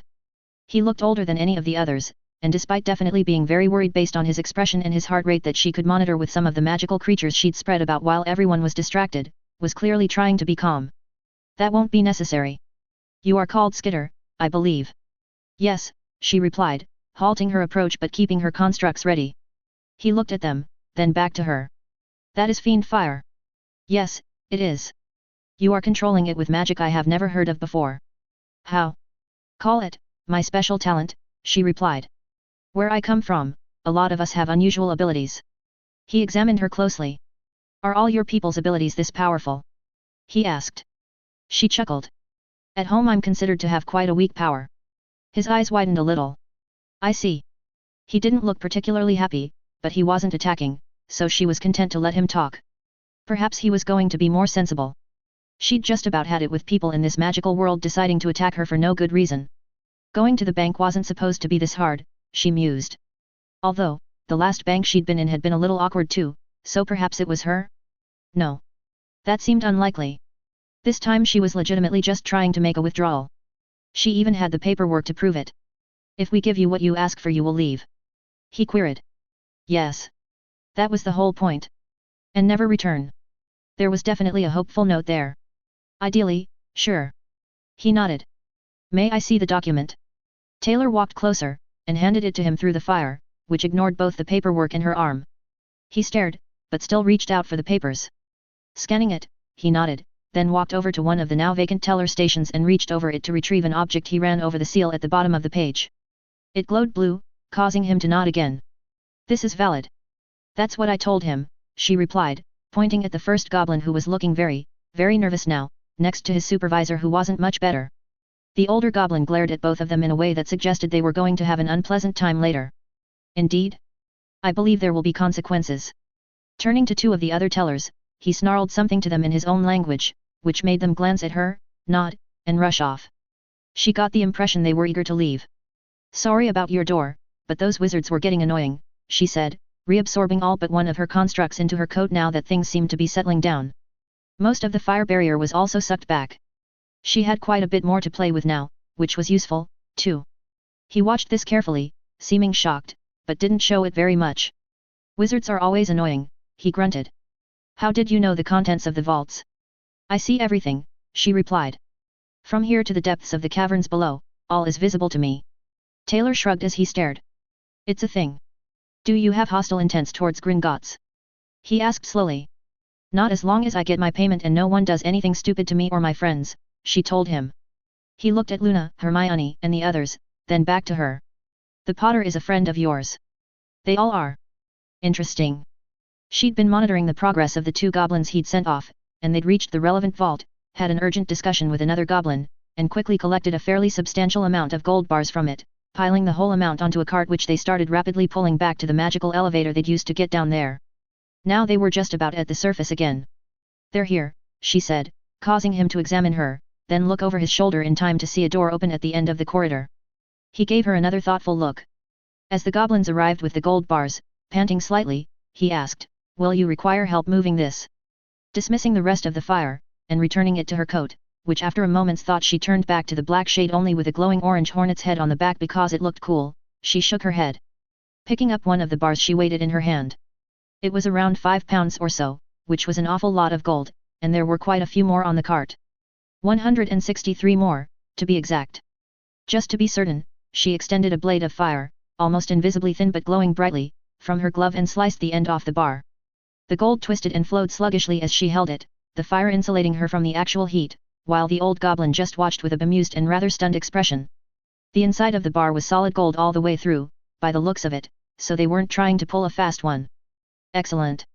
How she was going to dispose of all this when she got home she had no idea, but Lisa could figure it out, and she was certain the value of gold on Earth bet in 2011 was a hell of a lot more than it was here. This was probably several $millions worth back home, and not a small fortune in this world. Satisfied, she started dropping bars into her belt of holding. It didn't take long before she was down to the last one. Picking it up, she looked at it, then at the goblin watching her. What's your name? She asked. I am Kalner, current head teller of Gringotts. Thank you, Kalner. She held out the gold bar. Your fee. He took it from her, not removing his eyes from her mask, but nodding. After a moment's thought, she gave him another one. To cover the damage to the door. No reason not to be generous, as she'd got what she wanted, and she had kind of wrecked their door. The amount of gold she now had was so stupidly large it didn't really matter one bar more or less in her view. Looking around, she added, and the weapons. And the armor. Kalner snorted. You are not the usual sort of customer we get. For which I am exceedingly grateful. Chuckling, she nodded. I can understand that. You probably won't see me again. Forgive me if I fervently hope you are correct. Taylor grinned inside her mask. His voice was so dry you could have used it to mop up an ocean. Oddly enough, you're not the first person to tell me that. I find that entirely plausible. Nodding to him, she turned to rejoin the others, who were watching closely. Luna was taking notes. Walking past a lot of glaring singed goblins, she stopped to inspect the first pair, who flinched slightly, then shook her head and kept going. Behind her, Kalner was pointing them out to one of the less scorched guard who looked like he was going to enjoy taking out his frustrations on someone who couldn't set him on fire. I think we're done here, she said as she reached Luna and the others. I think so too, Harry admitted, looking around and shaking his head in odd respect. I'm slightly amazed it's still standing. He, like Hermione, was somewhat sooty as they'd been a little too close to the spear she'd initially turned to charcoal. Luna, somehow, hadn't got a speck of it on her, and Hermione's parents had been a little further away, so we're fine. They all headed for the door. Stepping through the hole, Taylor looked around, seeing a lot of magical folk running around like headless chickens and making far more noise than seemed useful.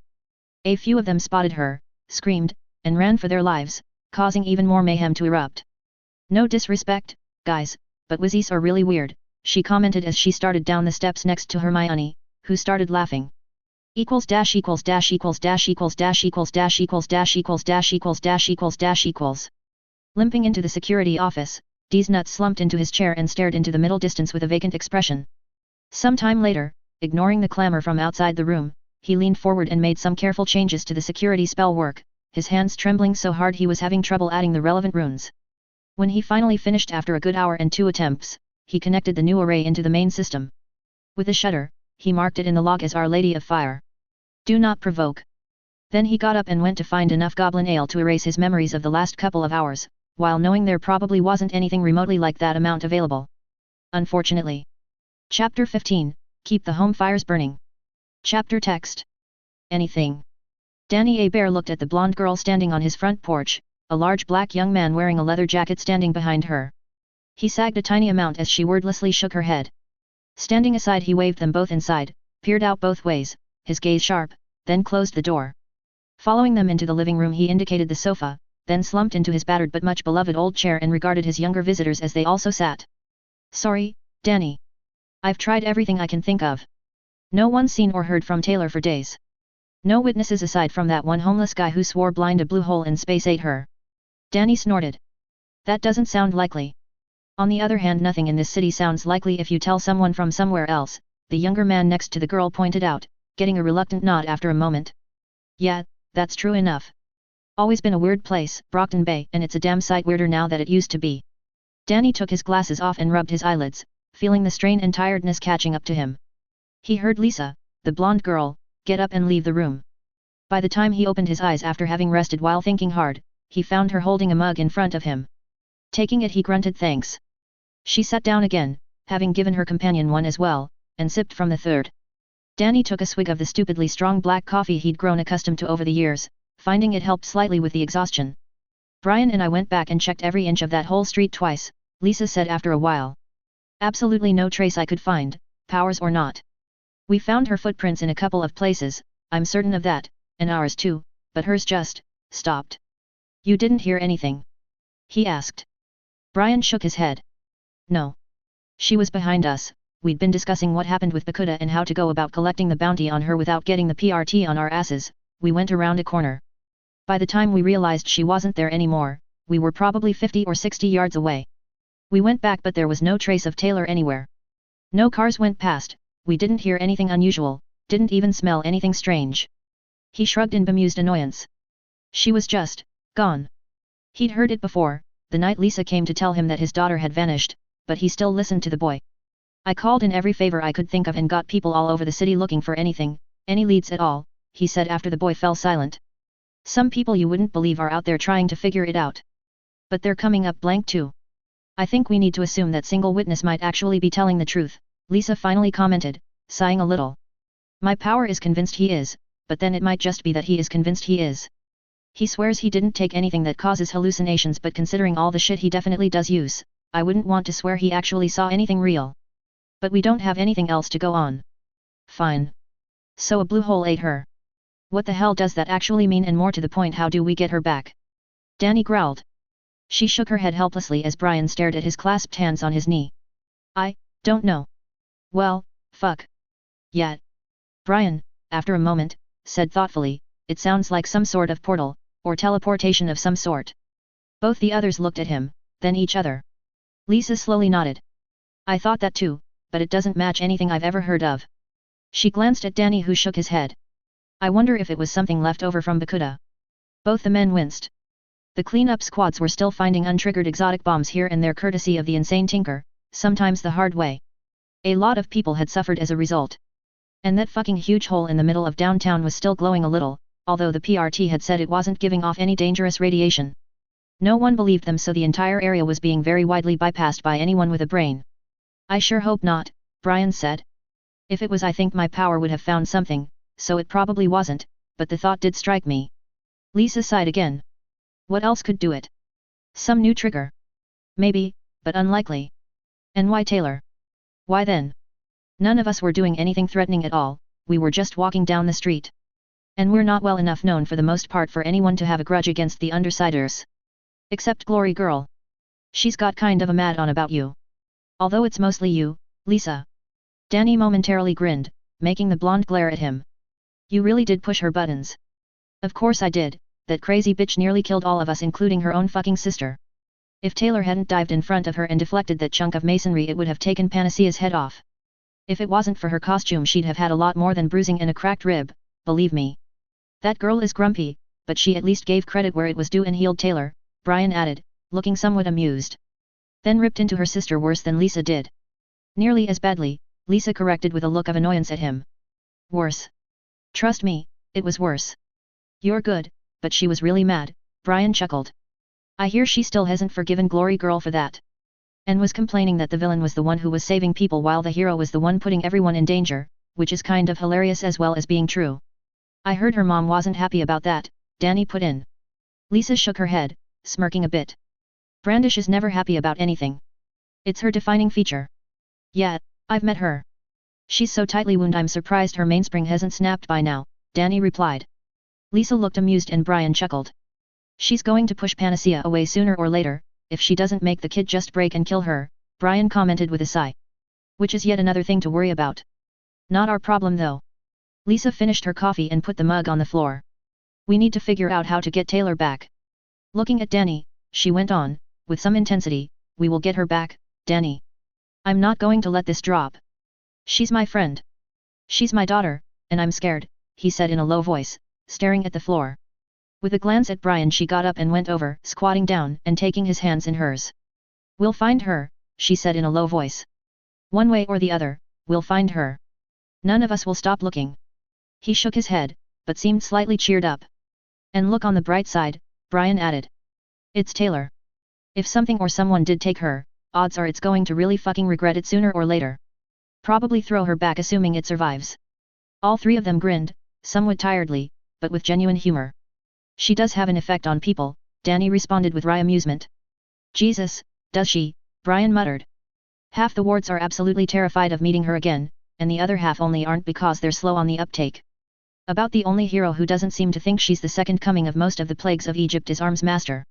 Who for some reason seems to actually like her. Which is, weird. In some ways they're much too similar, Lisa said, looking baffled. You'd never think that was even possible but he respects her and she respects him. And both of them think Dauntless is a dick. Because Dauntless is a dick, Danny snarled. She did all the work, and damn near got killed in the process, and he just happily stood there and let the fucking PRT give him the credit without even mentioning her. Taylor wasn't too pleased about that, true enough, Brian noted. And she said even Arms Master thought it was an asshole move. Which, considering the source, is. He waved a hand in a sort of baffled way. Both the others nodded agreement. After a period of reflective and somewhat depressed silence, Lisa looked at Danny, meeting his eyes. Maybe. She started, then paused. He looked back with a quizzical expression. Maybe. Swallowing, she continued, maybe we need to ask someone with more resources to help. He examined her, then realized what she meant. His eyes hardened. I am not asking the goddamn PRT to help find my supervillain daughter, he snapped. You know what they did. I do, yeah. And I'd love to see them pay for it. And I'll also point out that while we're supervillains, it's only slightly. Her attempt at a grin faltered in the face of his glare. Sighing, she ignored that and pressed on. But I'm not saying we talk to the PRT. I'm suggesting we talk to someone PRT adjacent who might possibly agree to help. Danny stared at her for quite a long time. Arms Master. He finally said, sounding somewhat dubious. She nodded. You think Arms Master would help the Undersiders find Skitter, the girl who made 3 wards and 2 PRT heroes literally shit themselves the last time they met? He went on, his face showing a strange mix of emotions. Brian was also staring at his teammate and friend with a confused expression. I think it's more likely than it should be, yeah, she replied. He'll at least hear us out, and probably won't try to arrest us. I'm pretty sure. Brian and Danny exchanged dubious looks, then fixed her with hard ones. Pretty sure, she added somewhat nervously, but rallied well a moment later, projecting confidence, her green eyes sparkling with humor. And we're the Undersiders, anyway. Getting away is kind of our thing. Oh, Christ, Brian moaned, putting his head in his hands. I can feel the incoming trouble. You're worse than Aisha is sometimes. Lisa patted his back comfortingly. Don't worry, I have a plan. He peered sideways at her with a somewhat horrified expression. Please don't say that. Weird shit happens when you say that. And there's this kid I know who owes me a favor, Lisa remarked mysteriously, making both of them stare again. I'll set it up. Putting his head back in his hands, Brian made a sound of anguish, while Danny watched them and thought. Eventually he said, I'm coming. Both the younger people stared at him, Brian raising his head sharply. You want to meet Arms Master? He said, sounding extremely dubious and quite confused. Why? Because my daughter is missing for reasons he might be able to help with, and with all due respect to you kids, I'm damned if I'm going to stand idly by and let things happen. I've been there, done that, and I don't like to think about it, Danny snapped, his voice venomous. Mostly at himself. It wasn't entirely my fault, I know that and Taylor knows that, most of it was the fucking bastard PRT and that shit Velocity, who one day will pay for it, but enough was on me that I owe it to her to do everything I can to help. And I may not have superpowers, but I'm not helpless. Believe me. He grinned viciously, making Lisa stare at him as if she'd never seen him before and Brian look worried. You kids weren't around in the bad old days. I was, and we had to do things sometimes that, well, let's say I'd prefer not to have to do it again, but I remember how. I see now where she gets it from, Lisa said faintly. He laughed bitterly. Only part of it. A lot was Annette. And as much as her. Standing up, he retrieved the 3 empty mugs, then looked at Lisa. Set it up. Let me know when and where. With a tiny sigh, but a small smile, she nodded. Both the younger people got up to leave. A moment passed, then Lisa stepped forward and hugged him, causing him to look momentarily surprised then return it with the arm not occupied with crockery. We'll get her back, Danny, she said very quietly, before releasing him and stepping back. The older man nodded to her, before turning to Brian and holding out his hand. Brian shook it. Thanks for stopping by and telling me, he said. No problem, Brian replied. Danny accompanied the pair to the door and opened it, watching as they stepped outside. With a last smile from Lisa and nod from Brian, the 2 teenagers headed towards an old car at the curb, got in, and drove away. He watched until they were out of sight, looked around again, then went back inside. Going into his study, he pulled open a drawer in the desk and pulled out a Dojard day planner, then sat down. Leafing through the pages, he found what he was after, thought for a few seconds, then reached for the phone. It's me, he said when it was answered. Need a favor? Yeah. I know. But it's her. I've got no choice. Thanks. I'll see you in an hour. Putting the phone down, he shoved the book back into the drawer, closed it, and stood up. Going down into the basement, Danny moved boxes around looking for one specific thing he hadn't touched in 17 years, eventually finding what he was after under a whole pile of old magazines. He made a mental note that he needed to throw out. Pulling the battered ex-military footlocker out into the clear area of floor and kneeling next to it, he turned the combination lock to a set of numbers he still recalled perfectly after all this time. When it clicked open, he removed the thing and opened the lid of the locker, staring down at the contents. Wish you were here, Annette, he muttered as he reached in and retrieved the metal baseball bat that was lying on top of everything else. Running one hand down it, feeling the dents in the heavy aluminum, he remembered where each of them had come from. Spinning it in his hand, he smiled darkly. Still got it, he added softly, before putting it down next to him on the concrete with a clink, then going back to looking for everything else he needed. When he left the house 20 minutes later he was carrying a gym bag which rattled ominously.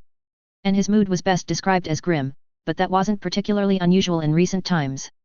Equals dash equals dash equals dash equals dash equals dash equals dash equals dash equals dash equals dash equals. Reading the private message he'd received on an email account only one other person should have known, Colin Wallace thought hard. He checked a few things on a different computer. Then he brought up another document, using 2 separate passwords to gain access. Scanning it carefully, he finally nodded to himself. Quickly typing a reply, he sent it, then went back to finishing off the work he was engaged in, while part of his mind was considering the information he'd been sent and wondering. Chapter 16, Historical Fires. Chapter Text. London is an old city. Generally considered by most to have been essentially founded by the Roman invaders in AD 47, at the time the settlement that would some 1800 years later become the largest city in the world. The capital of the greatest empire the world had ever seen, long after the Romans had passed into history, and their various successors. In modern times it is no longer the largest city, although it still ranks well up the list. Growing from its roots and absorbing everything around it one village or town at a time, it steadily increased in power and prominence through those near 2,000 years from the point an invading force looked at the location and thought it was a good place to build a trading post and strategic center. They could have had no idea how much things would change in time. Nor could they have realized the truth, that they were not the first to build there. London is an old city. It wasn't called London then, of course. Nor Londinium, nor any of the names given to the other local enclaves that would ultimately be subsumed under the relentless expansion of that initial township. Names that in many cases live on in street names or boroughs of the capital city. Entire river systems still flow under the surface, giving names to other streets, even though few realize that many feet below, trickles and torrents of water run towards the Thames, and ultimately the sea. There is much more down there than ancient culverts and long-covered streams, of course. London is an old city. Long before the Romans marched from the beaches, slowly conquering the native inhabitants town by town, village by village, others had built on that very site. More than twice as far back from that point as the founding of Londinium is from the current age, constructions were created, made of massive oaken timbers deeply buried in much the same place as the Romans would eventually pick for their own first efforts. Partly for much the same reason, of course, it being a natural crossing point of the river, but partly for other reasons. Reasons long lost to history. Millennia before Rome was founded, people moved throughout what would become known as the British Isles, creating huge structures the function of which can only be guessed at by modern humanity. Records, if they ever existed in such a culture as other than verbal myth, have long since been lost to history. The Romans would have only heard at best fragmented tales of what came before. Even the early Britons who lived there at the time knew very little about the deep past of their own culture. Even 2,000 years ago, Stonehenge was ancient, Amesbury was far back in the mists of time, Boscawen and Castlereagh built millennia before the ships came out of the east to disgorge the legions. Over 1,300 stone circles and innumerable related sites dot the island of Britain, all built, used, and abandoned long before. But the structures lying buried by silt and meadows and time on the site that would become Londinium predate them all. Even by the time of the building of the most famous megalithic structure of them all, Stonehenge itself, those structures were ancient and long forgotten. Because London is an old city. Layers and layers of construction echo back through the ages to those far gone days. Even today, in the high technology world that has come about after centuries of development and learning, the true extent of what lies underneath the busy streets of one of the largest cities on the planet, the highest population density in the whole of the UK, is unrealized to all. A few have some inkling, driven by events throughout the last millennia and more which have been documented and mulled over by those dedicated to the task. More have slight suspicions that all is not what it seems. Scientific rigor and chance archaeological discoveries during one or other of the innumerable construction projects the city is awash with, informing them of aspects of history they seize upon with fascination. But neither group knows the full truth. The public at large is entirely ignorant of what they walk over every day on their way to work, or pass by in the dark far under the streets, rumbling through tunnels built over the last 200 years. They have no idea that more tunnels lie below them, and more below those. Down and down, far below what is commonly believed to be plausible due to the geology of the area. The Victorians dug deeper than most, and found aspects of the deep layers which they hurriedly covered over again and denied all knowledge of, history silent on what they discovered, aside from a small number of people who make it their business to remember, so they will not be taken unawares. The Romans, long before them, also found they sometimes opened something they wished they hadn't, and went to great effort to ensure that those openings were properly closed once again. No records were kept, all involved were sworn to silence, if not rendered unable to ever divulge what was found. Yet even so, certain individuals ensured that enough knowledge was preserved to warn future generations. And the city steadily grew over the top of the deep, covering it in layer after layer of London, trapping it safely far out of reach of the curious and the unwise. And with luck, preventing it escaping. Even so, on occasion there were accidental incursions past the capping layers into what lies below, stirring into activity that which should best be left to sleep. Dwellers in the deep would rise, sometimes being pushed back at great cost, sometimes escaping into the upper world and vanishing, only to be later found to be thriving. Mostly the smaller denizens, the ones that could avoid notice for long enough that by the time they were finally noticed, it was much too late to do anything other than live with it. Luckily for life on the surface, the larger things in the deep generally prefer to stay there, unless provoked. And once they have dealt with the provocation, they return from whence they came, leaving ruin and terror behind them. The goblins, much like the humans, have had their interactions with the deep. And, like the humans, they did not enjoy the experience. Unlike the humans, they still remember what happened, and have gone to great expense and effort to ensure that it does not happen again. But then they have more recently encountered the dwellers underneath, arriving as they did in Britain over 1,000 years after the founding of Londonium.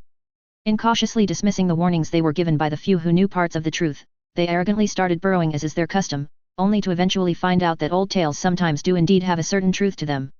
It took over 50 years to recover from that initial misadventure, but being persistent, they managed it. And, not being entirely foolish, they forbade such works as had nearly brought doom upon them all for all time. Of course, goblins are not unlike humans in many ways, and the mere fact that the deep is known to exist occasionally results in someone who believes himself or herself to be up to the challenge deciding to ignore the restrictions in place of personal experience. This experience is seldom passed down other than as a cautionary tale by the survivors. The deep does not like being prodded. The long-forgotten people who first created constructions above the depths out of which bizarre creatures and phenomena come are lost to any modern knowledge. Their true motivations are unknown, their techniques vanished into prehistory. But they, possibly through trial and error and desperation, did leave a mark that has resonated through the ages, as they succeeded in mostly sealing the deep. Those rare scholars who realize aspects of history known to almost no one suspect that they were the first users of what most call magic. How they learned, what they did, no one can now say with any degree of certainty. What is known by that rarefied group is that magic itself quite likely arises from that very deep that was sealed off with great effort, and has been repeatedly resealed over and over again throughout the centuries. In modern times, technology has been used to supplement the old workings, combining into a much more potent ability to contain the dwellers below and prevent the incautious above from gaining access. It is not infallible, nothing truly is, and those in the know are constantly worried that sooner or later someone or something, from either side, will test the seals, until yet another incursion from the depths occurs. So they keep watch, making sure that the deep is undisturbed for another day, and monitoring the situation using every tool at their disposal. They research, very cautiously, that which underlies a large part of the city, and theorize about whether it is a dimensional breach, or a universe unto itself, or possibly some form of demonic alien. On occasion they have visitors from elsewhere who pass on hints and scraps of information which is entered into the secret documentation even the majority of the governmental organizations in charge of the country are unaware of, as they have done for centuries. And they also watch the magicals, who are the most likely source of a provocation to the deep, as magicals are widely known to have little sense and far too little instinct for self-preservation, mixed with a breathtaking ability to ignore what they don't understand. This has led, all too many times, to significant problems. Sometimes the magical world corrects these problems on its own, sometimes the directorate is forced to step in and deal with the situation itself. That is their mandate, and they have carried it out successfully for a very long time indeed. They worry about one day failing. If they do, that day will not be a good day for anyone. And now there is something else to worry about. Something that is somehow connected to the deep, and something that is connected to things that are worse than the deep. Which is not a happy thought at all. But they will keep watching, and do what is needed, as they have done for centuries on end. Because, of course, London is an old city. And old cities have secrets, often ones you wish you never learned. Equals dash equals dash equals dash equals dash equals dash equals dash equals dash equals dash equals dash equals. As she leafed through a book on runic magic with interest, Taylor kept some eyes on everyone else in the store, more eyes on her new friends to make sure no one was doing anything stupid, even more eyes outside on the people wandering around Diagon Alley, yet more eyes on the goblins quietly freaking out in Gringotts, and still more eyes on the interface between this magical pocket universe and the real world, having managed to work out how to push her ability through the barrier without it being fully open. But most of the rest of her attention was on cataloguing all the neat things far below the streets, much deeper even than the vaults way under Gringotts. It was fascinating down there. Like another world, really. And absolutely rotten with magic. Her Fyre could feel it, and she could feel her Fyre and through it something much, much larger watching with great interest and a sort of happy anticipation. It was extremely pleased to have met her and the more contact she had with it the closer the bond between them grew. Lisa, she suspected, was going to be very confused by the whole thing when she got back. On the other hand she had a crapload of gold in a belt of holding along with a vast array of really cool toys, which would go a long way towards making her friend stop being confused and start being very pleased, she thought to herself with an inner smile, absently using a pixie to remove a wand from someone who was attempting to carry out a mugging in the smaller alley running off the side of Diagon, then chasing him with a few teleporting spiders until he ran away screaming in horror. His victim looked around with a puzzled and somewhat nervous expression, twitched when the pixie dropped the wand on his head, stared up at it then at the wand, before bending down and picking the thing up. Slipping it into his pocket he quickly made his way in the opposite direction mumbling to himself under his breath, and casting worried glances behind him. Taylor chuckled slightly, turning the page. A villain had to have standards, and muggers were very much the bottom of the barrel. Her dad had told her that many times. Resolving to find something really nice for him as a present, she kept reading. Chapter 17, From the Frying Pan into the Fire. Chapter text. As he blinked to himself in the early morning light, Remus slowly came awake. Turning his head he looked at the perfectly mundane watch he was wearing, seeing it was just past 9 in the morning. Despite having only had about 5 hours sleep he felt fairly good, all things considered, at least partly because he'd watched Voldemort be vaporized by something absolutely terrifying but apparently also reasonably amenable to conversation. This was quite the step upwards in his opinion. No longer having the threat of the now late Dark Lord hanging over them was certainly going to improve many people's outlooks on life. Mind you, having Skitter around might dampen that just a touch, but time would tell. On the other hand, the revelations that had come out of the entire event were going to have some serious ramifications, for probably quite a while, he suspected. Dumbledore had clearly been playing fast and loose with the truth, mostly by omission, he hoped, but the end result was going to be very awkward to deal with. Amelia Bones had not been happy the last he'd seen of her, and to be brutally honest neither was he. He was, in fact, quite upset with the older man. And had spent some time before he fell asleep last night re-evaluating a large chunk of his life, going over all the things Dumbledore had told him, and more critically, not told him, about all manner of issues. He didn't like to think that the elderly wizard was a bad person, and there was still a chance this wasn't the case, but one thing he was certain of was that Dumbledore had been keeping secrets he had no right or authority to, which had resulted in a lot of damage. And that fucking prophecy. Why on earth had he decided not to tell anyone about something that critical? He'd obviously known about it from the very beginning, and his reaction when Harry had played it was telling. No, there were many things wrong with the entire situation and he was kicking himself for never having noticed. How could he have been so blind to so many problems going on around him? He'd been living in Hogwarts for an entire year and not picked up on most of it. Nor, from what he'd seen, had any of the other staff. Which was, well, worrying was a very mild word for what it was. At least Sirius was going to get cleared, so something good had come out of all this. The Lovegood girl's comments at exactly the opportune moment had definitely set the cat amongst the pigeons, as had Hermione's well-deserved rant. Dolores Umbridge was toast, that much was clear, and the thought made him smile grimly as he flung the covers back and got out of bed. He'd never liked that woman, on the few occasions they'd crossed paths. Absolutely one of the nastiest pieces of work he'd ever come across, and the stories he'd heard about her paled into the background in light of what Harry had told them all the night before. It was a good thing he'd left Hogwarts before she'd arrived, since he was fairly certain that one of them wouldn't have walked away. He was somewhat surprised that hadn't already happened, to be honest. She made very few friends. Even a lot of the supporters of the dark apparently loathed the woman, which said it all. Yawning, he scratched himself, then got dressed, brushed his teeth, and drank a little water, before exiting his room. Grimmauld Place, as horrible as it was overall, was at least quiet at the moment since the Order members weren't present. Dumbledore was presumably still tied up at the DMLE, Creaker was, probably torturing a cat somewhere or something, but at least wasn't lurking around muttering evil thoughts, and that damned painting was silent for once. He and Sirius had returned here last night, both exhausted, too tired even to talk after the whole nearly dying horribly part of the evening, and had both gone straight to their respective beds. He'd heard Sirius snoring mere moments after his door closed, his friend so knackered that even his fuming anger towards quite a few people no match for the requirement for sleep. Now, though, when he paused at Sirius's door and listened, there was no sound. Tapping quietly on it, he waited, then after a moment carefully opened it and peered in. An unmade bed met his eyes, but no Sirius Black. He mumbled, closing the door again. I wonder where he got to. His friend wasn't generally an early riser, certainly he hadn't been in their school days, although his stay in that ghastly torture chamber probably hadn't helped his sleep pattern all that much. On the whole, Remus was quite impressed how resilient Sirius was to have recovered as much as he had done since he'd escaped, although it was obvious his friend needed a lot less stress in his life than he'd had for far too long, and probably some professional care. It had been more or less impossible for the latter to occur up to now, of course, but hopefully as soon as he was officially cleared and likely received considerable restitution he could be talked into getting that help. Heading downstairs to the kitchen on the dual basis that he was starving and it was the most likely place to find Sirius, Remus slowed as he passed the library, hearing through the door an aggrieved muttering in a very familiar voice. Puzzled, he opened the door and went into the enormous room lined with shelves everywhere you looked, the sound of Sirius talking to himself growing louder. Damn it, I know it's here somewhere. Ow. You little shit, get back here. Remus hastily shut the door as he heard a skittering sound, pulling out his wand at the same time. Moony. Stop that fucking thing. It bit me. Sirius shot around the corner of one of the rows of shelves in hot pursuit of a more or less book-shaped thing with far too many teeth which was somehow scuttling determinedly towards the door. Having flashbacks to the Monster Book of Monsters, which was not something he remembered fondly, Remus aimed at it. Stupefy. He cast, then ducked as the spell rebounded from the book think and nearly got him in the face. Shit. It's magic resistant. Sirius shouted. No. Really? Remus snapped back. How can you tell? Stop being sarcastic and catch it. How? I have no idea.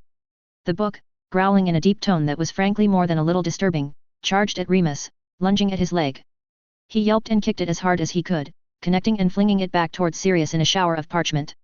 His friend screamed and hit the deck as the book barely cleared his head, landed on the other side of the library, and dived into the shadows behind one of the shelves. The rumbling growl came again, making both of them look around warily. Merlin, damn it! Sirius snarled as he clambered to his feet. Watch where you're kicking homicidal artifacts, you pillock. You're the one who let that damn thing loose. Remus replied indignantly, whirling as a papery skittering sound zipped past behind one of the ranks of shelves, his wand raised. Sirius was looking around cautiously, also holding his wand, a spare family one he'd dug out a few days ago. They moved closer together as the rustling sounded again, moving upwards to the dimness over the tall shelves. In seconds they found themselves back to back, each covering half the library. Why did you do that? I didn't do it on purpose. Sirius responded hotly, his wand moving to aim at where the sound was coming from. Unfortunately it was shifting from place to place, not helped by the odd acoustics in the large room. I was looking for something else and accidentally triggered some old spell. Fucking thing went for my throat out of nowhere. He put his free hand over Remus's shoulder and waved it at him. Look, it drew blood even. There were indeed tooth marks on his fingers, slowly oozing red. Has anyone ever told you that your family is totally insane? Remus remarked, ducking as the book appeared out of the dark, flying towards the pair of them from a corner having apparently dived off a shelf. He hit it with a piercing spell which did nothing but slightly alter its course, at least enough so it missed him and slammed into the floor, then dashed for cover again. The reflected spell left a neat hole in the ceiling that both of them stared up at. It's not news to me, Moony, Sirius replied after a worried pause. I also vote we don't use spells that can kill us again, all right. No argument from me, Remus said somewhat nervously. But what can we use? The pair followed the sounds with their wands. The growling was getting more vicious. I don't. Aha. I do know, Sirius said, his face brightening slightly with an evil grin. The book made an appearance again, this time on the floor at the far end of the library, slowly but with steadily increasing speed heading towards them. He watched it carefully, then shouted Kriaker. Nasty traitor master called for Arg. The deeply disturbing house elf said as it appeared directly in front of Sirius, and right between him and the now charging book, which leaped on him from a few feet away and latched onto his shoulder. Nasty horrible bitey bookie monster. He screamed, slamming the thing with his fist as it chewed on him. Just take care of that, will you? Sirius said happily, watching with satisfaction as the elf flung himself backwards and landed on the book, driving it into the floor.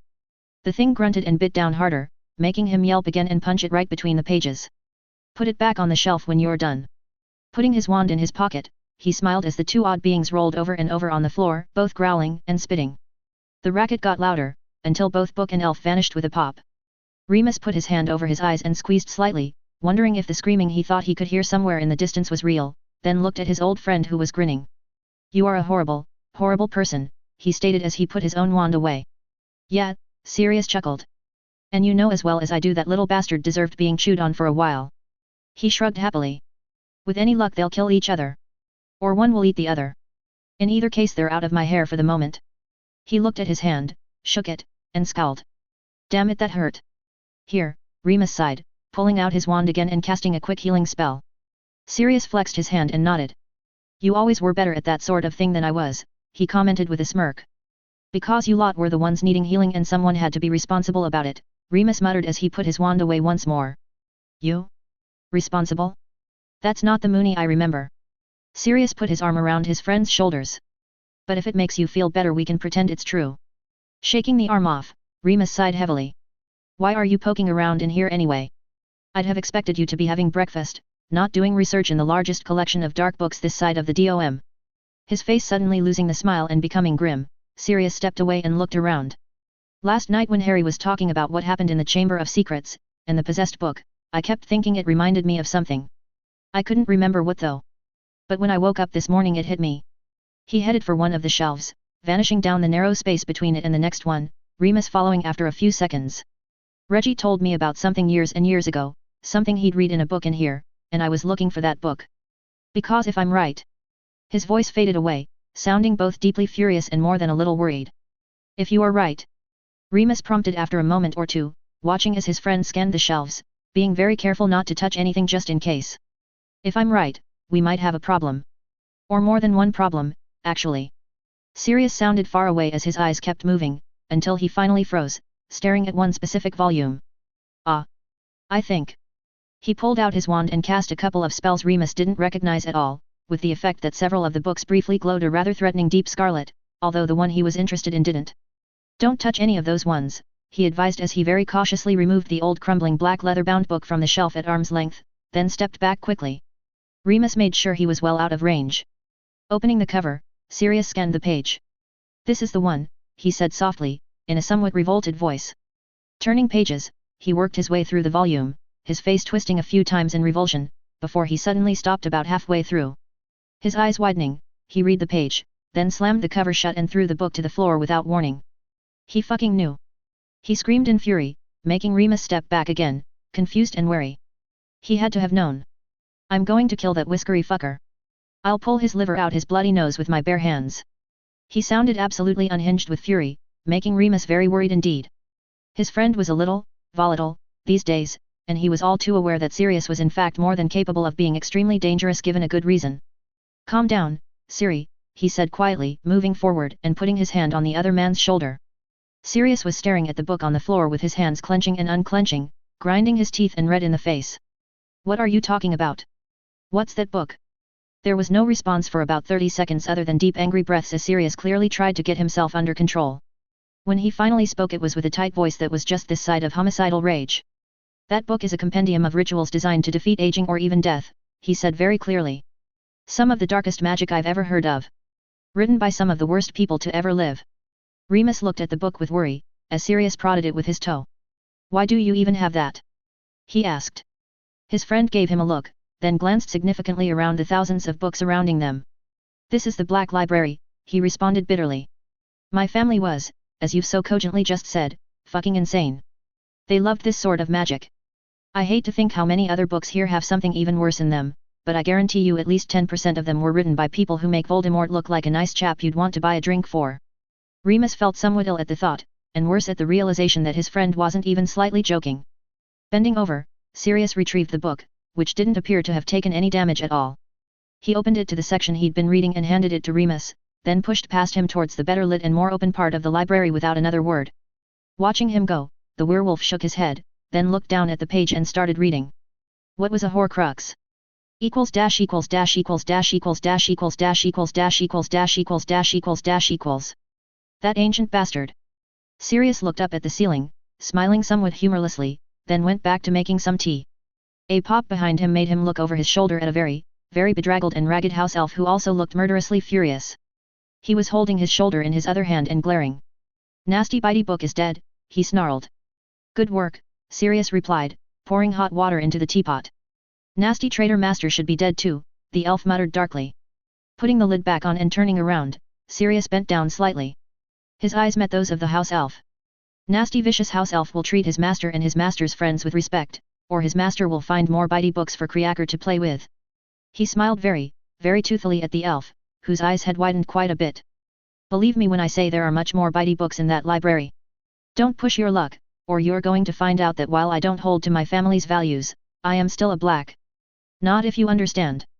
His face was inches away from Kriaker's, who swallowed slightly. Then nodded. Excellent. I'm glad we had this little talk. You can go. He straightened up. Kriaker stared at him, then said very quietly, Master is definitely a black, before vanishing with a pop. He'd sounded almost impressed. Pouring out 2 mugs of tea, he handed one to Moony when the other man stormed into the kitchen holding the book he'd given his friend upstairs. Remus looked like he wanted to strangle someone. Sirius knew exactly who, of course. Drinking half the tea in one shot, Remus sat at the table with a thump and tossed the probably indestructible book on it with disgust. He knew. He must have done. Or at least suspected.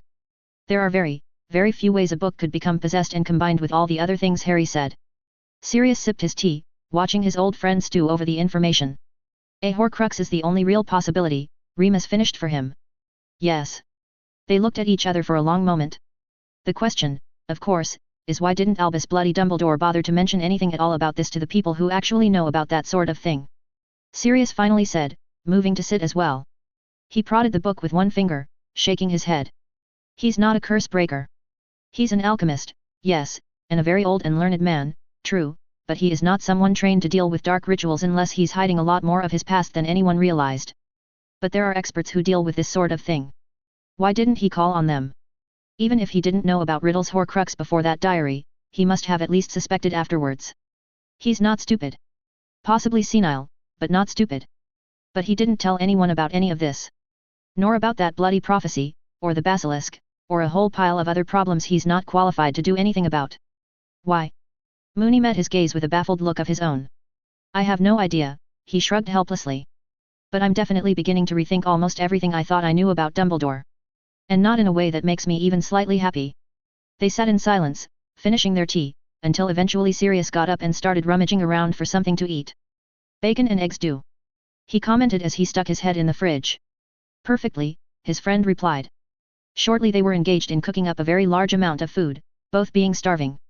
We're going to have to tell Madame Bones about this, Remus said a little later, pointing at the book in the middle of the table with his knife, before going back to eating.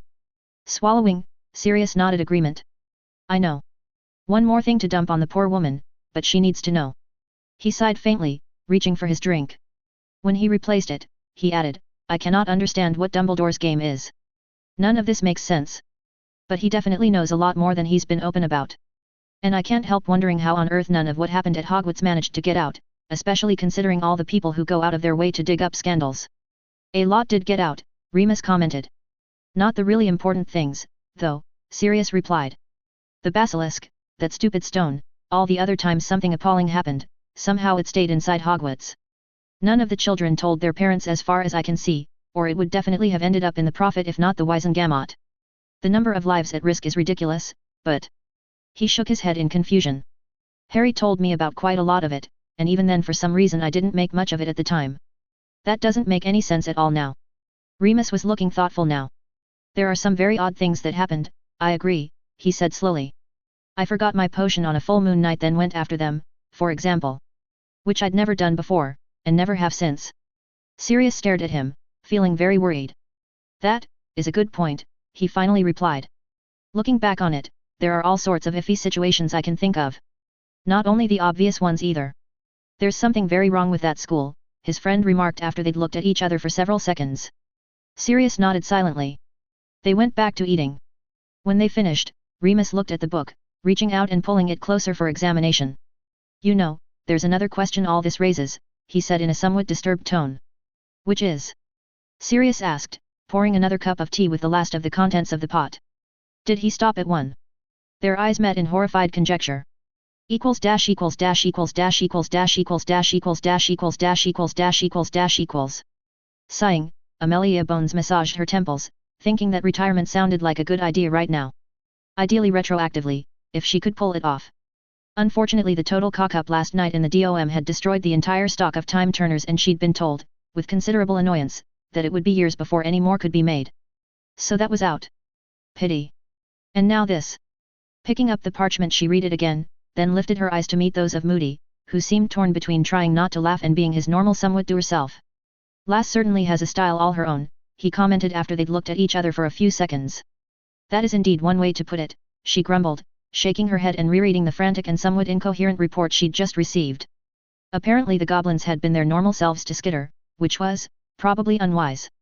Rather to her surprise Gringotts was still there, although the dirty great hole in the supposedly unbreachable door had likely come as nearly as much of a shock to the little bastards as it had to everyone walking past in the street at the time. Apparently supposedly unbreachable somewhat failed in the face of Skitter making a point. For a moment she tried to work out just how much magic would have been required to even dent the several tons of rune-reinforced bronze-sheathed goblin silver the door had been made of, then gave it up as a bad job. It was certainly far, far more than even Dumbledore on his best day could ever have dreamed of wielding. Skitter Fyre, which she was starting to believe was actually a distinct thing and much worse than Fiend Fire because it was driven by intelligence, had gone through it like it was made of tissue paper. Which was all sorts of worrying, but she couldn't spare the time to curl up in a little ball under her desk and shiver, so she didn't. At least the girl, or whatever the hell she really was, seemed quite agreeable most of the time, and more restrained than she'd have expected. And by the eyewitness statements from the people who'd been in the bank at the time and were also currently capable of talking in English rather than tongues, she'd been very polite and it was the goblins who decided to kick the dragon in the arse. Almost literally. In all honesty she wasn't all that surprised that they'd lacked enough sense of self-preservation to avoid what happened, since that more or less defined a lot of the goblins she'd met. They shared a fair few traits with wizards, and that one was far too common. Working her way down the report, she saw that the last mention of Skitter, in the company of the Grangers, Harry Potter and Luna Lovegood, had been with them all entering Flourish and Blots, which, almost made sense. A bookstore was a good place to go to get background information on things in general and it seemed plausible that Skitter was trying to learn more about the world she found herself in. Amelia was more than passingly familiar with Xenophilius Lovegood, as his wife had been a friend of hers at school, and knew he, like Pandora had been, loved reading. It seemed entirely likely that his daughter would share that trait. And Susan had mentioned Hermione Granger more than a few times. Apparently the girl was doing her best to memorize the entirety of the Hogwarts library, from what her niece had told her, and somewhat worryingly was apparently well on the way to succeeding. Susan had said she'd never met anyone who read that fast before, and the Granger girl seemed to have an excellent memory to boot. She didn't know as much about the Potter boy as she probably should do, especially if he was now a friend of Skitter, and resolved to do some background research beyond all that necessary to look into the story he'd told her earlier, a story that had raised far more questions than it had answered. In very annoying and to be honest worrying ways. Dumbledore had a lot of explaining to do, she thought with enormous irritation. Pushing the scroll to one side, she folded her hands on her desk and regarded Moody. I think we should probably leave well enough alone for now, she said after a moment, watching him. Skitter made her point, got her reward, and left. As long as she's content to wander about being relatively peaceful, I don't believe we need to get involved. And it's not like we can actually stop her, he grunted, smiling grimly. She sighed a little, shaking her head. No.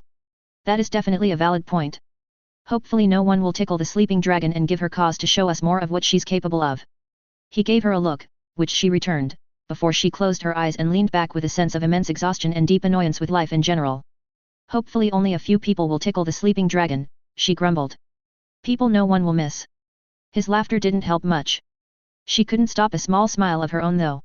If any of the leftover dark fools want to try to get revenge, I suppose there's more rewards coming the girl's way, he chuckled. Merlin. Why me? Amelia sighed, opening her eyes and glaring at the horrible sight of Moody grinning. Stop that. He shrugged, not in fact stopping that. Giving it up as a bad job, she picked up another report. Umbridge. She queried, even as she started reading. Still vowing bloody revenge in between screaming insults, he replied, his grin fading. Woman hasn't got the wit to know she's so deep in shit she's done for. I think she's assuming Fudge will bail her out yet again. Not this time, she replied with satisfaction. The minister was not only sufficiently terrified of Skitter and Amelia now after their very, very long talk the night before, but was at least smart enough to know that with so many of the rich purebloods a fine layer of soot on the walls, he was extremely unlikely find anyone to help him this time. And once she'd finished explaining, with considerable dark delight, how he only remained minister at her sufferance, he'd been so pale and sweating that she thought he finally realized that he had nowhere to turn. The legal situation put her firmly in the driver's seat and she was absolutely determined to take this opportunity to deal with a whole host of problems that had built up for decades. Cleaning up the remaining Death Eaters was only part of that. Rooting out the corruption in the Wizengamot and the ministry itself was the larger part of the problem and one that would likely take months at least, but now she had both reason and authority she was going to use both to whatever extent was required to finish the job once and for all. No more imperious excuses, no more bags of galleons changing hands under the table, no more blatantly guilty bastards ending up right back where they started from while innocents paid the price. When the history of these events was written in years to come there would be no epilogue showing everything went right back to where it had been beforehand, unlike the previous time. She was going to clean the ministry more thoroughly than all the elves in Hogwarts put together could do no matter who screamed about it. For the sake of her niece and the other children if nothing else. The fact that it gave her a wonderful sense of schadenfreude thinking about how so many deeply corrupt individuals were going to find cold hard reality tapping them on the shoulder and smirking was just a bonus. Reaching for a sheet of parchment, she thought for a few seconds, then wrote out an order, signed it, authorized it with a tap of her wand, and handed it to Moody. He took it from her and scanned it, his craggy face breaking into another evil grin. Verita serum, full questioning. Everything Potter, Lovegood, and Granger reported, anything else that you found at Hogwarts, you get that out of her. And don't stop until she's told you everything she's ever done since she was a toddler shitting herself in bed. It will be a pleasure, he growled, putting the documentation away in his robes. Never did like that bitch. Make sure you get a list of everyone else she incriminates. Names, dates, places, actions, the works. Amelia smiled grimly. If it turns out she's an unmarked Death Eater I wouldn't be surprised, but I doubt we'll get that lucky. But we might find she can lead us to one of Voldemort's lot, she seems the type to be in the same circles. I want to round up every single remaining Riddle supporter. With him and so many of his closest followers gone, we finally have a chance to wipe out the entire group. They'll be in disarray at the moment, I expect, but if we don't move fast we might find they regroup even without the dark arsehole telling them what to do. Or worse, slip away and lurk somewhere until all this bollocks starts up again in another decade. I do not want to risk that. Moody nodded understanding. He seemed very pleased, and for him, cheerful, which wasn't surprising as he'd wanted to do this for many years, as had she. Politics had made it impossible, but now, thanks to something terrifying turning up, they finally had a chance to finish the war for good. And with luck prevent the next one. What about Hogwarts, Dumbledore, and the minister? He asked giving her a thoughtful gaze. Dumbledore and Fudge are my problem for now, she replied, tapping her fingers on the desk. Hogwarts. Yes, we're going to have to look into that. And keep our eyes open in case any of the children of defunct Death Eaters decide it would be a wonderful idea to keep up family traditions, for revenge, or any other foolish reason. Wouldn't put it past some of them, he agreed dourly. Like Malfoy's spawn. Doesn't stop to think, that one. I could name other names. Most of Slytherin House to start with, I expect, she commented, receiving a nod. Damn. All right, we'd better get on top of that before it kicks off. I'm half inclined. She thought, then nodded slowly. Yes. I think that's probably the best approach. Flooding the school with enough auras to keep a lid on some stupid child raising havoc is probably impossible, we don't have the manpower at the best of times, and right now we need all hands on deck anyway. Sighing a little, she stood up. I need to talk to a very irritating old twit. Good luck, Moody chuckled, turning to leave. Try not to strangle him with his own beard. You have no idea how close I came last night, she grumbled as she collected a few things then headed after him, getting a snigger back. Daft old bastard. Equals dash equals dash equals dash equals dash equals dash equals dash equals dash equals dash equals dash equals. Minerva looked up at the sound of her flute activating, distracted from the parchment work she was going through. A familiar voice sounded. Minerva? Are you there? I'm here, Albus, she called, quickly standing and moving to where she could look into the fireplace. Wavering through the flames she could see the face of Albus Dumbledore, who looked back at her and smiled briefly. Where are you? Still at the ministry, I'm afraid, he replied somberly, the smile vanishing. And I won't be able to return just yet, unfortunately. You're going to have to continue running things for now. I have no doubt you'll handle the task splendidly. Don't try to sugarcoat it, Albus, she snapped, kneeling down in front of the magical fire. I was dropped into this without warning, although at least with that ghastly Harridan gone I can undo all the damage she caused. Or try, at least. It's going to take a lot of work to properly repair things. Indeed, he sighed. But we have little choice in the matter. How is everything going? Well enough, she replied, somewhat tiredly. The students are mostly still celebrating no longer having Umbridge and her stupidity hanging over them. However, the Slytherins, well. Making a small gesture of resignation, she shook her head. There are many who are not having a good time of things for obvious reasons. And there have already been a number of incidents in the corridors due to, well, everything. There are those that are missing the temporary power they were abusing, and a considerably larger number who are feeling somewhat aggrieved about having been the target of that abuse. Not without reason, if I'm honest about it. He looked somewhat concerned. Nothing serious, I hope. Not so far, but I wouldn't want to promise that can't happen. Minerva shook her head sadly. I'm afraid that grudges were created during this whole sorry affair that may take a very long time to be settled, if they ever are. I can't see any quick and easy solution to it though. Or, indeed, a slow and difficult one other than trying to keep everyone involved as far apart as possible to let tempers cool, which is difficult under the circumstances. Albus nodded understandingly. I see. That does suggest that the path I'm considering is the right one. She looked at him suspiciously. What path? Minerva queried, frowning. He sighed, shaking his head, then took a deep breath. I believe we need to end the school term early, he said with an expression of sadness. She gaped at him, then closed her mouth with a snap. Early. I fear so. I have been discussing it with Amelia and I think she's correct. Your information just reinforces that opinion. The exams are over, and the term has less than 2 weeks left in any case, so the students' scholastic endeavors won't be badly affected. Sending everyone home early is for the best, as it will allow tempers to cool off and the bereaved to deal with their loss.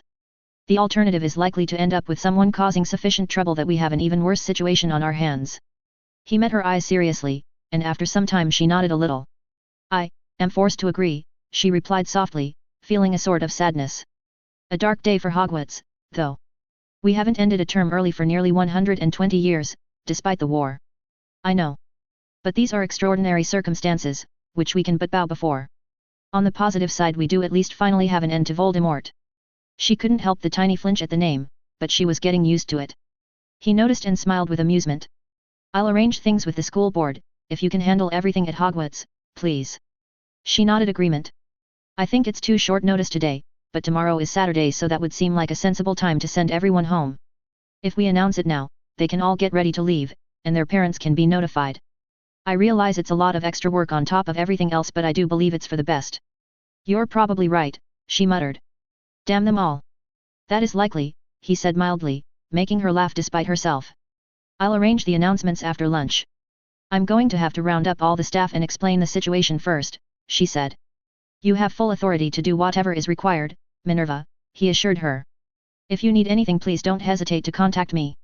Glancing to the side, he nodded, then looked back to her. I must go, Amelia needs me again. Before you do, she quickly said, do you have any news on the 3 students we appear to be missing? Miss Granger, Miss Lovegood, and Mr. Potter. He smiled.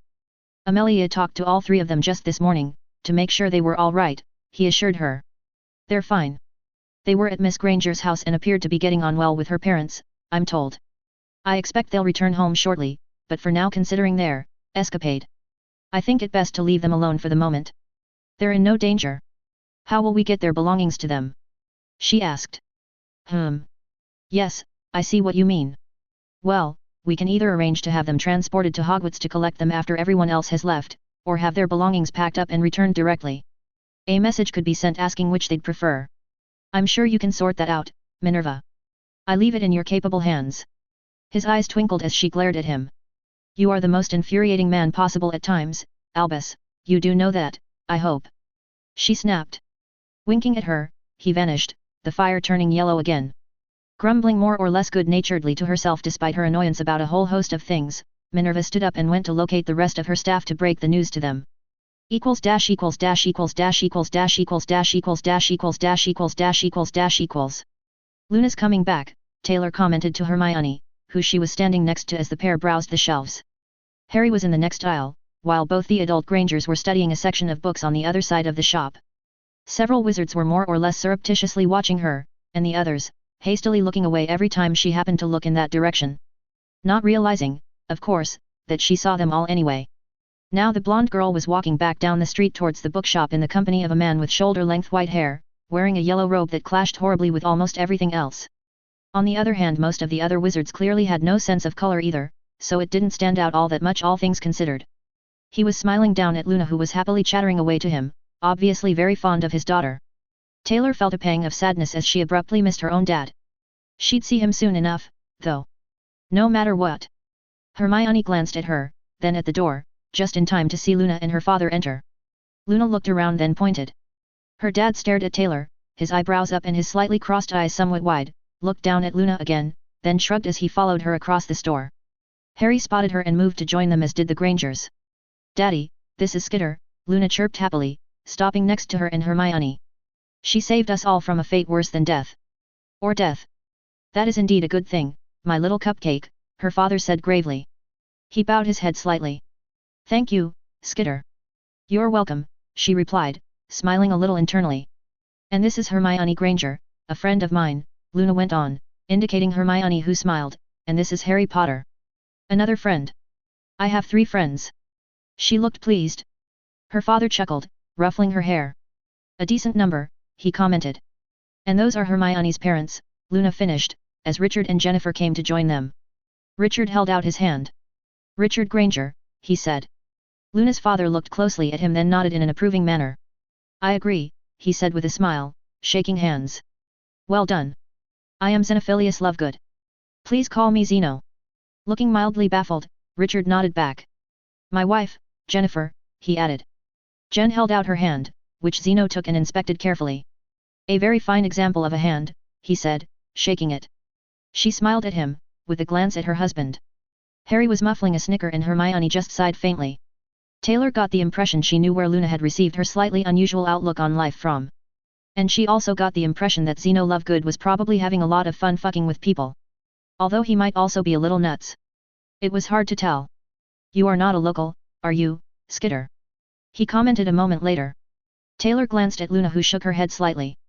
She hadn't told him yet, which was interesting. Not so much, no, she agreed. I found myself here somewhat unexpectedly. Interesting. I have never met someone from another world before. Perhaps you might agree to an interview for the Quibbler at some point? My readers would be fascinated by your opinion on the Rotfang conspiracy. Hermione looked at him, then Luna, then Taylor, before turning around to resume reading the book she'd been looking at with a sort of combination sigh and laugh. Luna winked at Taylor, making her grin. Oh, yes, this guy was both nuts and fucking with people, she was sure of it. Lisa would love him. Or want to kill him. Or both. We might be able to arrange something, she replied calmly. It depends on a number of factors. So much in life does, he agreed. Perhaps we should go and sit down and talk for a while, Jen suggested, looking around at the small number of wizards now openly staring. Most of them quickly averted their eyes. This isn't the best place for a conversation as fascinating as it is. Sounds like a good idea, Taylor agreed, putting the book she was still holding back on the shelf. She had enough books for now tucked away, and worst case could always come back. I could certainly eat something. Ah. Food. Yes, I do enjoy that, Zeno commented with a smile. It's very edible. You didn't go to school where I did, Harry muttered, shaking his head, but didn't expand on the subject. Taylor still got a fairly good idea of what he meant, since she was all too familiar with Winslow. Richard Granger put his hand on the boy's shoulder for a moment, making him look startled, then somewhat embarrassed but pleased. Hermione, Taylor saw, noticed and smiled to herself. I just want to get this one, Hermione said, holding up a book. She looked sideways. And this one? And, these two? Luna giggled. And that one? She pointed. Hermione put the indicated volume on the stack she was holding without a word, although she grinned. Her parents looked amused and Harry was obviously trying not to laugh. Taylor felt this was very much in keeping with her impression of the other brunette, who seemed to have a love for books her own mother would have very much approved of. Soon Hermione had paid for the books, and they exited out onto Diagon Alley. Turning towards the tavern which marked the boundary between the real world and this odd version of it, they started walking. Only seconds later Taylor put her hand out and pulled Luna in front of her, just as a bright blue spell zoomed through where the other girl had been standing. Luna squeaked in shock, not expecting that. Harry whipped around with his wand out, beating Hermione by a fraction of a second, but not before Zeno had himself spun and dropped into a crouch with reflexes more suited to a man half his age. His wand was aimed before he finished moving and a red spell shot out of it without hesitation or words, striking the black-robed man standing 40 feet away directly in the chest and knocking him flying. Zeno Lovegood wasn't exactly new at this, Taylor thought with interest. The four other people accompanying the first asshole, wearing familiar masks and robes, scattered as their companion crumpled to the ground, his robe smoking slightly around a charred spot. Harry took aim at one of them and Hermione another, both of them snapping out stunner spells with a sharp exclamation and considerable enthusiasm. Both their targets also dropped. Luna peeked around Taylor to see what was going on while the adult Grangers had hastily moved to get out of the line of fire with commendable alacrity. Taylor was interested to note that Richard was holding a piece of brick he seemed to have found on the ground in a manner that suggested he was more than prepared to bash someone's head in with it, in a grip that told her he was also quite capable of doing so. She'd seen these Death Eaters approaching, of course. She'd tracked them from the moment they'd teleported in a couple of minutes ago, and they'd picked up more of her swarm than they'd have been even vaguely happy about within seconds, but she'd been curious to see if they were actually going to attack. One of them was one of the Wizzies who'd been in the bank and had looked very angry when she'd told the goblin that she'd killed their boss, and had left when she'd removed the door. Presumably he'd gone to find some friends and come back to try to settle scores. It wasn't going to end well for him, but she hadn't been wanting to start the fight. She was quite happy to finish it though. If they'd tried attacking anyone else she'd have done something about them already, but no, they'd come directly for her and her friends. Are you sure you want to do this? She said. Die, Muggle scum. One of the two standing idiots screamed, firing a spell at her, some dark violet thing she'd seen the night before. Presumably it was supposed to do something lethal, but it fizzled into nothing when she flicked a small fireball at it with a sigh. The other conscious Death Eater was resuscitating the ones that Harry and Hermione had dropped, while the first one was still twitching but looked like he'd had a much worse thing than a simple stun spell hit him. He was clearly out of the fight. I think not, she replied, raising a hand and pointing at him. Last chance. All four of them simultaneously sent a barrage of spells at her, even as Harry, Hermione, and from behind Taylor, Luna, sent their own spells in the other direction. Zeno had joined the Grangers sheltering behind the corner of a building and also fired at the attackers. The mass of magic cast an eerie glow around the alley as spectators ran for cover, screaming and generally carrying on. Jesus, this place is crazy, Taylor sighed under her breath. A wall of fire roared out to intercept the incoming spells, although she let the ones from her side through mostly to see what happened. The end result was another Death Eater that had apparently eaten a little more death than was good for him as Zeno's spell turned him inside out, then Hermione's blew him about 30 feet, then Harry's electrocuted what was left. Luna's hit him and nothing appeared to happen for a couple of seconds. Then he exploded. Nice one, Taylor commented admiringly. While the remaining 3 upright Death Eaters were wiping bits of comrade off themselves, Richard Granger stepped out of cover, took aim, and heaved the half-brick he was holding with deadly accuracy and a lot more force than Taylor expected. Or than the Death Eater that took the flying masonry directly in the back of the head appreciated. He dropped without a sound in a boneless manner that made her pretty sure he wasn't getting up again. Zeno took the distraction this provided to zap the one next to him, who also collapsed, spasmed, and went still. For a moment, dead silence filled the street, then the remaining Death Eater howled a familiar phrase she'd heard the night before several times. He only got the word Avada out before he went up in a flash, the fire she'd secreted on him moments after he'd arrived on the scene hungrily consuming him and leaving nothing but a faint cloud of soot. The fire happily flew back to her and merged with her coat, as the gaping onlookers at a safe distance watched in horror. Anyone else? She called out, looking around. Or can we get on with our day? A mass scream sounded and every remaining spectator ran for their lives. Seconds later the street was empty as far as the eye could see. Turning to the others, who regrouped with cautious looks at the still intact if mostly very badly injured Death Eaters lying untidily on the ground, she commented, I wonder how many of these dicks are still left? This is getting a little annoying. Hermione was looking at the bodies with a somewhat odd mix of righteous indignation, massive irritation, and sick horror. Harry had his hand in hers and was just blankly inspecting them, while Luna was rolling her wand between her fingers and staring at it. Zeno seemed both infuriated and oddly calm. I believe I owe you thanks yet again, Skitter, he said quietly. No problem, she replied, smiling a little. I don't like people who try to hurt my friends. So it would appear, he agreed, putting his wand away as a couple of auras appeared with sharp cracks, wands out, then paled as they spotted her.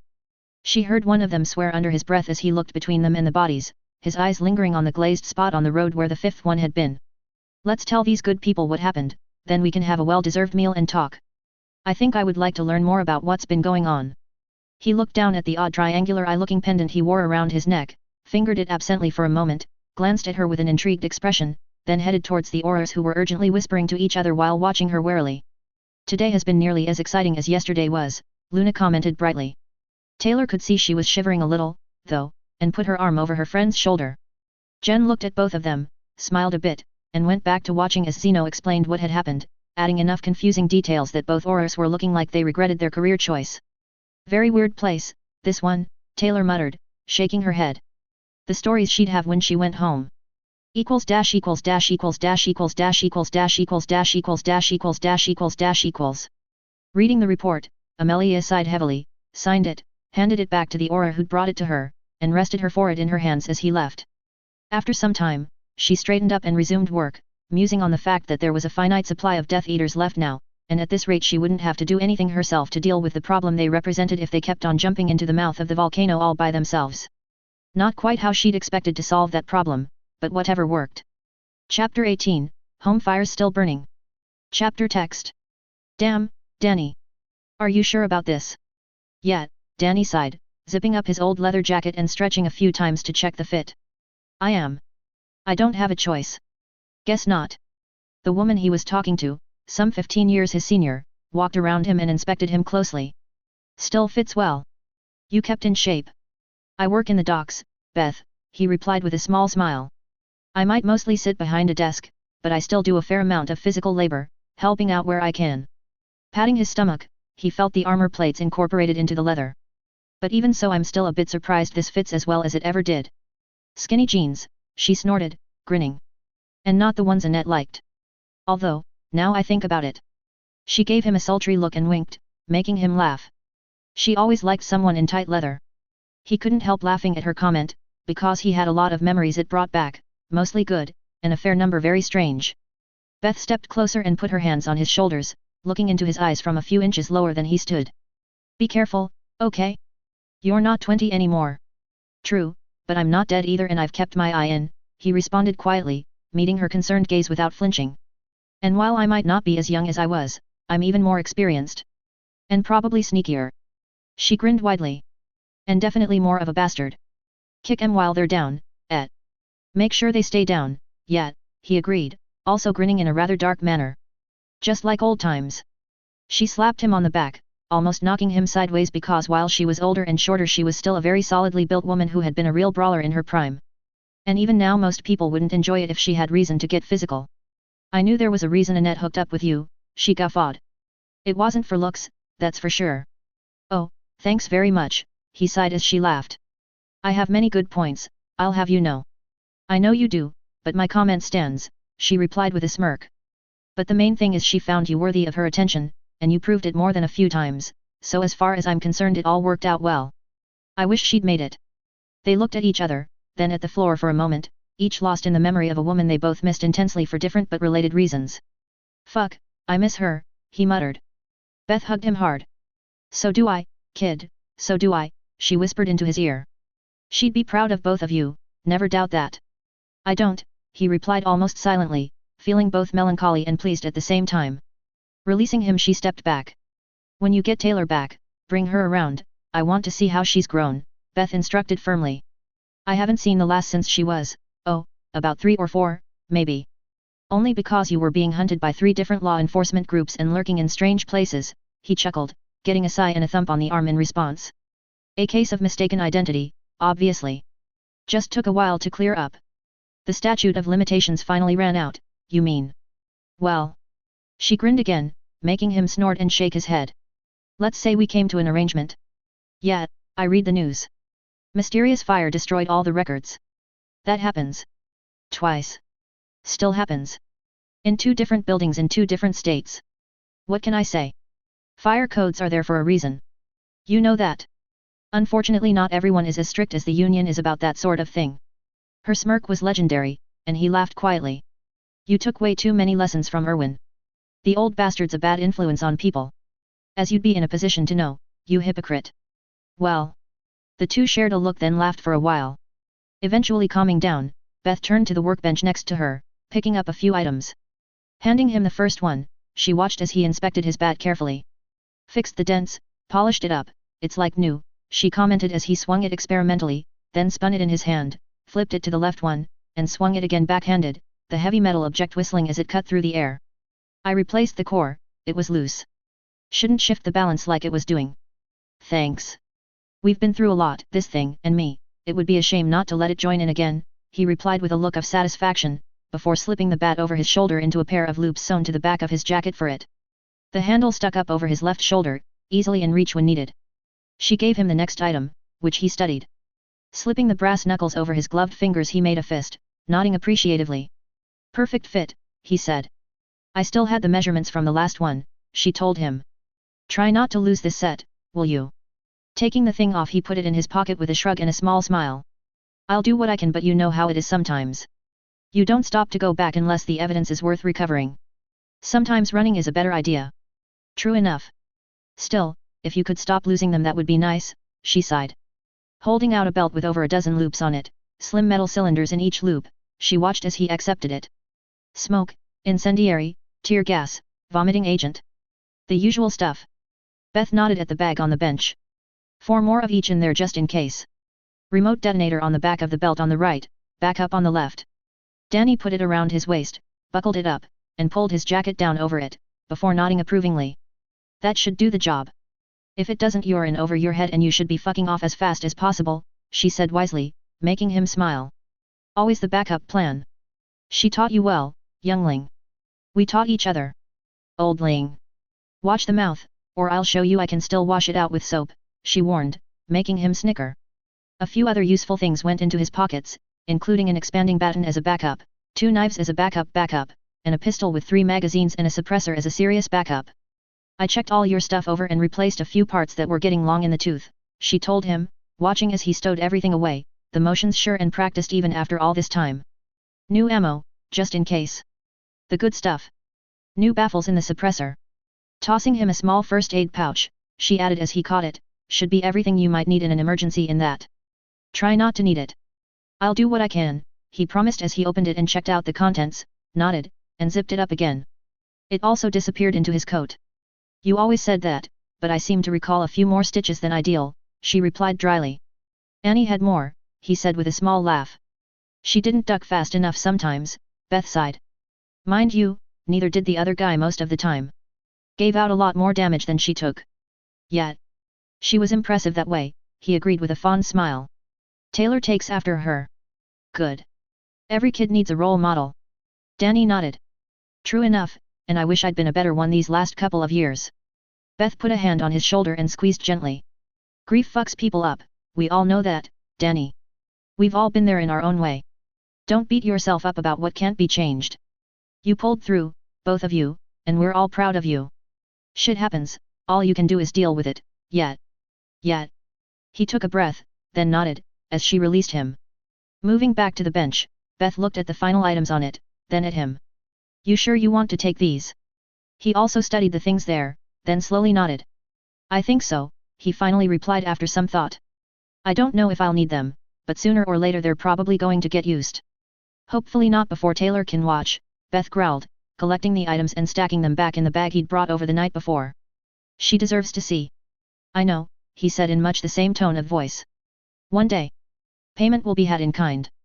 They shared a look of mutual understanding, both glancing at a photo on the wall for a moment, then turning away. But not today. Probably. Finishing filling the bag, she zipped it closed and handed it to him. Good luck, kid. Don't get killed. Not planning on it, old woman. She slapped him on the back of the head, making him squawk and grin. Shut it, you, or I'll show you I haven't let myself go either. Yeah, I'm terrified, he snarked, ducking as she whapped him again, although both of them were smiling. You should be, the woman griped, shaking her head in despair. A lot of people were. The smart ones. Ah, memories, he sighed, mock smiling. How they take you back. Screaming, smoke, gunshots, people running in terror. Fun for the whole family, right? Beth grinned widely. I'd hoped that was behind us, and I still do, but better to be prepared, he nodded. By the sound of it, Taylor's still holding up the family name, though. Well, in a sense, yes, he agreed. Not quite the career path I had in mind for her, but she does seem to have the knack. So it would seem, Beth smiled. A daughter of the Bay, if ever I've seen one. We do tend to be insane. I was going to say determined, but whatever works, she chortled. And you're one to speak. I know your family history, boy. Don't pretend you don't too. He responded with a long-suffering look, making her laugh anew. I've known you since you were younger than Taylor, Danny, don't think that look works on me, she advised him cheerfully. Have fun. Keep those kids from doing something stupid, right? Be the adult in the room. I know you can do it if you try. Jesus, you in a good mood is worse than you in a bad one, he grumbled. Slapping him on the back, Beth smiled softly. I wish you didn't have to do this, but I understand why you do. I wish I didn't too, but... He shrugged. It's Taylor. I can't do anything else.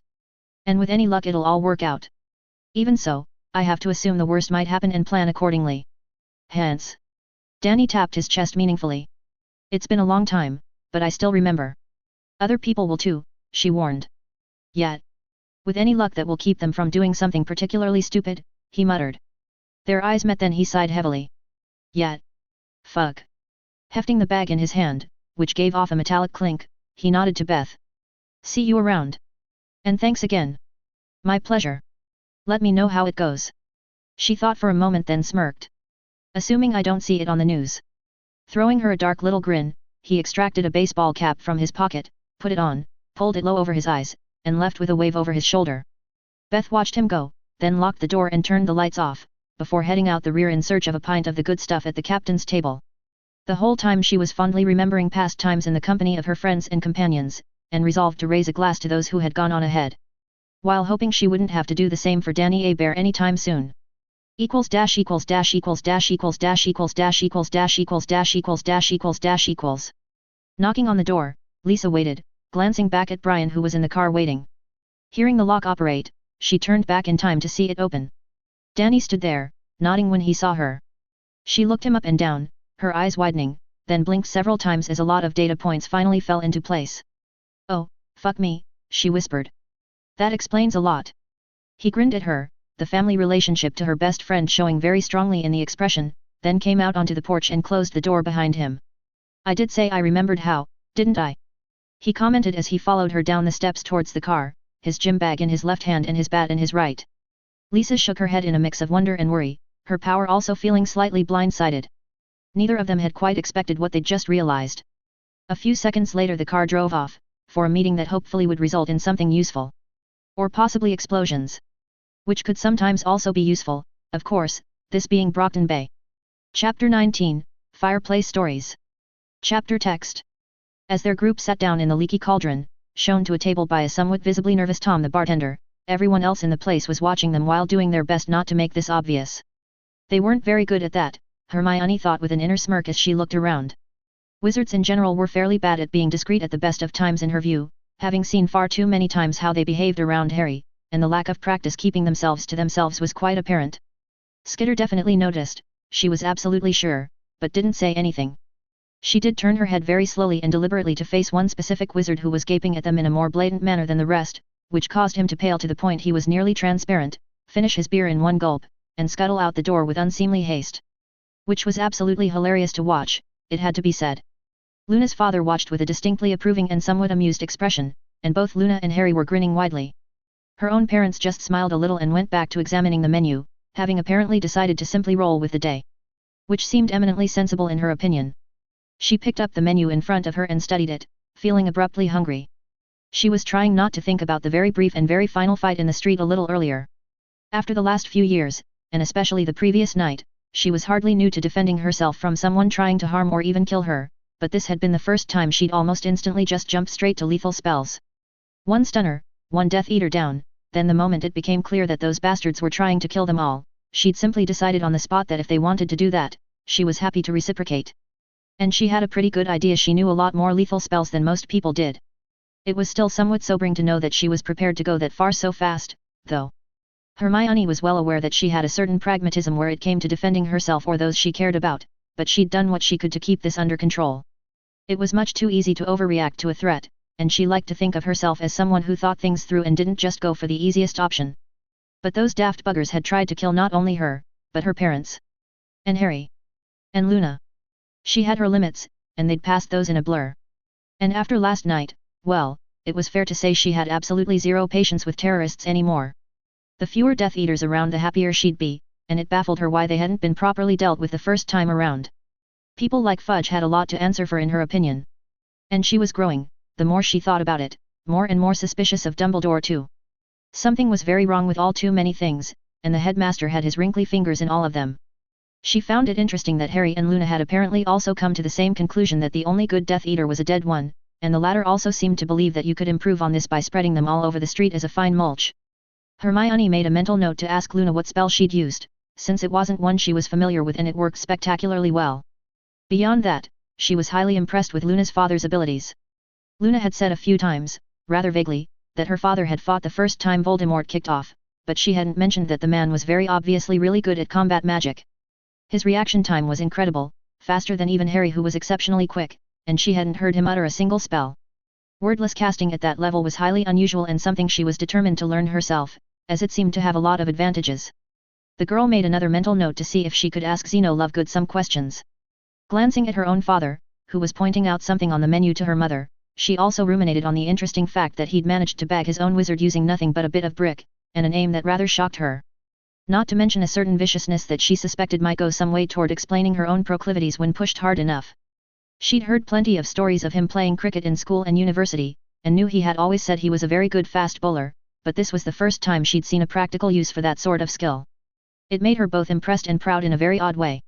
And wonder what other intriguing abilities he and her mother might have that she was currently in the dark about.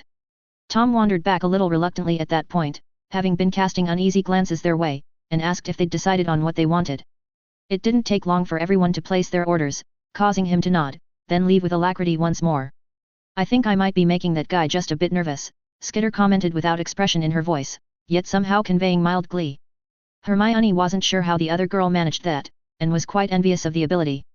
It took genuine skill to come off that intimidating and emotionless. She took mental notes, thinking of various methods to achieve the same effect without having the odd superpower her new friend did. There were some intriguing possibilities bubbling at the back of her mind, she thought, but it would need research. Which was always good. Hermione liked research. The group of people sat waiting quietly, busy with their own thoughts, and each like Hermione unwilling to start talking about the important things while everyone else in the room could hear them. Luckily, Tom came back quickly with the food, serving everyone from the tray that floated behind him, which made Skitter cock her head inquisitively for a moment. Hermione's parents had eaten here before when she and they had visited Diagon Alley and were familiar with the sight, although her father as usual shook his head slightly in minor amusement. As soon as the barkeeper retreated again, wishing them a pleasant meal and appearing relieved that his part in the proceedings was safely over, Zeno pulled out his wand and flicked it even before Hermione could do much the same. A glimmering wall appeared around their table, then faded out of visibility, making everyone look around curiously. She noticed that all the other patrons seemed to instantly look confused and peer about, then seconds later returned to their business with a somewhat perplexed air as if they were trying to recall something important and failing. Rather startled, she looked at Luna's father, who grinned at her. An unusual version of a Notice Me Not spell, covering a defined zone, combined with a number of privacy and silencing spells, he explained. My late wife came up with it. It has its limitations, the main one being it can only be cast on a fixed location, rather than a person or a moving conveyance, but it's ideal for keeping conversations private, he explained to her raised eyebrow. I've never seen that combination before, Hermione commented admiringly, more than slightly impressed. It's a family spell, he replied, looking sad for a moment. Quite complex to learn, too. He glanced at his daughter, then back to Hermione. If you wish, I could teach it to you all. Friends of my daughter, especially ones who have stood beside her in battle, are people my wife would have felt worthy of her work.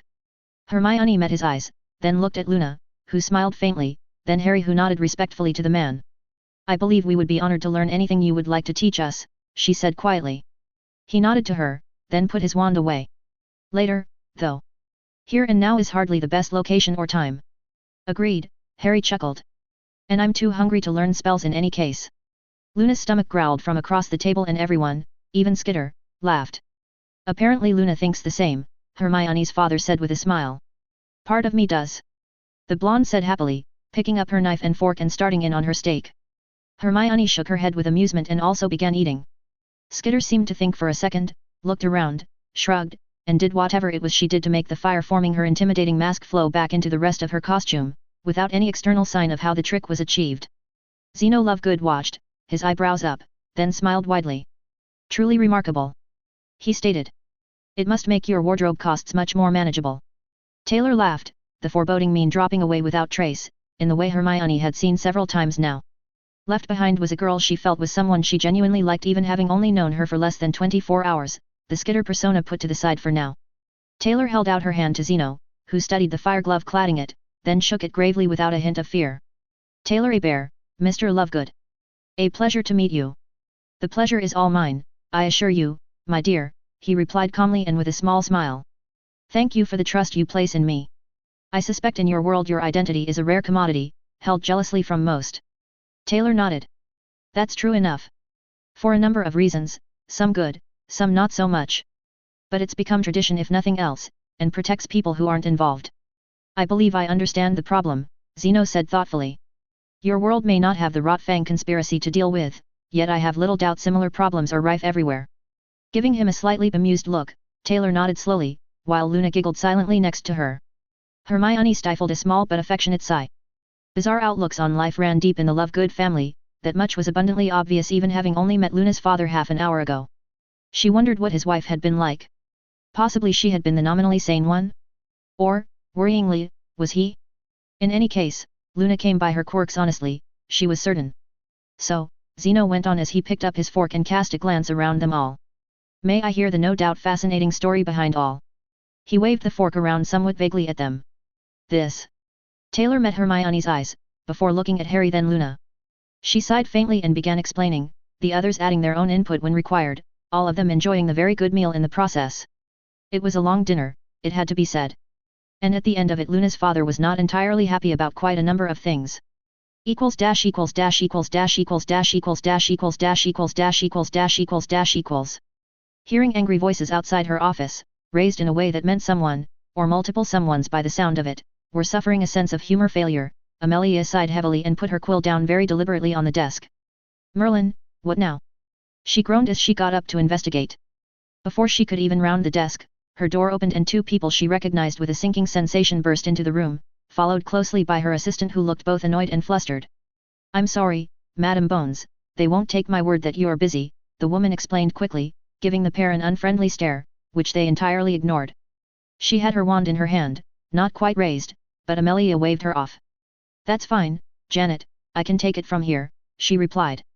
Looking somewhat dubious her assistant nodded and left, closing the door behind her, not without giving Sirius Black and Remus Lupin another glare. Neither man seemed to notice. Well, gentlemen, I trust you have a good reason for bursting in on me like this. She asked rather acidly, leaning back on her desk with her arms folded, one hand close to her hidden wand just in case, although she didn't feel she was actually in any real danger. Both her unexpected guests looked angry, but she got the impression it wasn't aimed at her. They at least had the minor grace to appear a little apologetic under the scowls. You could put it like that, Sirius growled, before Remus put his hand on his friend's arm warningly. We have some information you might not have, and probably need, the latter said after Sirius, with some faint mutters of protest, calmed down a little. Sirius remembered something from his family library that has a bearing on what we heard from Harry and the others last night. She noticed he was holding a small book in one hand, a book that looked oddly menacing in a way she simply couldn't put into words. Feeling a sense of trepidation, she met their eyes for a few seconds, sighed again, and moved back behind her desk where she sat down heavily. Something from the Black Library, she said, shaking her head. That does not fill me with joy. Pointing at a couple of chairs, she waited until they sat down then leaned forward. All right. I'm listening, even though I am absolutely up to my ears in work. This better be worth it. Oh, I think you'll agree it's worth it, Sirius growled, retrieving the book from Remus with a quick motion that his friend twitched it, then flicking through it rapidly until he found the page he was after. Also leaning forward in his seat, he handed it to her, Amelia taking it with a slight hesitation and some minor revulsion. It even felt wrong. Glancing at the first few lines she read them, then stopped, rewound, and read again more carefully. Struck by a sense of horrified disbelief, she kept reading, turning the pages, until she'd absorbed the entire ghastly thing. When she looked up both men were watching her with knowing gazes. Fucking hell, she whispered. Sound familiar? Sirius asked with deep sarcasm, to which she could only nod numbly. That arsehole was at one and the same time brilliant and possibly the stupidest wizard I've ever heard of. And if we're right, we might not have seen the last of the bastard even now. Horcrux. Amelia turned back to the beginning of the chapter and looked at the page blankly but with a growing sense of fury. I've never heard of that before seeing this. And I wish I hadn't heard of it now. My family knew all too many revolting things, Sirius sighed, running his hand through his hair and appearing deeply angry. As Remus has told me, they were fucking lunatics. I'm the sane one, believe me. He half grinned at her skeptical look. Yet. Worrying, isn't it? She couldn't help chuckling for a moment, then looked down at the book in her hand again. Struck with a sudden revulsion she dropped it onto her desk and pushed it away. I can't say I've ever considered either one of you sane, she quipped, but I'll take whatever you are over what the person who wrote this was any day of the week. Both the others smiled a little. Her own small momentary amusement faded as she looked at the book. He knew, didn't he? Raising her eyes she met theirs. I can't see how he didn't, Remus replied with a scowl. He's over 100 years old and the amount of knowledge he's picked up over his life must be incredible. If he didn't know for sure, he must have at least suspected. And after that diary that possessed Ginny Weasley. He shrugged. I can't see how he couldn't have realized that something was extremely wrong with the whole situation. So even if he didn't know about that before. The man indicated the ghastly book. He must have had enough of a clue afterwards to be able to find out about it. After all, it only took Sirius about an hour or so to dig that up. Yes, the Black Library probably is one of the very few places you could find that sort of information so fast, but Dumbledore has a lot of resources neither of us do. I doubt he'd have had too much trouble. Yet he didn't say a thing to anyone, Sirius grumbled, clenching his hands together like he wished some ancient scrawny neck was between them. He's not a curse breaker. Nor an unspeakable. There are experts on this sort of problem, so why didn't he talk to them? In his defense, there were, and may still be, major security holes in the ministry, Amelia pointed out, although she wasn't disagreeing. Some of the names that came to light last night and since then are concerning. He may have had valid reasons. That's irrelevant, Remus commented, not looking happy. Certainly I'd agree that it might potentially have been a problem trusting the ministry. But he's Albus Bloody Dumbledore. I'm absolutely certain he could have called in help from outside the British establishment who would have had suitable expertise and would have gladly aided in dealing with Riddle. The French, the Bulgarians. Even the Japanese. But he kept the entire thing to himself, and when Harry mentioned that bloody prophecy he nearly went for his wand. What the hell is going on? Leaning back Amelia pondered his comment. The man was right, of course. Dumbledore, with his connections in every wizarding enclave on the planet, undoubtedly had the wherewithal to bring in experts on almost any subject one cared to name. Yet on the face of it he'd spoken to absolutely no one about any of this. And that was added to by all the other problems that had come to light in the last day or so, problems she'd not had the first inkling of even though every one of them was specifically and squarely under her remit to be involved in. They were right. Something stunk about all this, even beyond the stench that had been there before. This sort of situation was the sort of thing that brought down governments and killed people in quantities she didn't like to contemplate. Just like the first time Riddle had gone feral. They'd lost so many people during that chaotic time of evil it would take a century to rebuild, and then the bastard tried again. If it hadn't been for the accidental summoning of the most disturbing young woman Amelia had ever encountered, they could be on the verge of round 2, which might be enough to end them all. She'd thought it was done for, after Skitter got through with being upset, and now she was learning that there was the distinct possibility that it could happen again. Because he could have made more than one, couldn't he? She queried with a sinking sensation in the pit of her stomach. Remus and Sirius exchanged a look, then turned back to her. The former sighed. That was exactly what I wondered when I read that obscene thing, he replied quietly. I couldn't see anything in the ritual that set a limit on how many someone could make, aside from the little matter of it splitting your soul into pieces. I have no idea how many times you can even do that. I don't think anyone does. Do you keep dividing it by 2? Do you just knock off a chip? Does it regenerate? Who the hell knows? He shook his head. For all we know he could have made dozens of the bloody things. That's probably unlikely, I think, from the very limited amount of knowledge I have of this sort of thing, Sirius put in, causing them both to look at him. I don't know much, I'll admit, but I learned some things in my childhood that would turn your stomach. He looked green enough as he recalled whatever he was thinking about that Amelia entirely believed him. I suspect there's a practical, if not an absolute, limit. And it's probably a fairly low but magically significant number. 3, 5, or 7 would be my immediate guess, although I could be wrong of course. Which is still a higher number than I like, which is 1, Amelia complained. One that's been destroyed. That would be a much preferable thought than there being up to 6 more of the fucking things somewhere out there. Can't disagree, Black replied with a nod of resignation. But I think we have to work on the basis that there might be more. The question is what do we do about it even if we're right? Remus asked, looking between them. All three were silent for some time as they thought.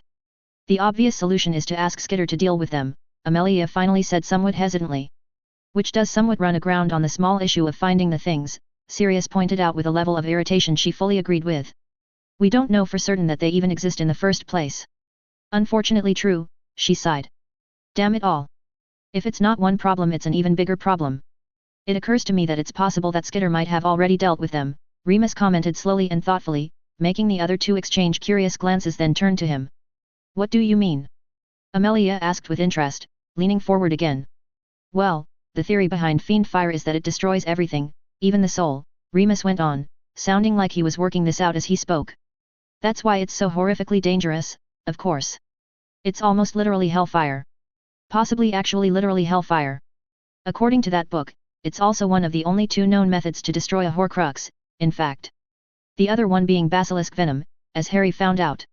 Sirius shuddered at his friend's words and Amelia couldn't blame him, the story the Potter lad had recounted was enough to give anyone nightmares.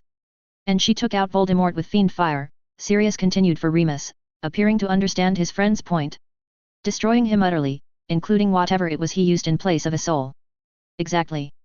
The question then is, does destroying part of a soul destroy the whole soul, or is each part self-contained? At least when stored in a Horcrux?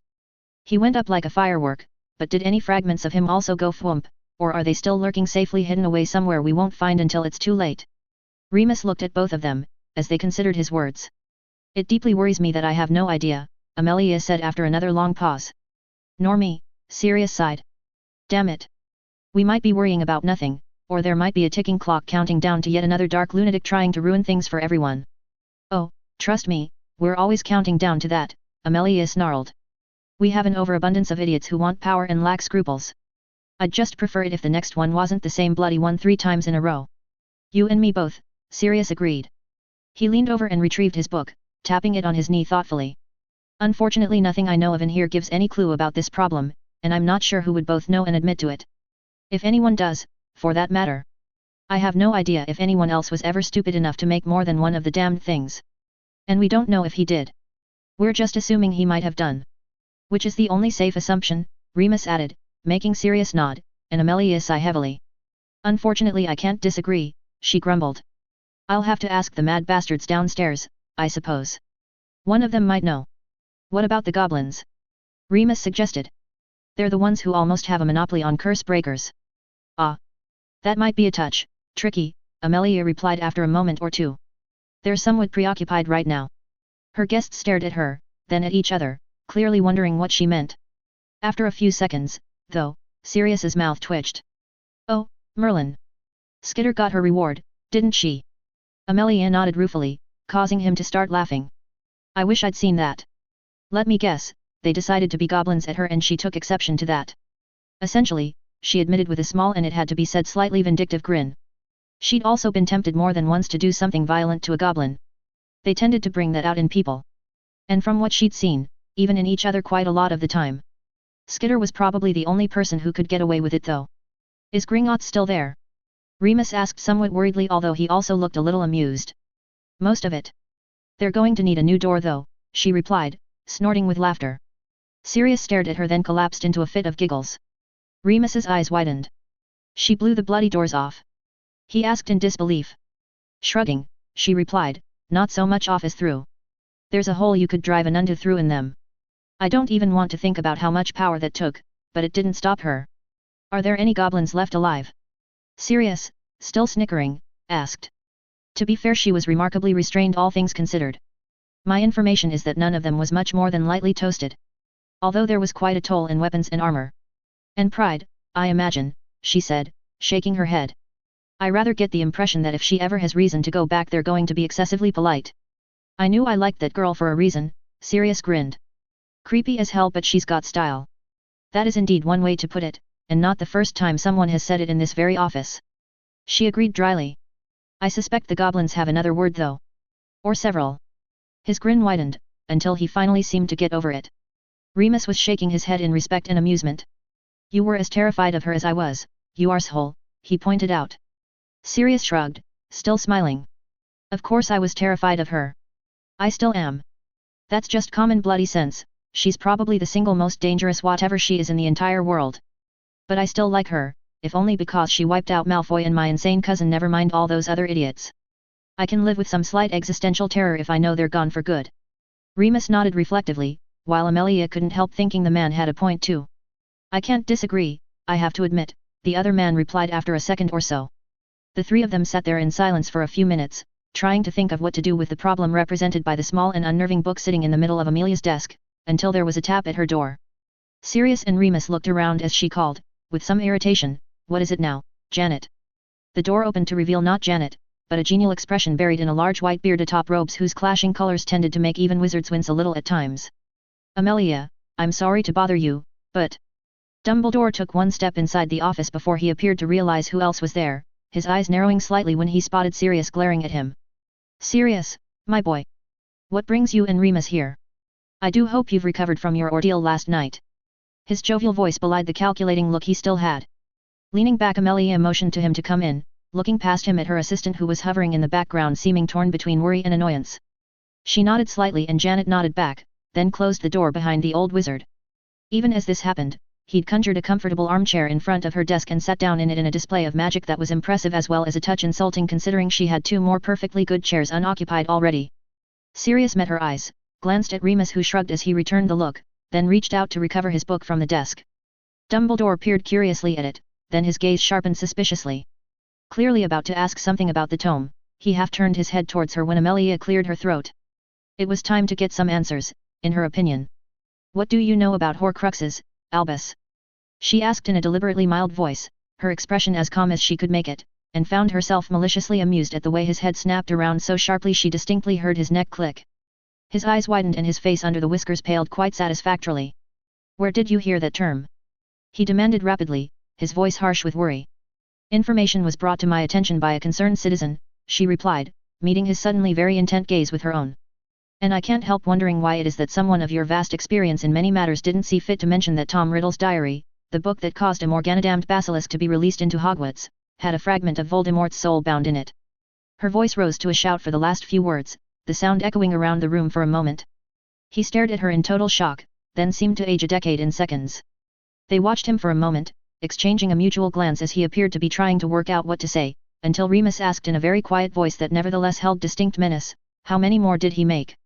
Dumbledore turned to look at him, stared at the book Sirius was holding for a second or two, then sighed, rubbing the side of his nose with his finger and appearing every one of his 100 and some years of age. "I don't know. More than one, I believe, but I'm not certain of the total number." Pointing at the book, he added, "Where did you get that from?" "I was unaware that any copies remained. I fervently hoped they didn't." Sirius looked, appropriately enough, blackly amused. "My family has a long history of collecting things that shouldn't exist," he replied, shrugging. "And I remembered something this morning. Unfortunately I was right." The old man nodded tiredly.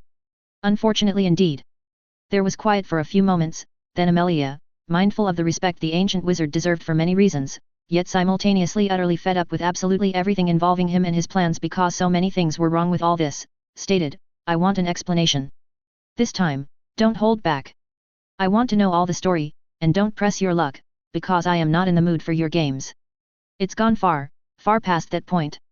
Don't make me get the Veritaserum out, Albus, because if you do I will use it." He nodded with a sort of resigned acceptance, even as he looked at the other two then her in an inquiring manner.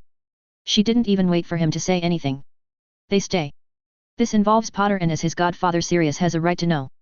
And they're the ones who brought this to my attention in the first place." She leaned forward and put her elbows on her desk, folding her hands together, and peered at him over them. You may begin. Looking like he'd rather be anywhere but here, Albus gathered his thoughts, then started speaking, while his audience listened carefully. It took quite a long time, all things considered, and by the time he finally finished, she was having severe difficulty restraining herself from calling him the smartest fool she'd ever even heard of. Even while Sirius and Remus were taking turns pointing out with extreme fury all the places he'd cocked up, she was thinking hard about how all this fitted together with all the other oddities surrounding Hogwarts and trying to make it cohere into something she could understand. Because if she was certain about anything anymore, it was that there was a lot more to the whole situation than was obvious. Equals dash equals dash equals dash equals dash equals dash equals dash equals dash equals dash equals dash equals. Everyone else at the table, where they'd more or less finished the meal, watched Zeno Lovegood think. Luna glanced at her friends, all of them having explained what had happened from their own points of view, and Taylor adding her own information along with some background of her world for context. Hermione was looking thoughtful too, knowing her probably rethinking everything that had happened in an attempt to wring more out the experience, something she'd probably manage. Harry was idly pushing a pea around on his plate with his fork, his eyes distant, and she felt a pang of worry for her friend. He had had a rather unpleasant time of it for far too long, and last night was something that she was certain would give him nightmares for quite a while. She knew full well it was going to do that to her, even though the outcome had been about as good, if strange, as it could possibly have been. And what had happened earlier on the street? That was going to be something she'd have a hard time forgetting. If it hadn't been for Taylor. Luna shivered slightly, remembering the strong hand on her shoulder fractions of a second before something undoubtedly lethal had zoomed right through where she'd been standing a moment before. It had taken her a few seconds to fully get to grips with what was going on, having hoped that people trying to kill them was a one-off, and when she'd seen her father in action alongside Harry and Hermione, she'd felt an unusual level of fury that those horrible bastards were trying again. On one level she was slightly ashamed that she'd let her anger drive her to use such a lethal spell, on another she was somewhat impressed with how well it had worked, on yet another she told herself that the man had already been dead by the time her effort had hit what was left of him, and on most of the rest she was just glad none of the people she cared about had been hurt. And even with all the complex emotions surrounding the whole thing, she knew in her heart that she'd do it again without hesitation should anyone else attack them. Because, like she suspected Hermione and Harry were, she was absolutely done with letting Death Eaters get away with anything at all. Skitter had the right idea, give them a chance to walk away, eliminate them without mercy when they rejected that chance. Because if you didn't, they'd be back sooner or later. She knew her father had essentially the exact same mindset when it came to that sort of person. He'd lived through the darkest time in recent history and seen far too many of his friends not make it, and even though he'd never really spoken of that period of his life to her since he didn't want to cause her distress, she'd overheard enough of what he and her mother had spoken about late at night when they thought she was asleep to have a much better idea of what it had been like than he probably realized. The blonde was very proud of her parents, and wished her mother was still around so she could tell her that. She was certain the older woman would have been entirely fine with what both she and her father had done today. And find Taylor absolutely fascinating. As well as approve of her very much. I believe I will need to have a few words with Albus at some point, her father commented quietly, reaching out to pick up his mug and finish off the contents, before he put it back down with a deliberate care that told Luna he was in fact so furious he'd gone right through the other side to eerily calm. I can't help feel that Hogwarts has fallen below the standards I feel suitable for any child, never mind my daughter. His voice was completely level, but Hermione's parents exchanged looks that suggested they were just as aware as Luna was about his true level of anger. We felt much the same, Zeno, Richard said after a moment. I expressed as much to Amelia Bones this morning. Hermione emitted a small snort of slight amusement, her own mother doing almost exactly the same thing at the same moment, which made Luna grin and Taylor snicker. It was so synchronized. Clearly mother and daughter shared more than appearance in many ways. You tore strips off that poor woman for nearly an hour, dear, Jennifer put in with a mild sigh. Richard looked slightly embarrassed but unrepentant. I was feeling somewhat sorry for her by the end. From what I can see, it's not Madame Bones who is to blame for all this. I may have gone a little overboard, I admit, her husband replied with a slight grimace. I was, not particularly pleased. And she was a target of opportunity. I probably owe her an apology at some point. Amelia is a good woman and someone I trust more than almost anyone else in the ministry, Zeno remarked, appearing thoughtful. She is surprisingly uninfested by Raxperts, considering where she works. Luna watched Hermione give him one of her looks, one she was very familiar with, combining tolerance and amusement. Meeting her friend's eyes, she smiled a little, getting a quick smirk back. Hermione, she thought, might express disbelief in many of the things she talked about, but she was well aware her friend was far less dismissive of such things than she pretended to be. It was their own little game, which both enjoyed playing. If only because the expressions on most other people were hilarious. The two adult Grangers looked slightly baffled but didn't say anything. Taylor looked at Luna's father with an eyebrow up, then shook her head a little, seeming to find the whole thing a bit funny. She struck me as someone who is trying to do the right thing, the older girl remarked as she finished the last of her bread. She is, Zeno acknowledged with a nod. Against all the odds. The ministry is remarkably corrupt in more ways than most people even realize. Poor Amelia has had her work cut out for her for far too long. Hopefully your rather dramatic interruption to the status quo will help her fix some of the more intractable problems she faces. He was still radiating a sort of calm fury, but Luna could see he was slowly becoming less upset. That will still leave a large number of issues that require some rectification, the situation surrounding Hogwarts being one of the larger ones, of course, but one thing at a time. We've decided to keep Hermione home for the rest of the term, and Madam Bones and Harry both agreed that it would be best if he also stayed with us, Jennifer said after they'd been silent for a little while. Luna's father looked at them, then Harry and Hermione, before nodding understanding. It seemed the best thing to do while she deals with various problems, and I suspect Headmaster Dumbledore may well be somewhat too busy for the foreseeable future to be very effective at his job anyway. Losing the remainder of the term shouldn't cause any concern over their scholastic pursuits since it's such a short time. That does seem sensible, Zeno replied. He glanced at Luna, who smiled at him. I believe I will do the same. Are you all right with that, my little pumpkin? Of course, Daddy, she replied. I was going to ask if we could do that anyway. I don't want to be at Hogwarts if Harry and Hermione aren't there, especially with all the people whose parents were Death Eaters still around. I think it's going to get. She paused, then shook her head sadly. Very loud, she finished with a shiver. He put his hand on her shoulder and squeezed gently, smiling down at her. You certainly don't have to go back if you don't want to. Putting her hand over his, she smiled back at him. Thank you. Glancing at Hermione, she then looked at her friend's parents for a moment, who were watching her, then back to Hermione. The older girl nodded very slightly, clearly immediately deducing what she was thinking. Daddy. He smiled. If it's all right with the Grangers, you may stay with them again tonight, Luna. Being with your friends after battle is a good idea. Taylor nodded slowly, as if she knew exactly what he meant. She suspected the other girl was more aware of this than most people. Richard and Jennifer looked at each other, then Richard shrugged with a smile. Jennifer smiled back and turned to both Lovegoods. We'd love to have Luna stay again if she wants, the woman said. We have plenty of room, she's welcome to stay any time she'd like. That is uncommonly generous of you both, Luna's father replied, looking pleased. Thank you. Our house is somewhat remote, and while it's in a beautiful location, I do admit it's possibly not ideal for a young girl recovering from her first life and death battle.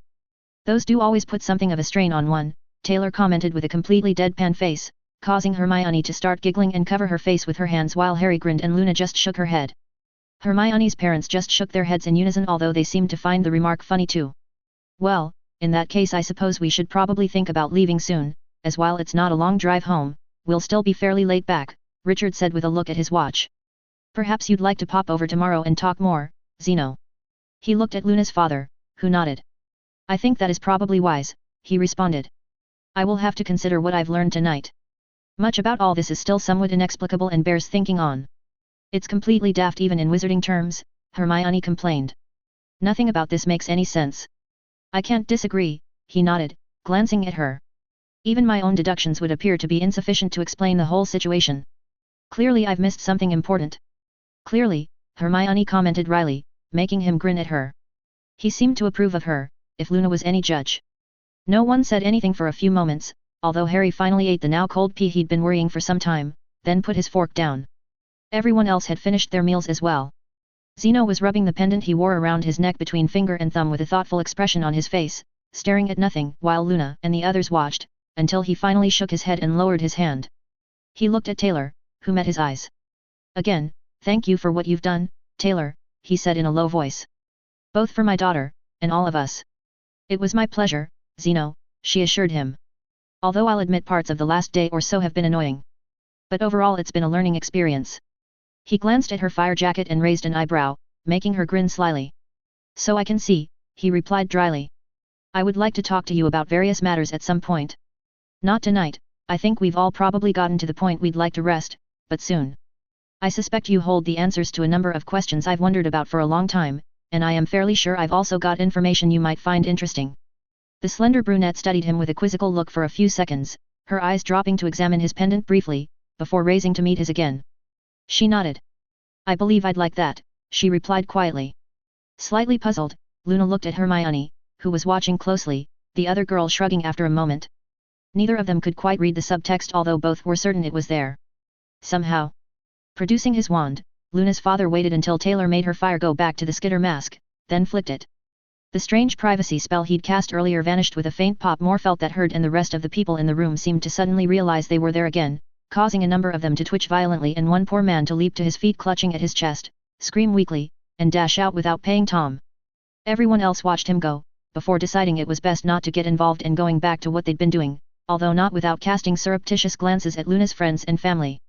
It was really rather funny, she thought. Zeno motioned to Tom, who hurried over rather nervously. I trust the meal was satisfactory? He inquired. As always, my friend, Zeno replied cheerfully, handing him some galleons. Thank you. Thank you, Tom replied, accepting the coins with a smile and a quick weighing of them in his hand before he slipped them into his pocket. Did any of you want anything else? I think we're finished, thanks, Richard said with a glance at the others. My treat, Zeno added as the other man opened his mouth after turning to him. Hermione's father closed his mouth again.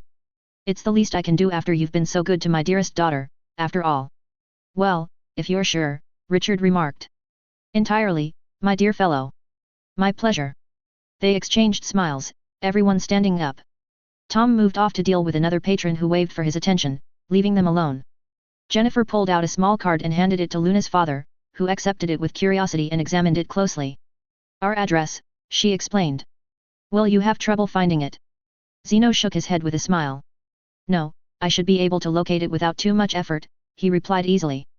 I may not live in the mundane world, but my wife took me there on many occasions and I'm fairly familiar with how things work. It's fascinating to see how non-magical people solve problems compared to how magical ones do, to be honest. I have considered writing an article about it many times, but I fear that even my audience isn't particularly well equipped to understand such matters as well as they should be. He sighed faintly. The lack of intellectual curiosity in the public is far too common, he added sadly. That seems to be the case regardless of magical ability, Richard said with a look of understanding. Human nature, I expect. Likely the case, Luna's father nodded. Ah well. But in any case, I shall have little trouble visiting you. Perhaps tomorrow afternoon, about 2. That's fine, Jennifer replied. Her father thought for a moment, then turned to Luna. It would probably be sensible for you to come home briefly and collect whatever you need to stay at the Grangers before you go back with them, since we can take the floor right now, he said. Luna nodded, as it was a sensible suggestion. Of course, Daddy, she replied.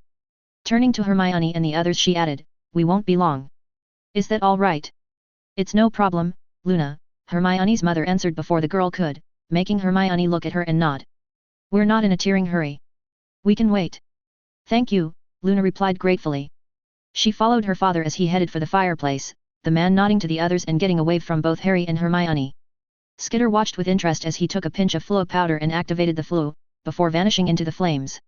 Looking back at her friends, Luna waved and followed, feeling pleased with the way things were going even over the thought of the ramifications and horror of recent events. Equals dash equals dash equals dash equals dash equals dash equals dash equals dash equals dash equals dash equals. Watching Luna and her dad literally jump into a burning fire to teleport home, Taylor shook her head. Whizzies were very weird. She was going to have some really strange stories for her dad and friends when she got back. But as long as she was here, she might as well enjoy herself, and Zeno seemed like someone who could tell her all sorts of useful things. That pendant of his, she'd read about something that looked awfully like that in one of the older books she'd acquired, and was quite curious to find out whether the information was in any way accurate. It had some interesting possibilities one way or the other, she felt. And information was always good to acquire. A sensation of agreement from her power made her smile slightly, and the even larger thing behind that was watching with curious interest. While they waited for Luna to return, she kept some of her attention on everyone in the area, some outside in the mundane world, and quite a lot far below where a vastly complex ecosystem entirely unlike anything on the surface went about its business, parts of it watching her as well. She was going to have to come back fairly soon and do more investigating of the lower levels of London, she thought. But before that, she needed to figure out how to go about acquiring some very large spiders. Taylor had ideas for them. We have caught up with the latest chapter, very long update times.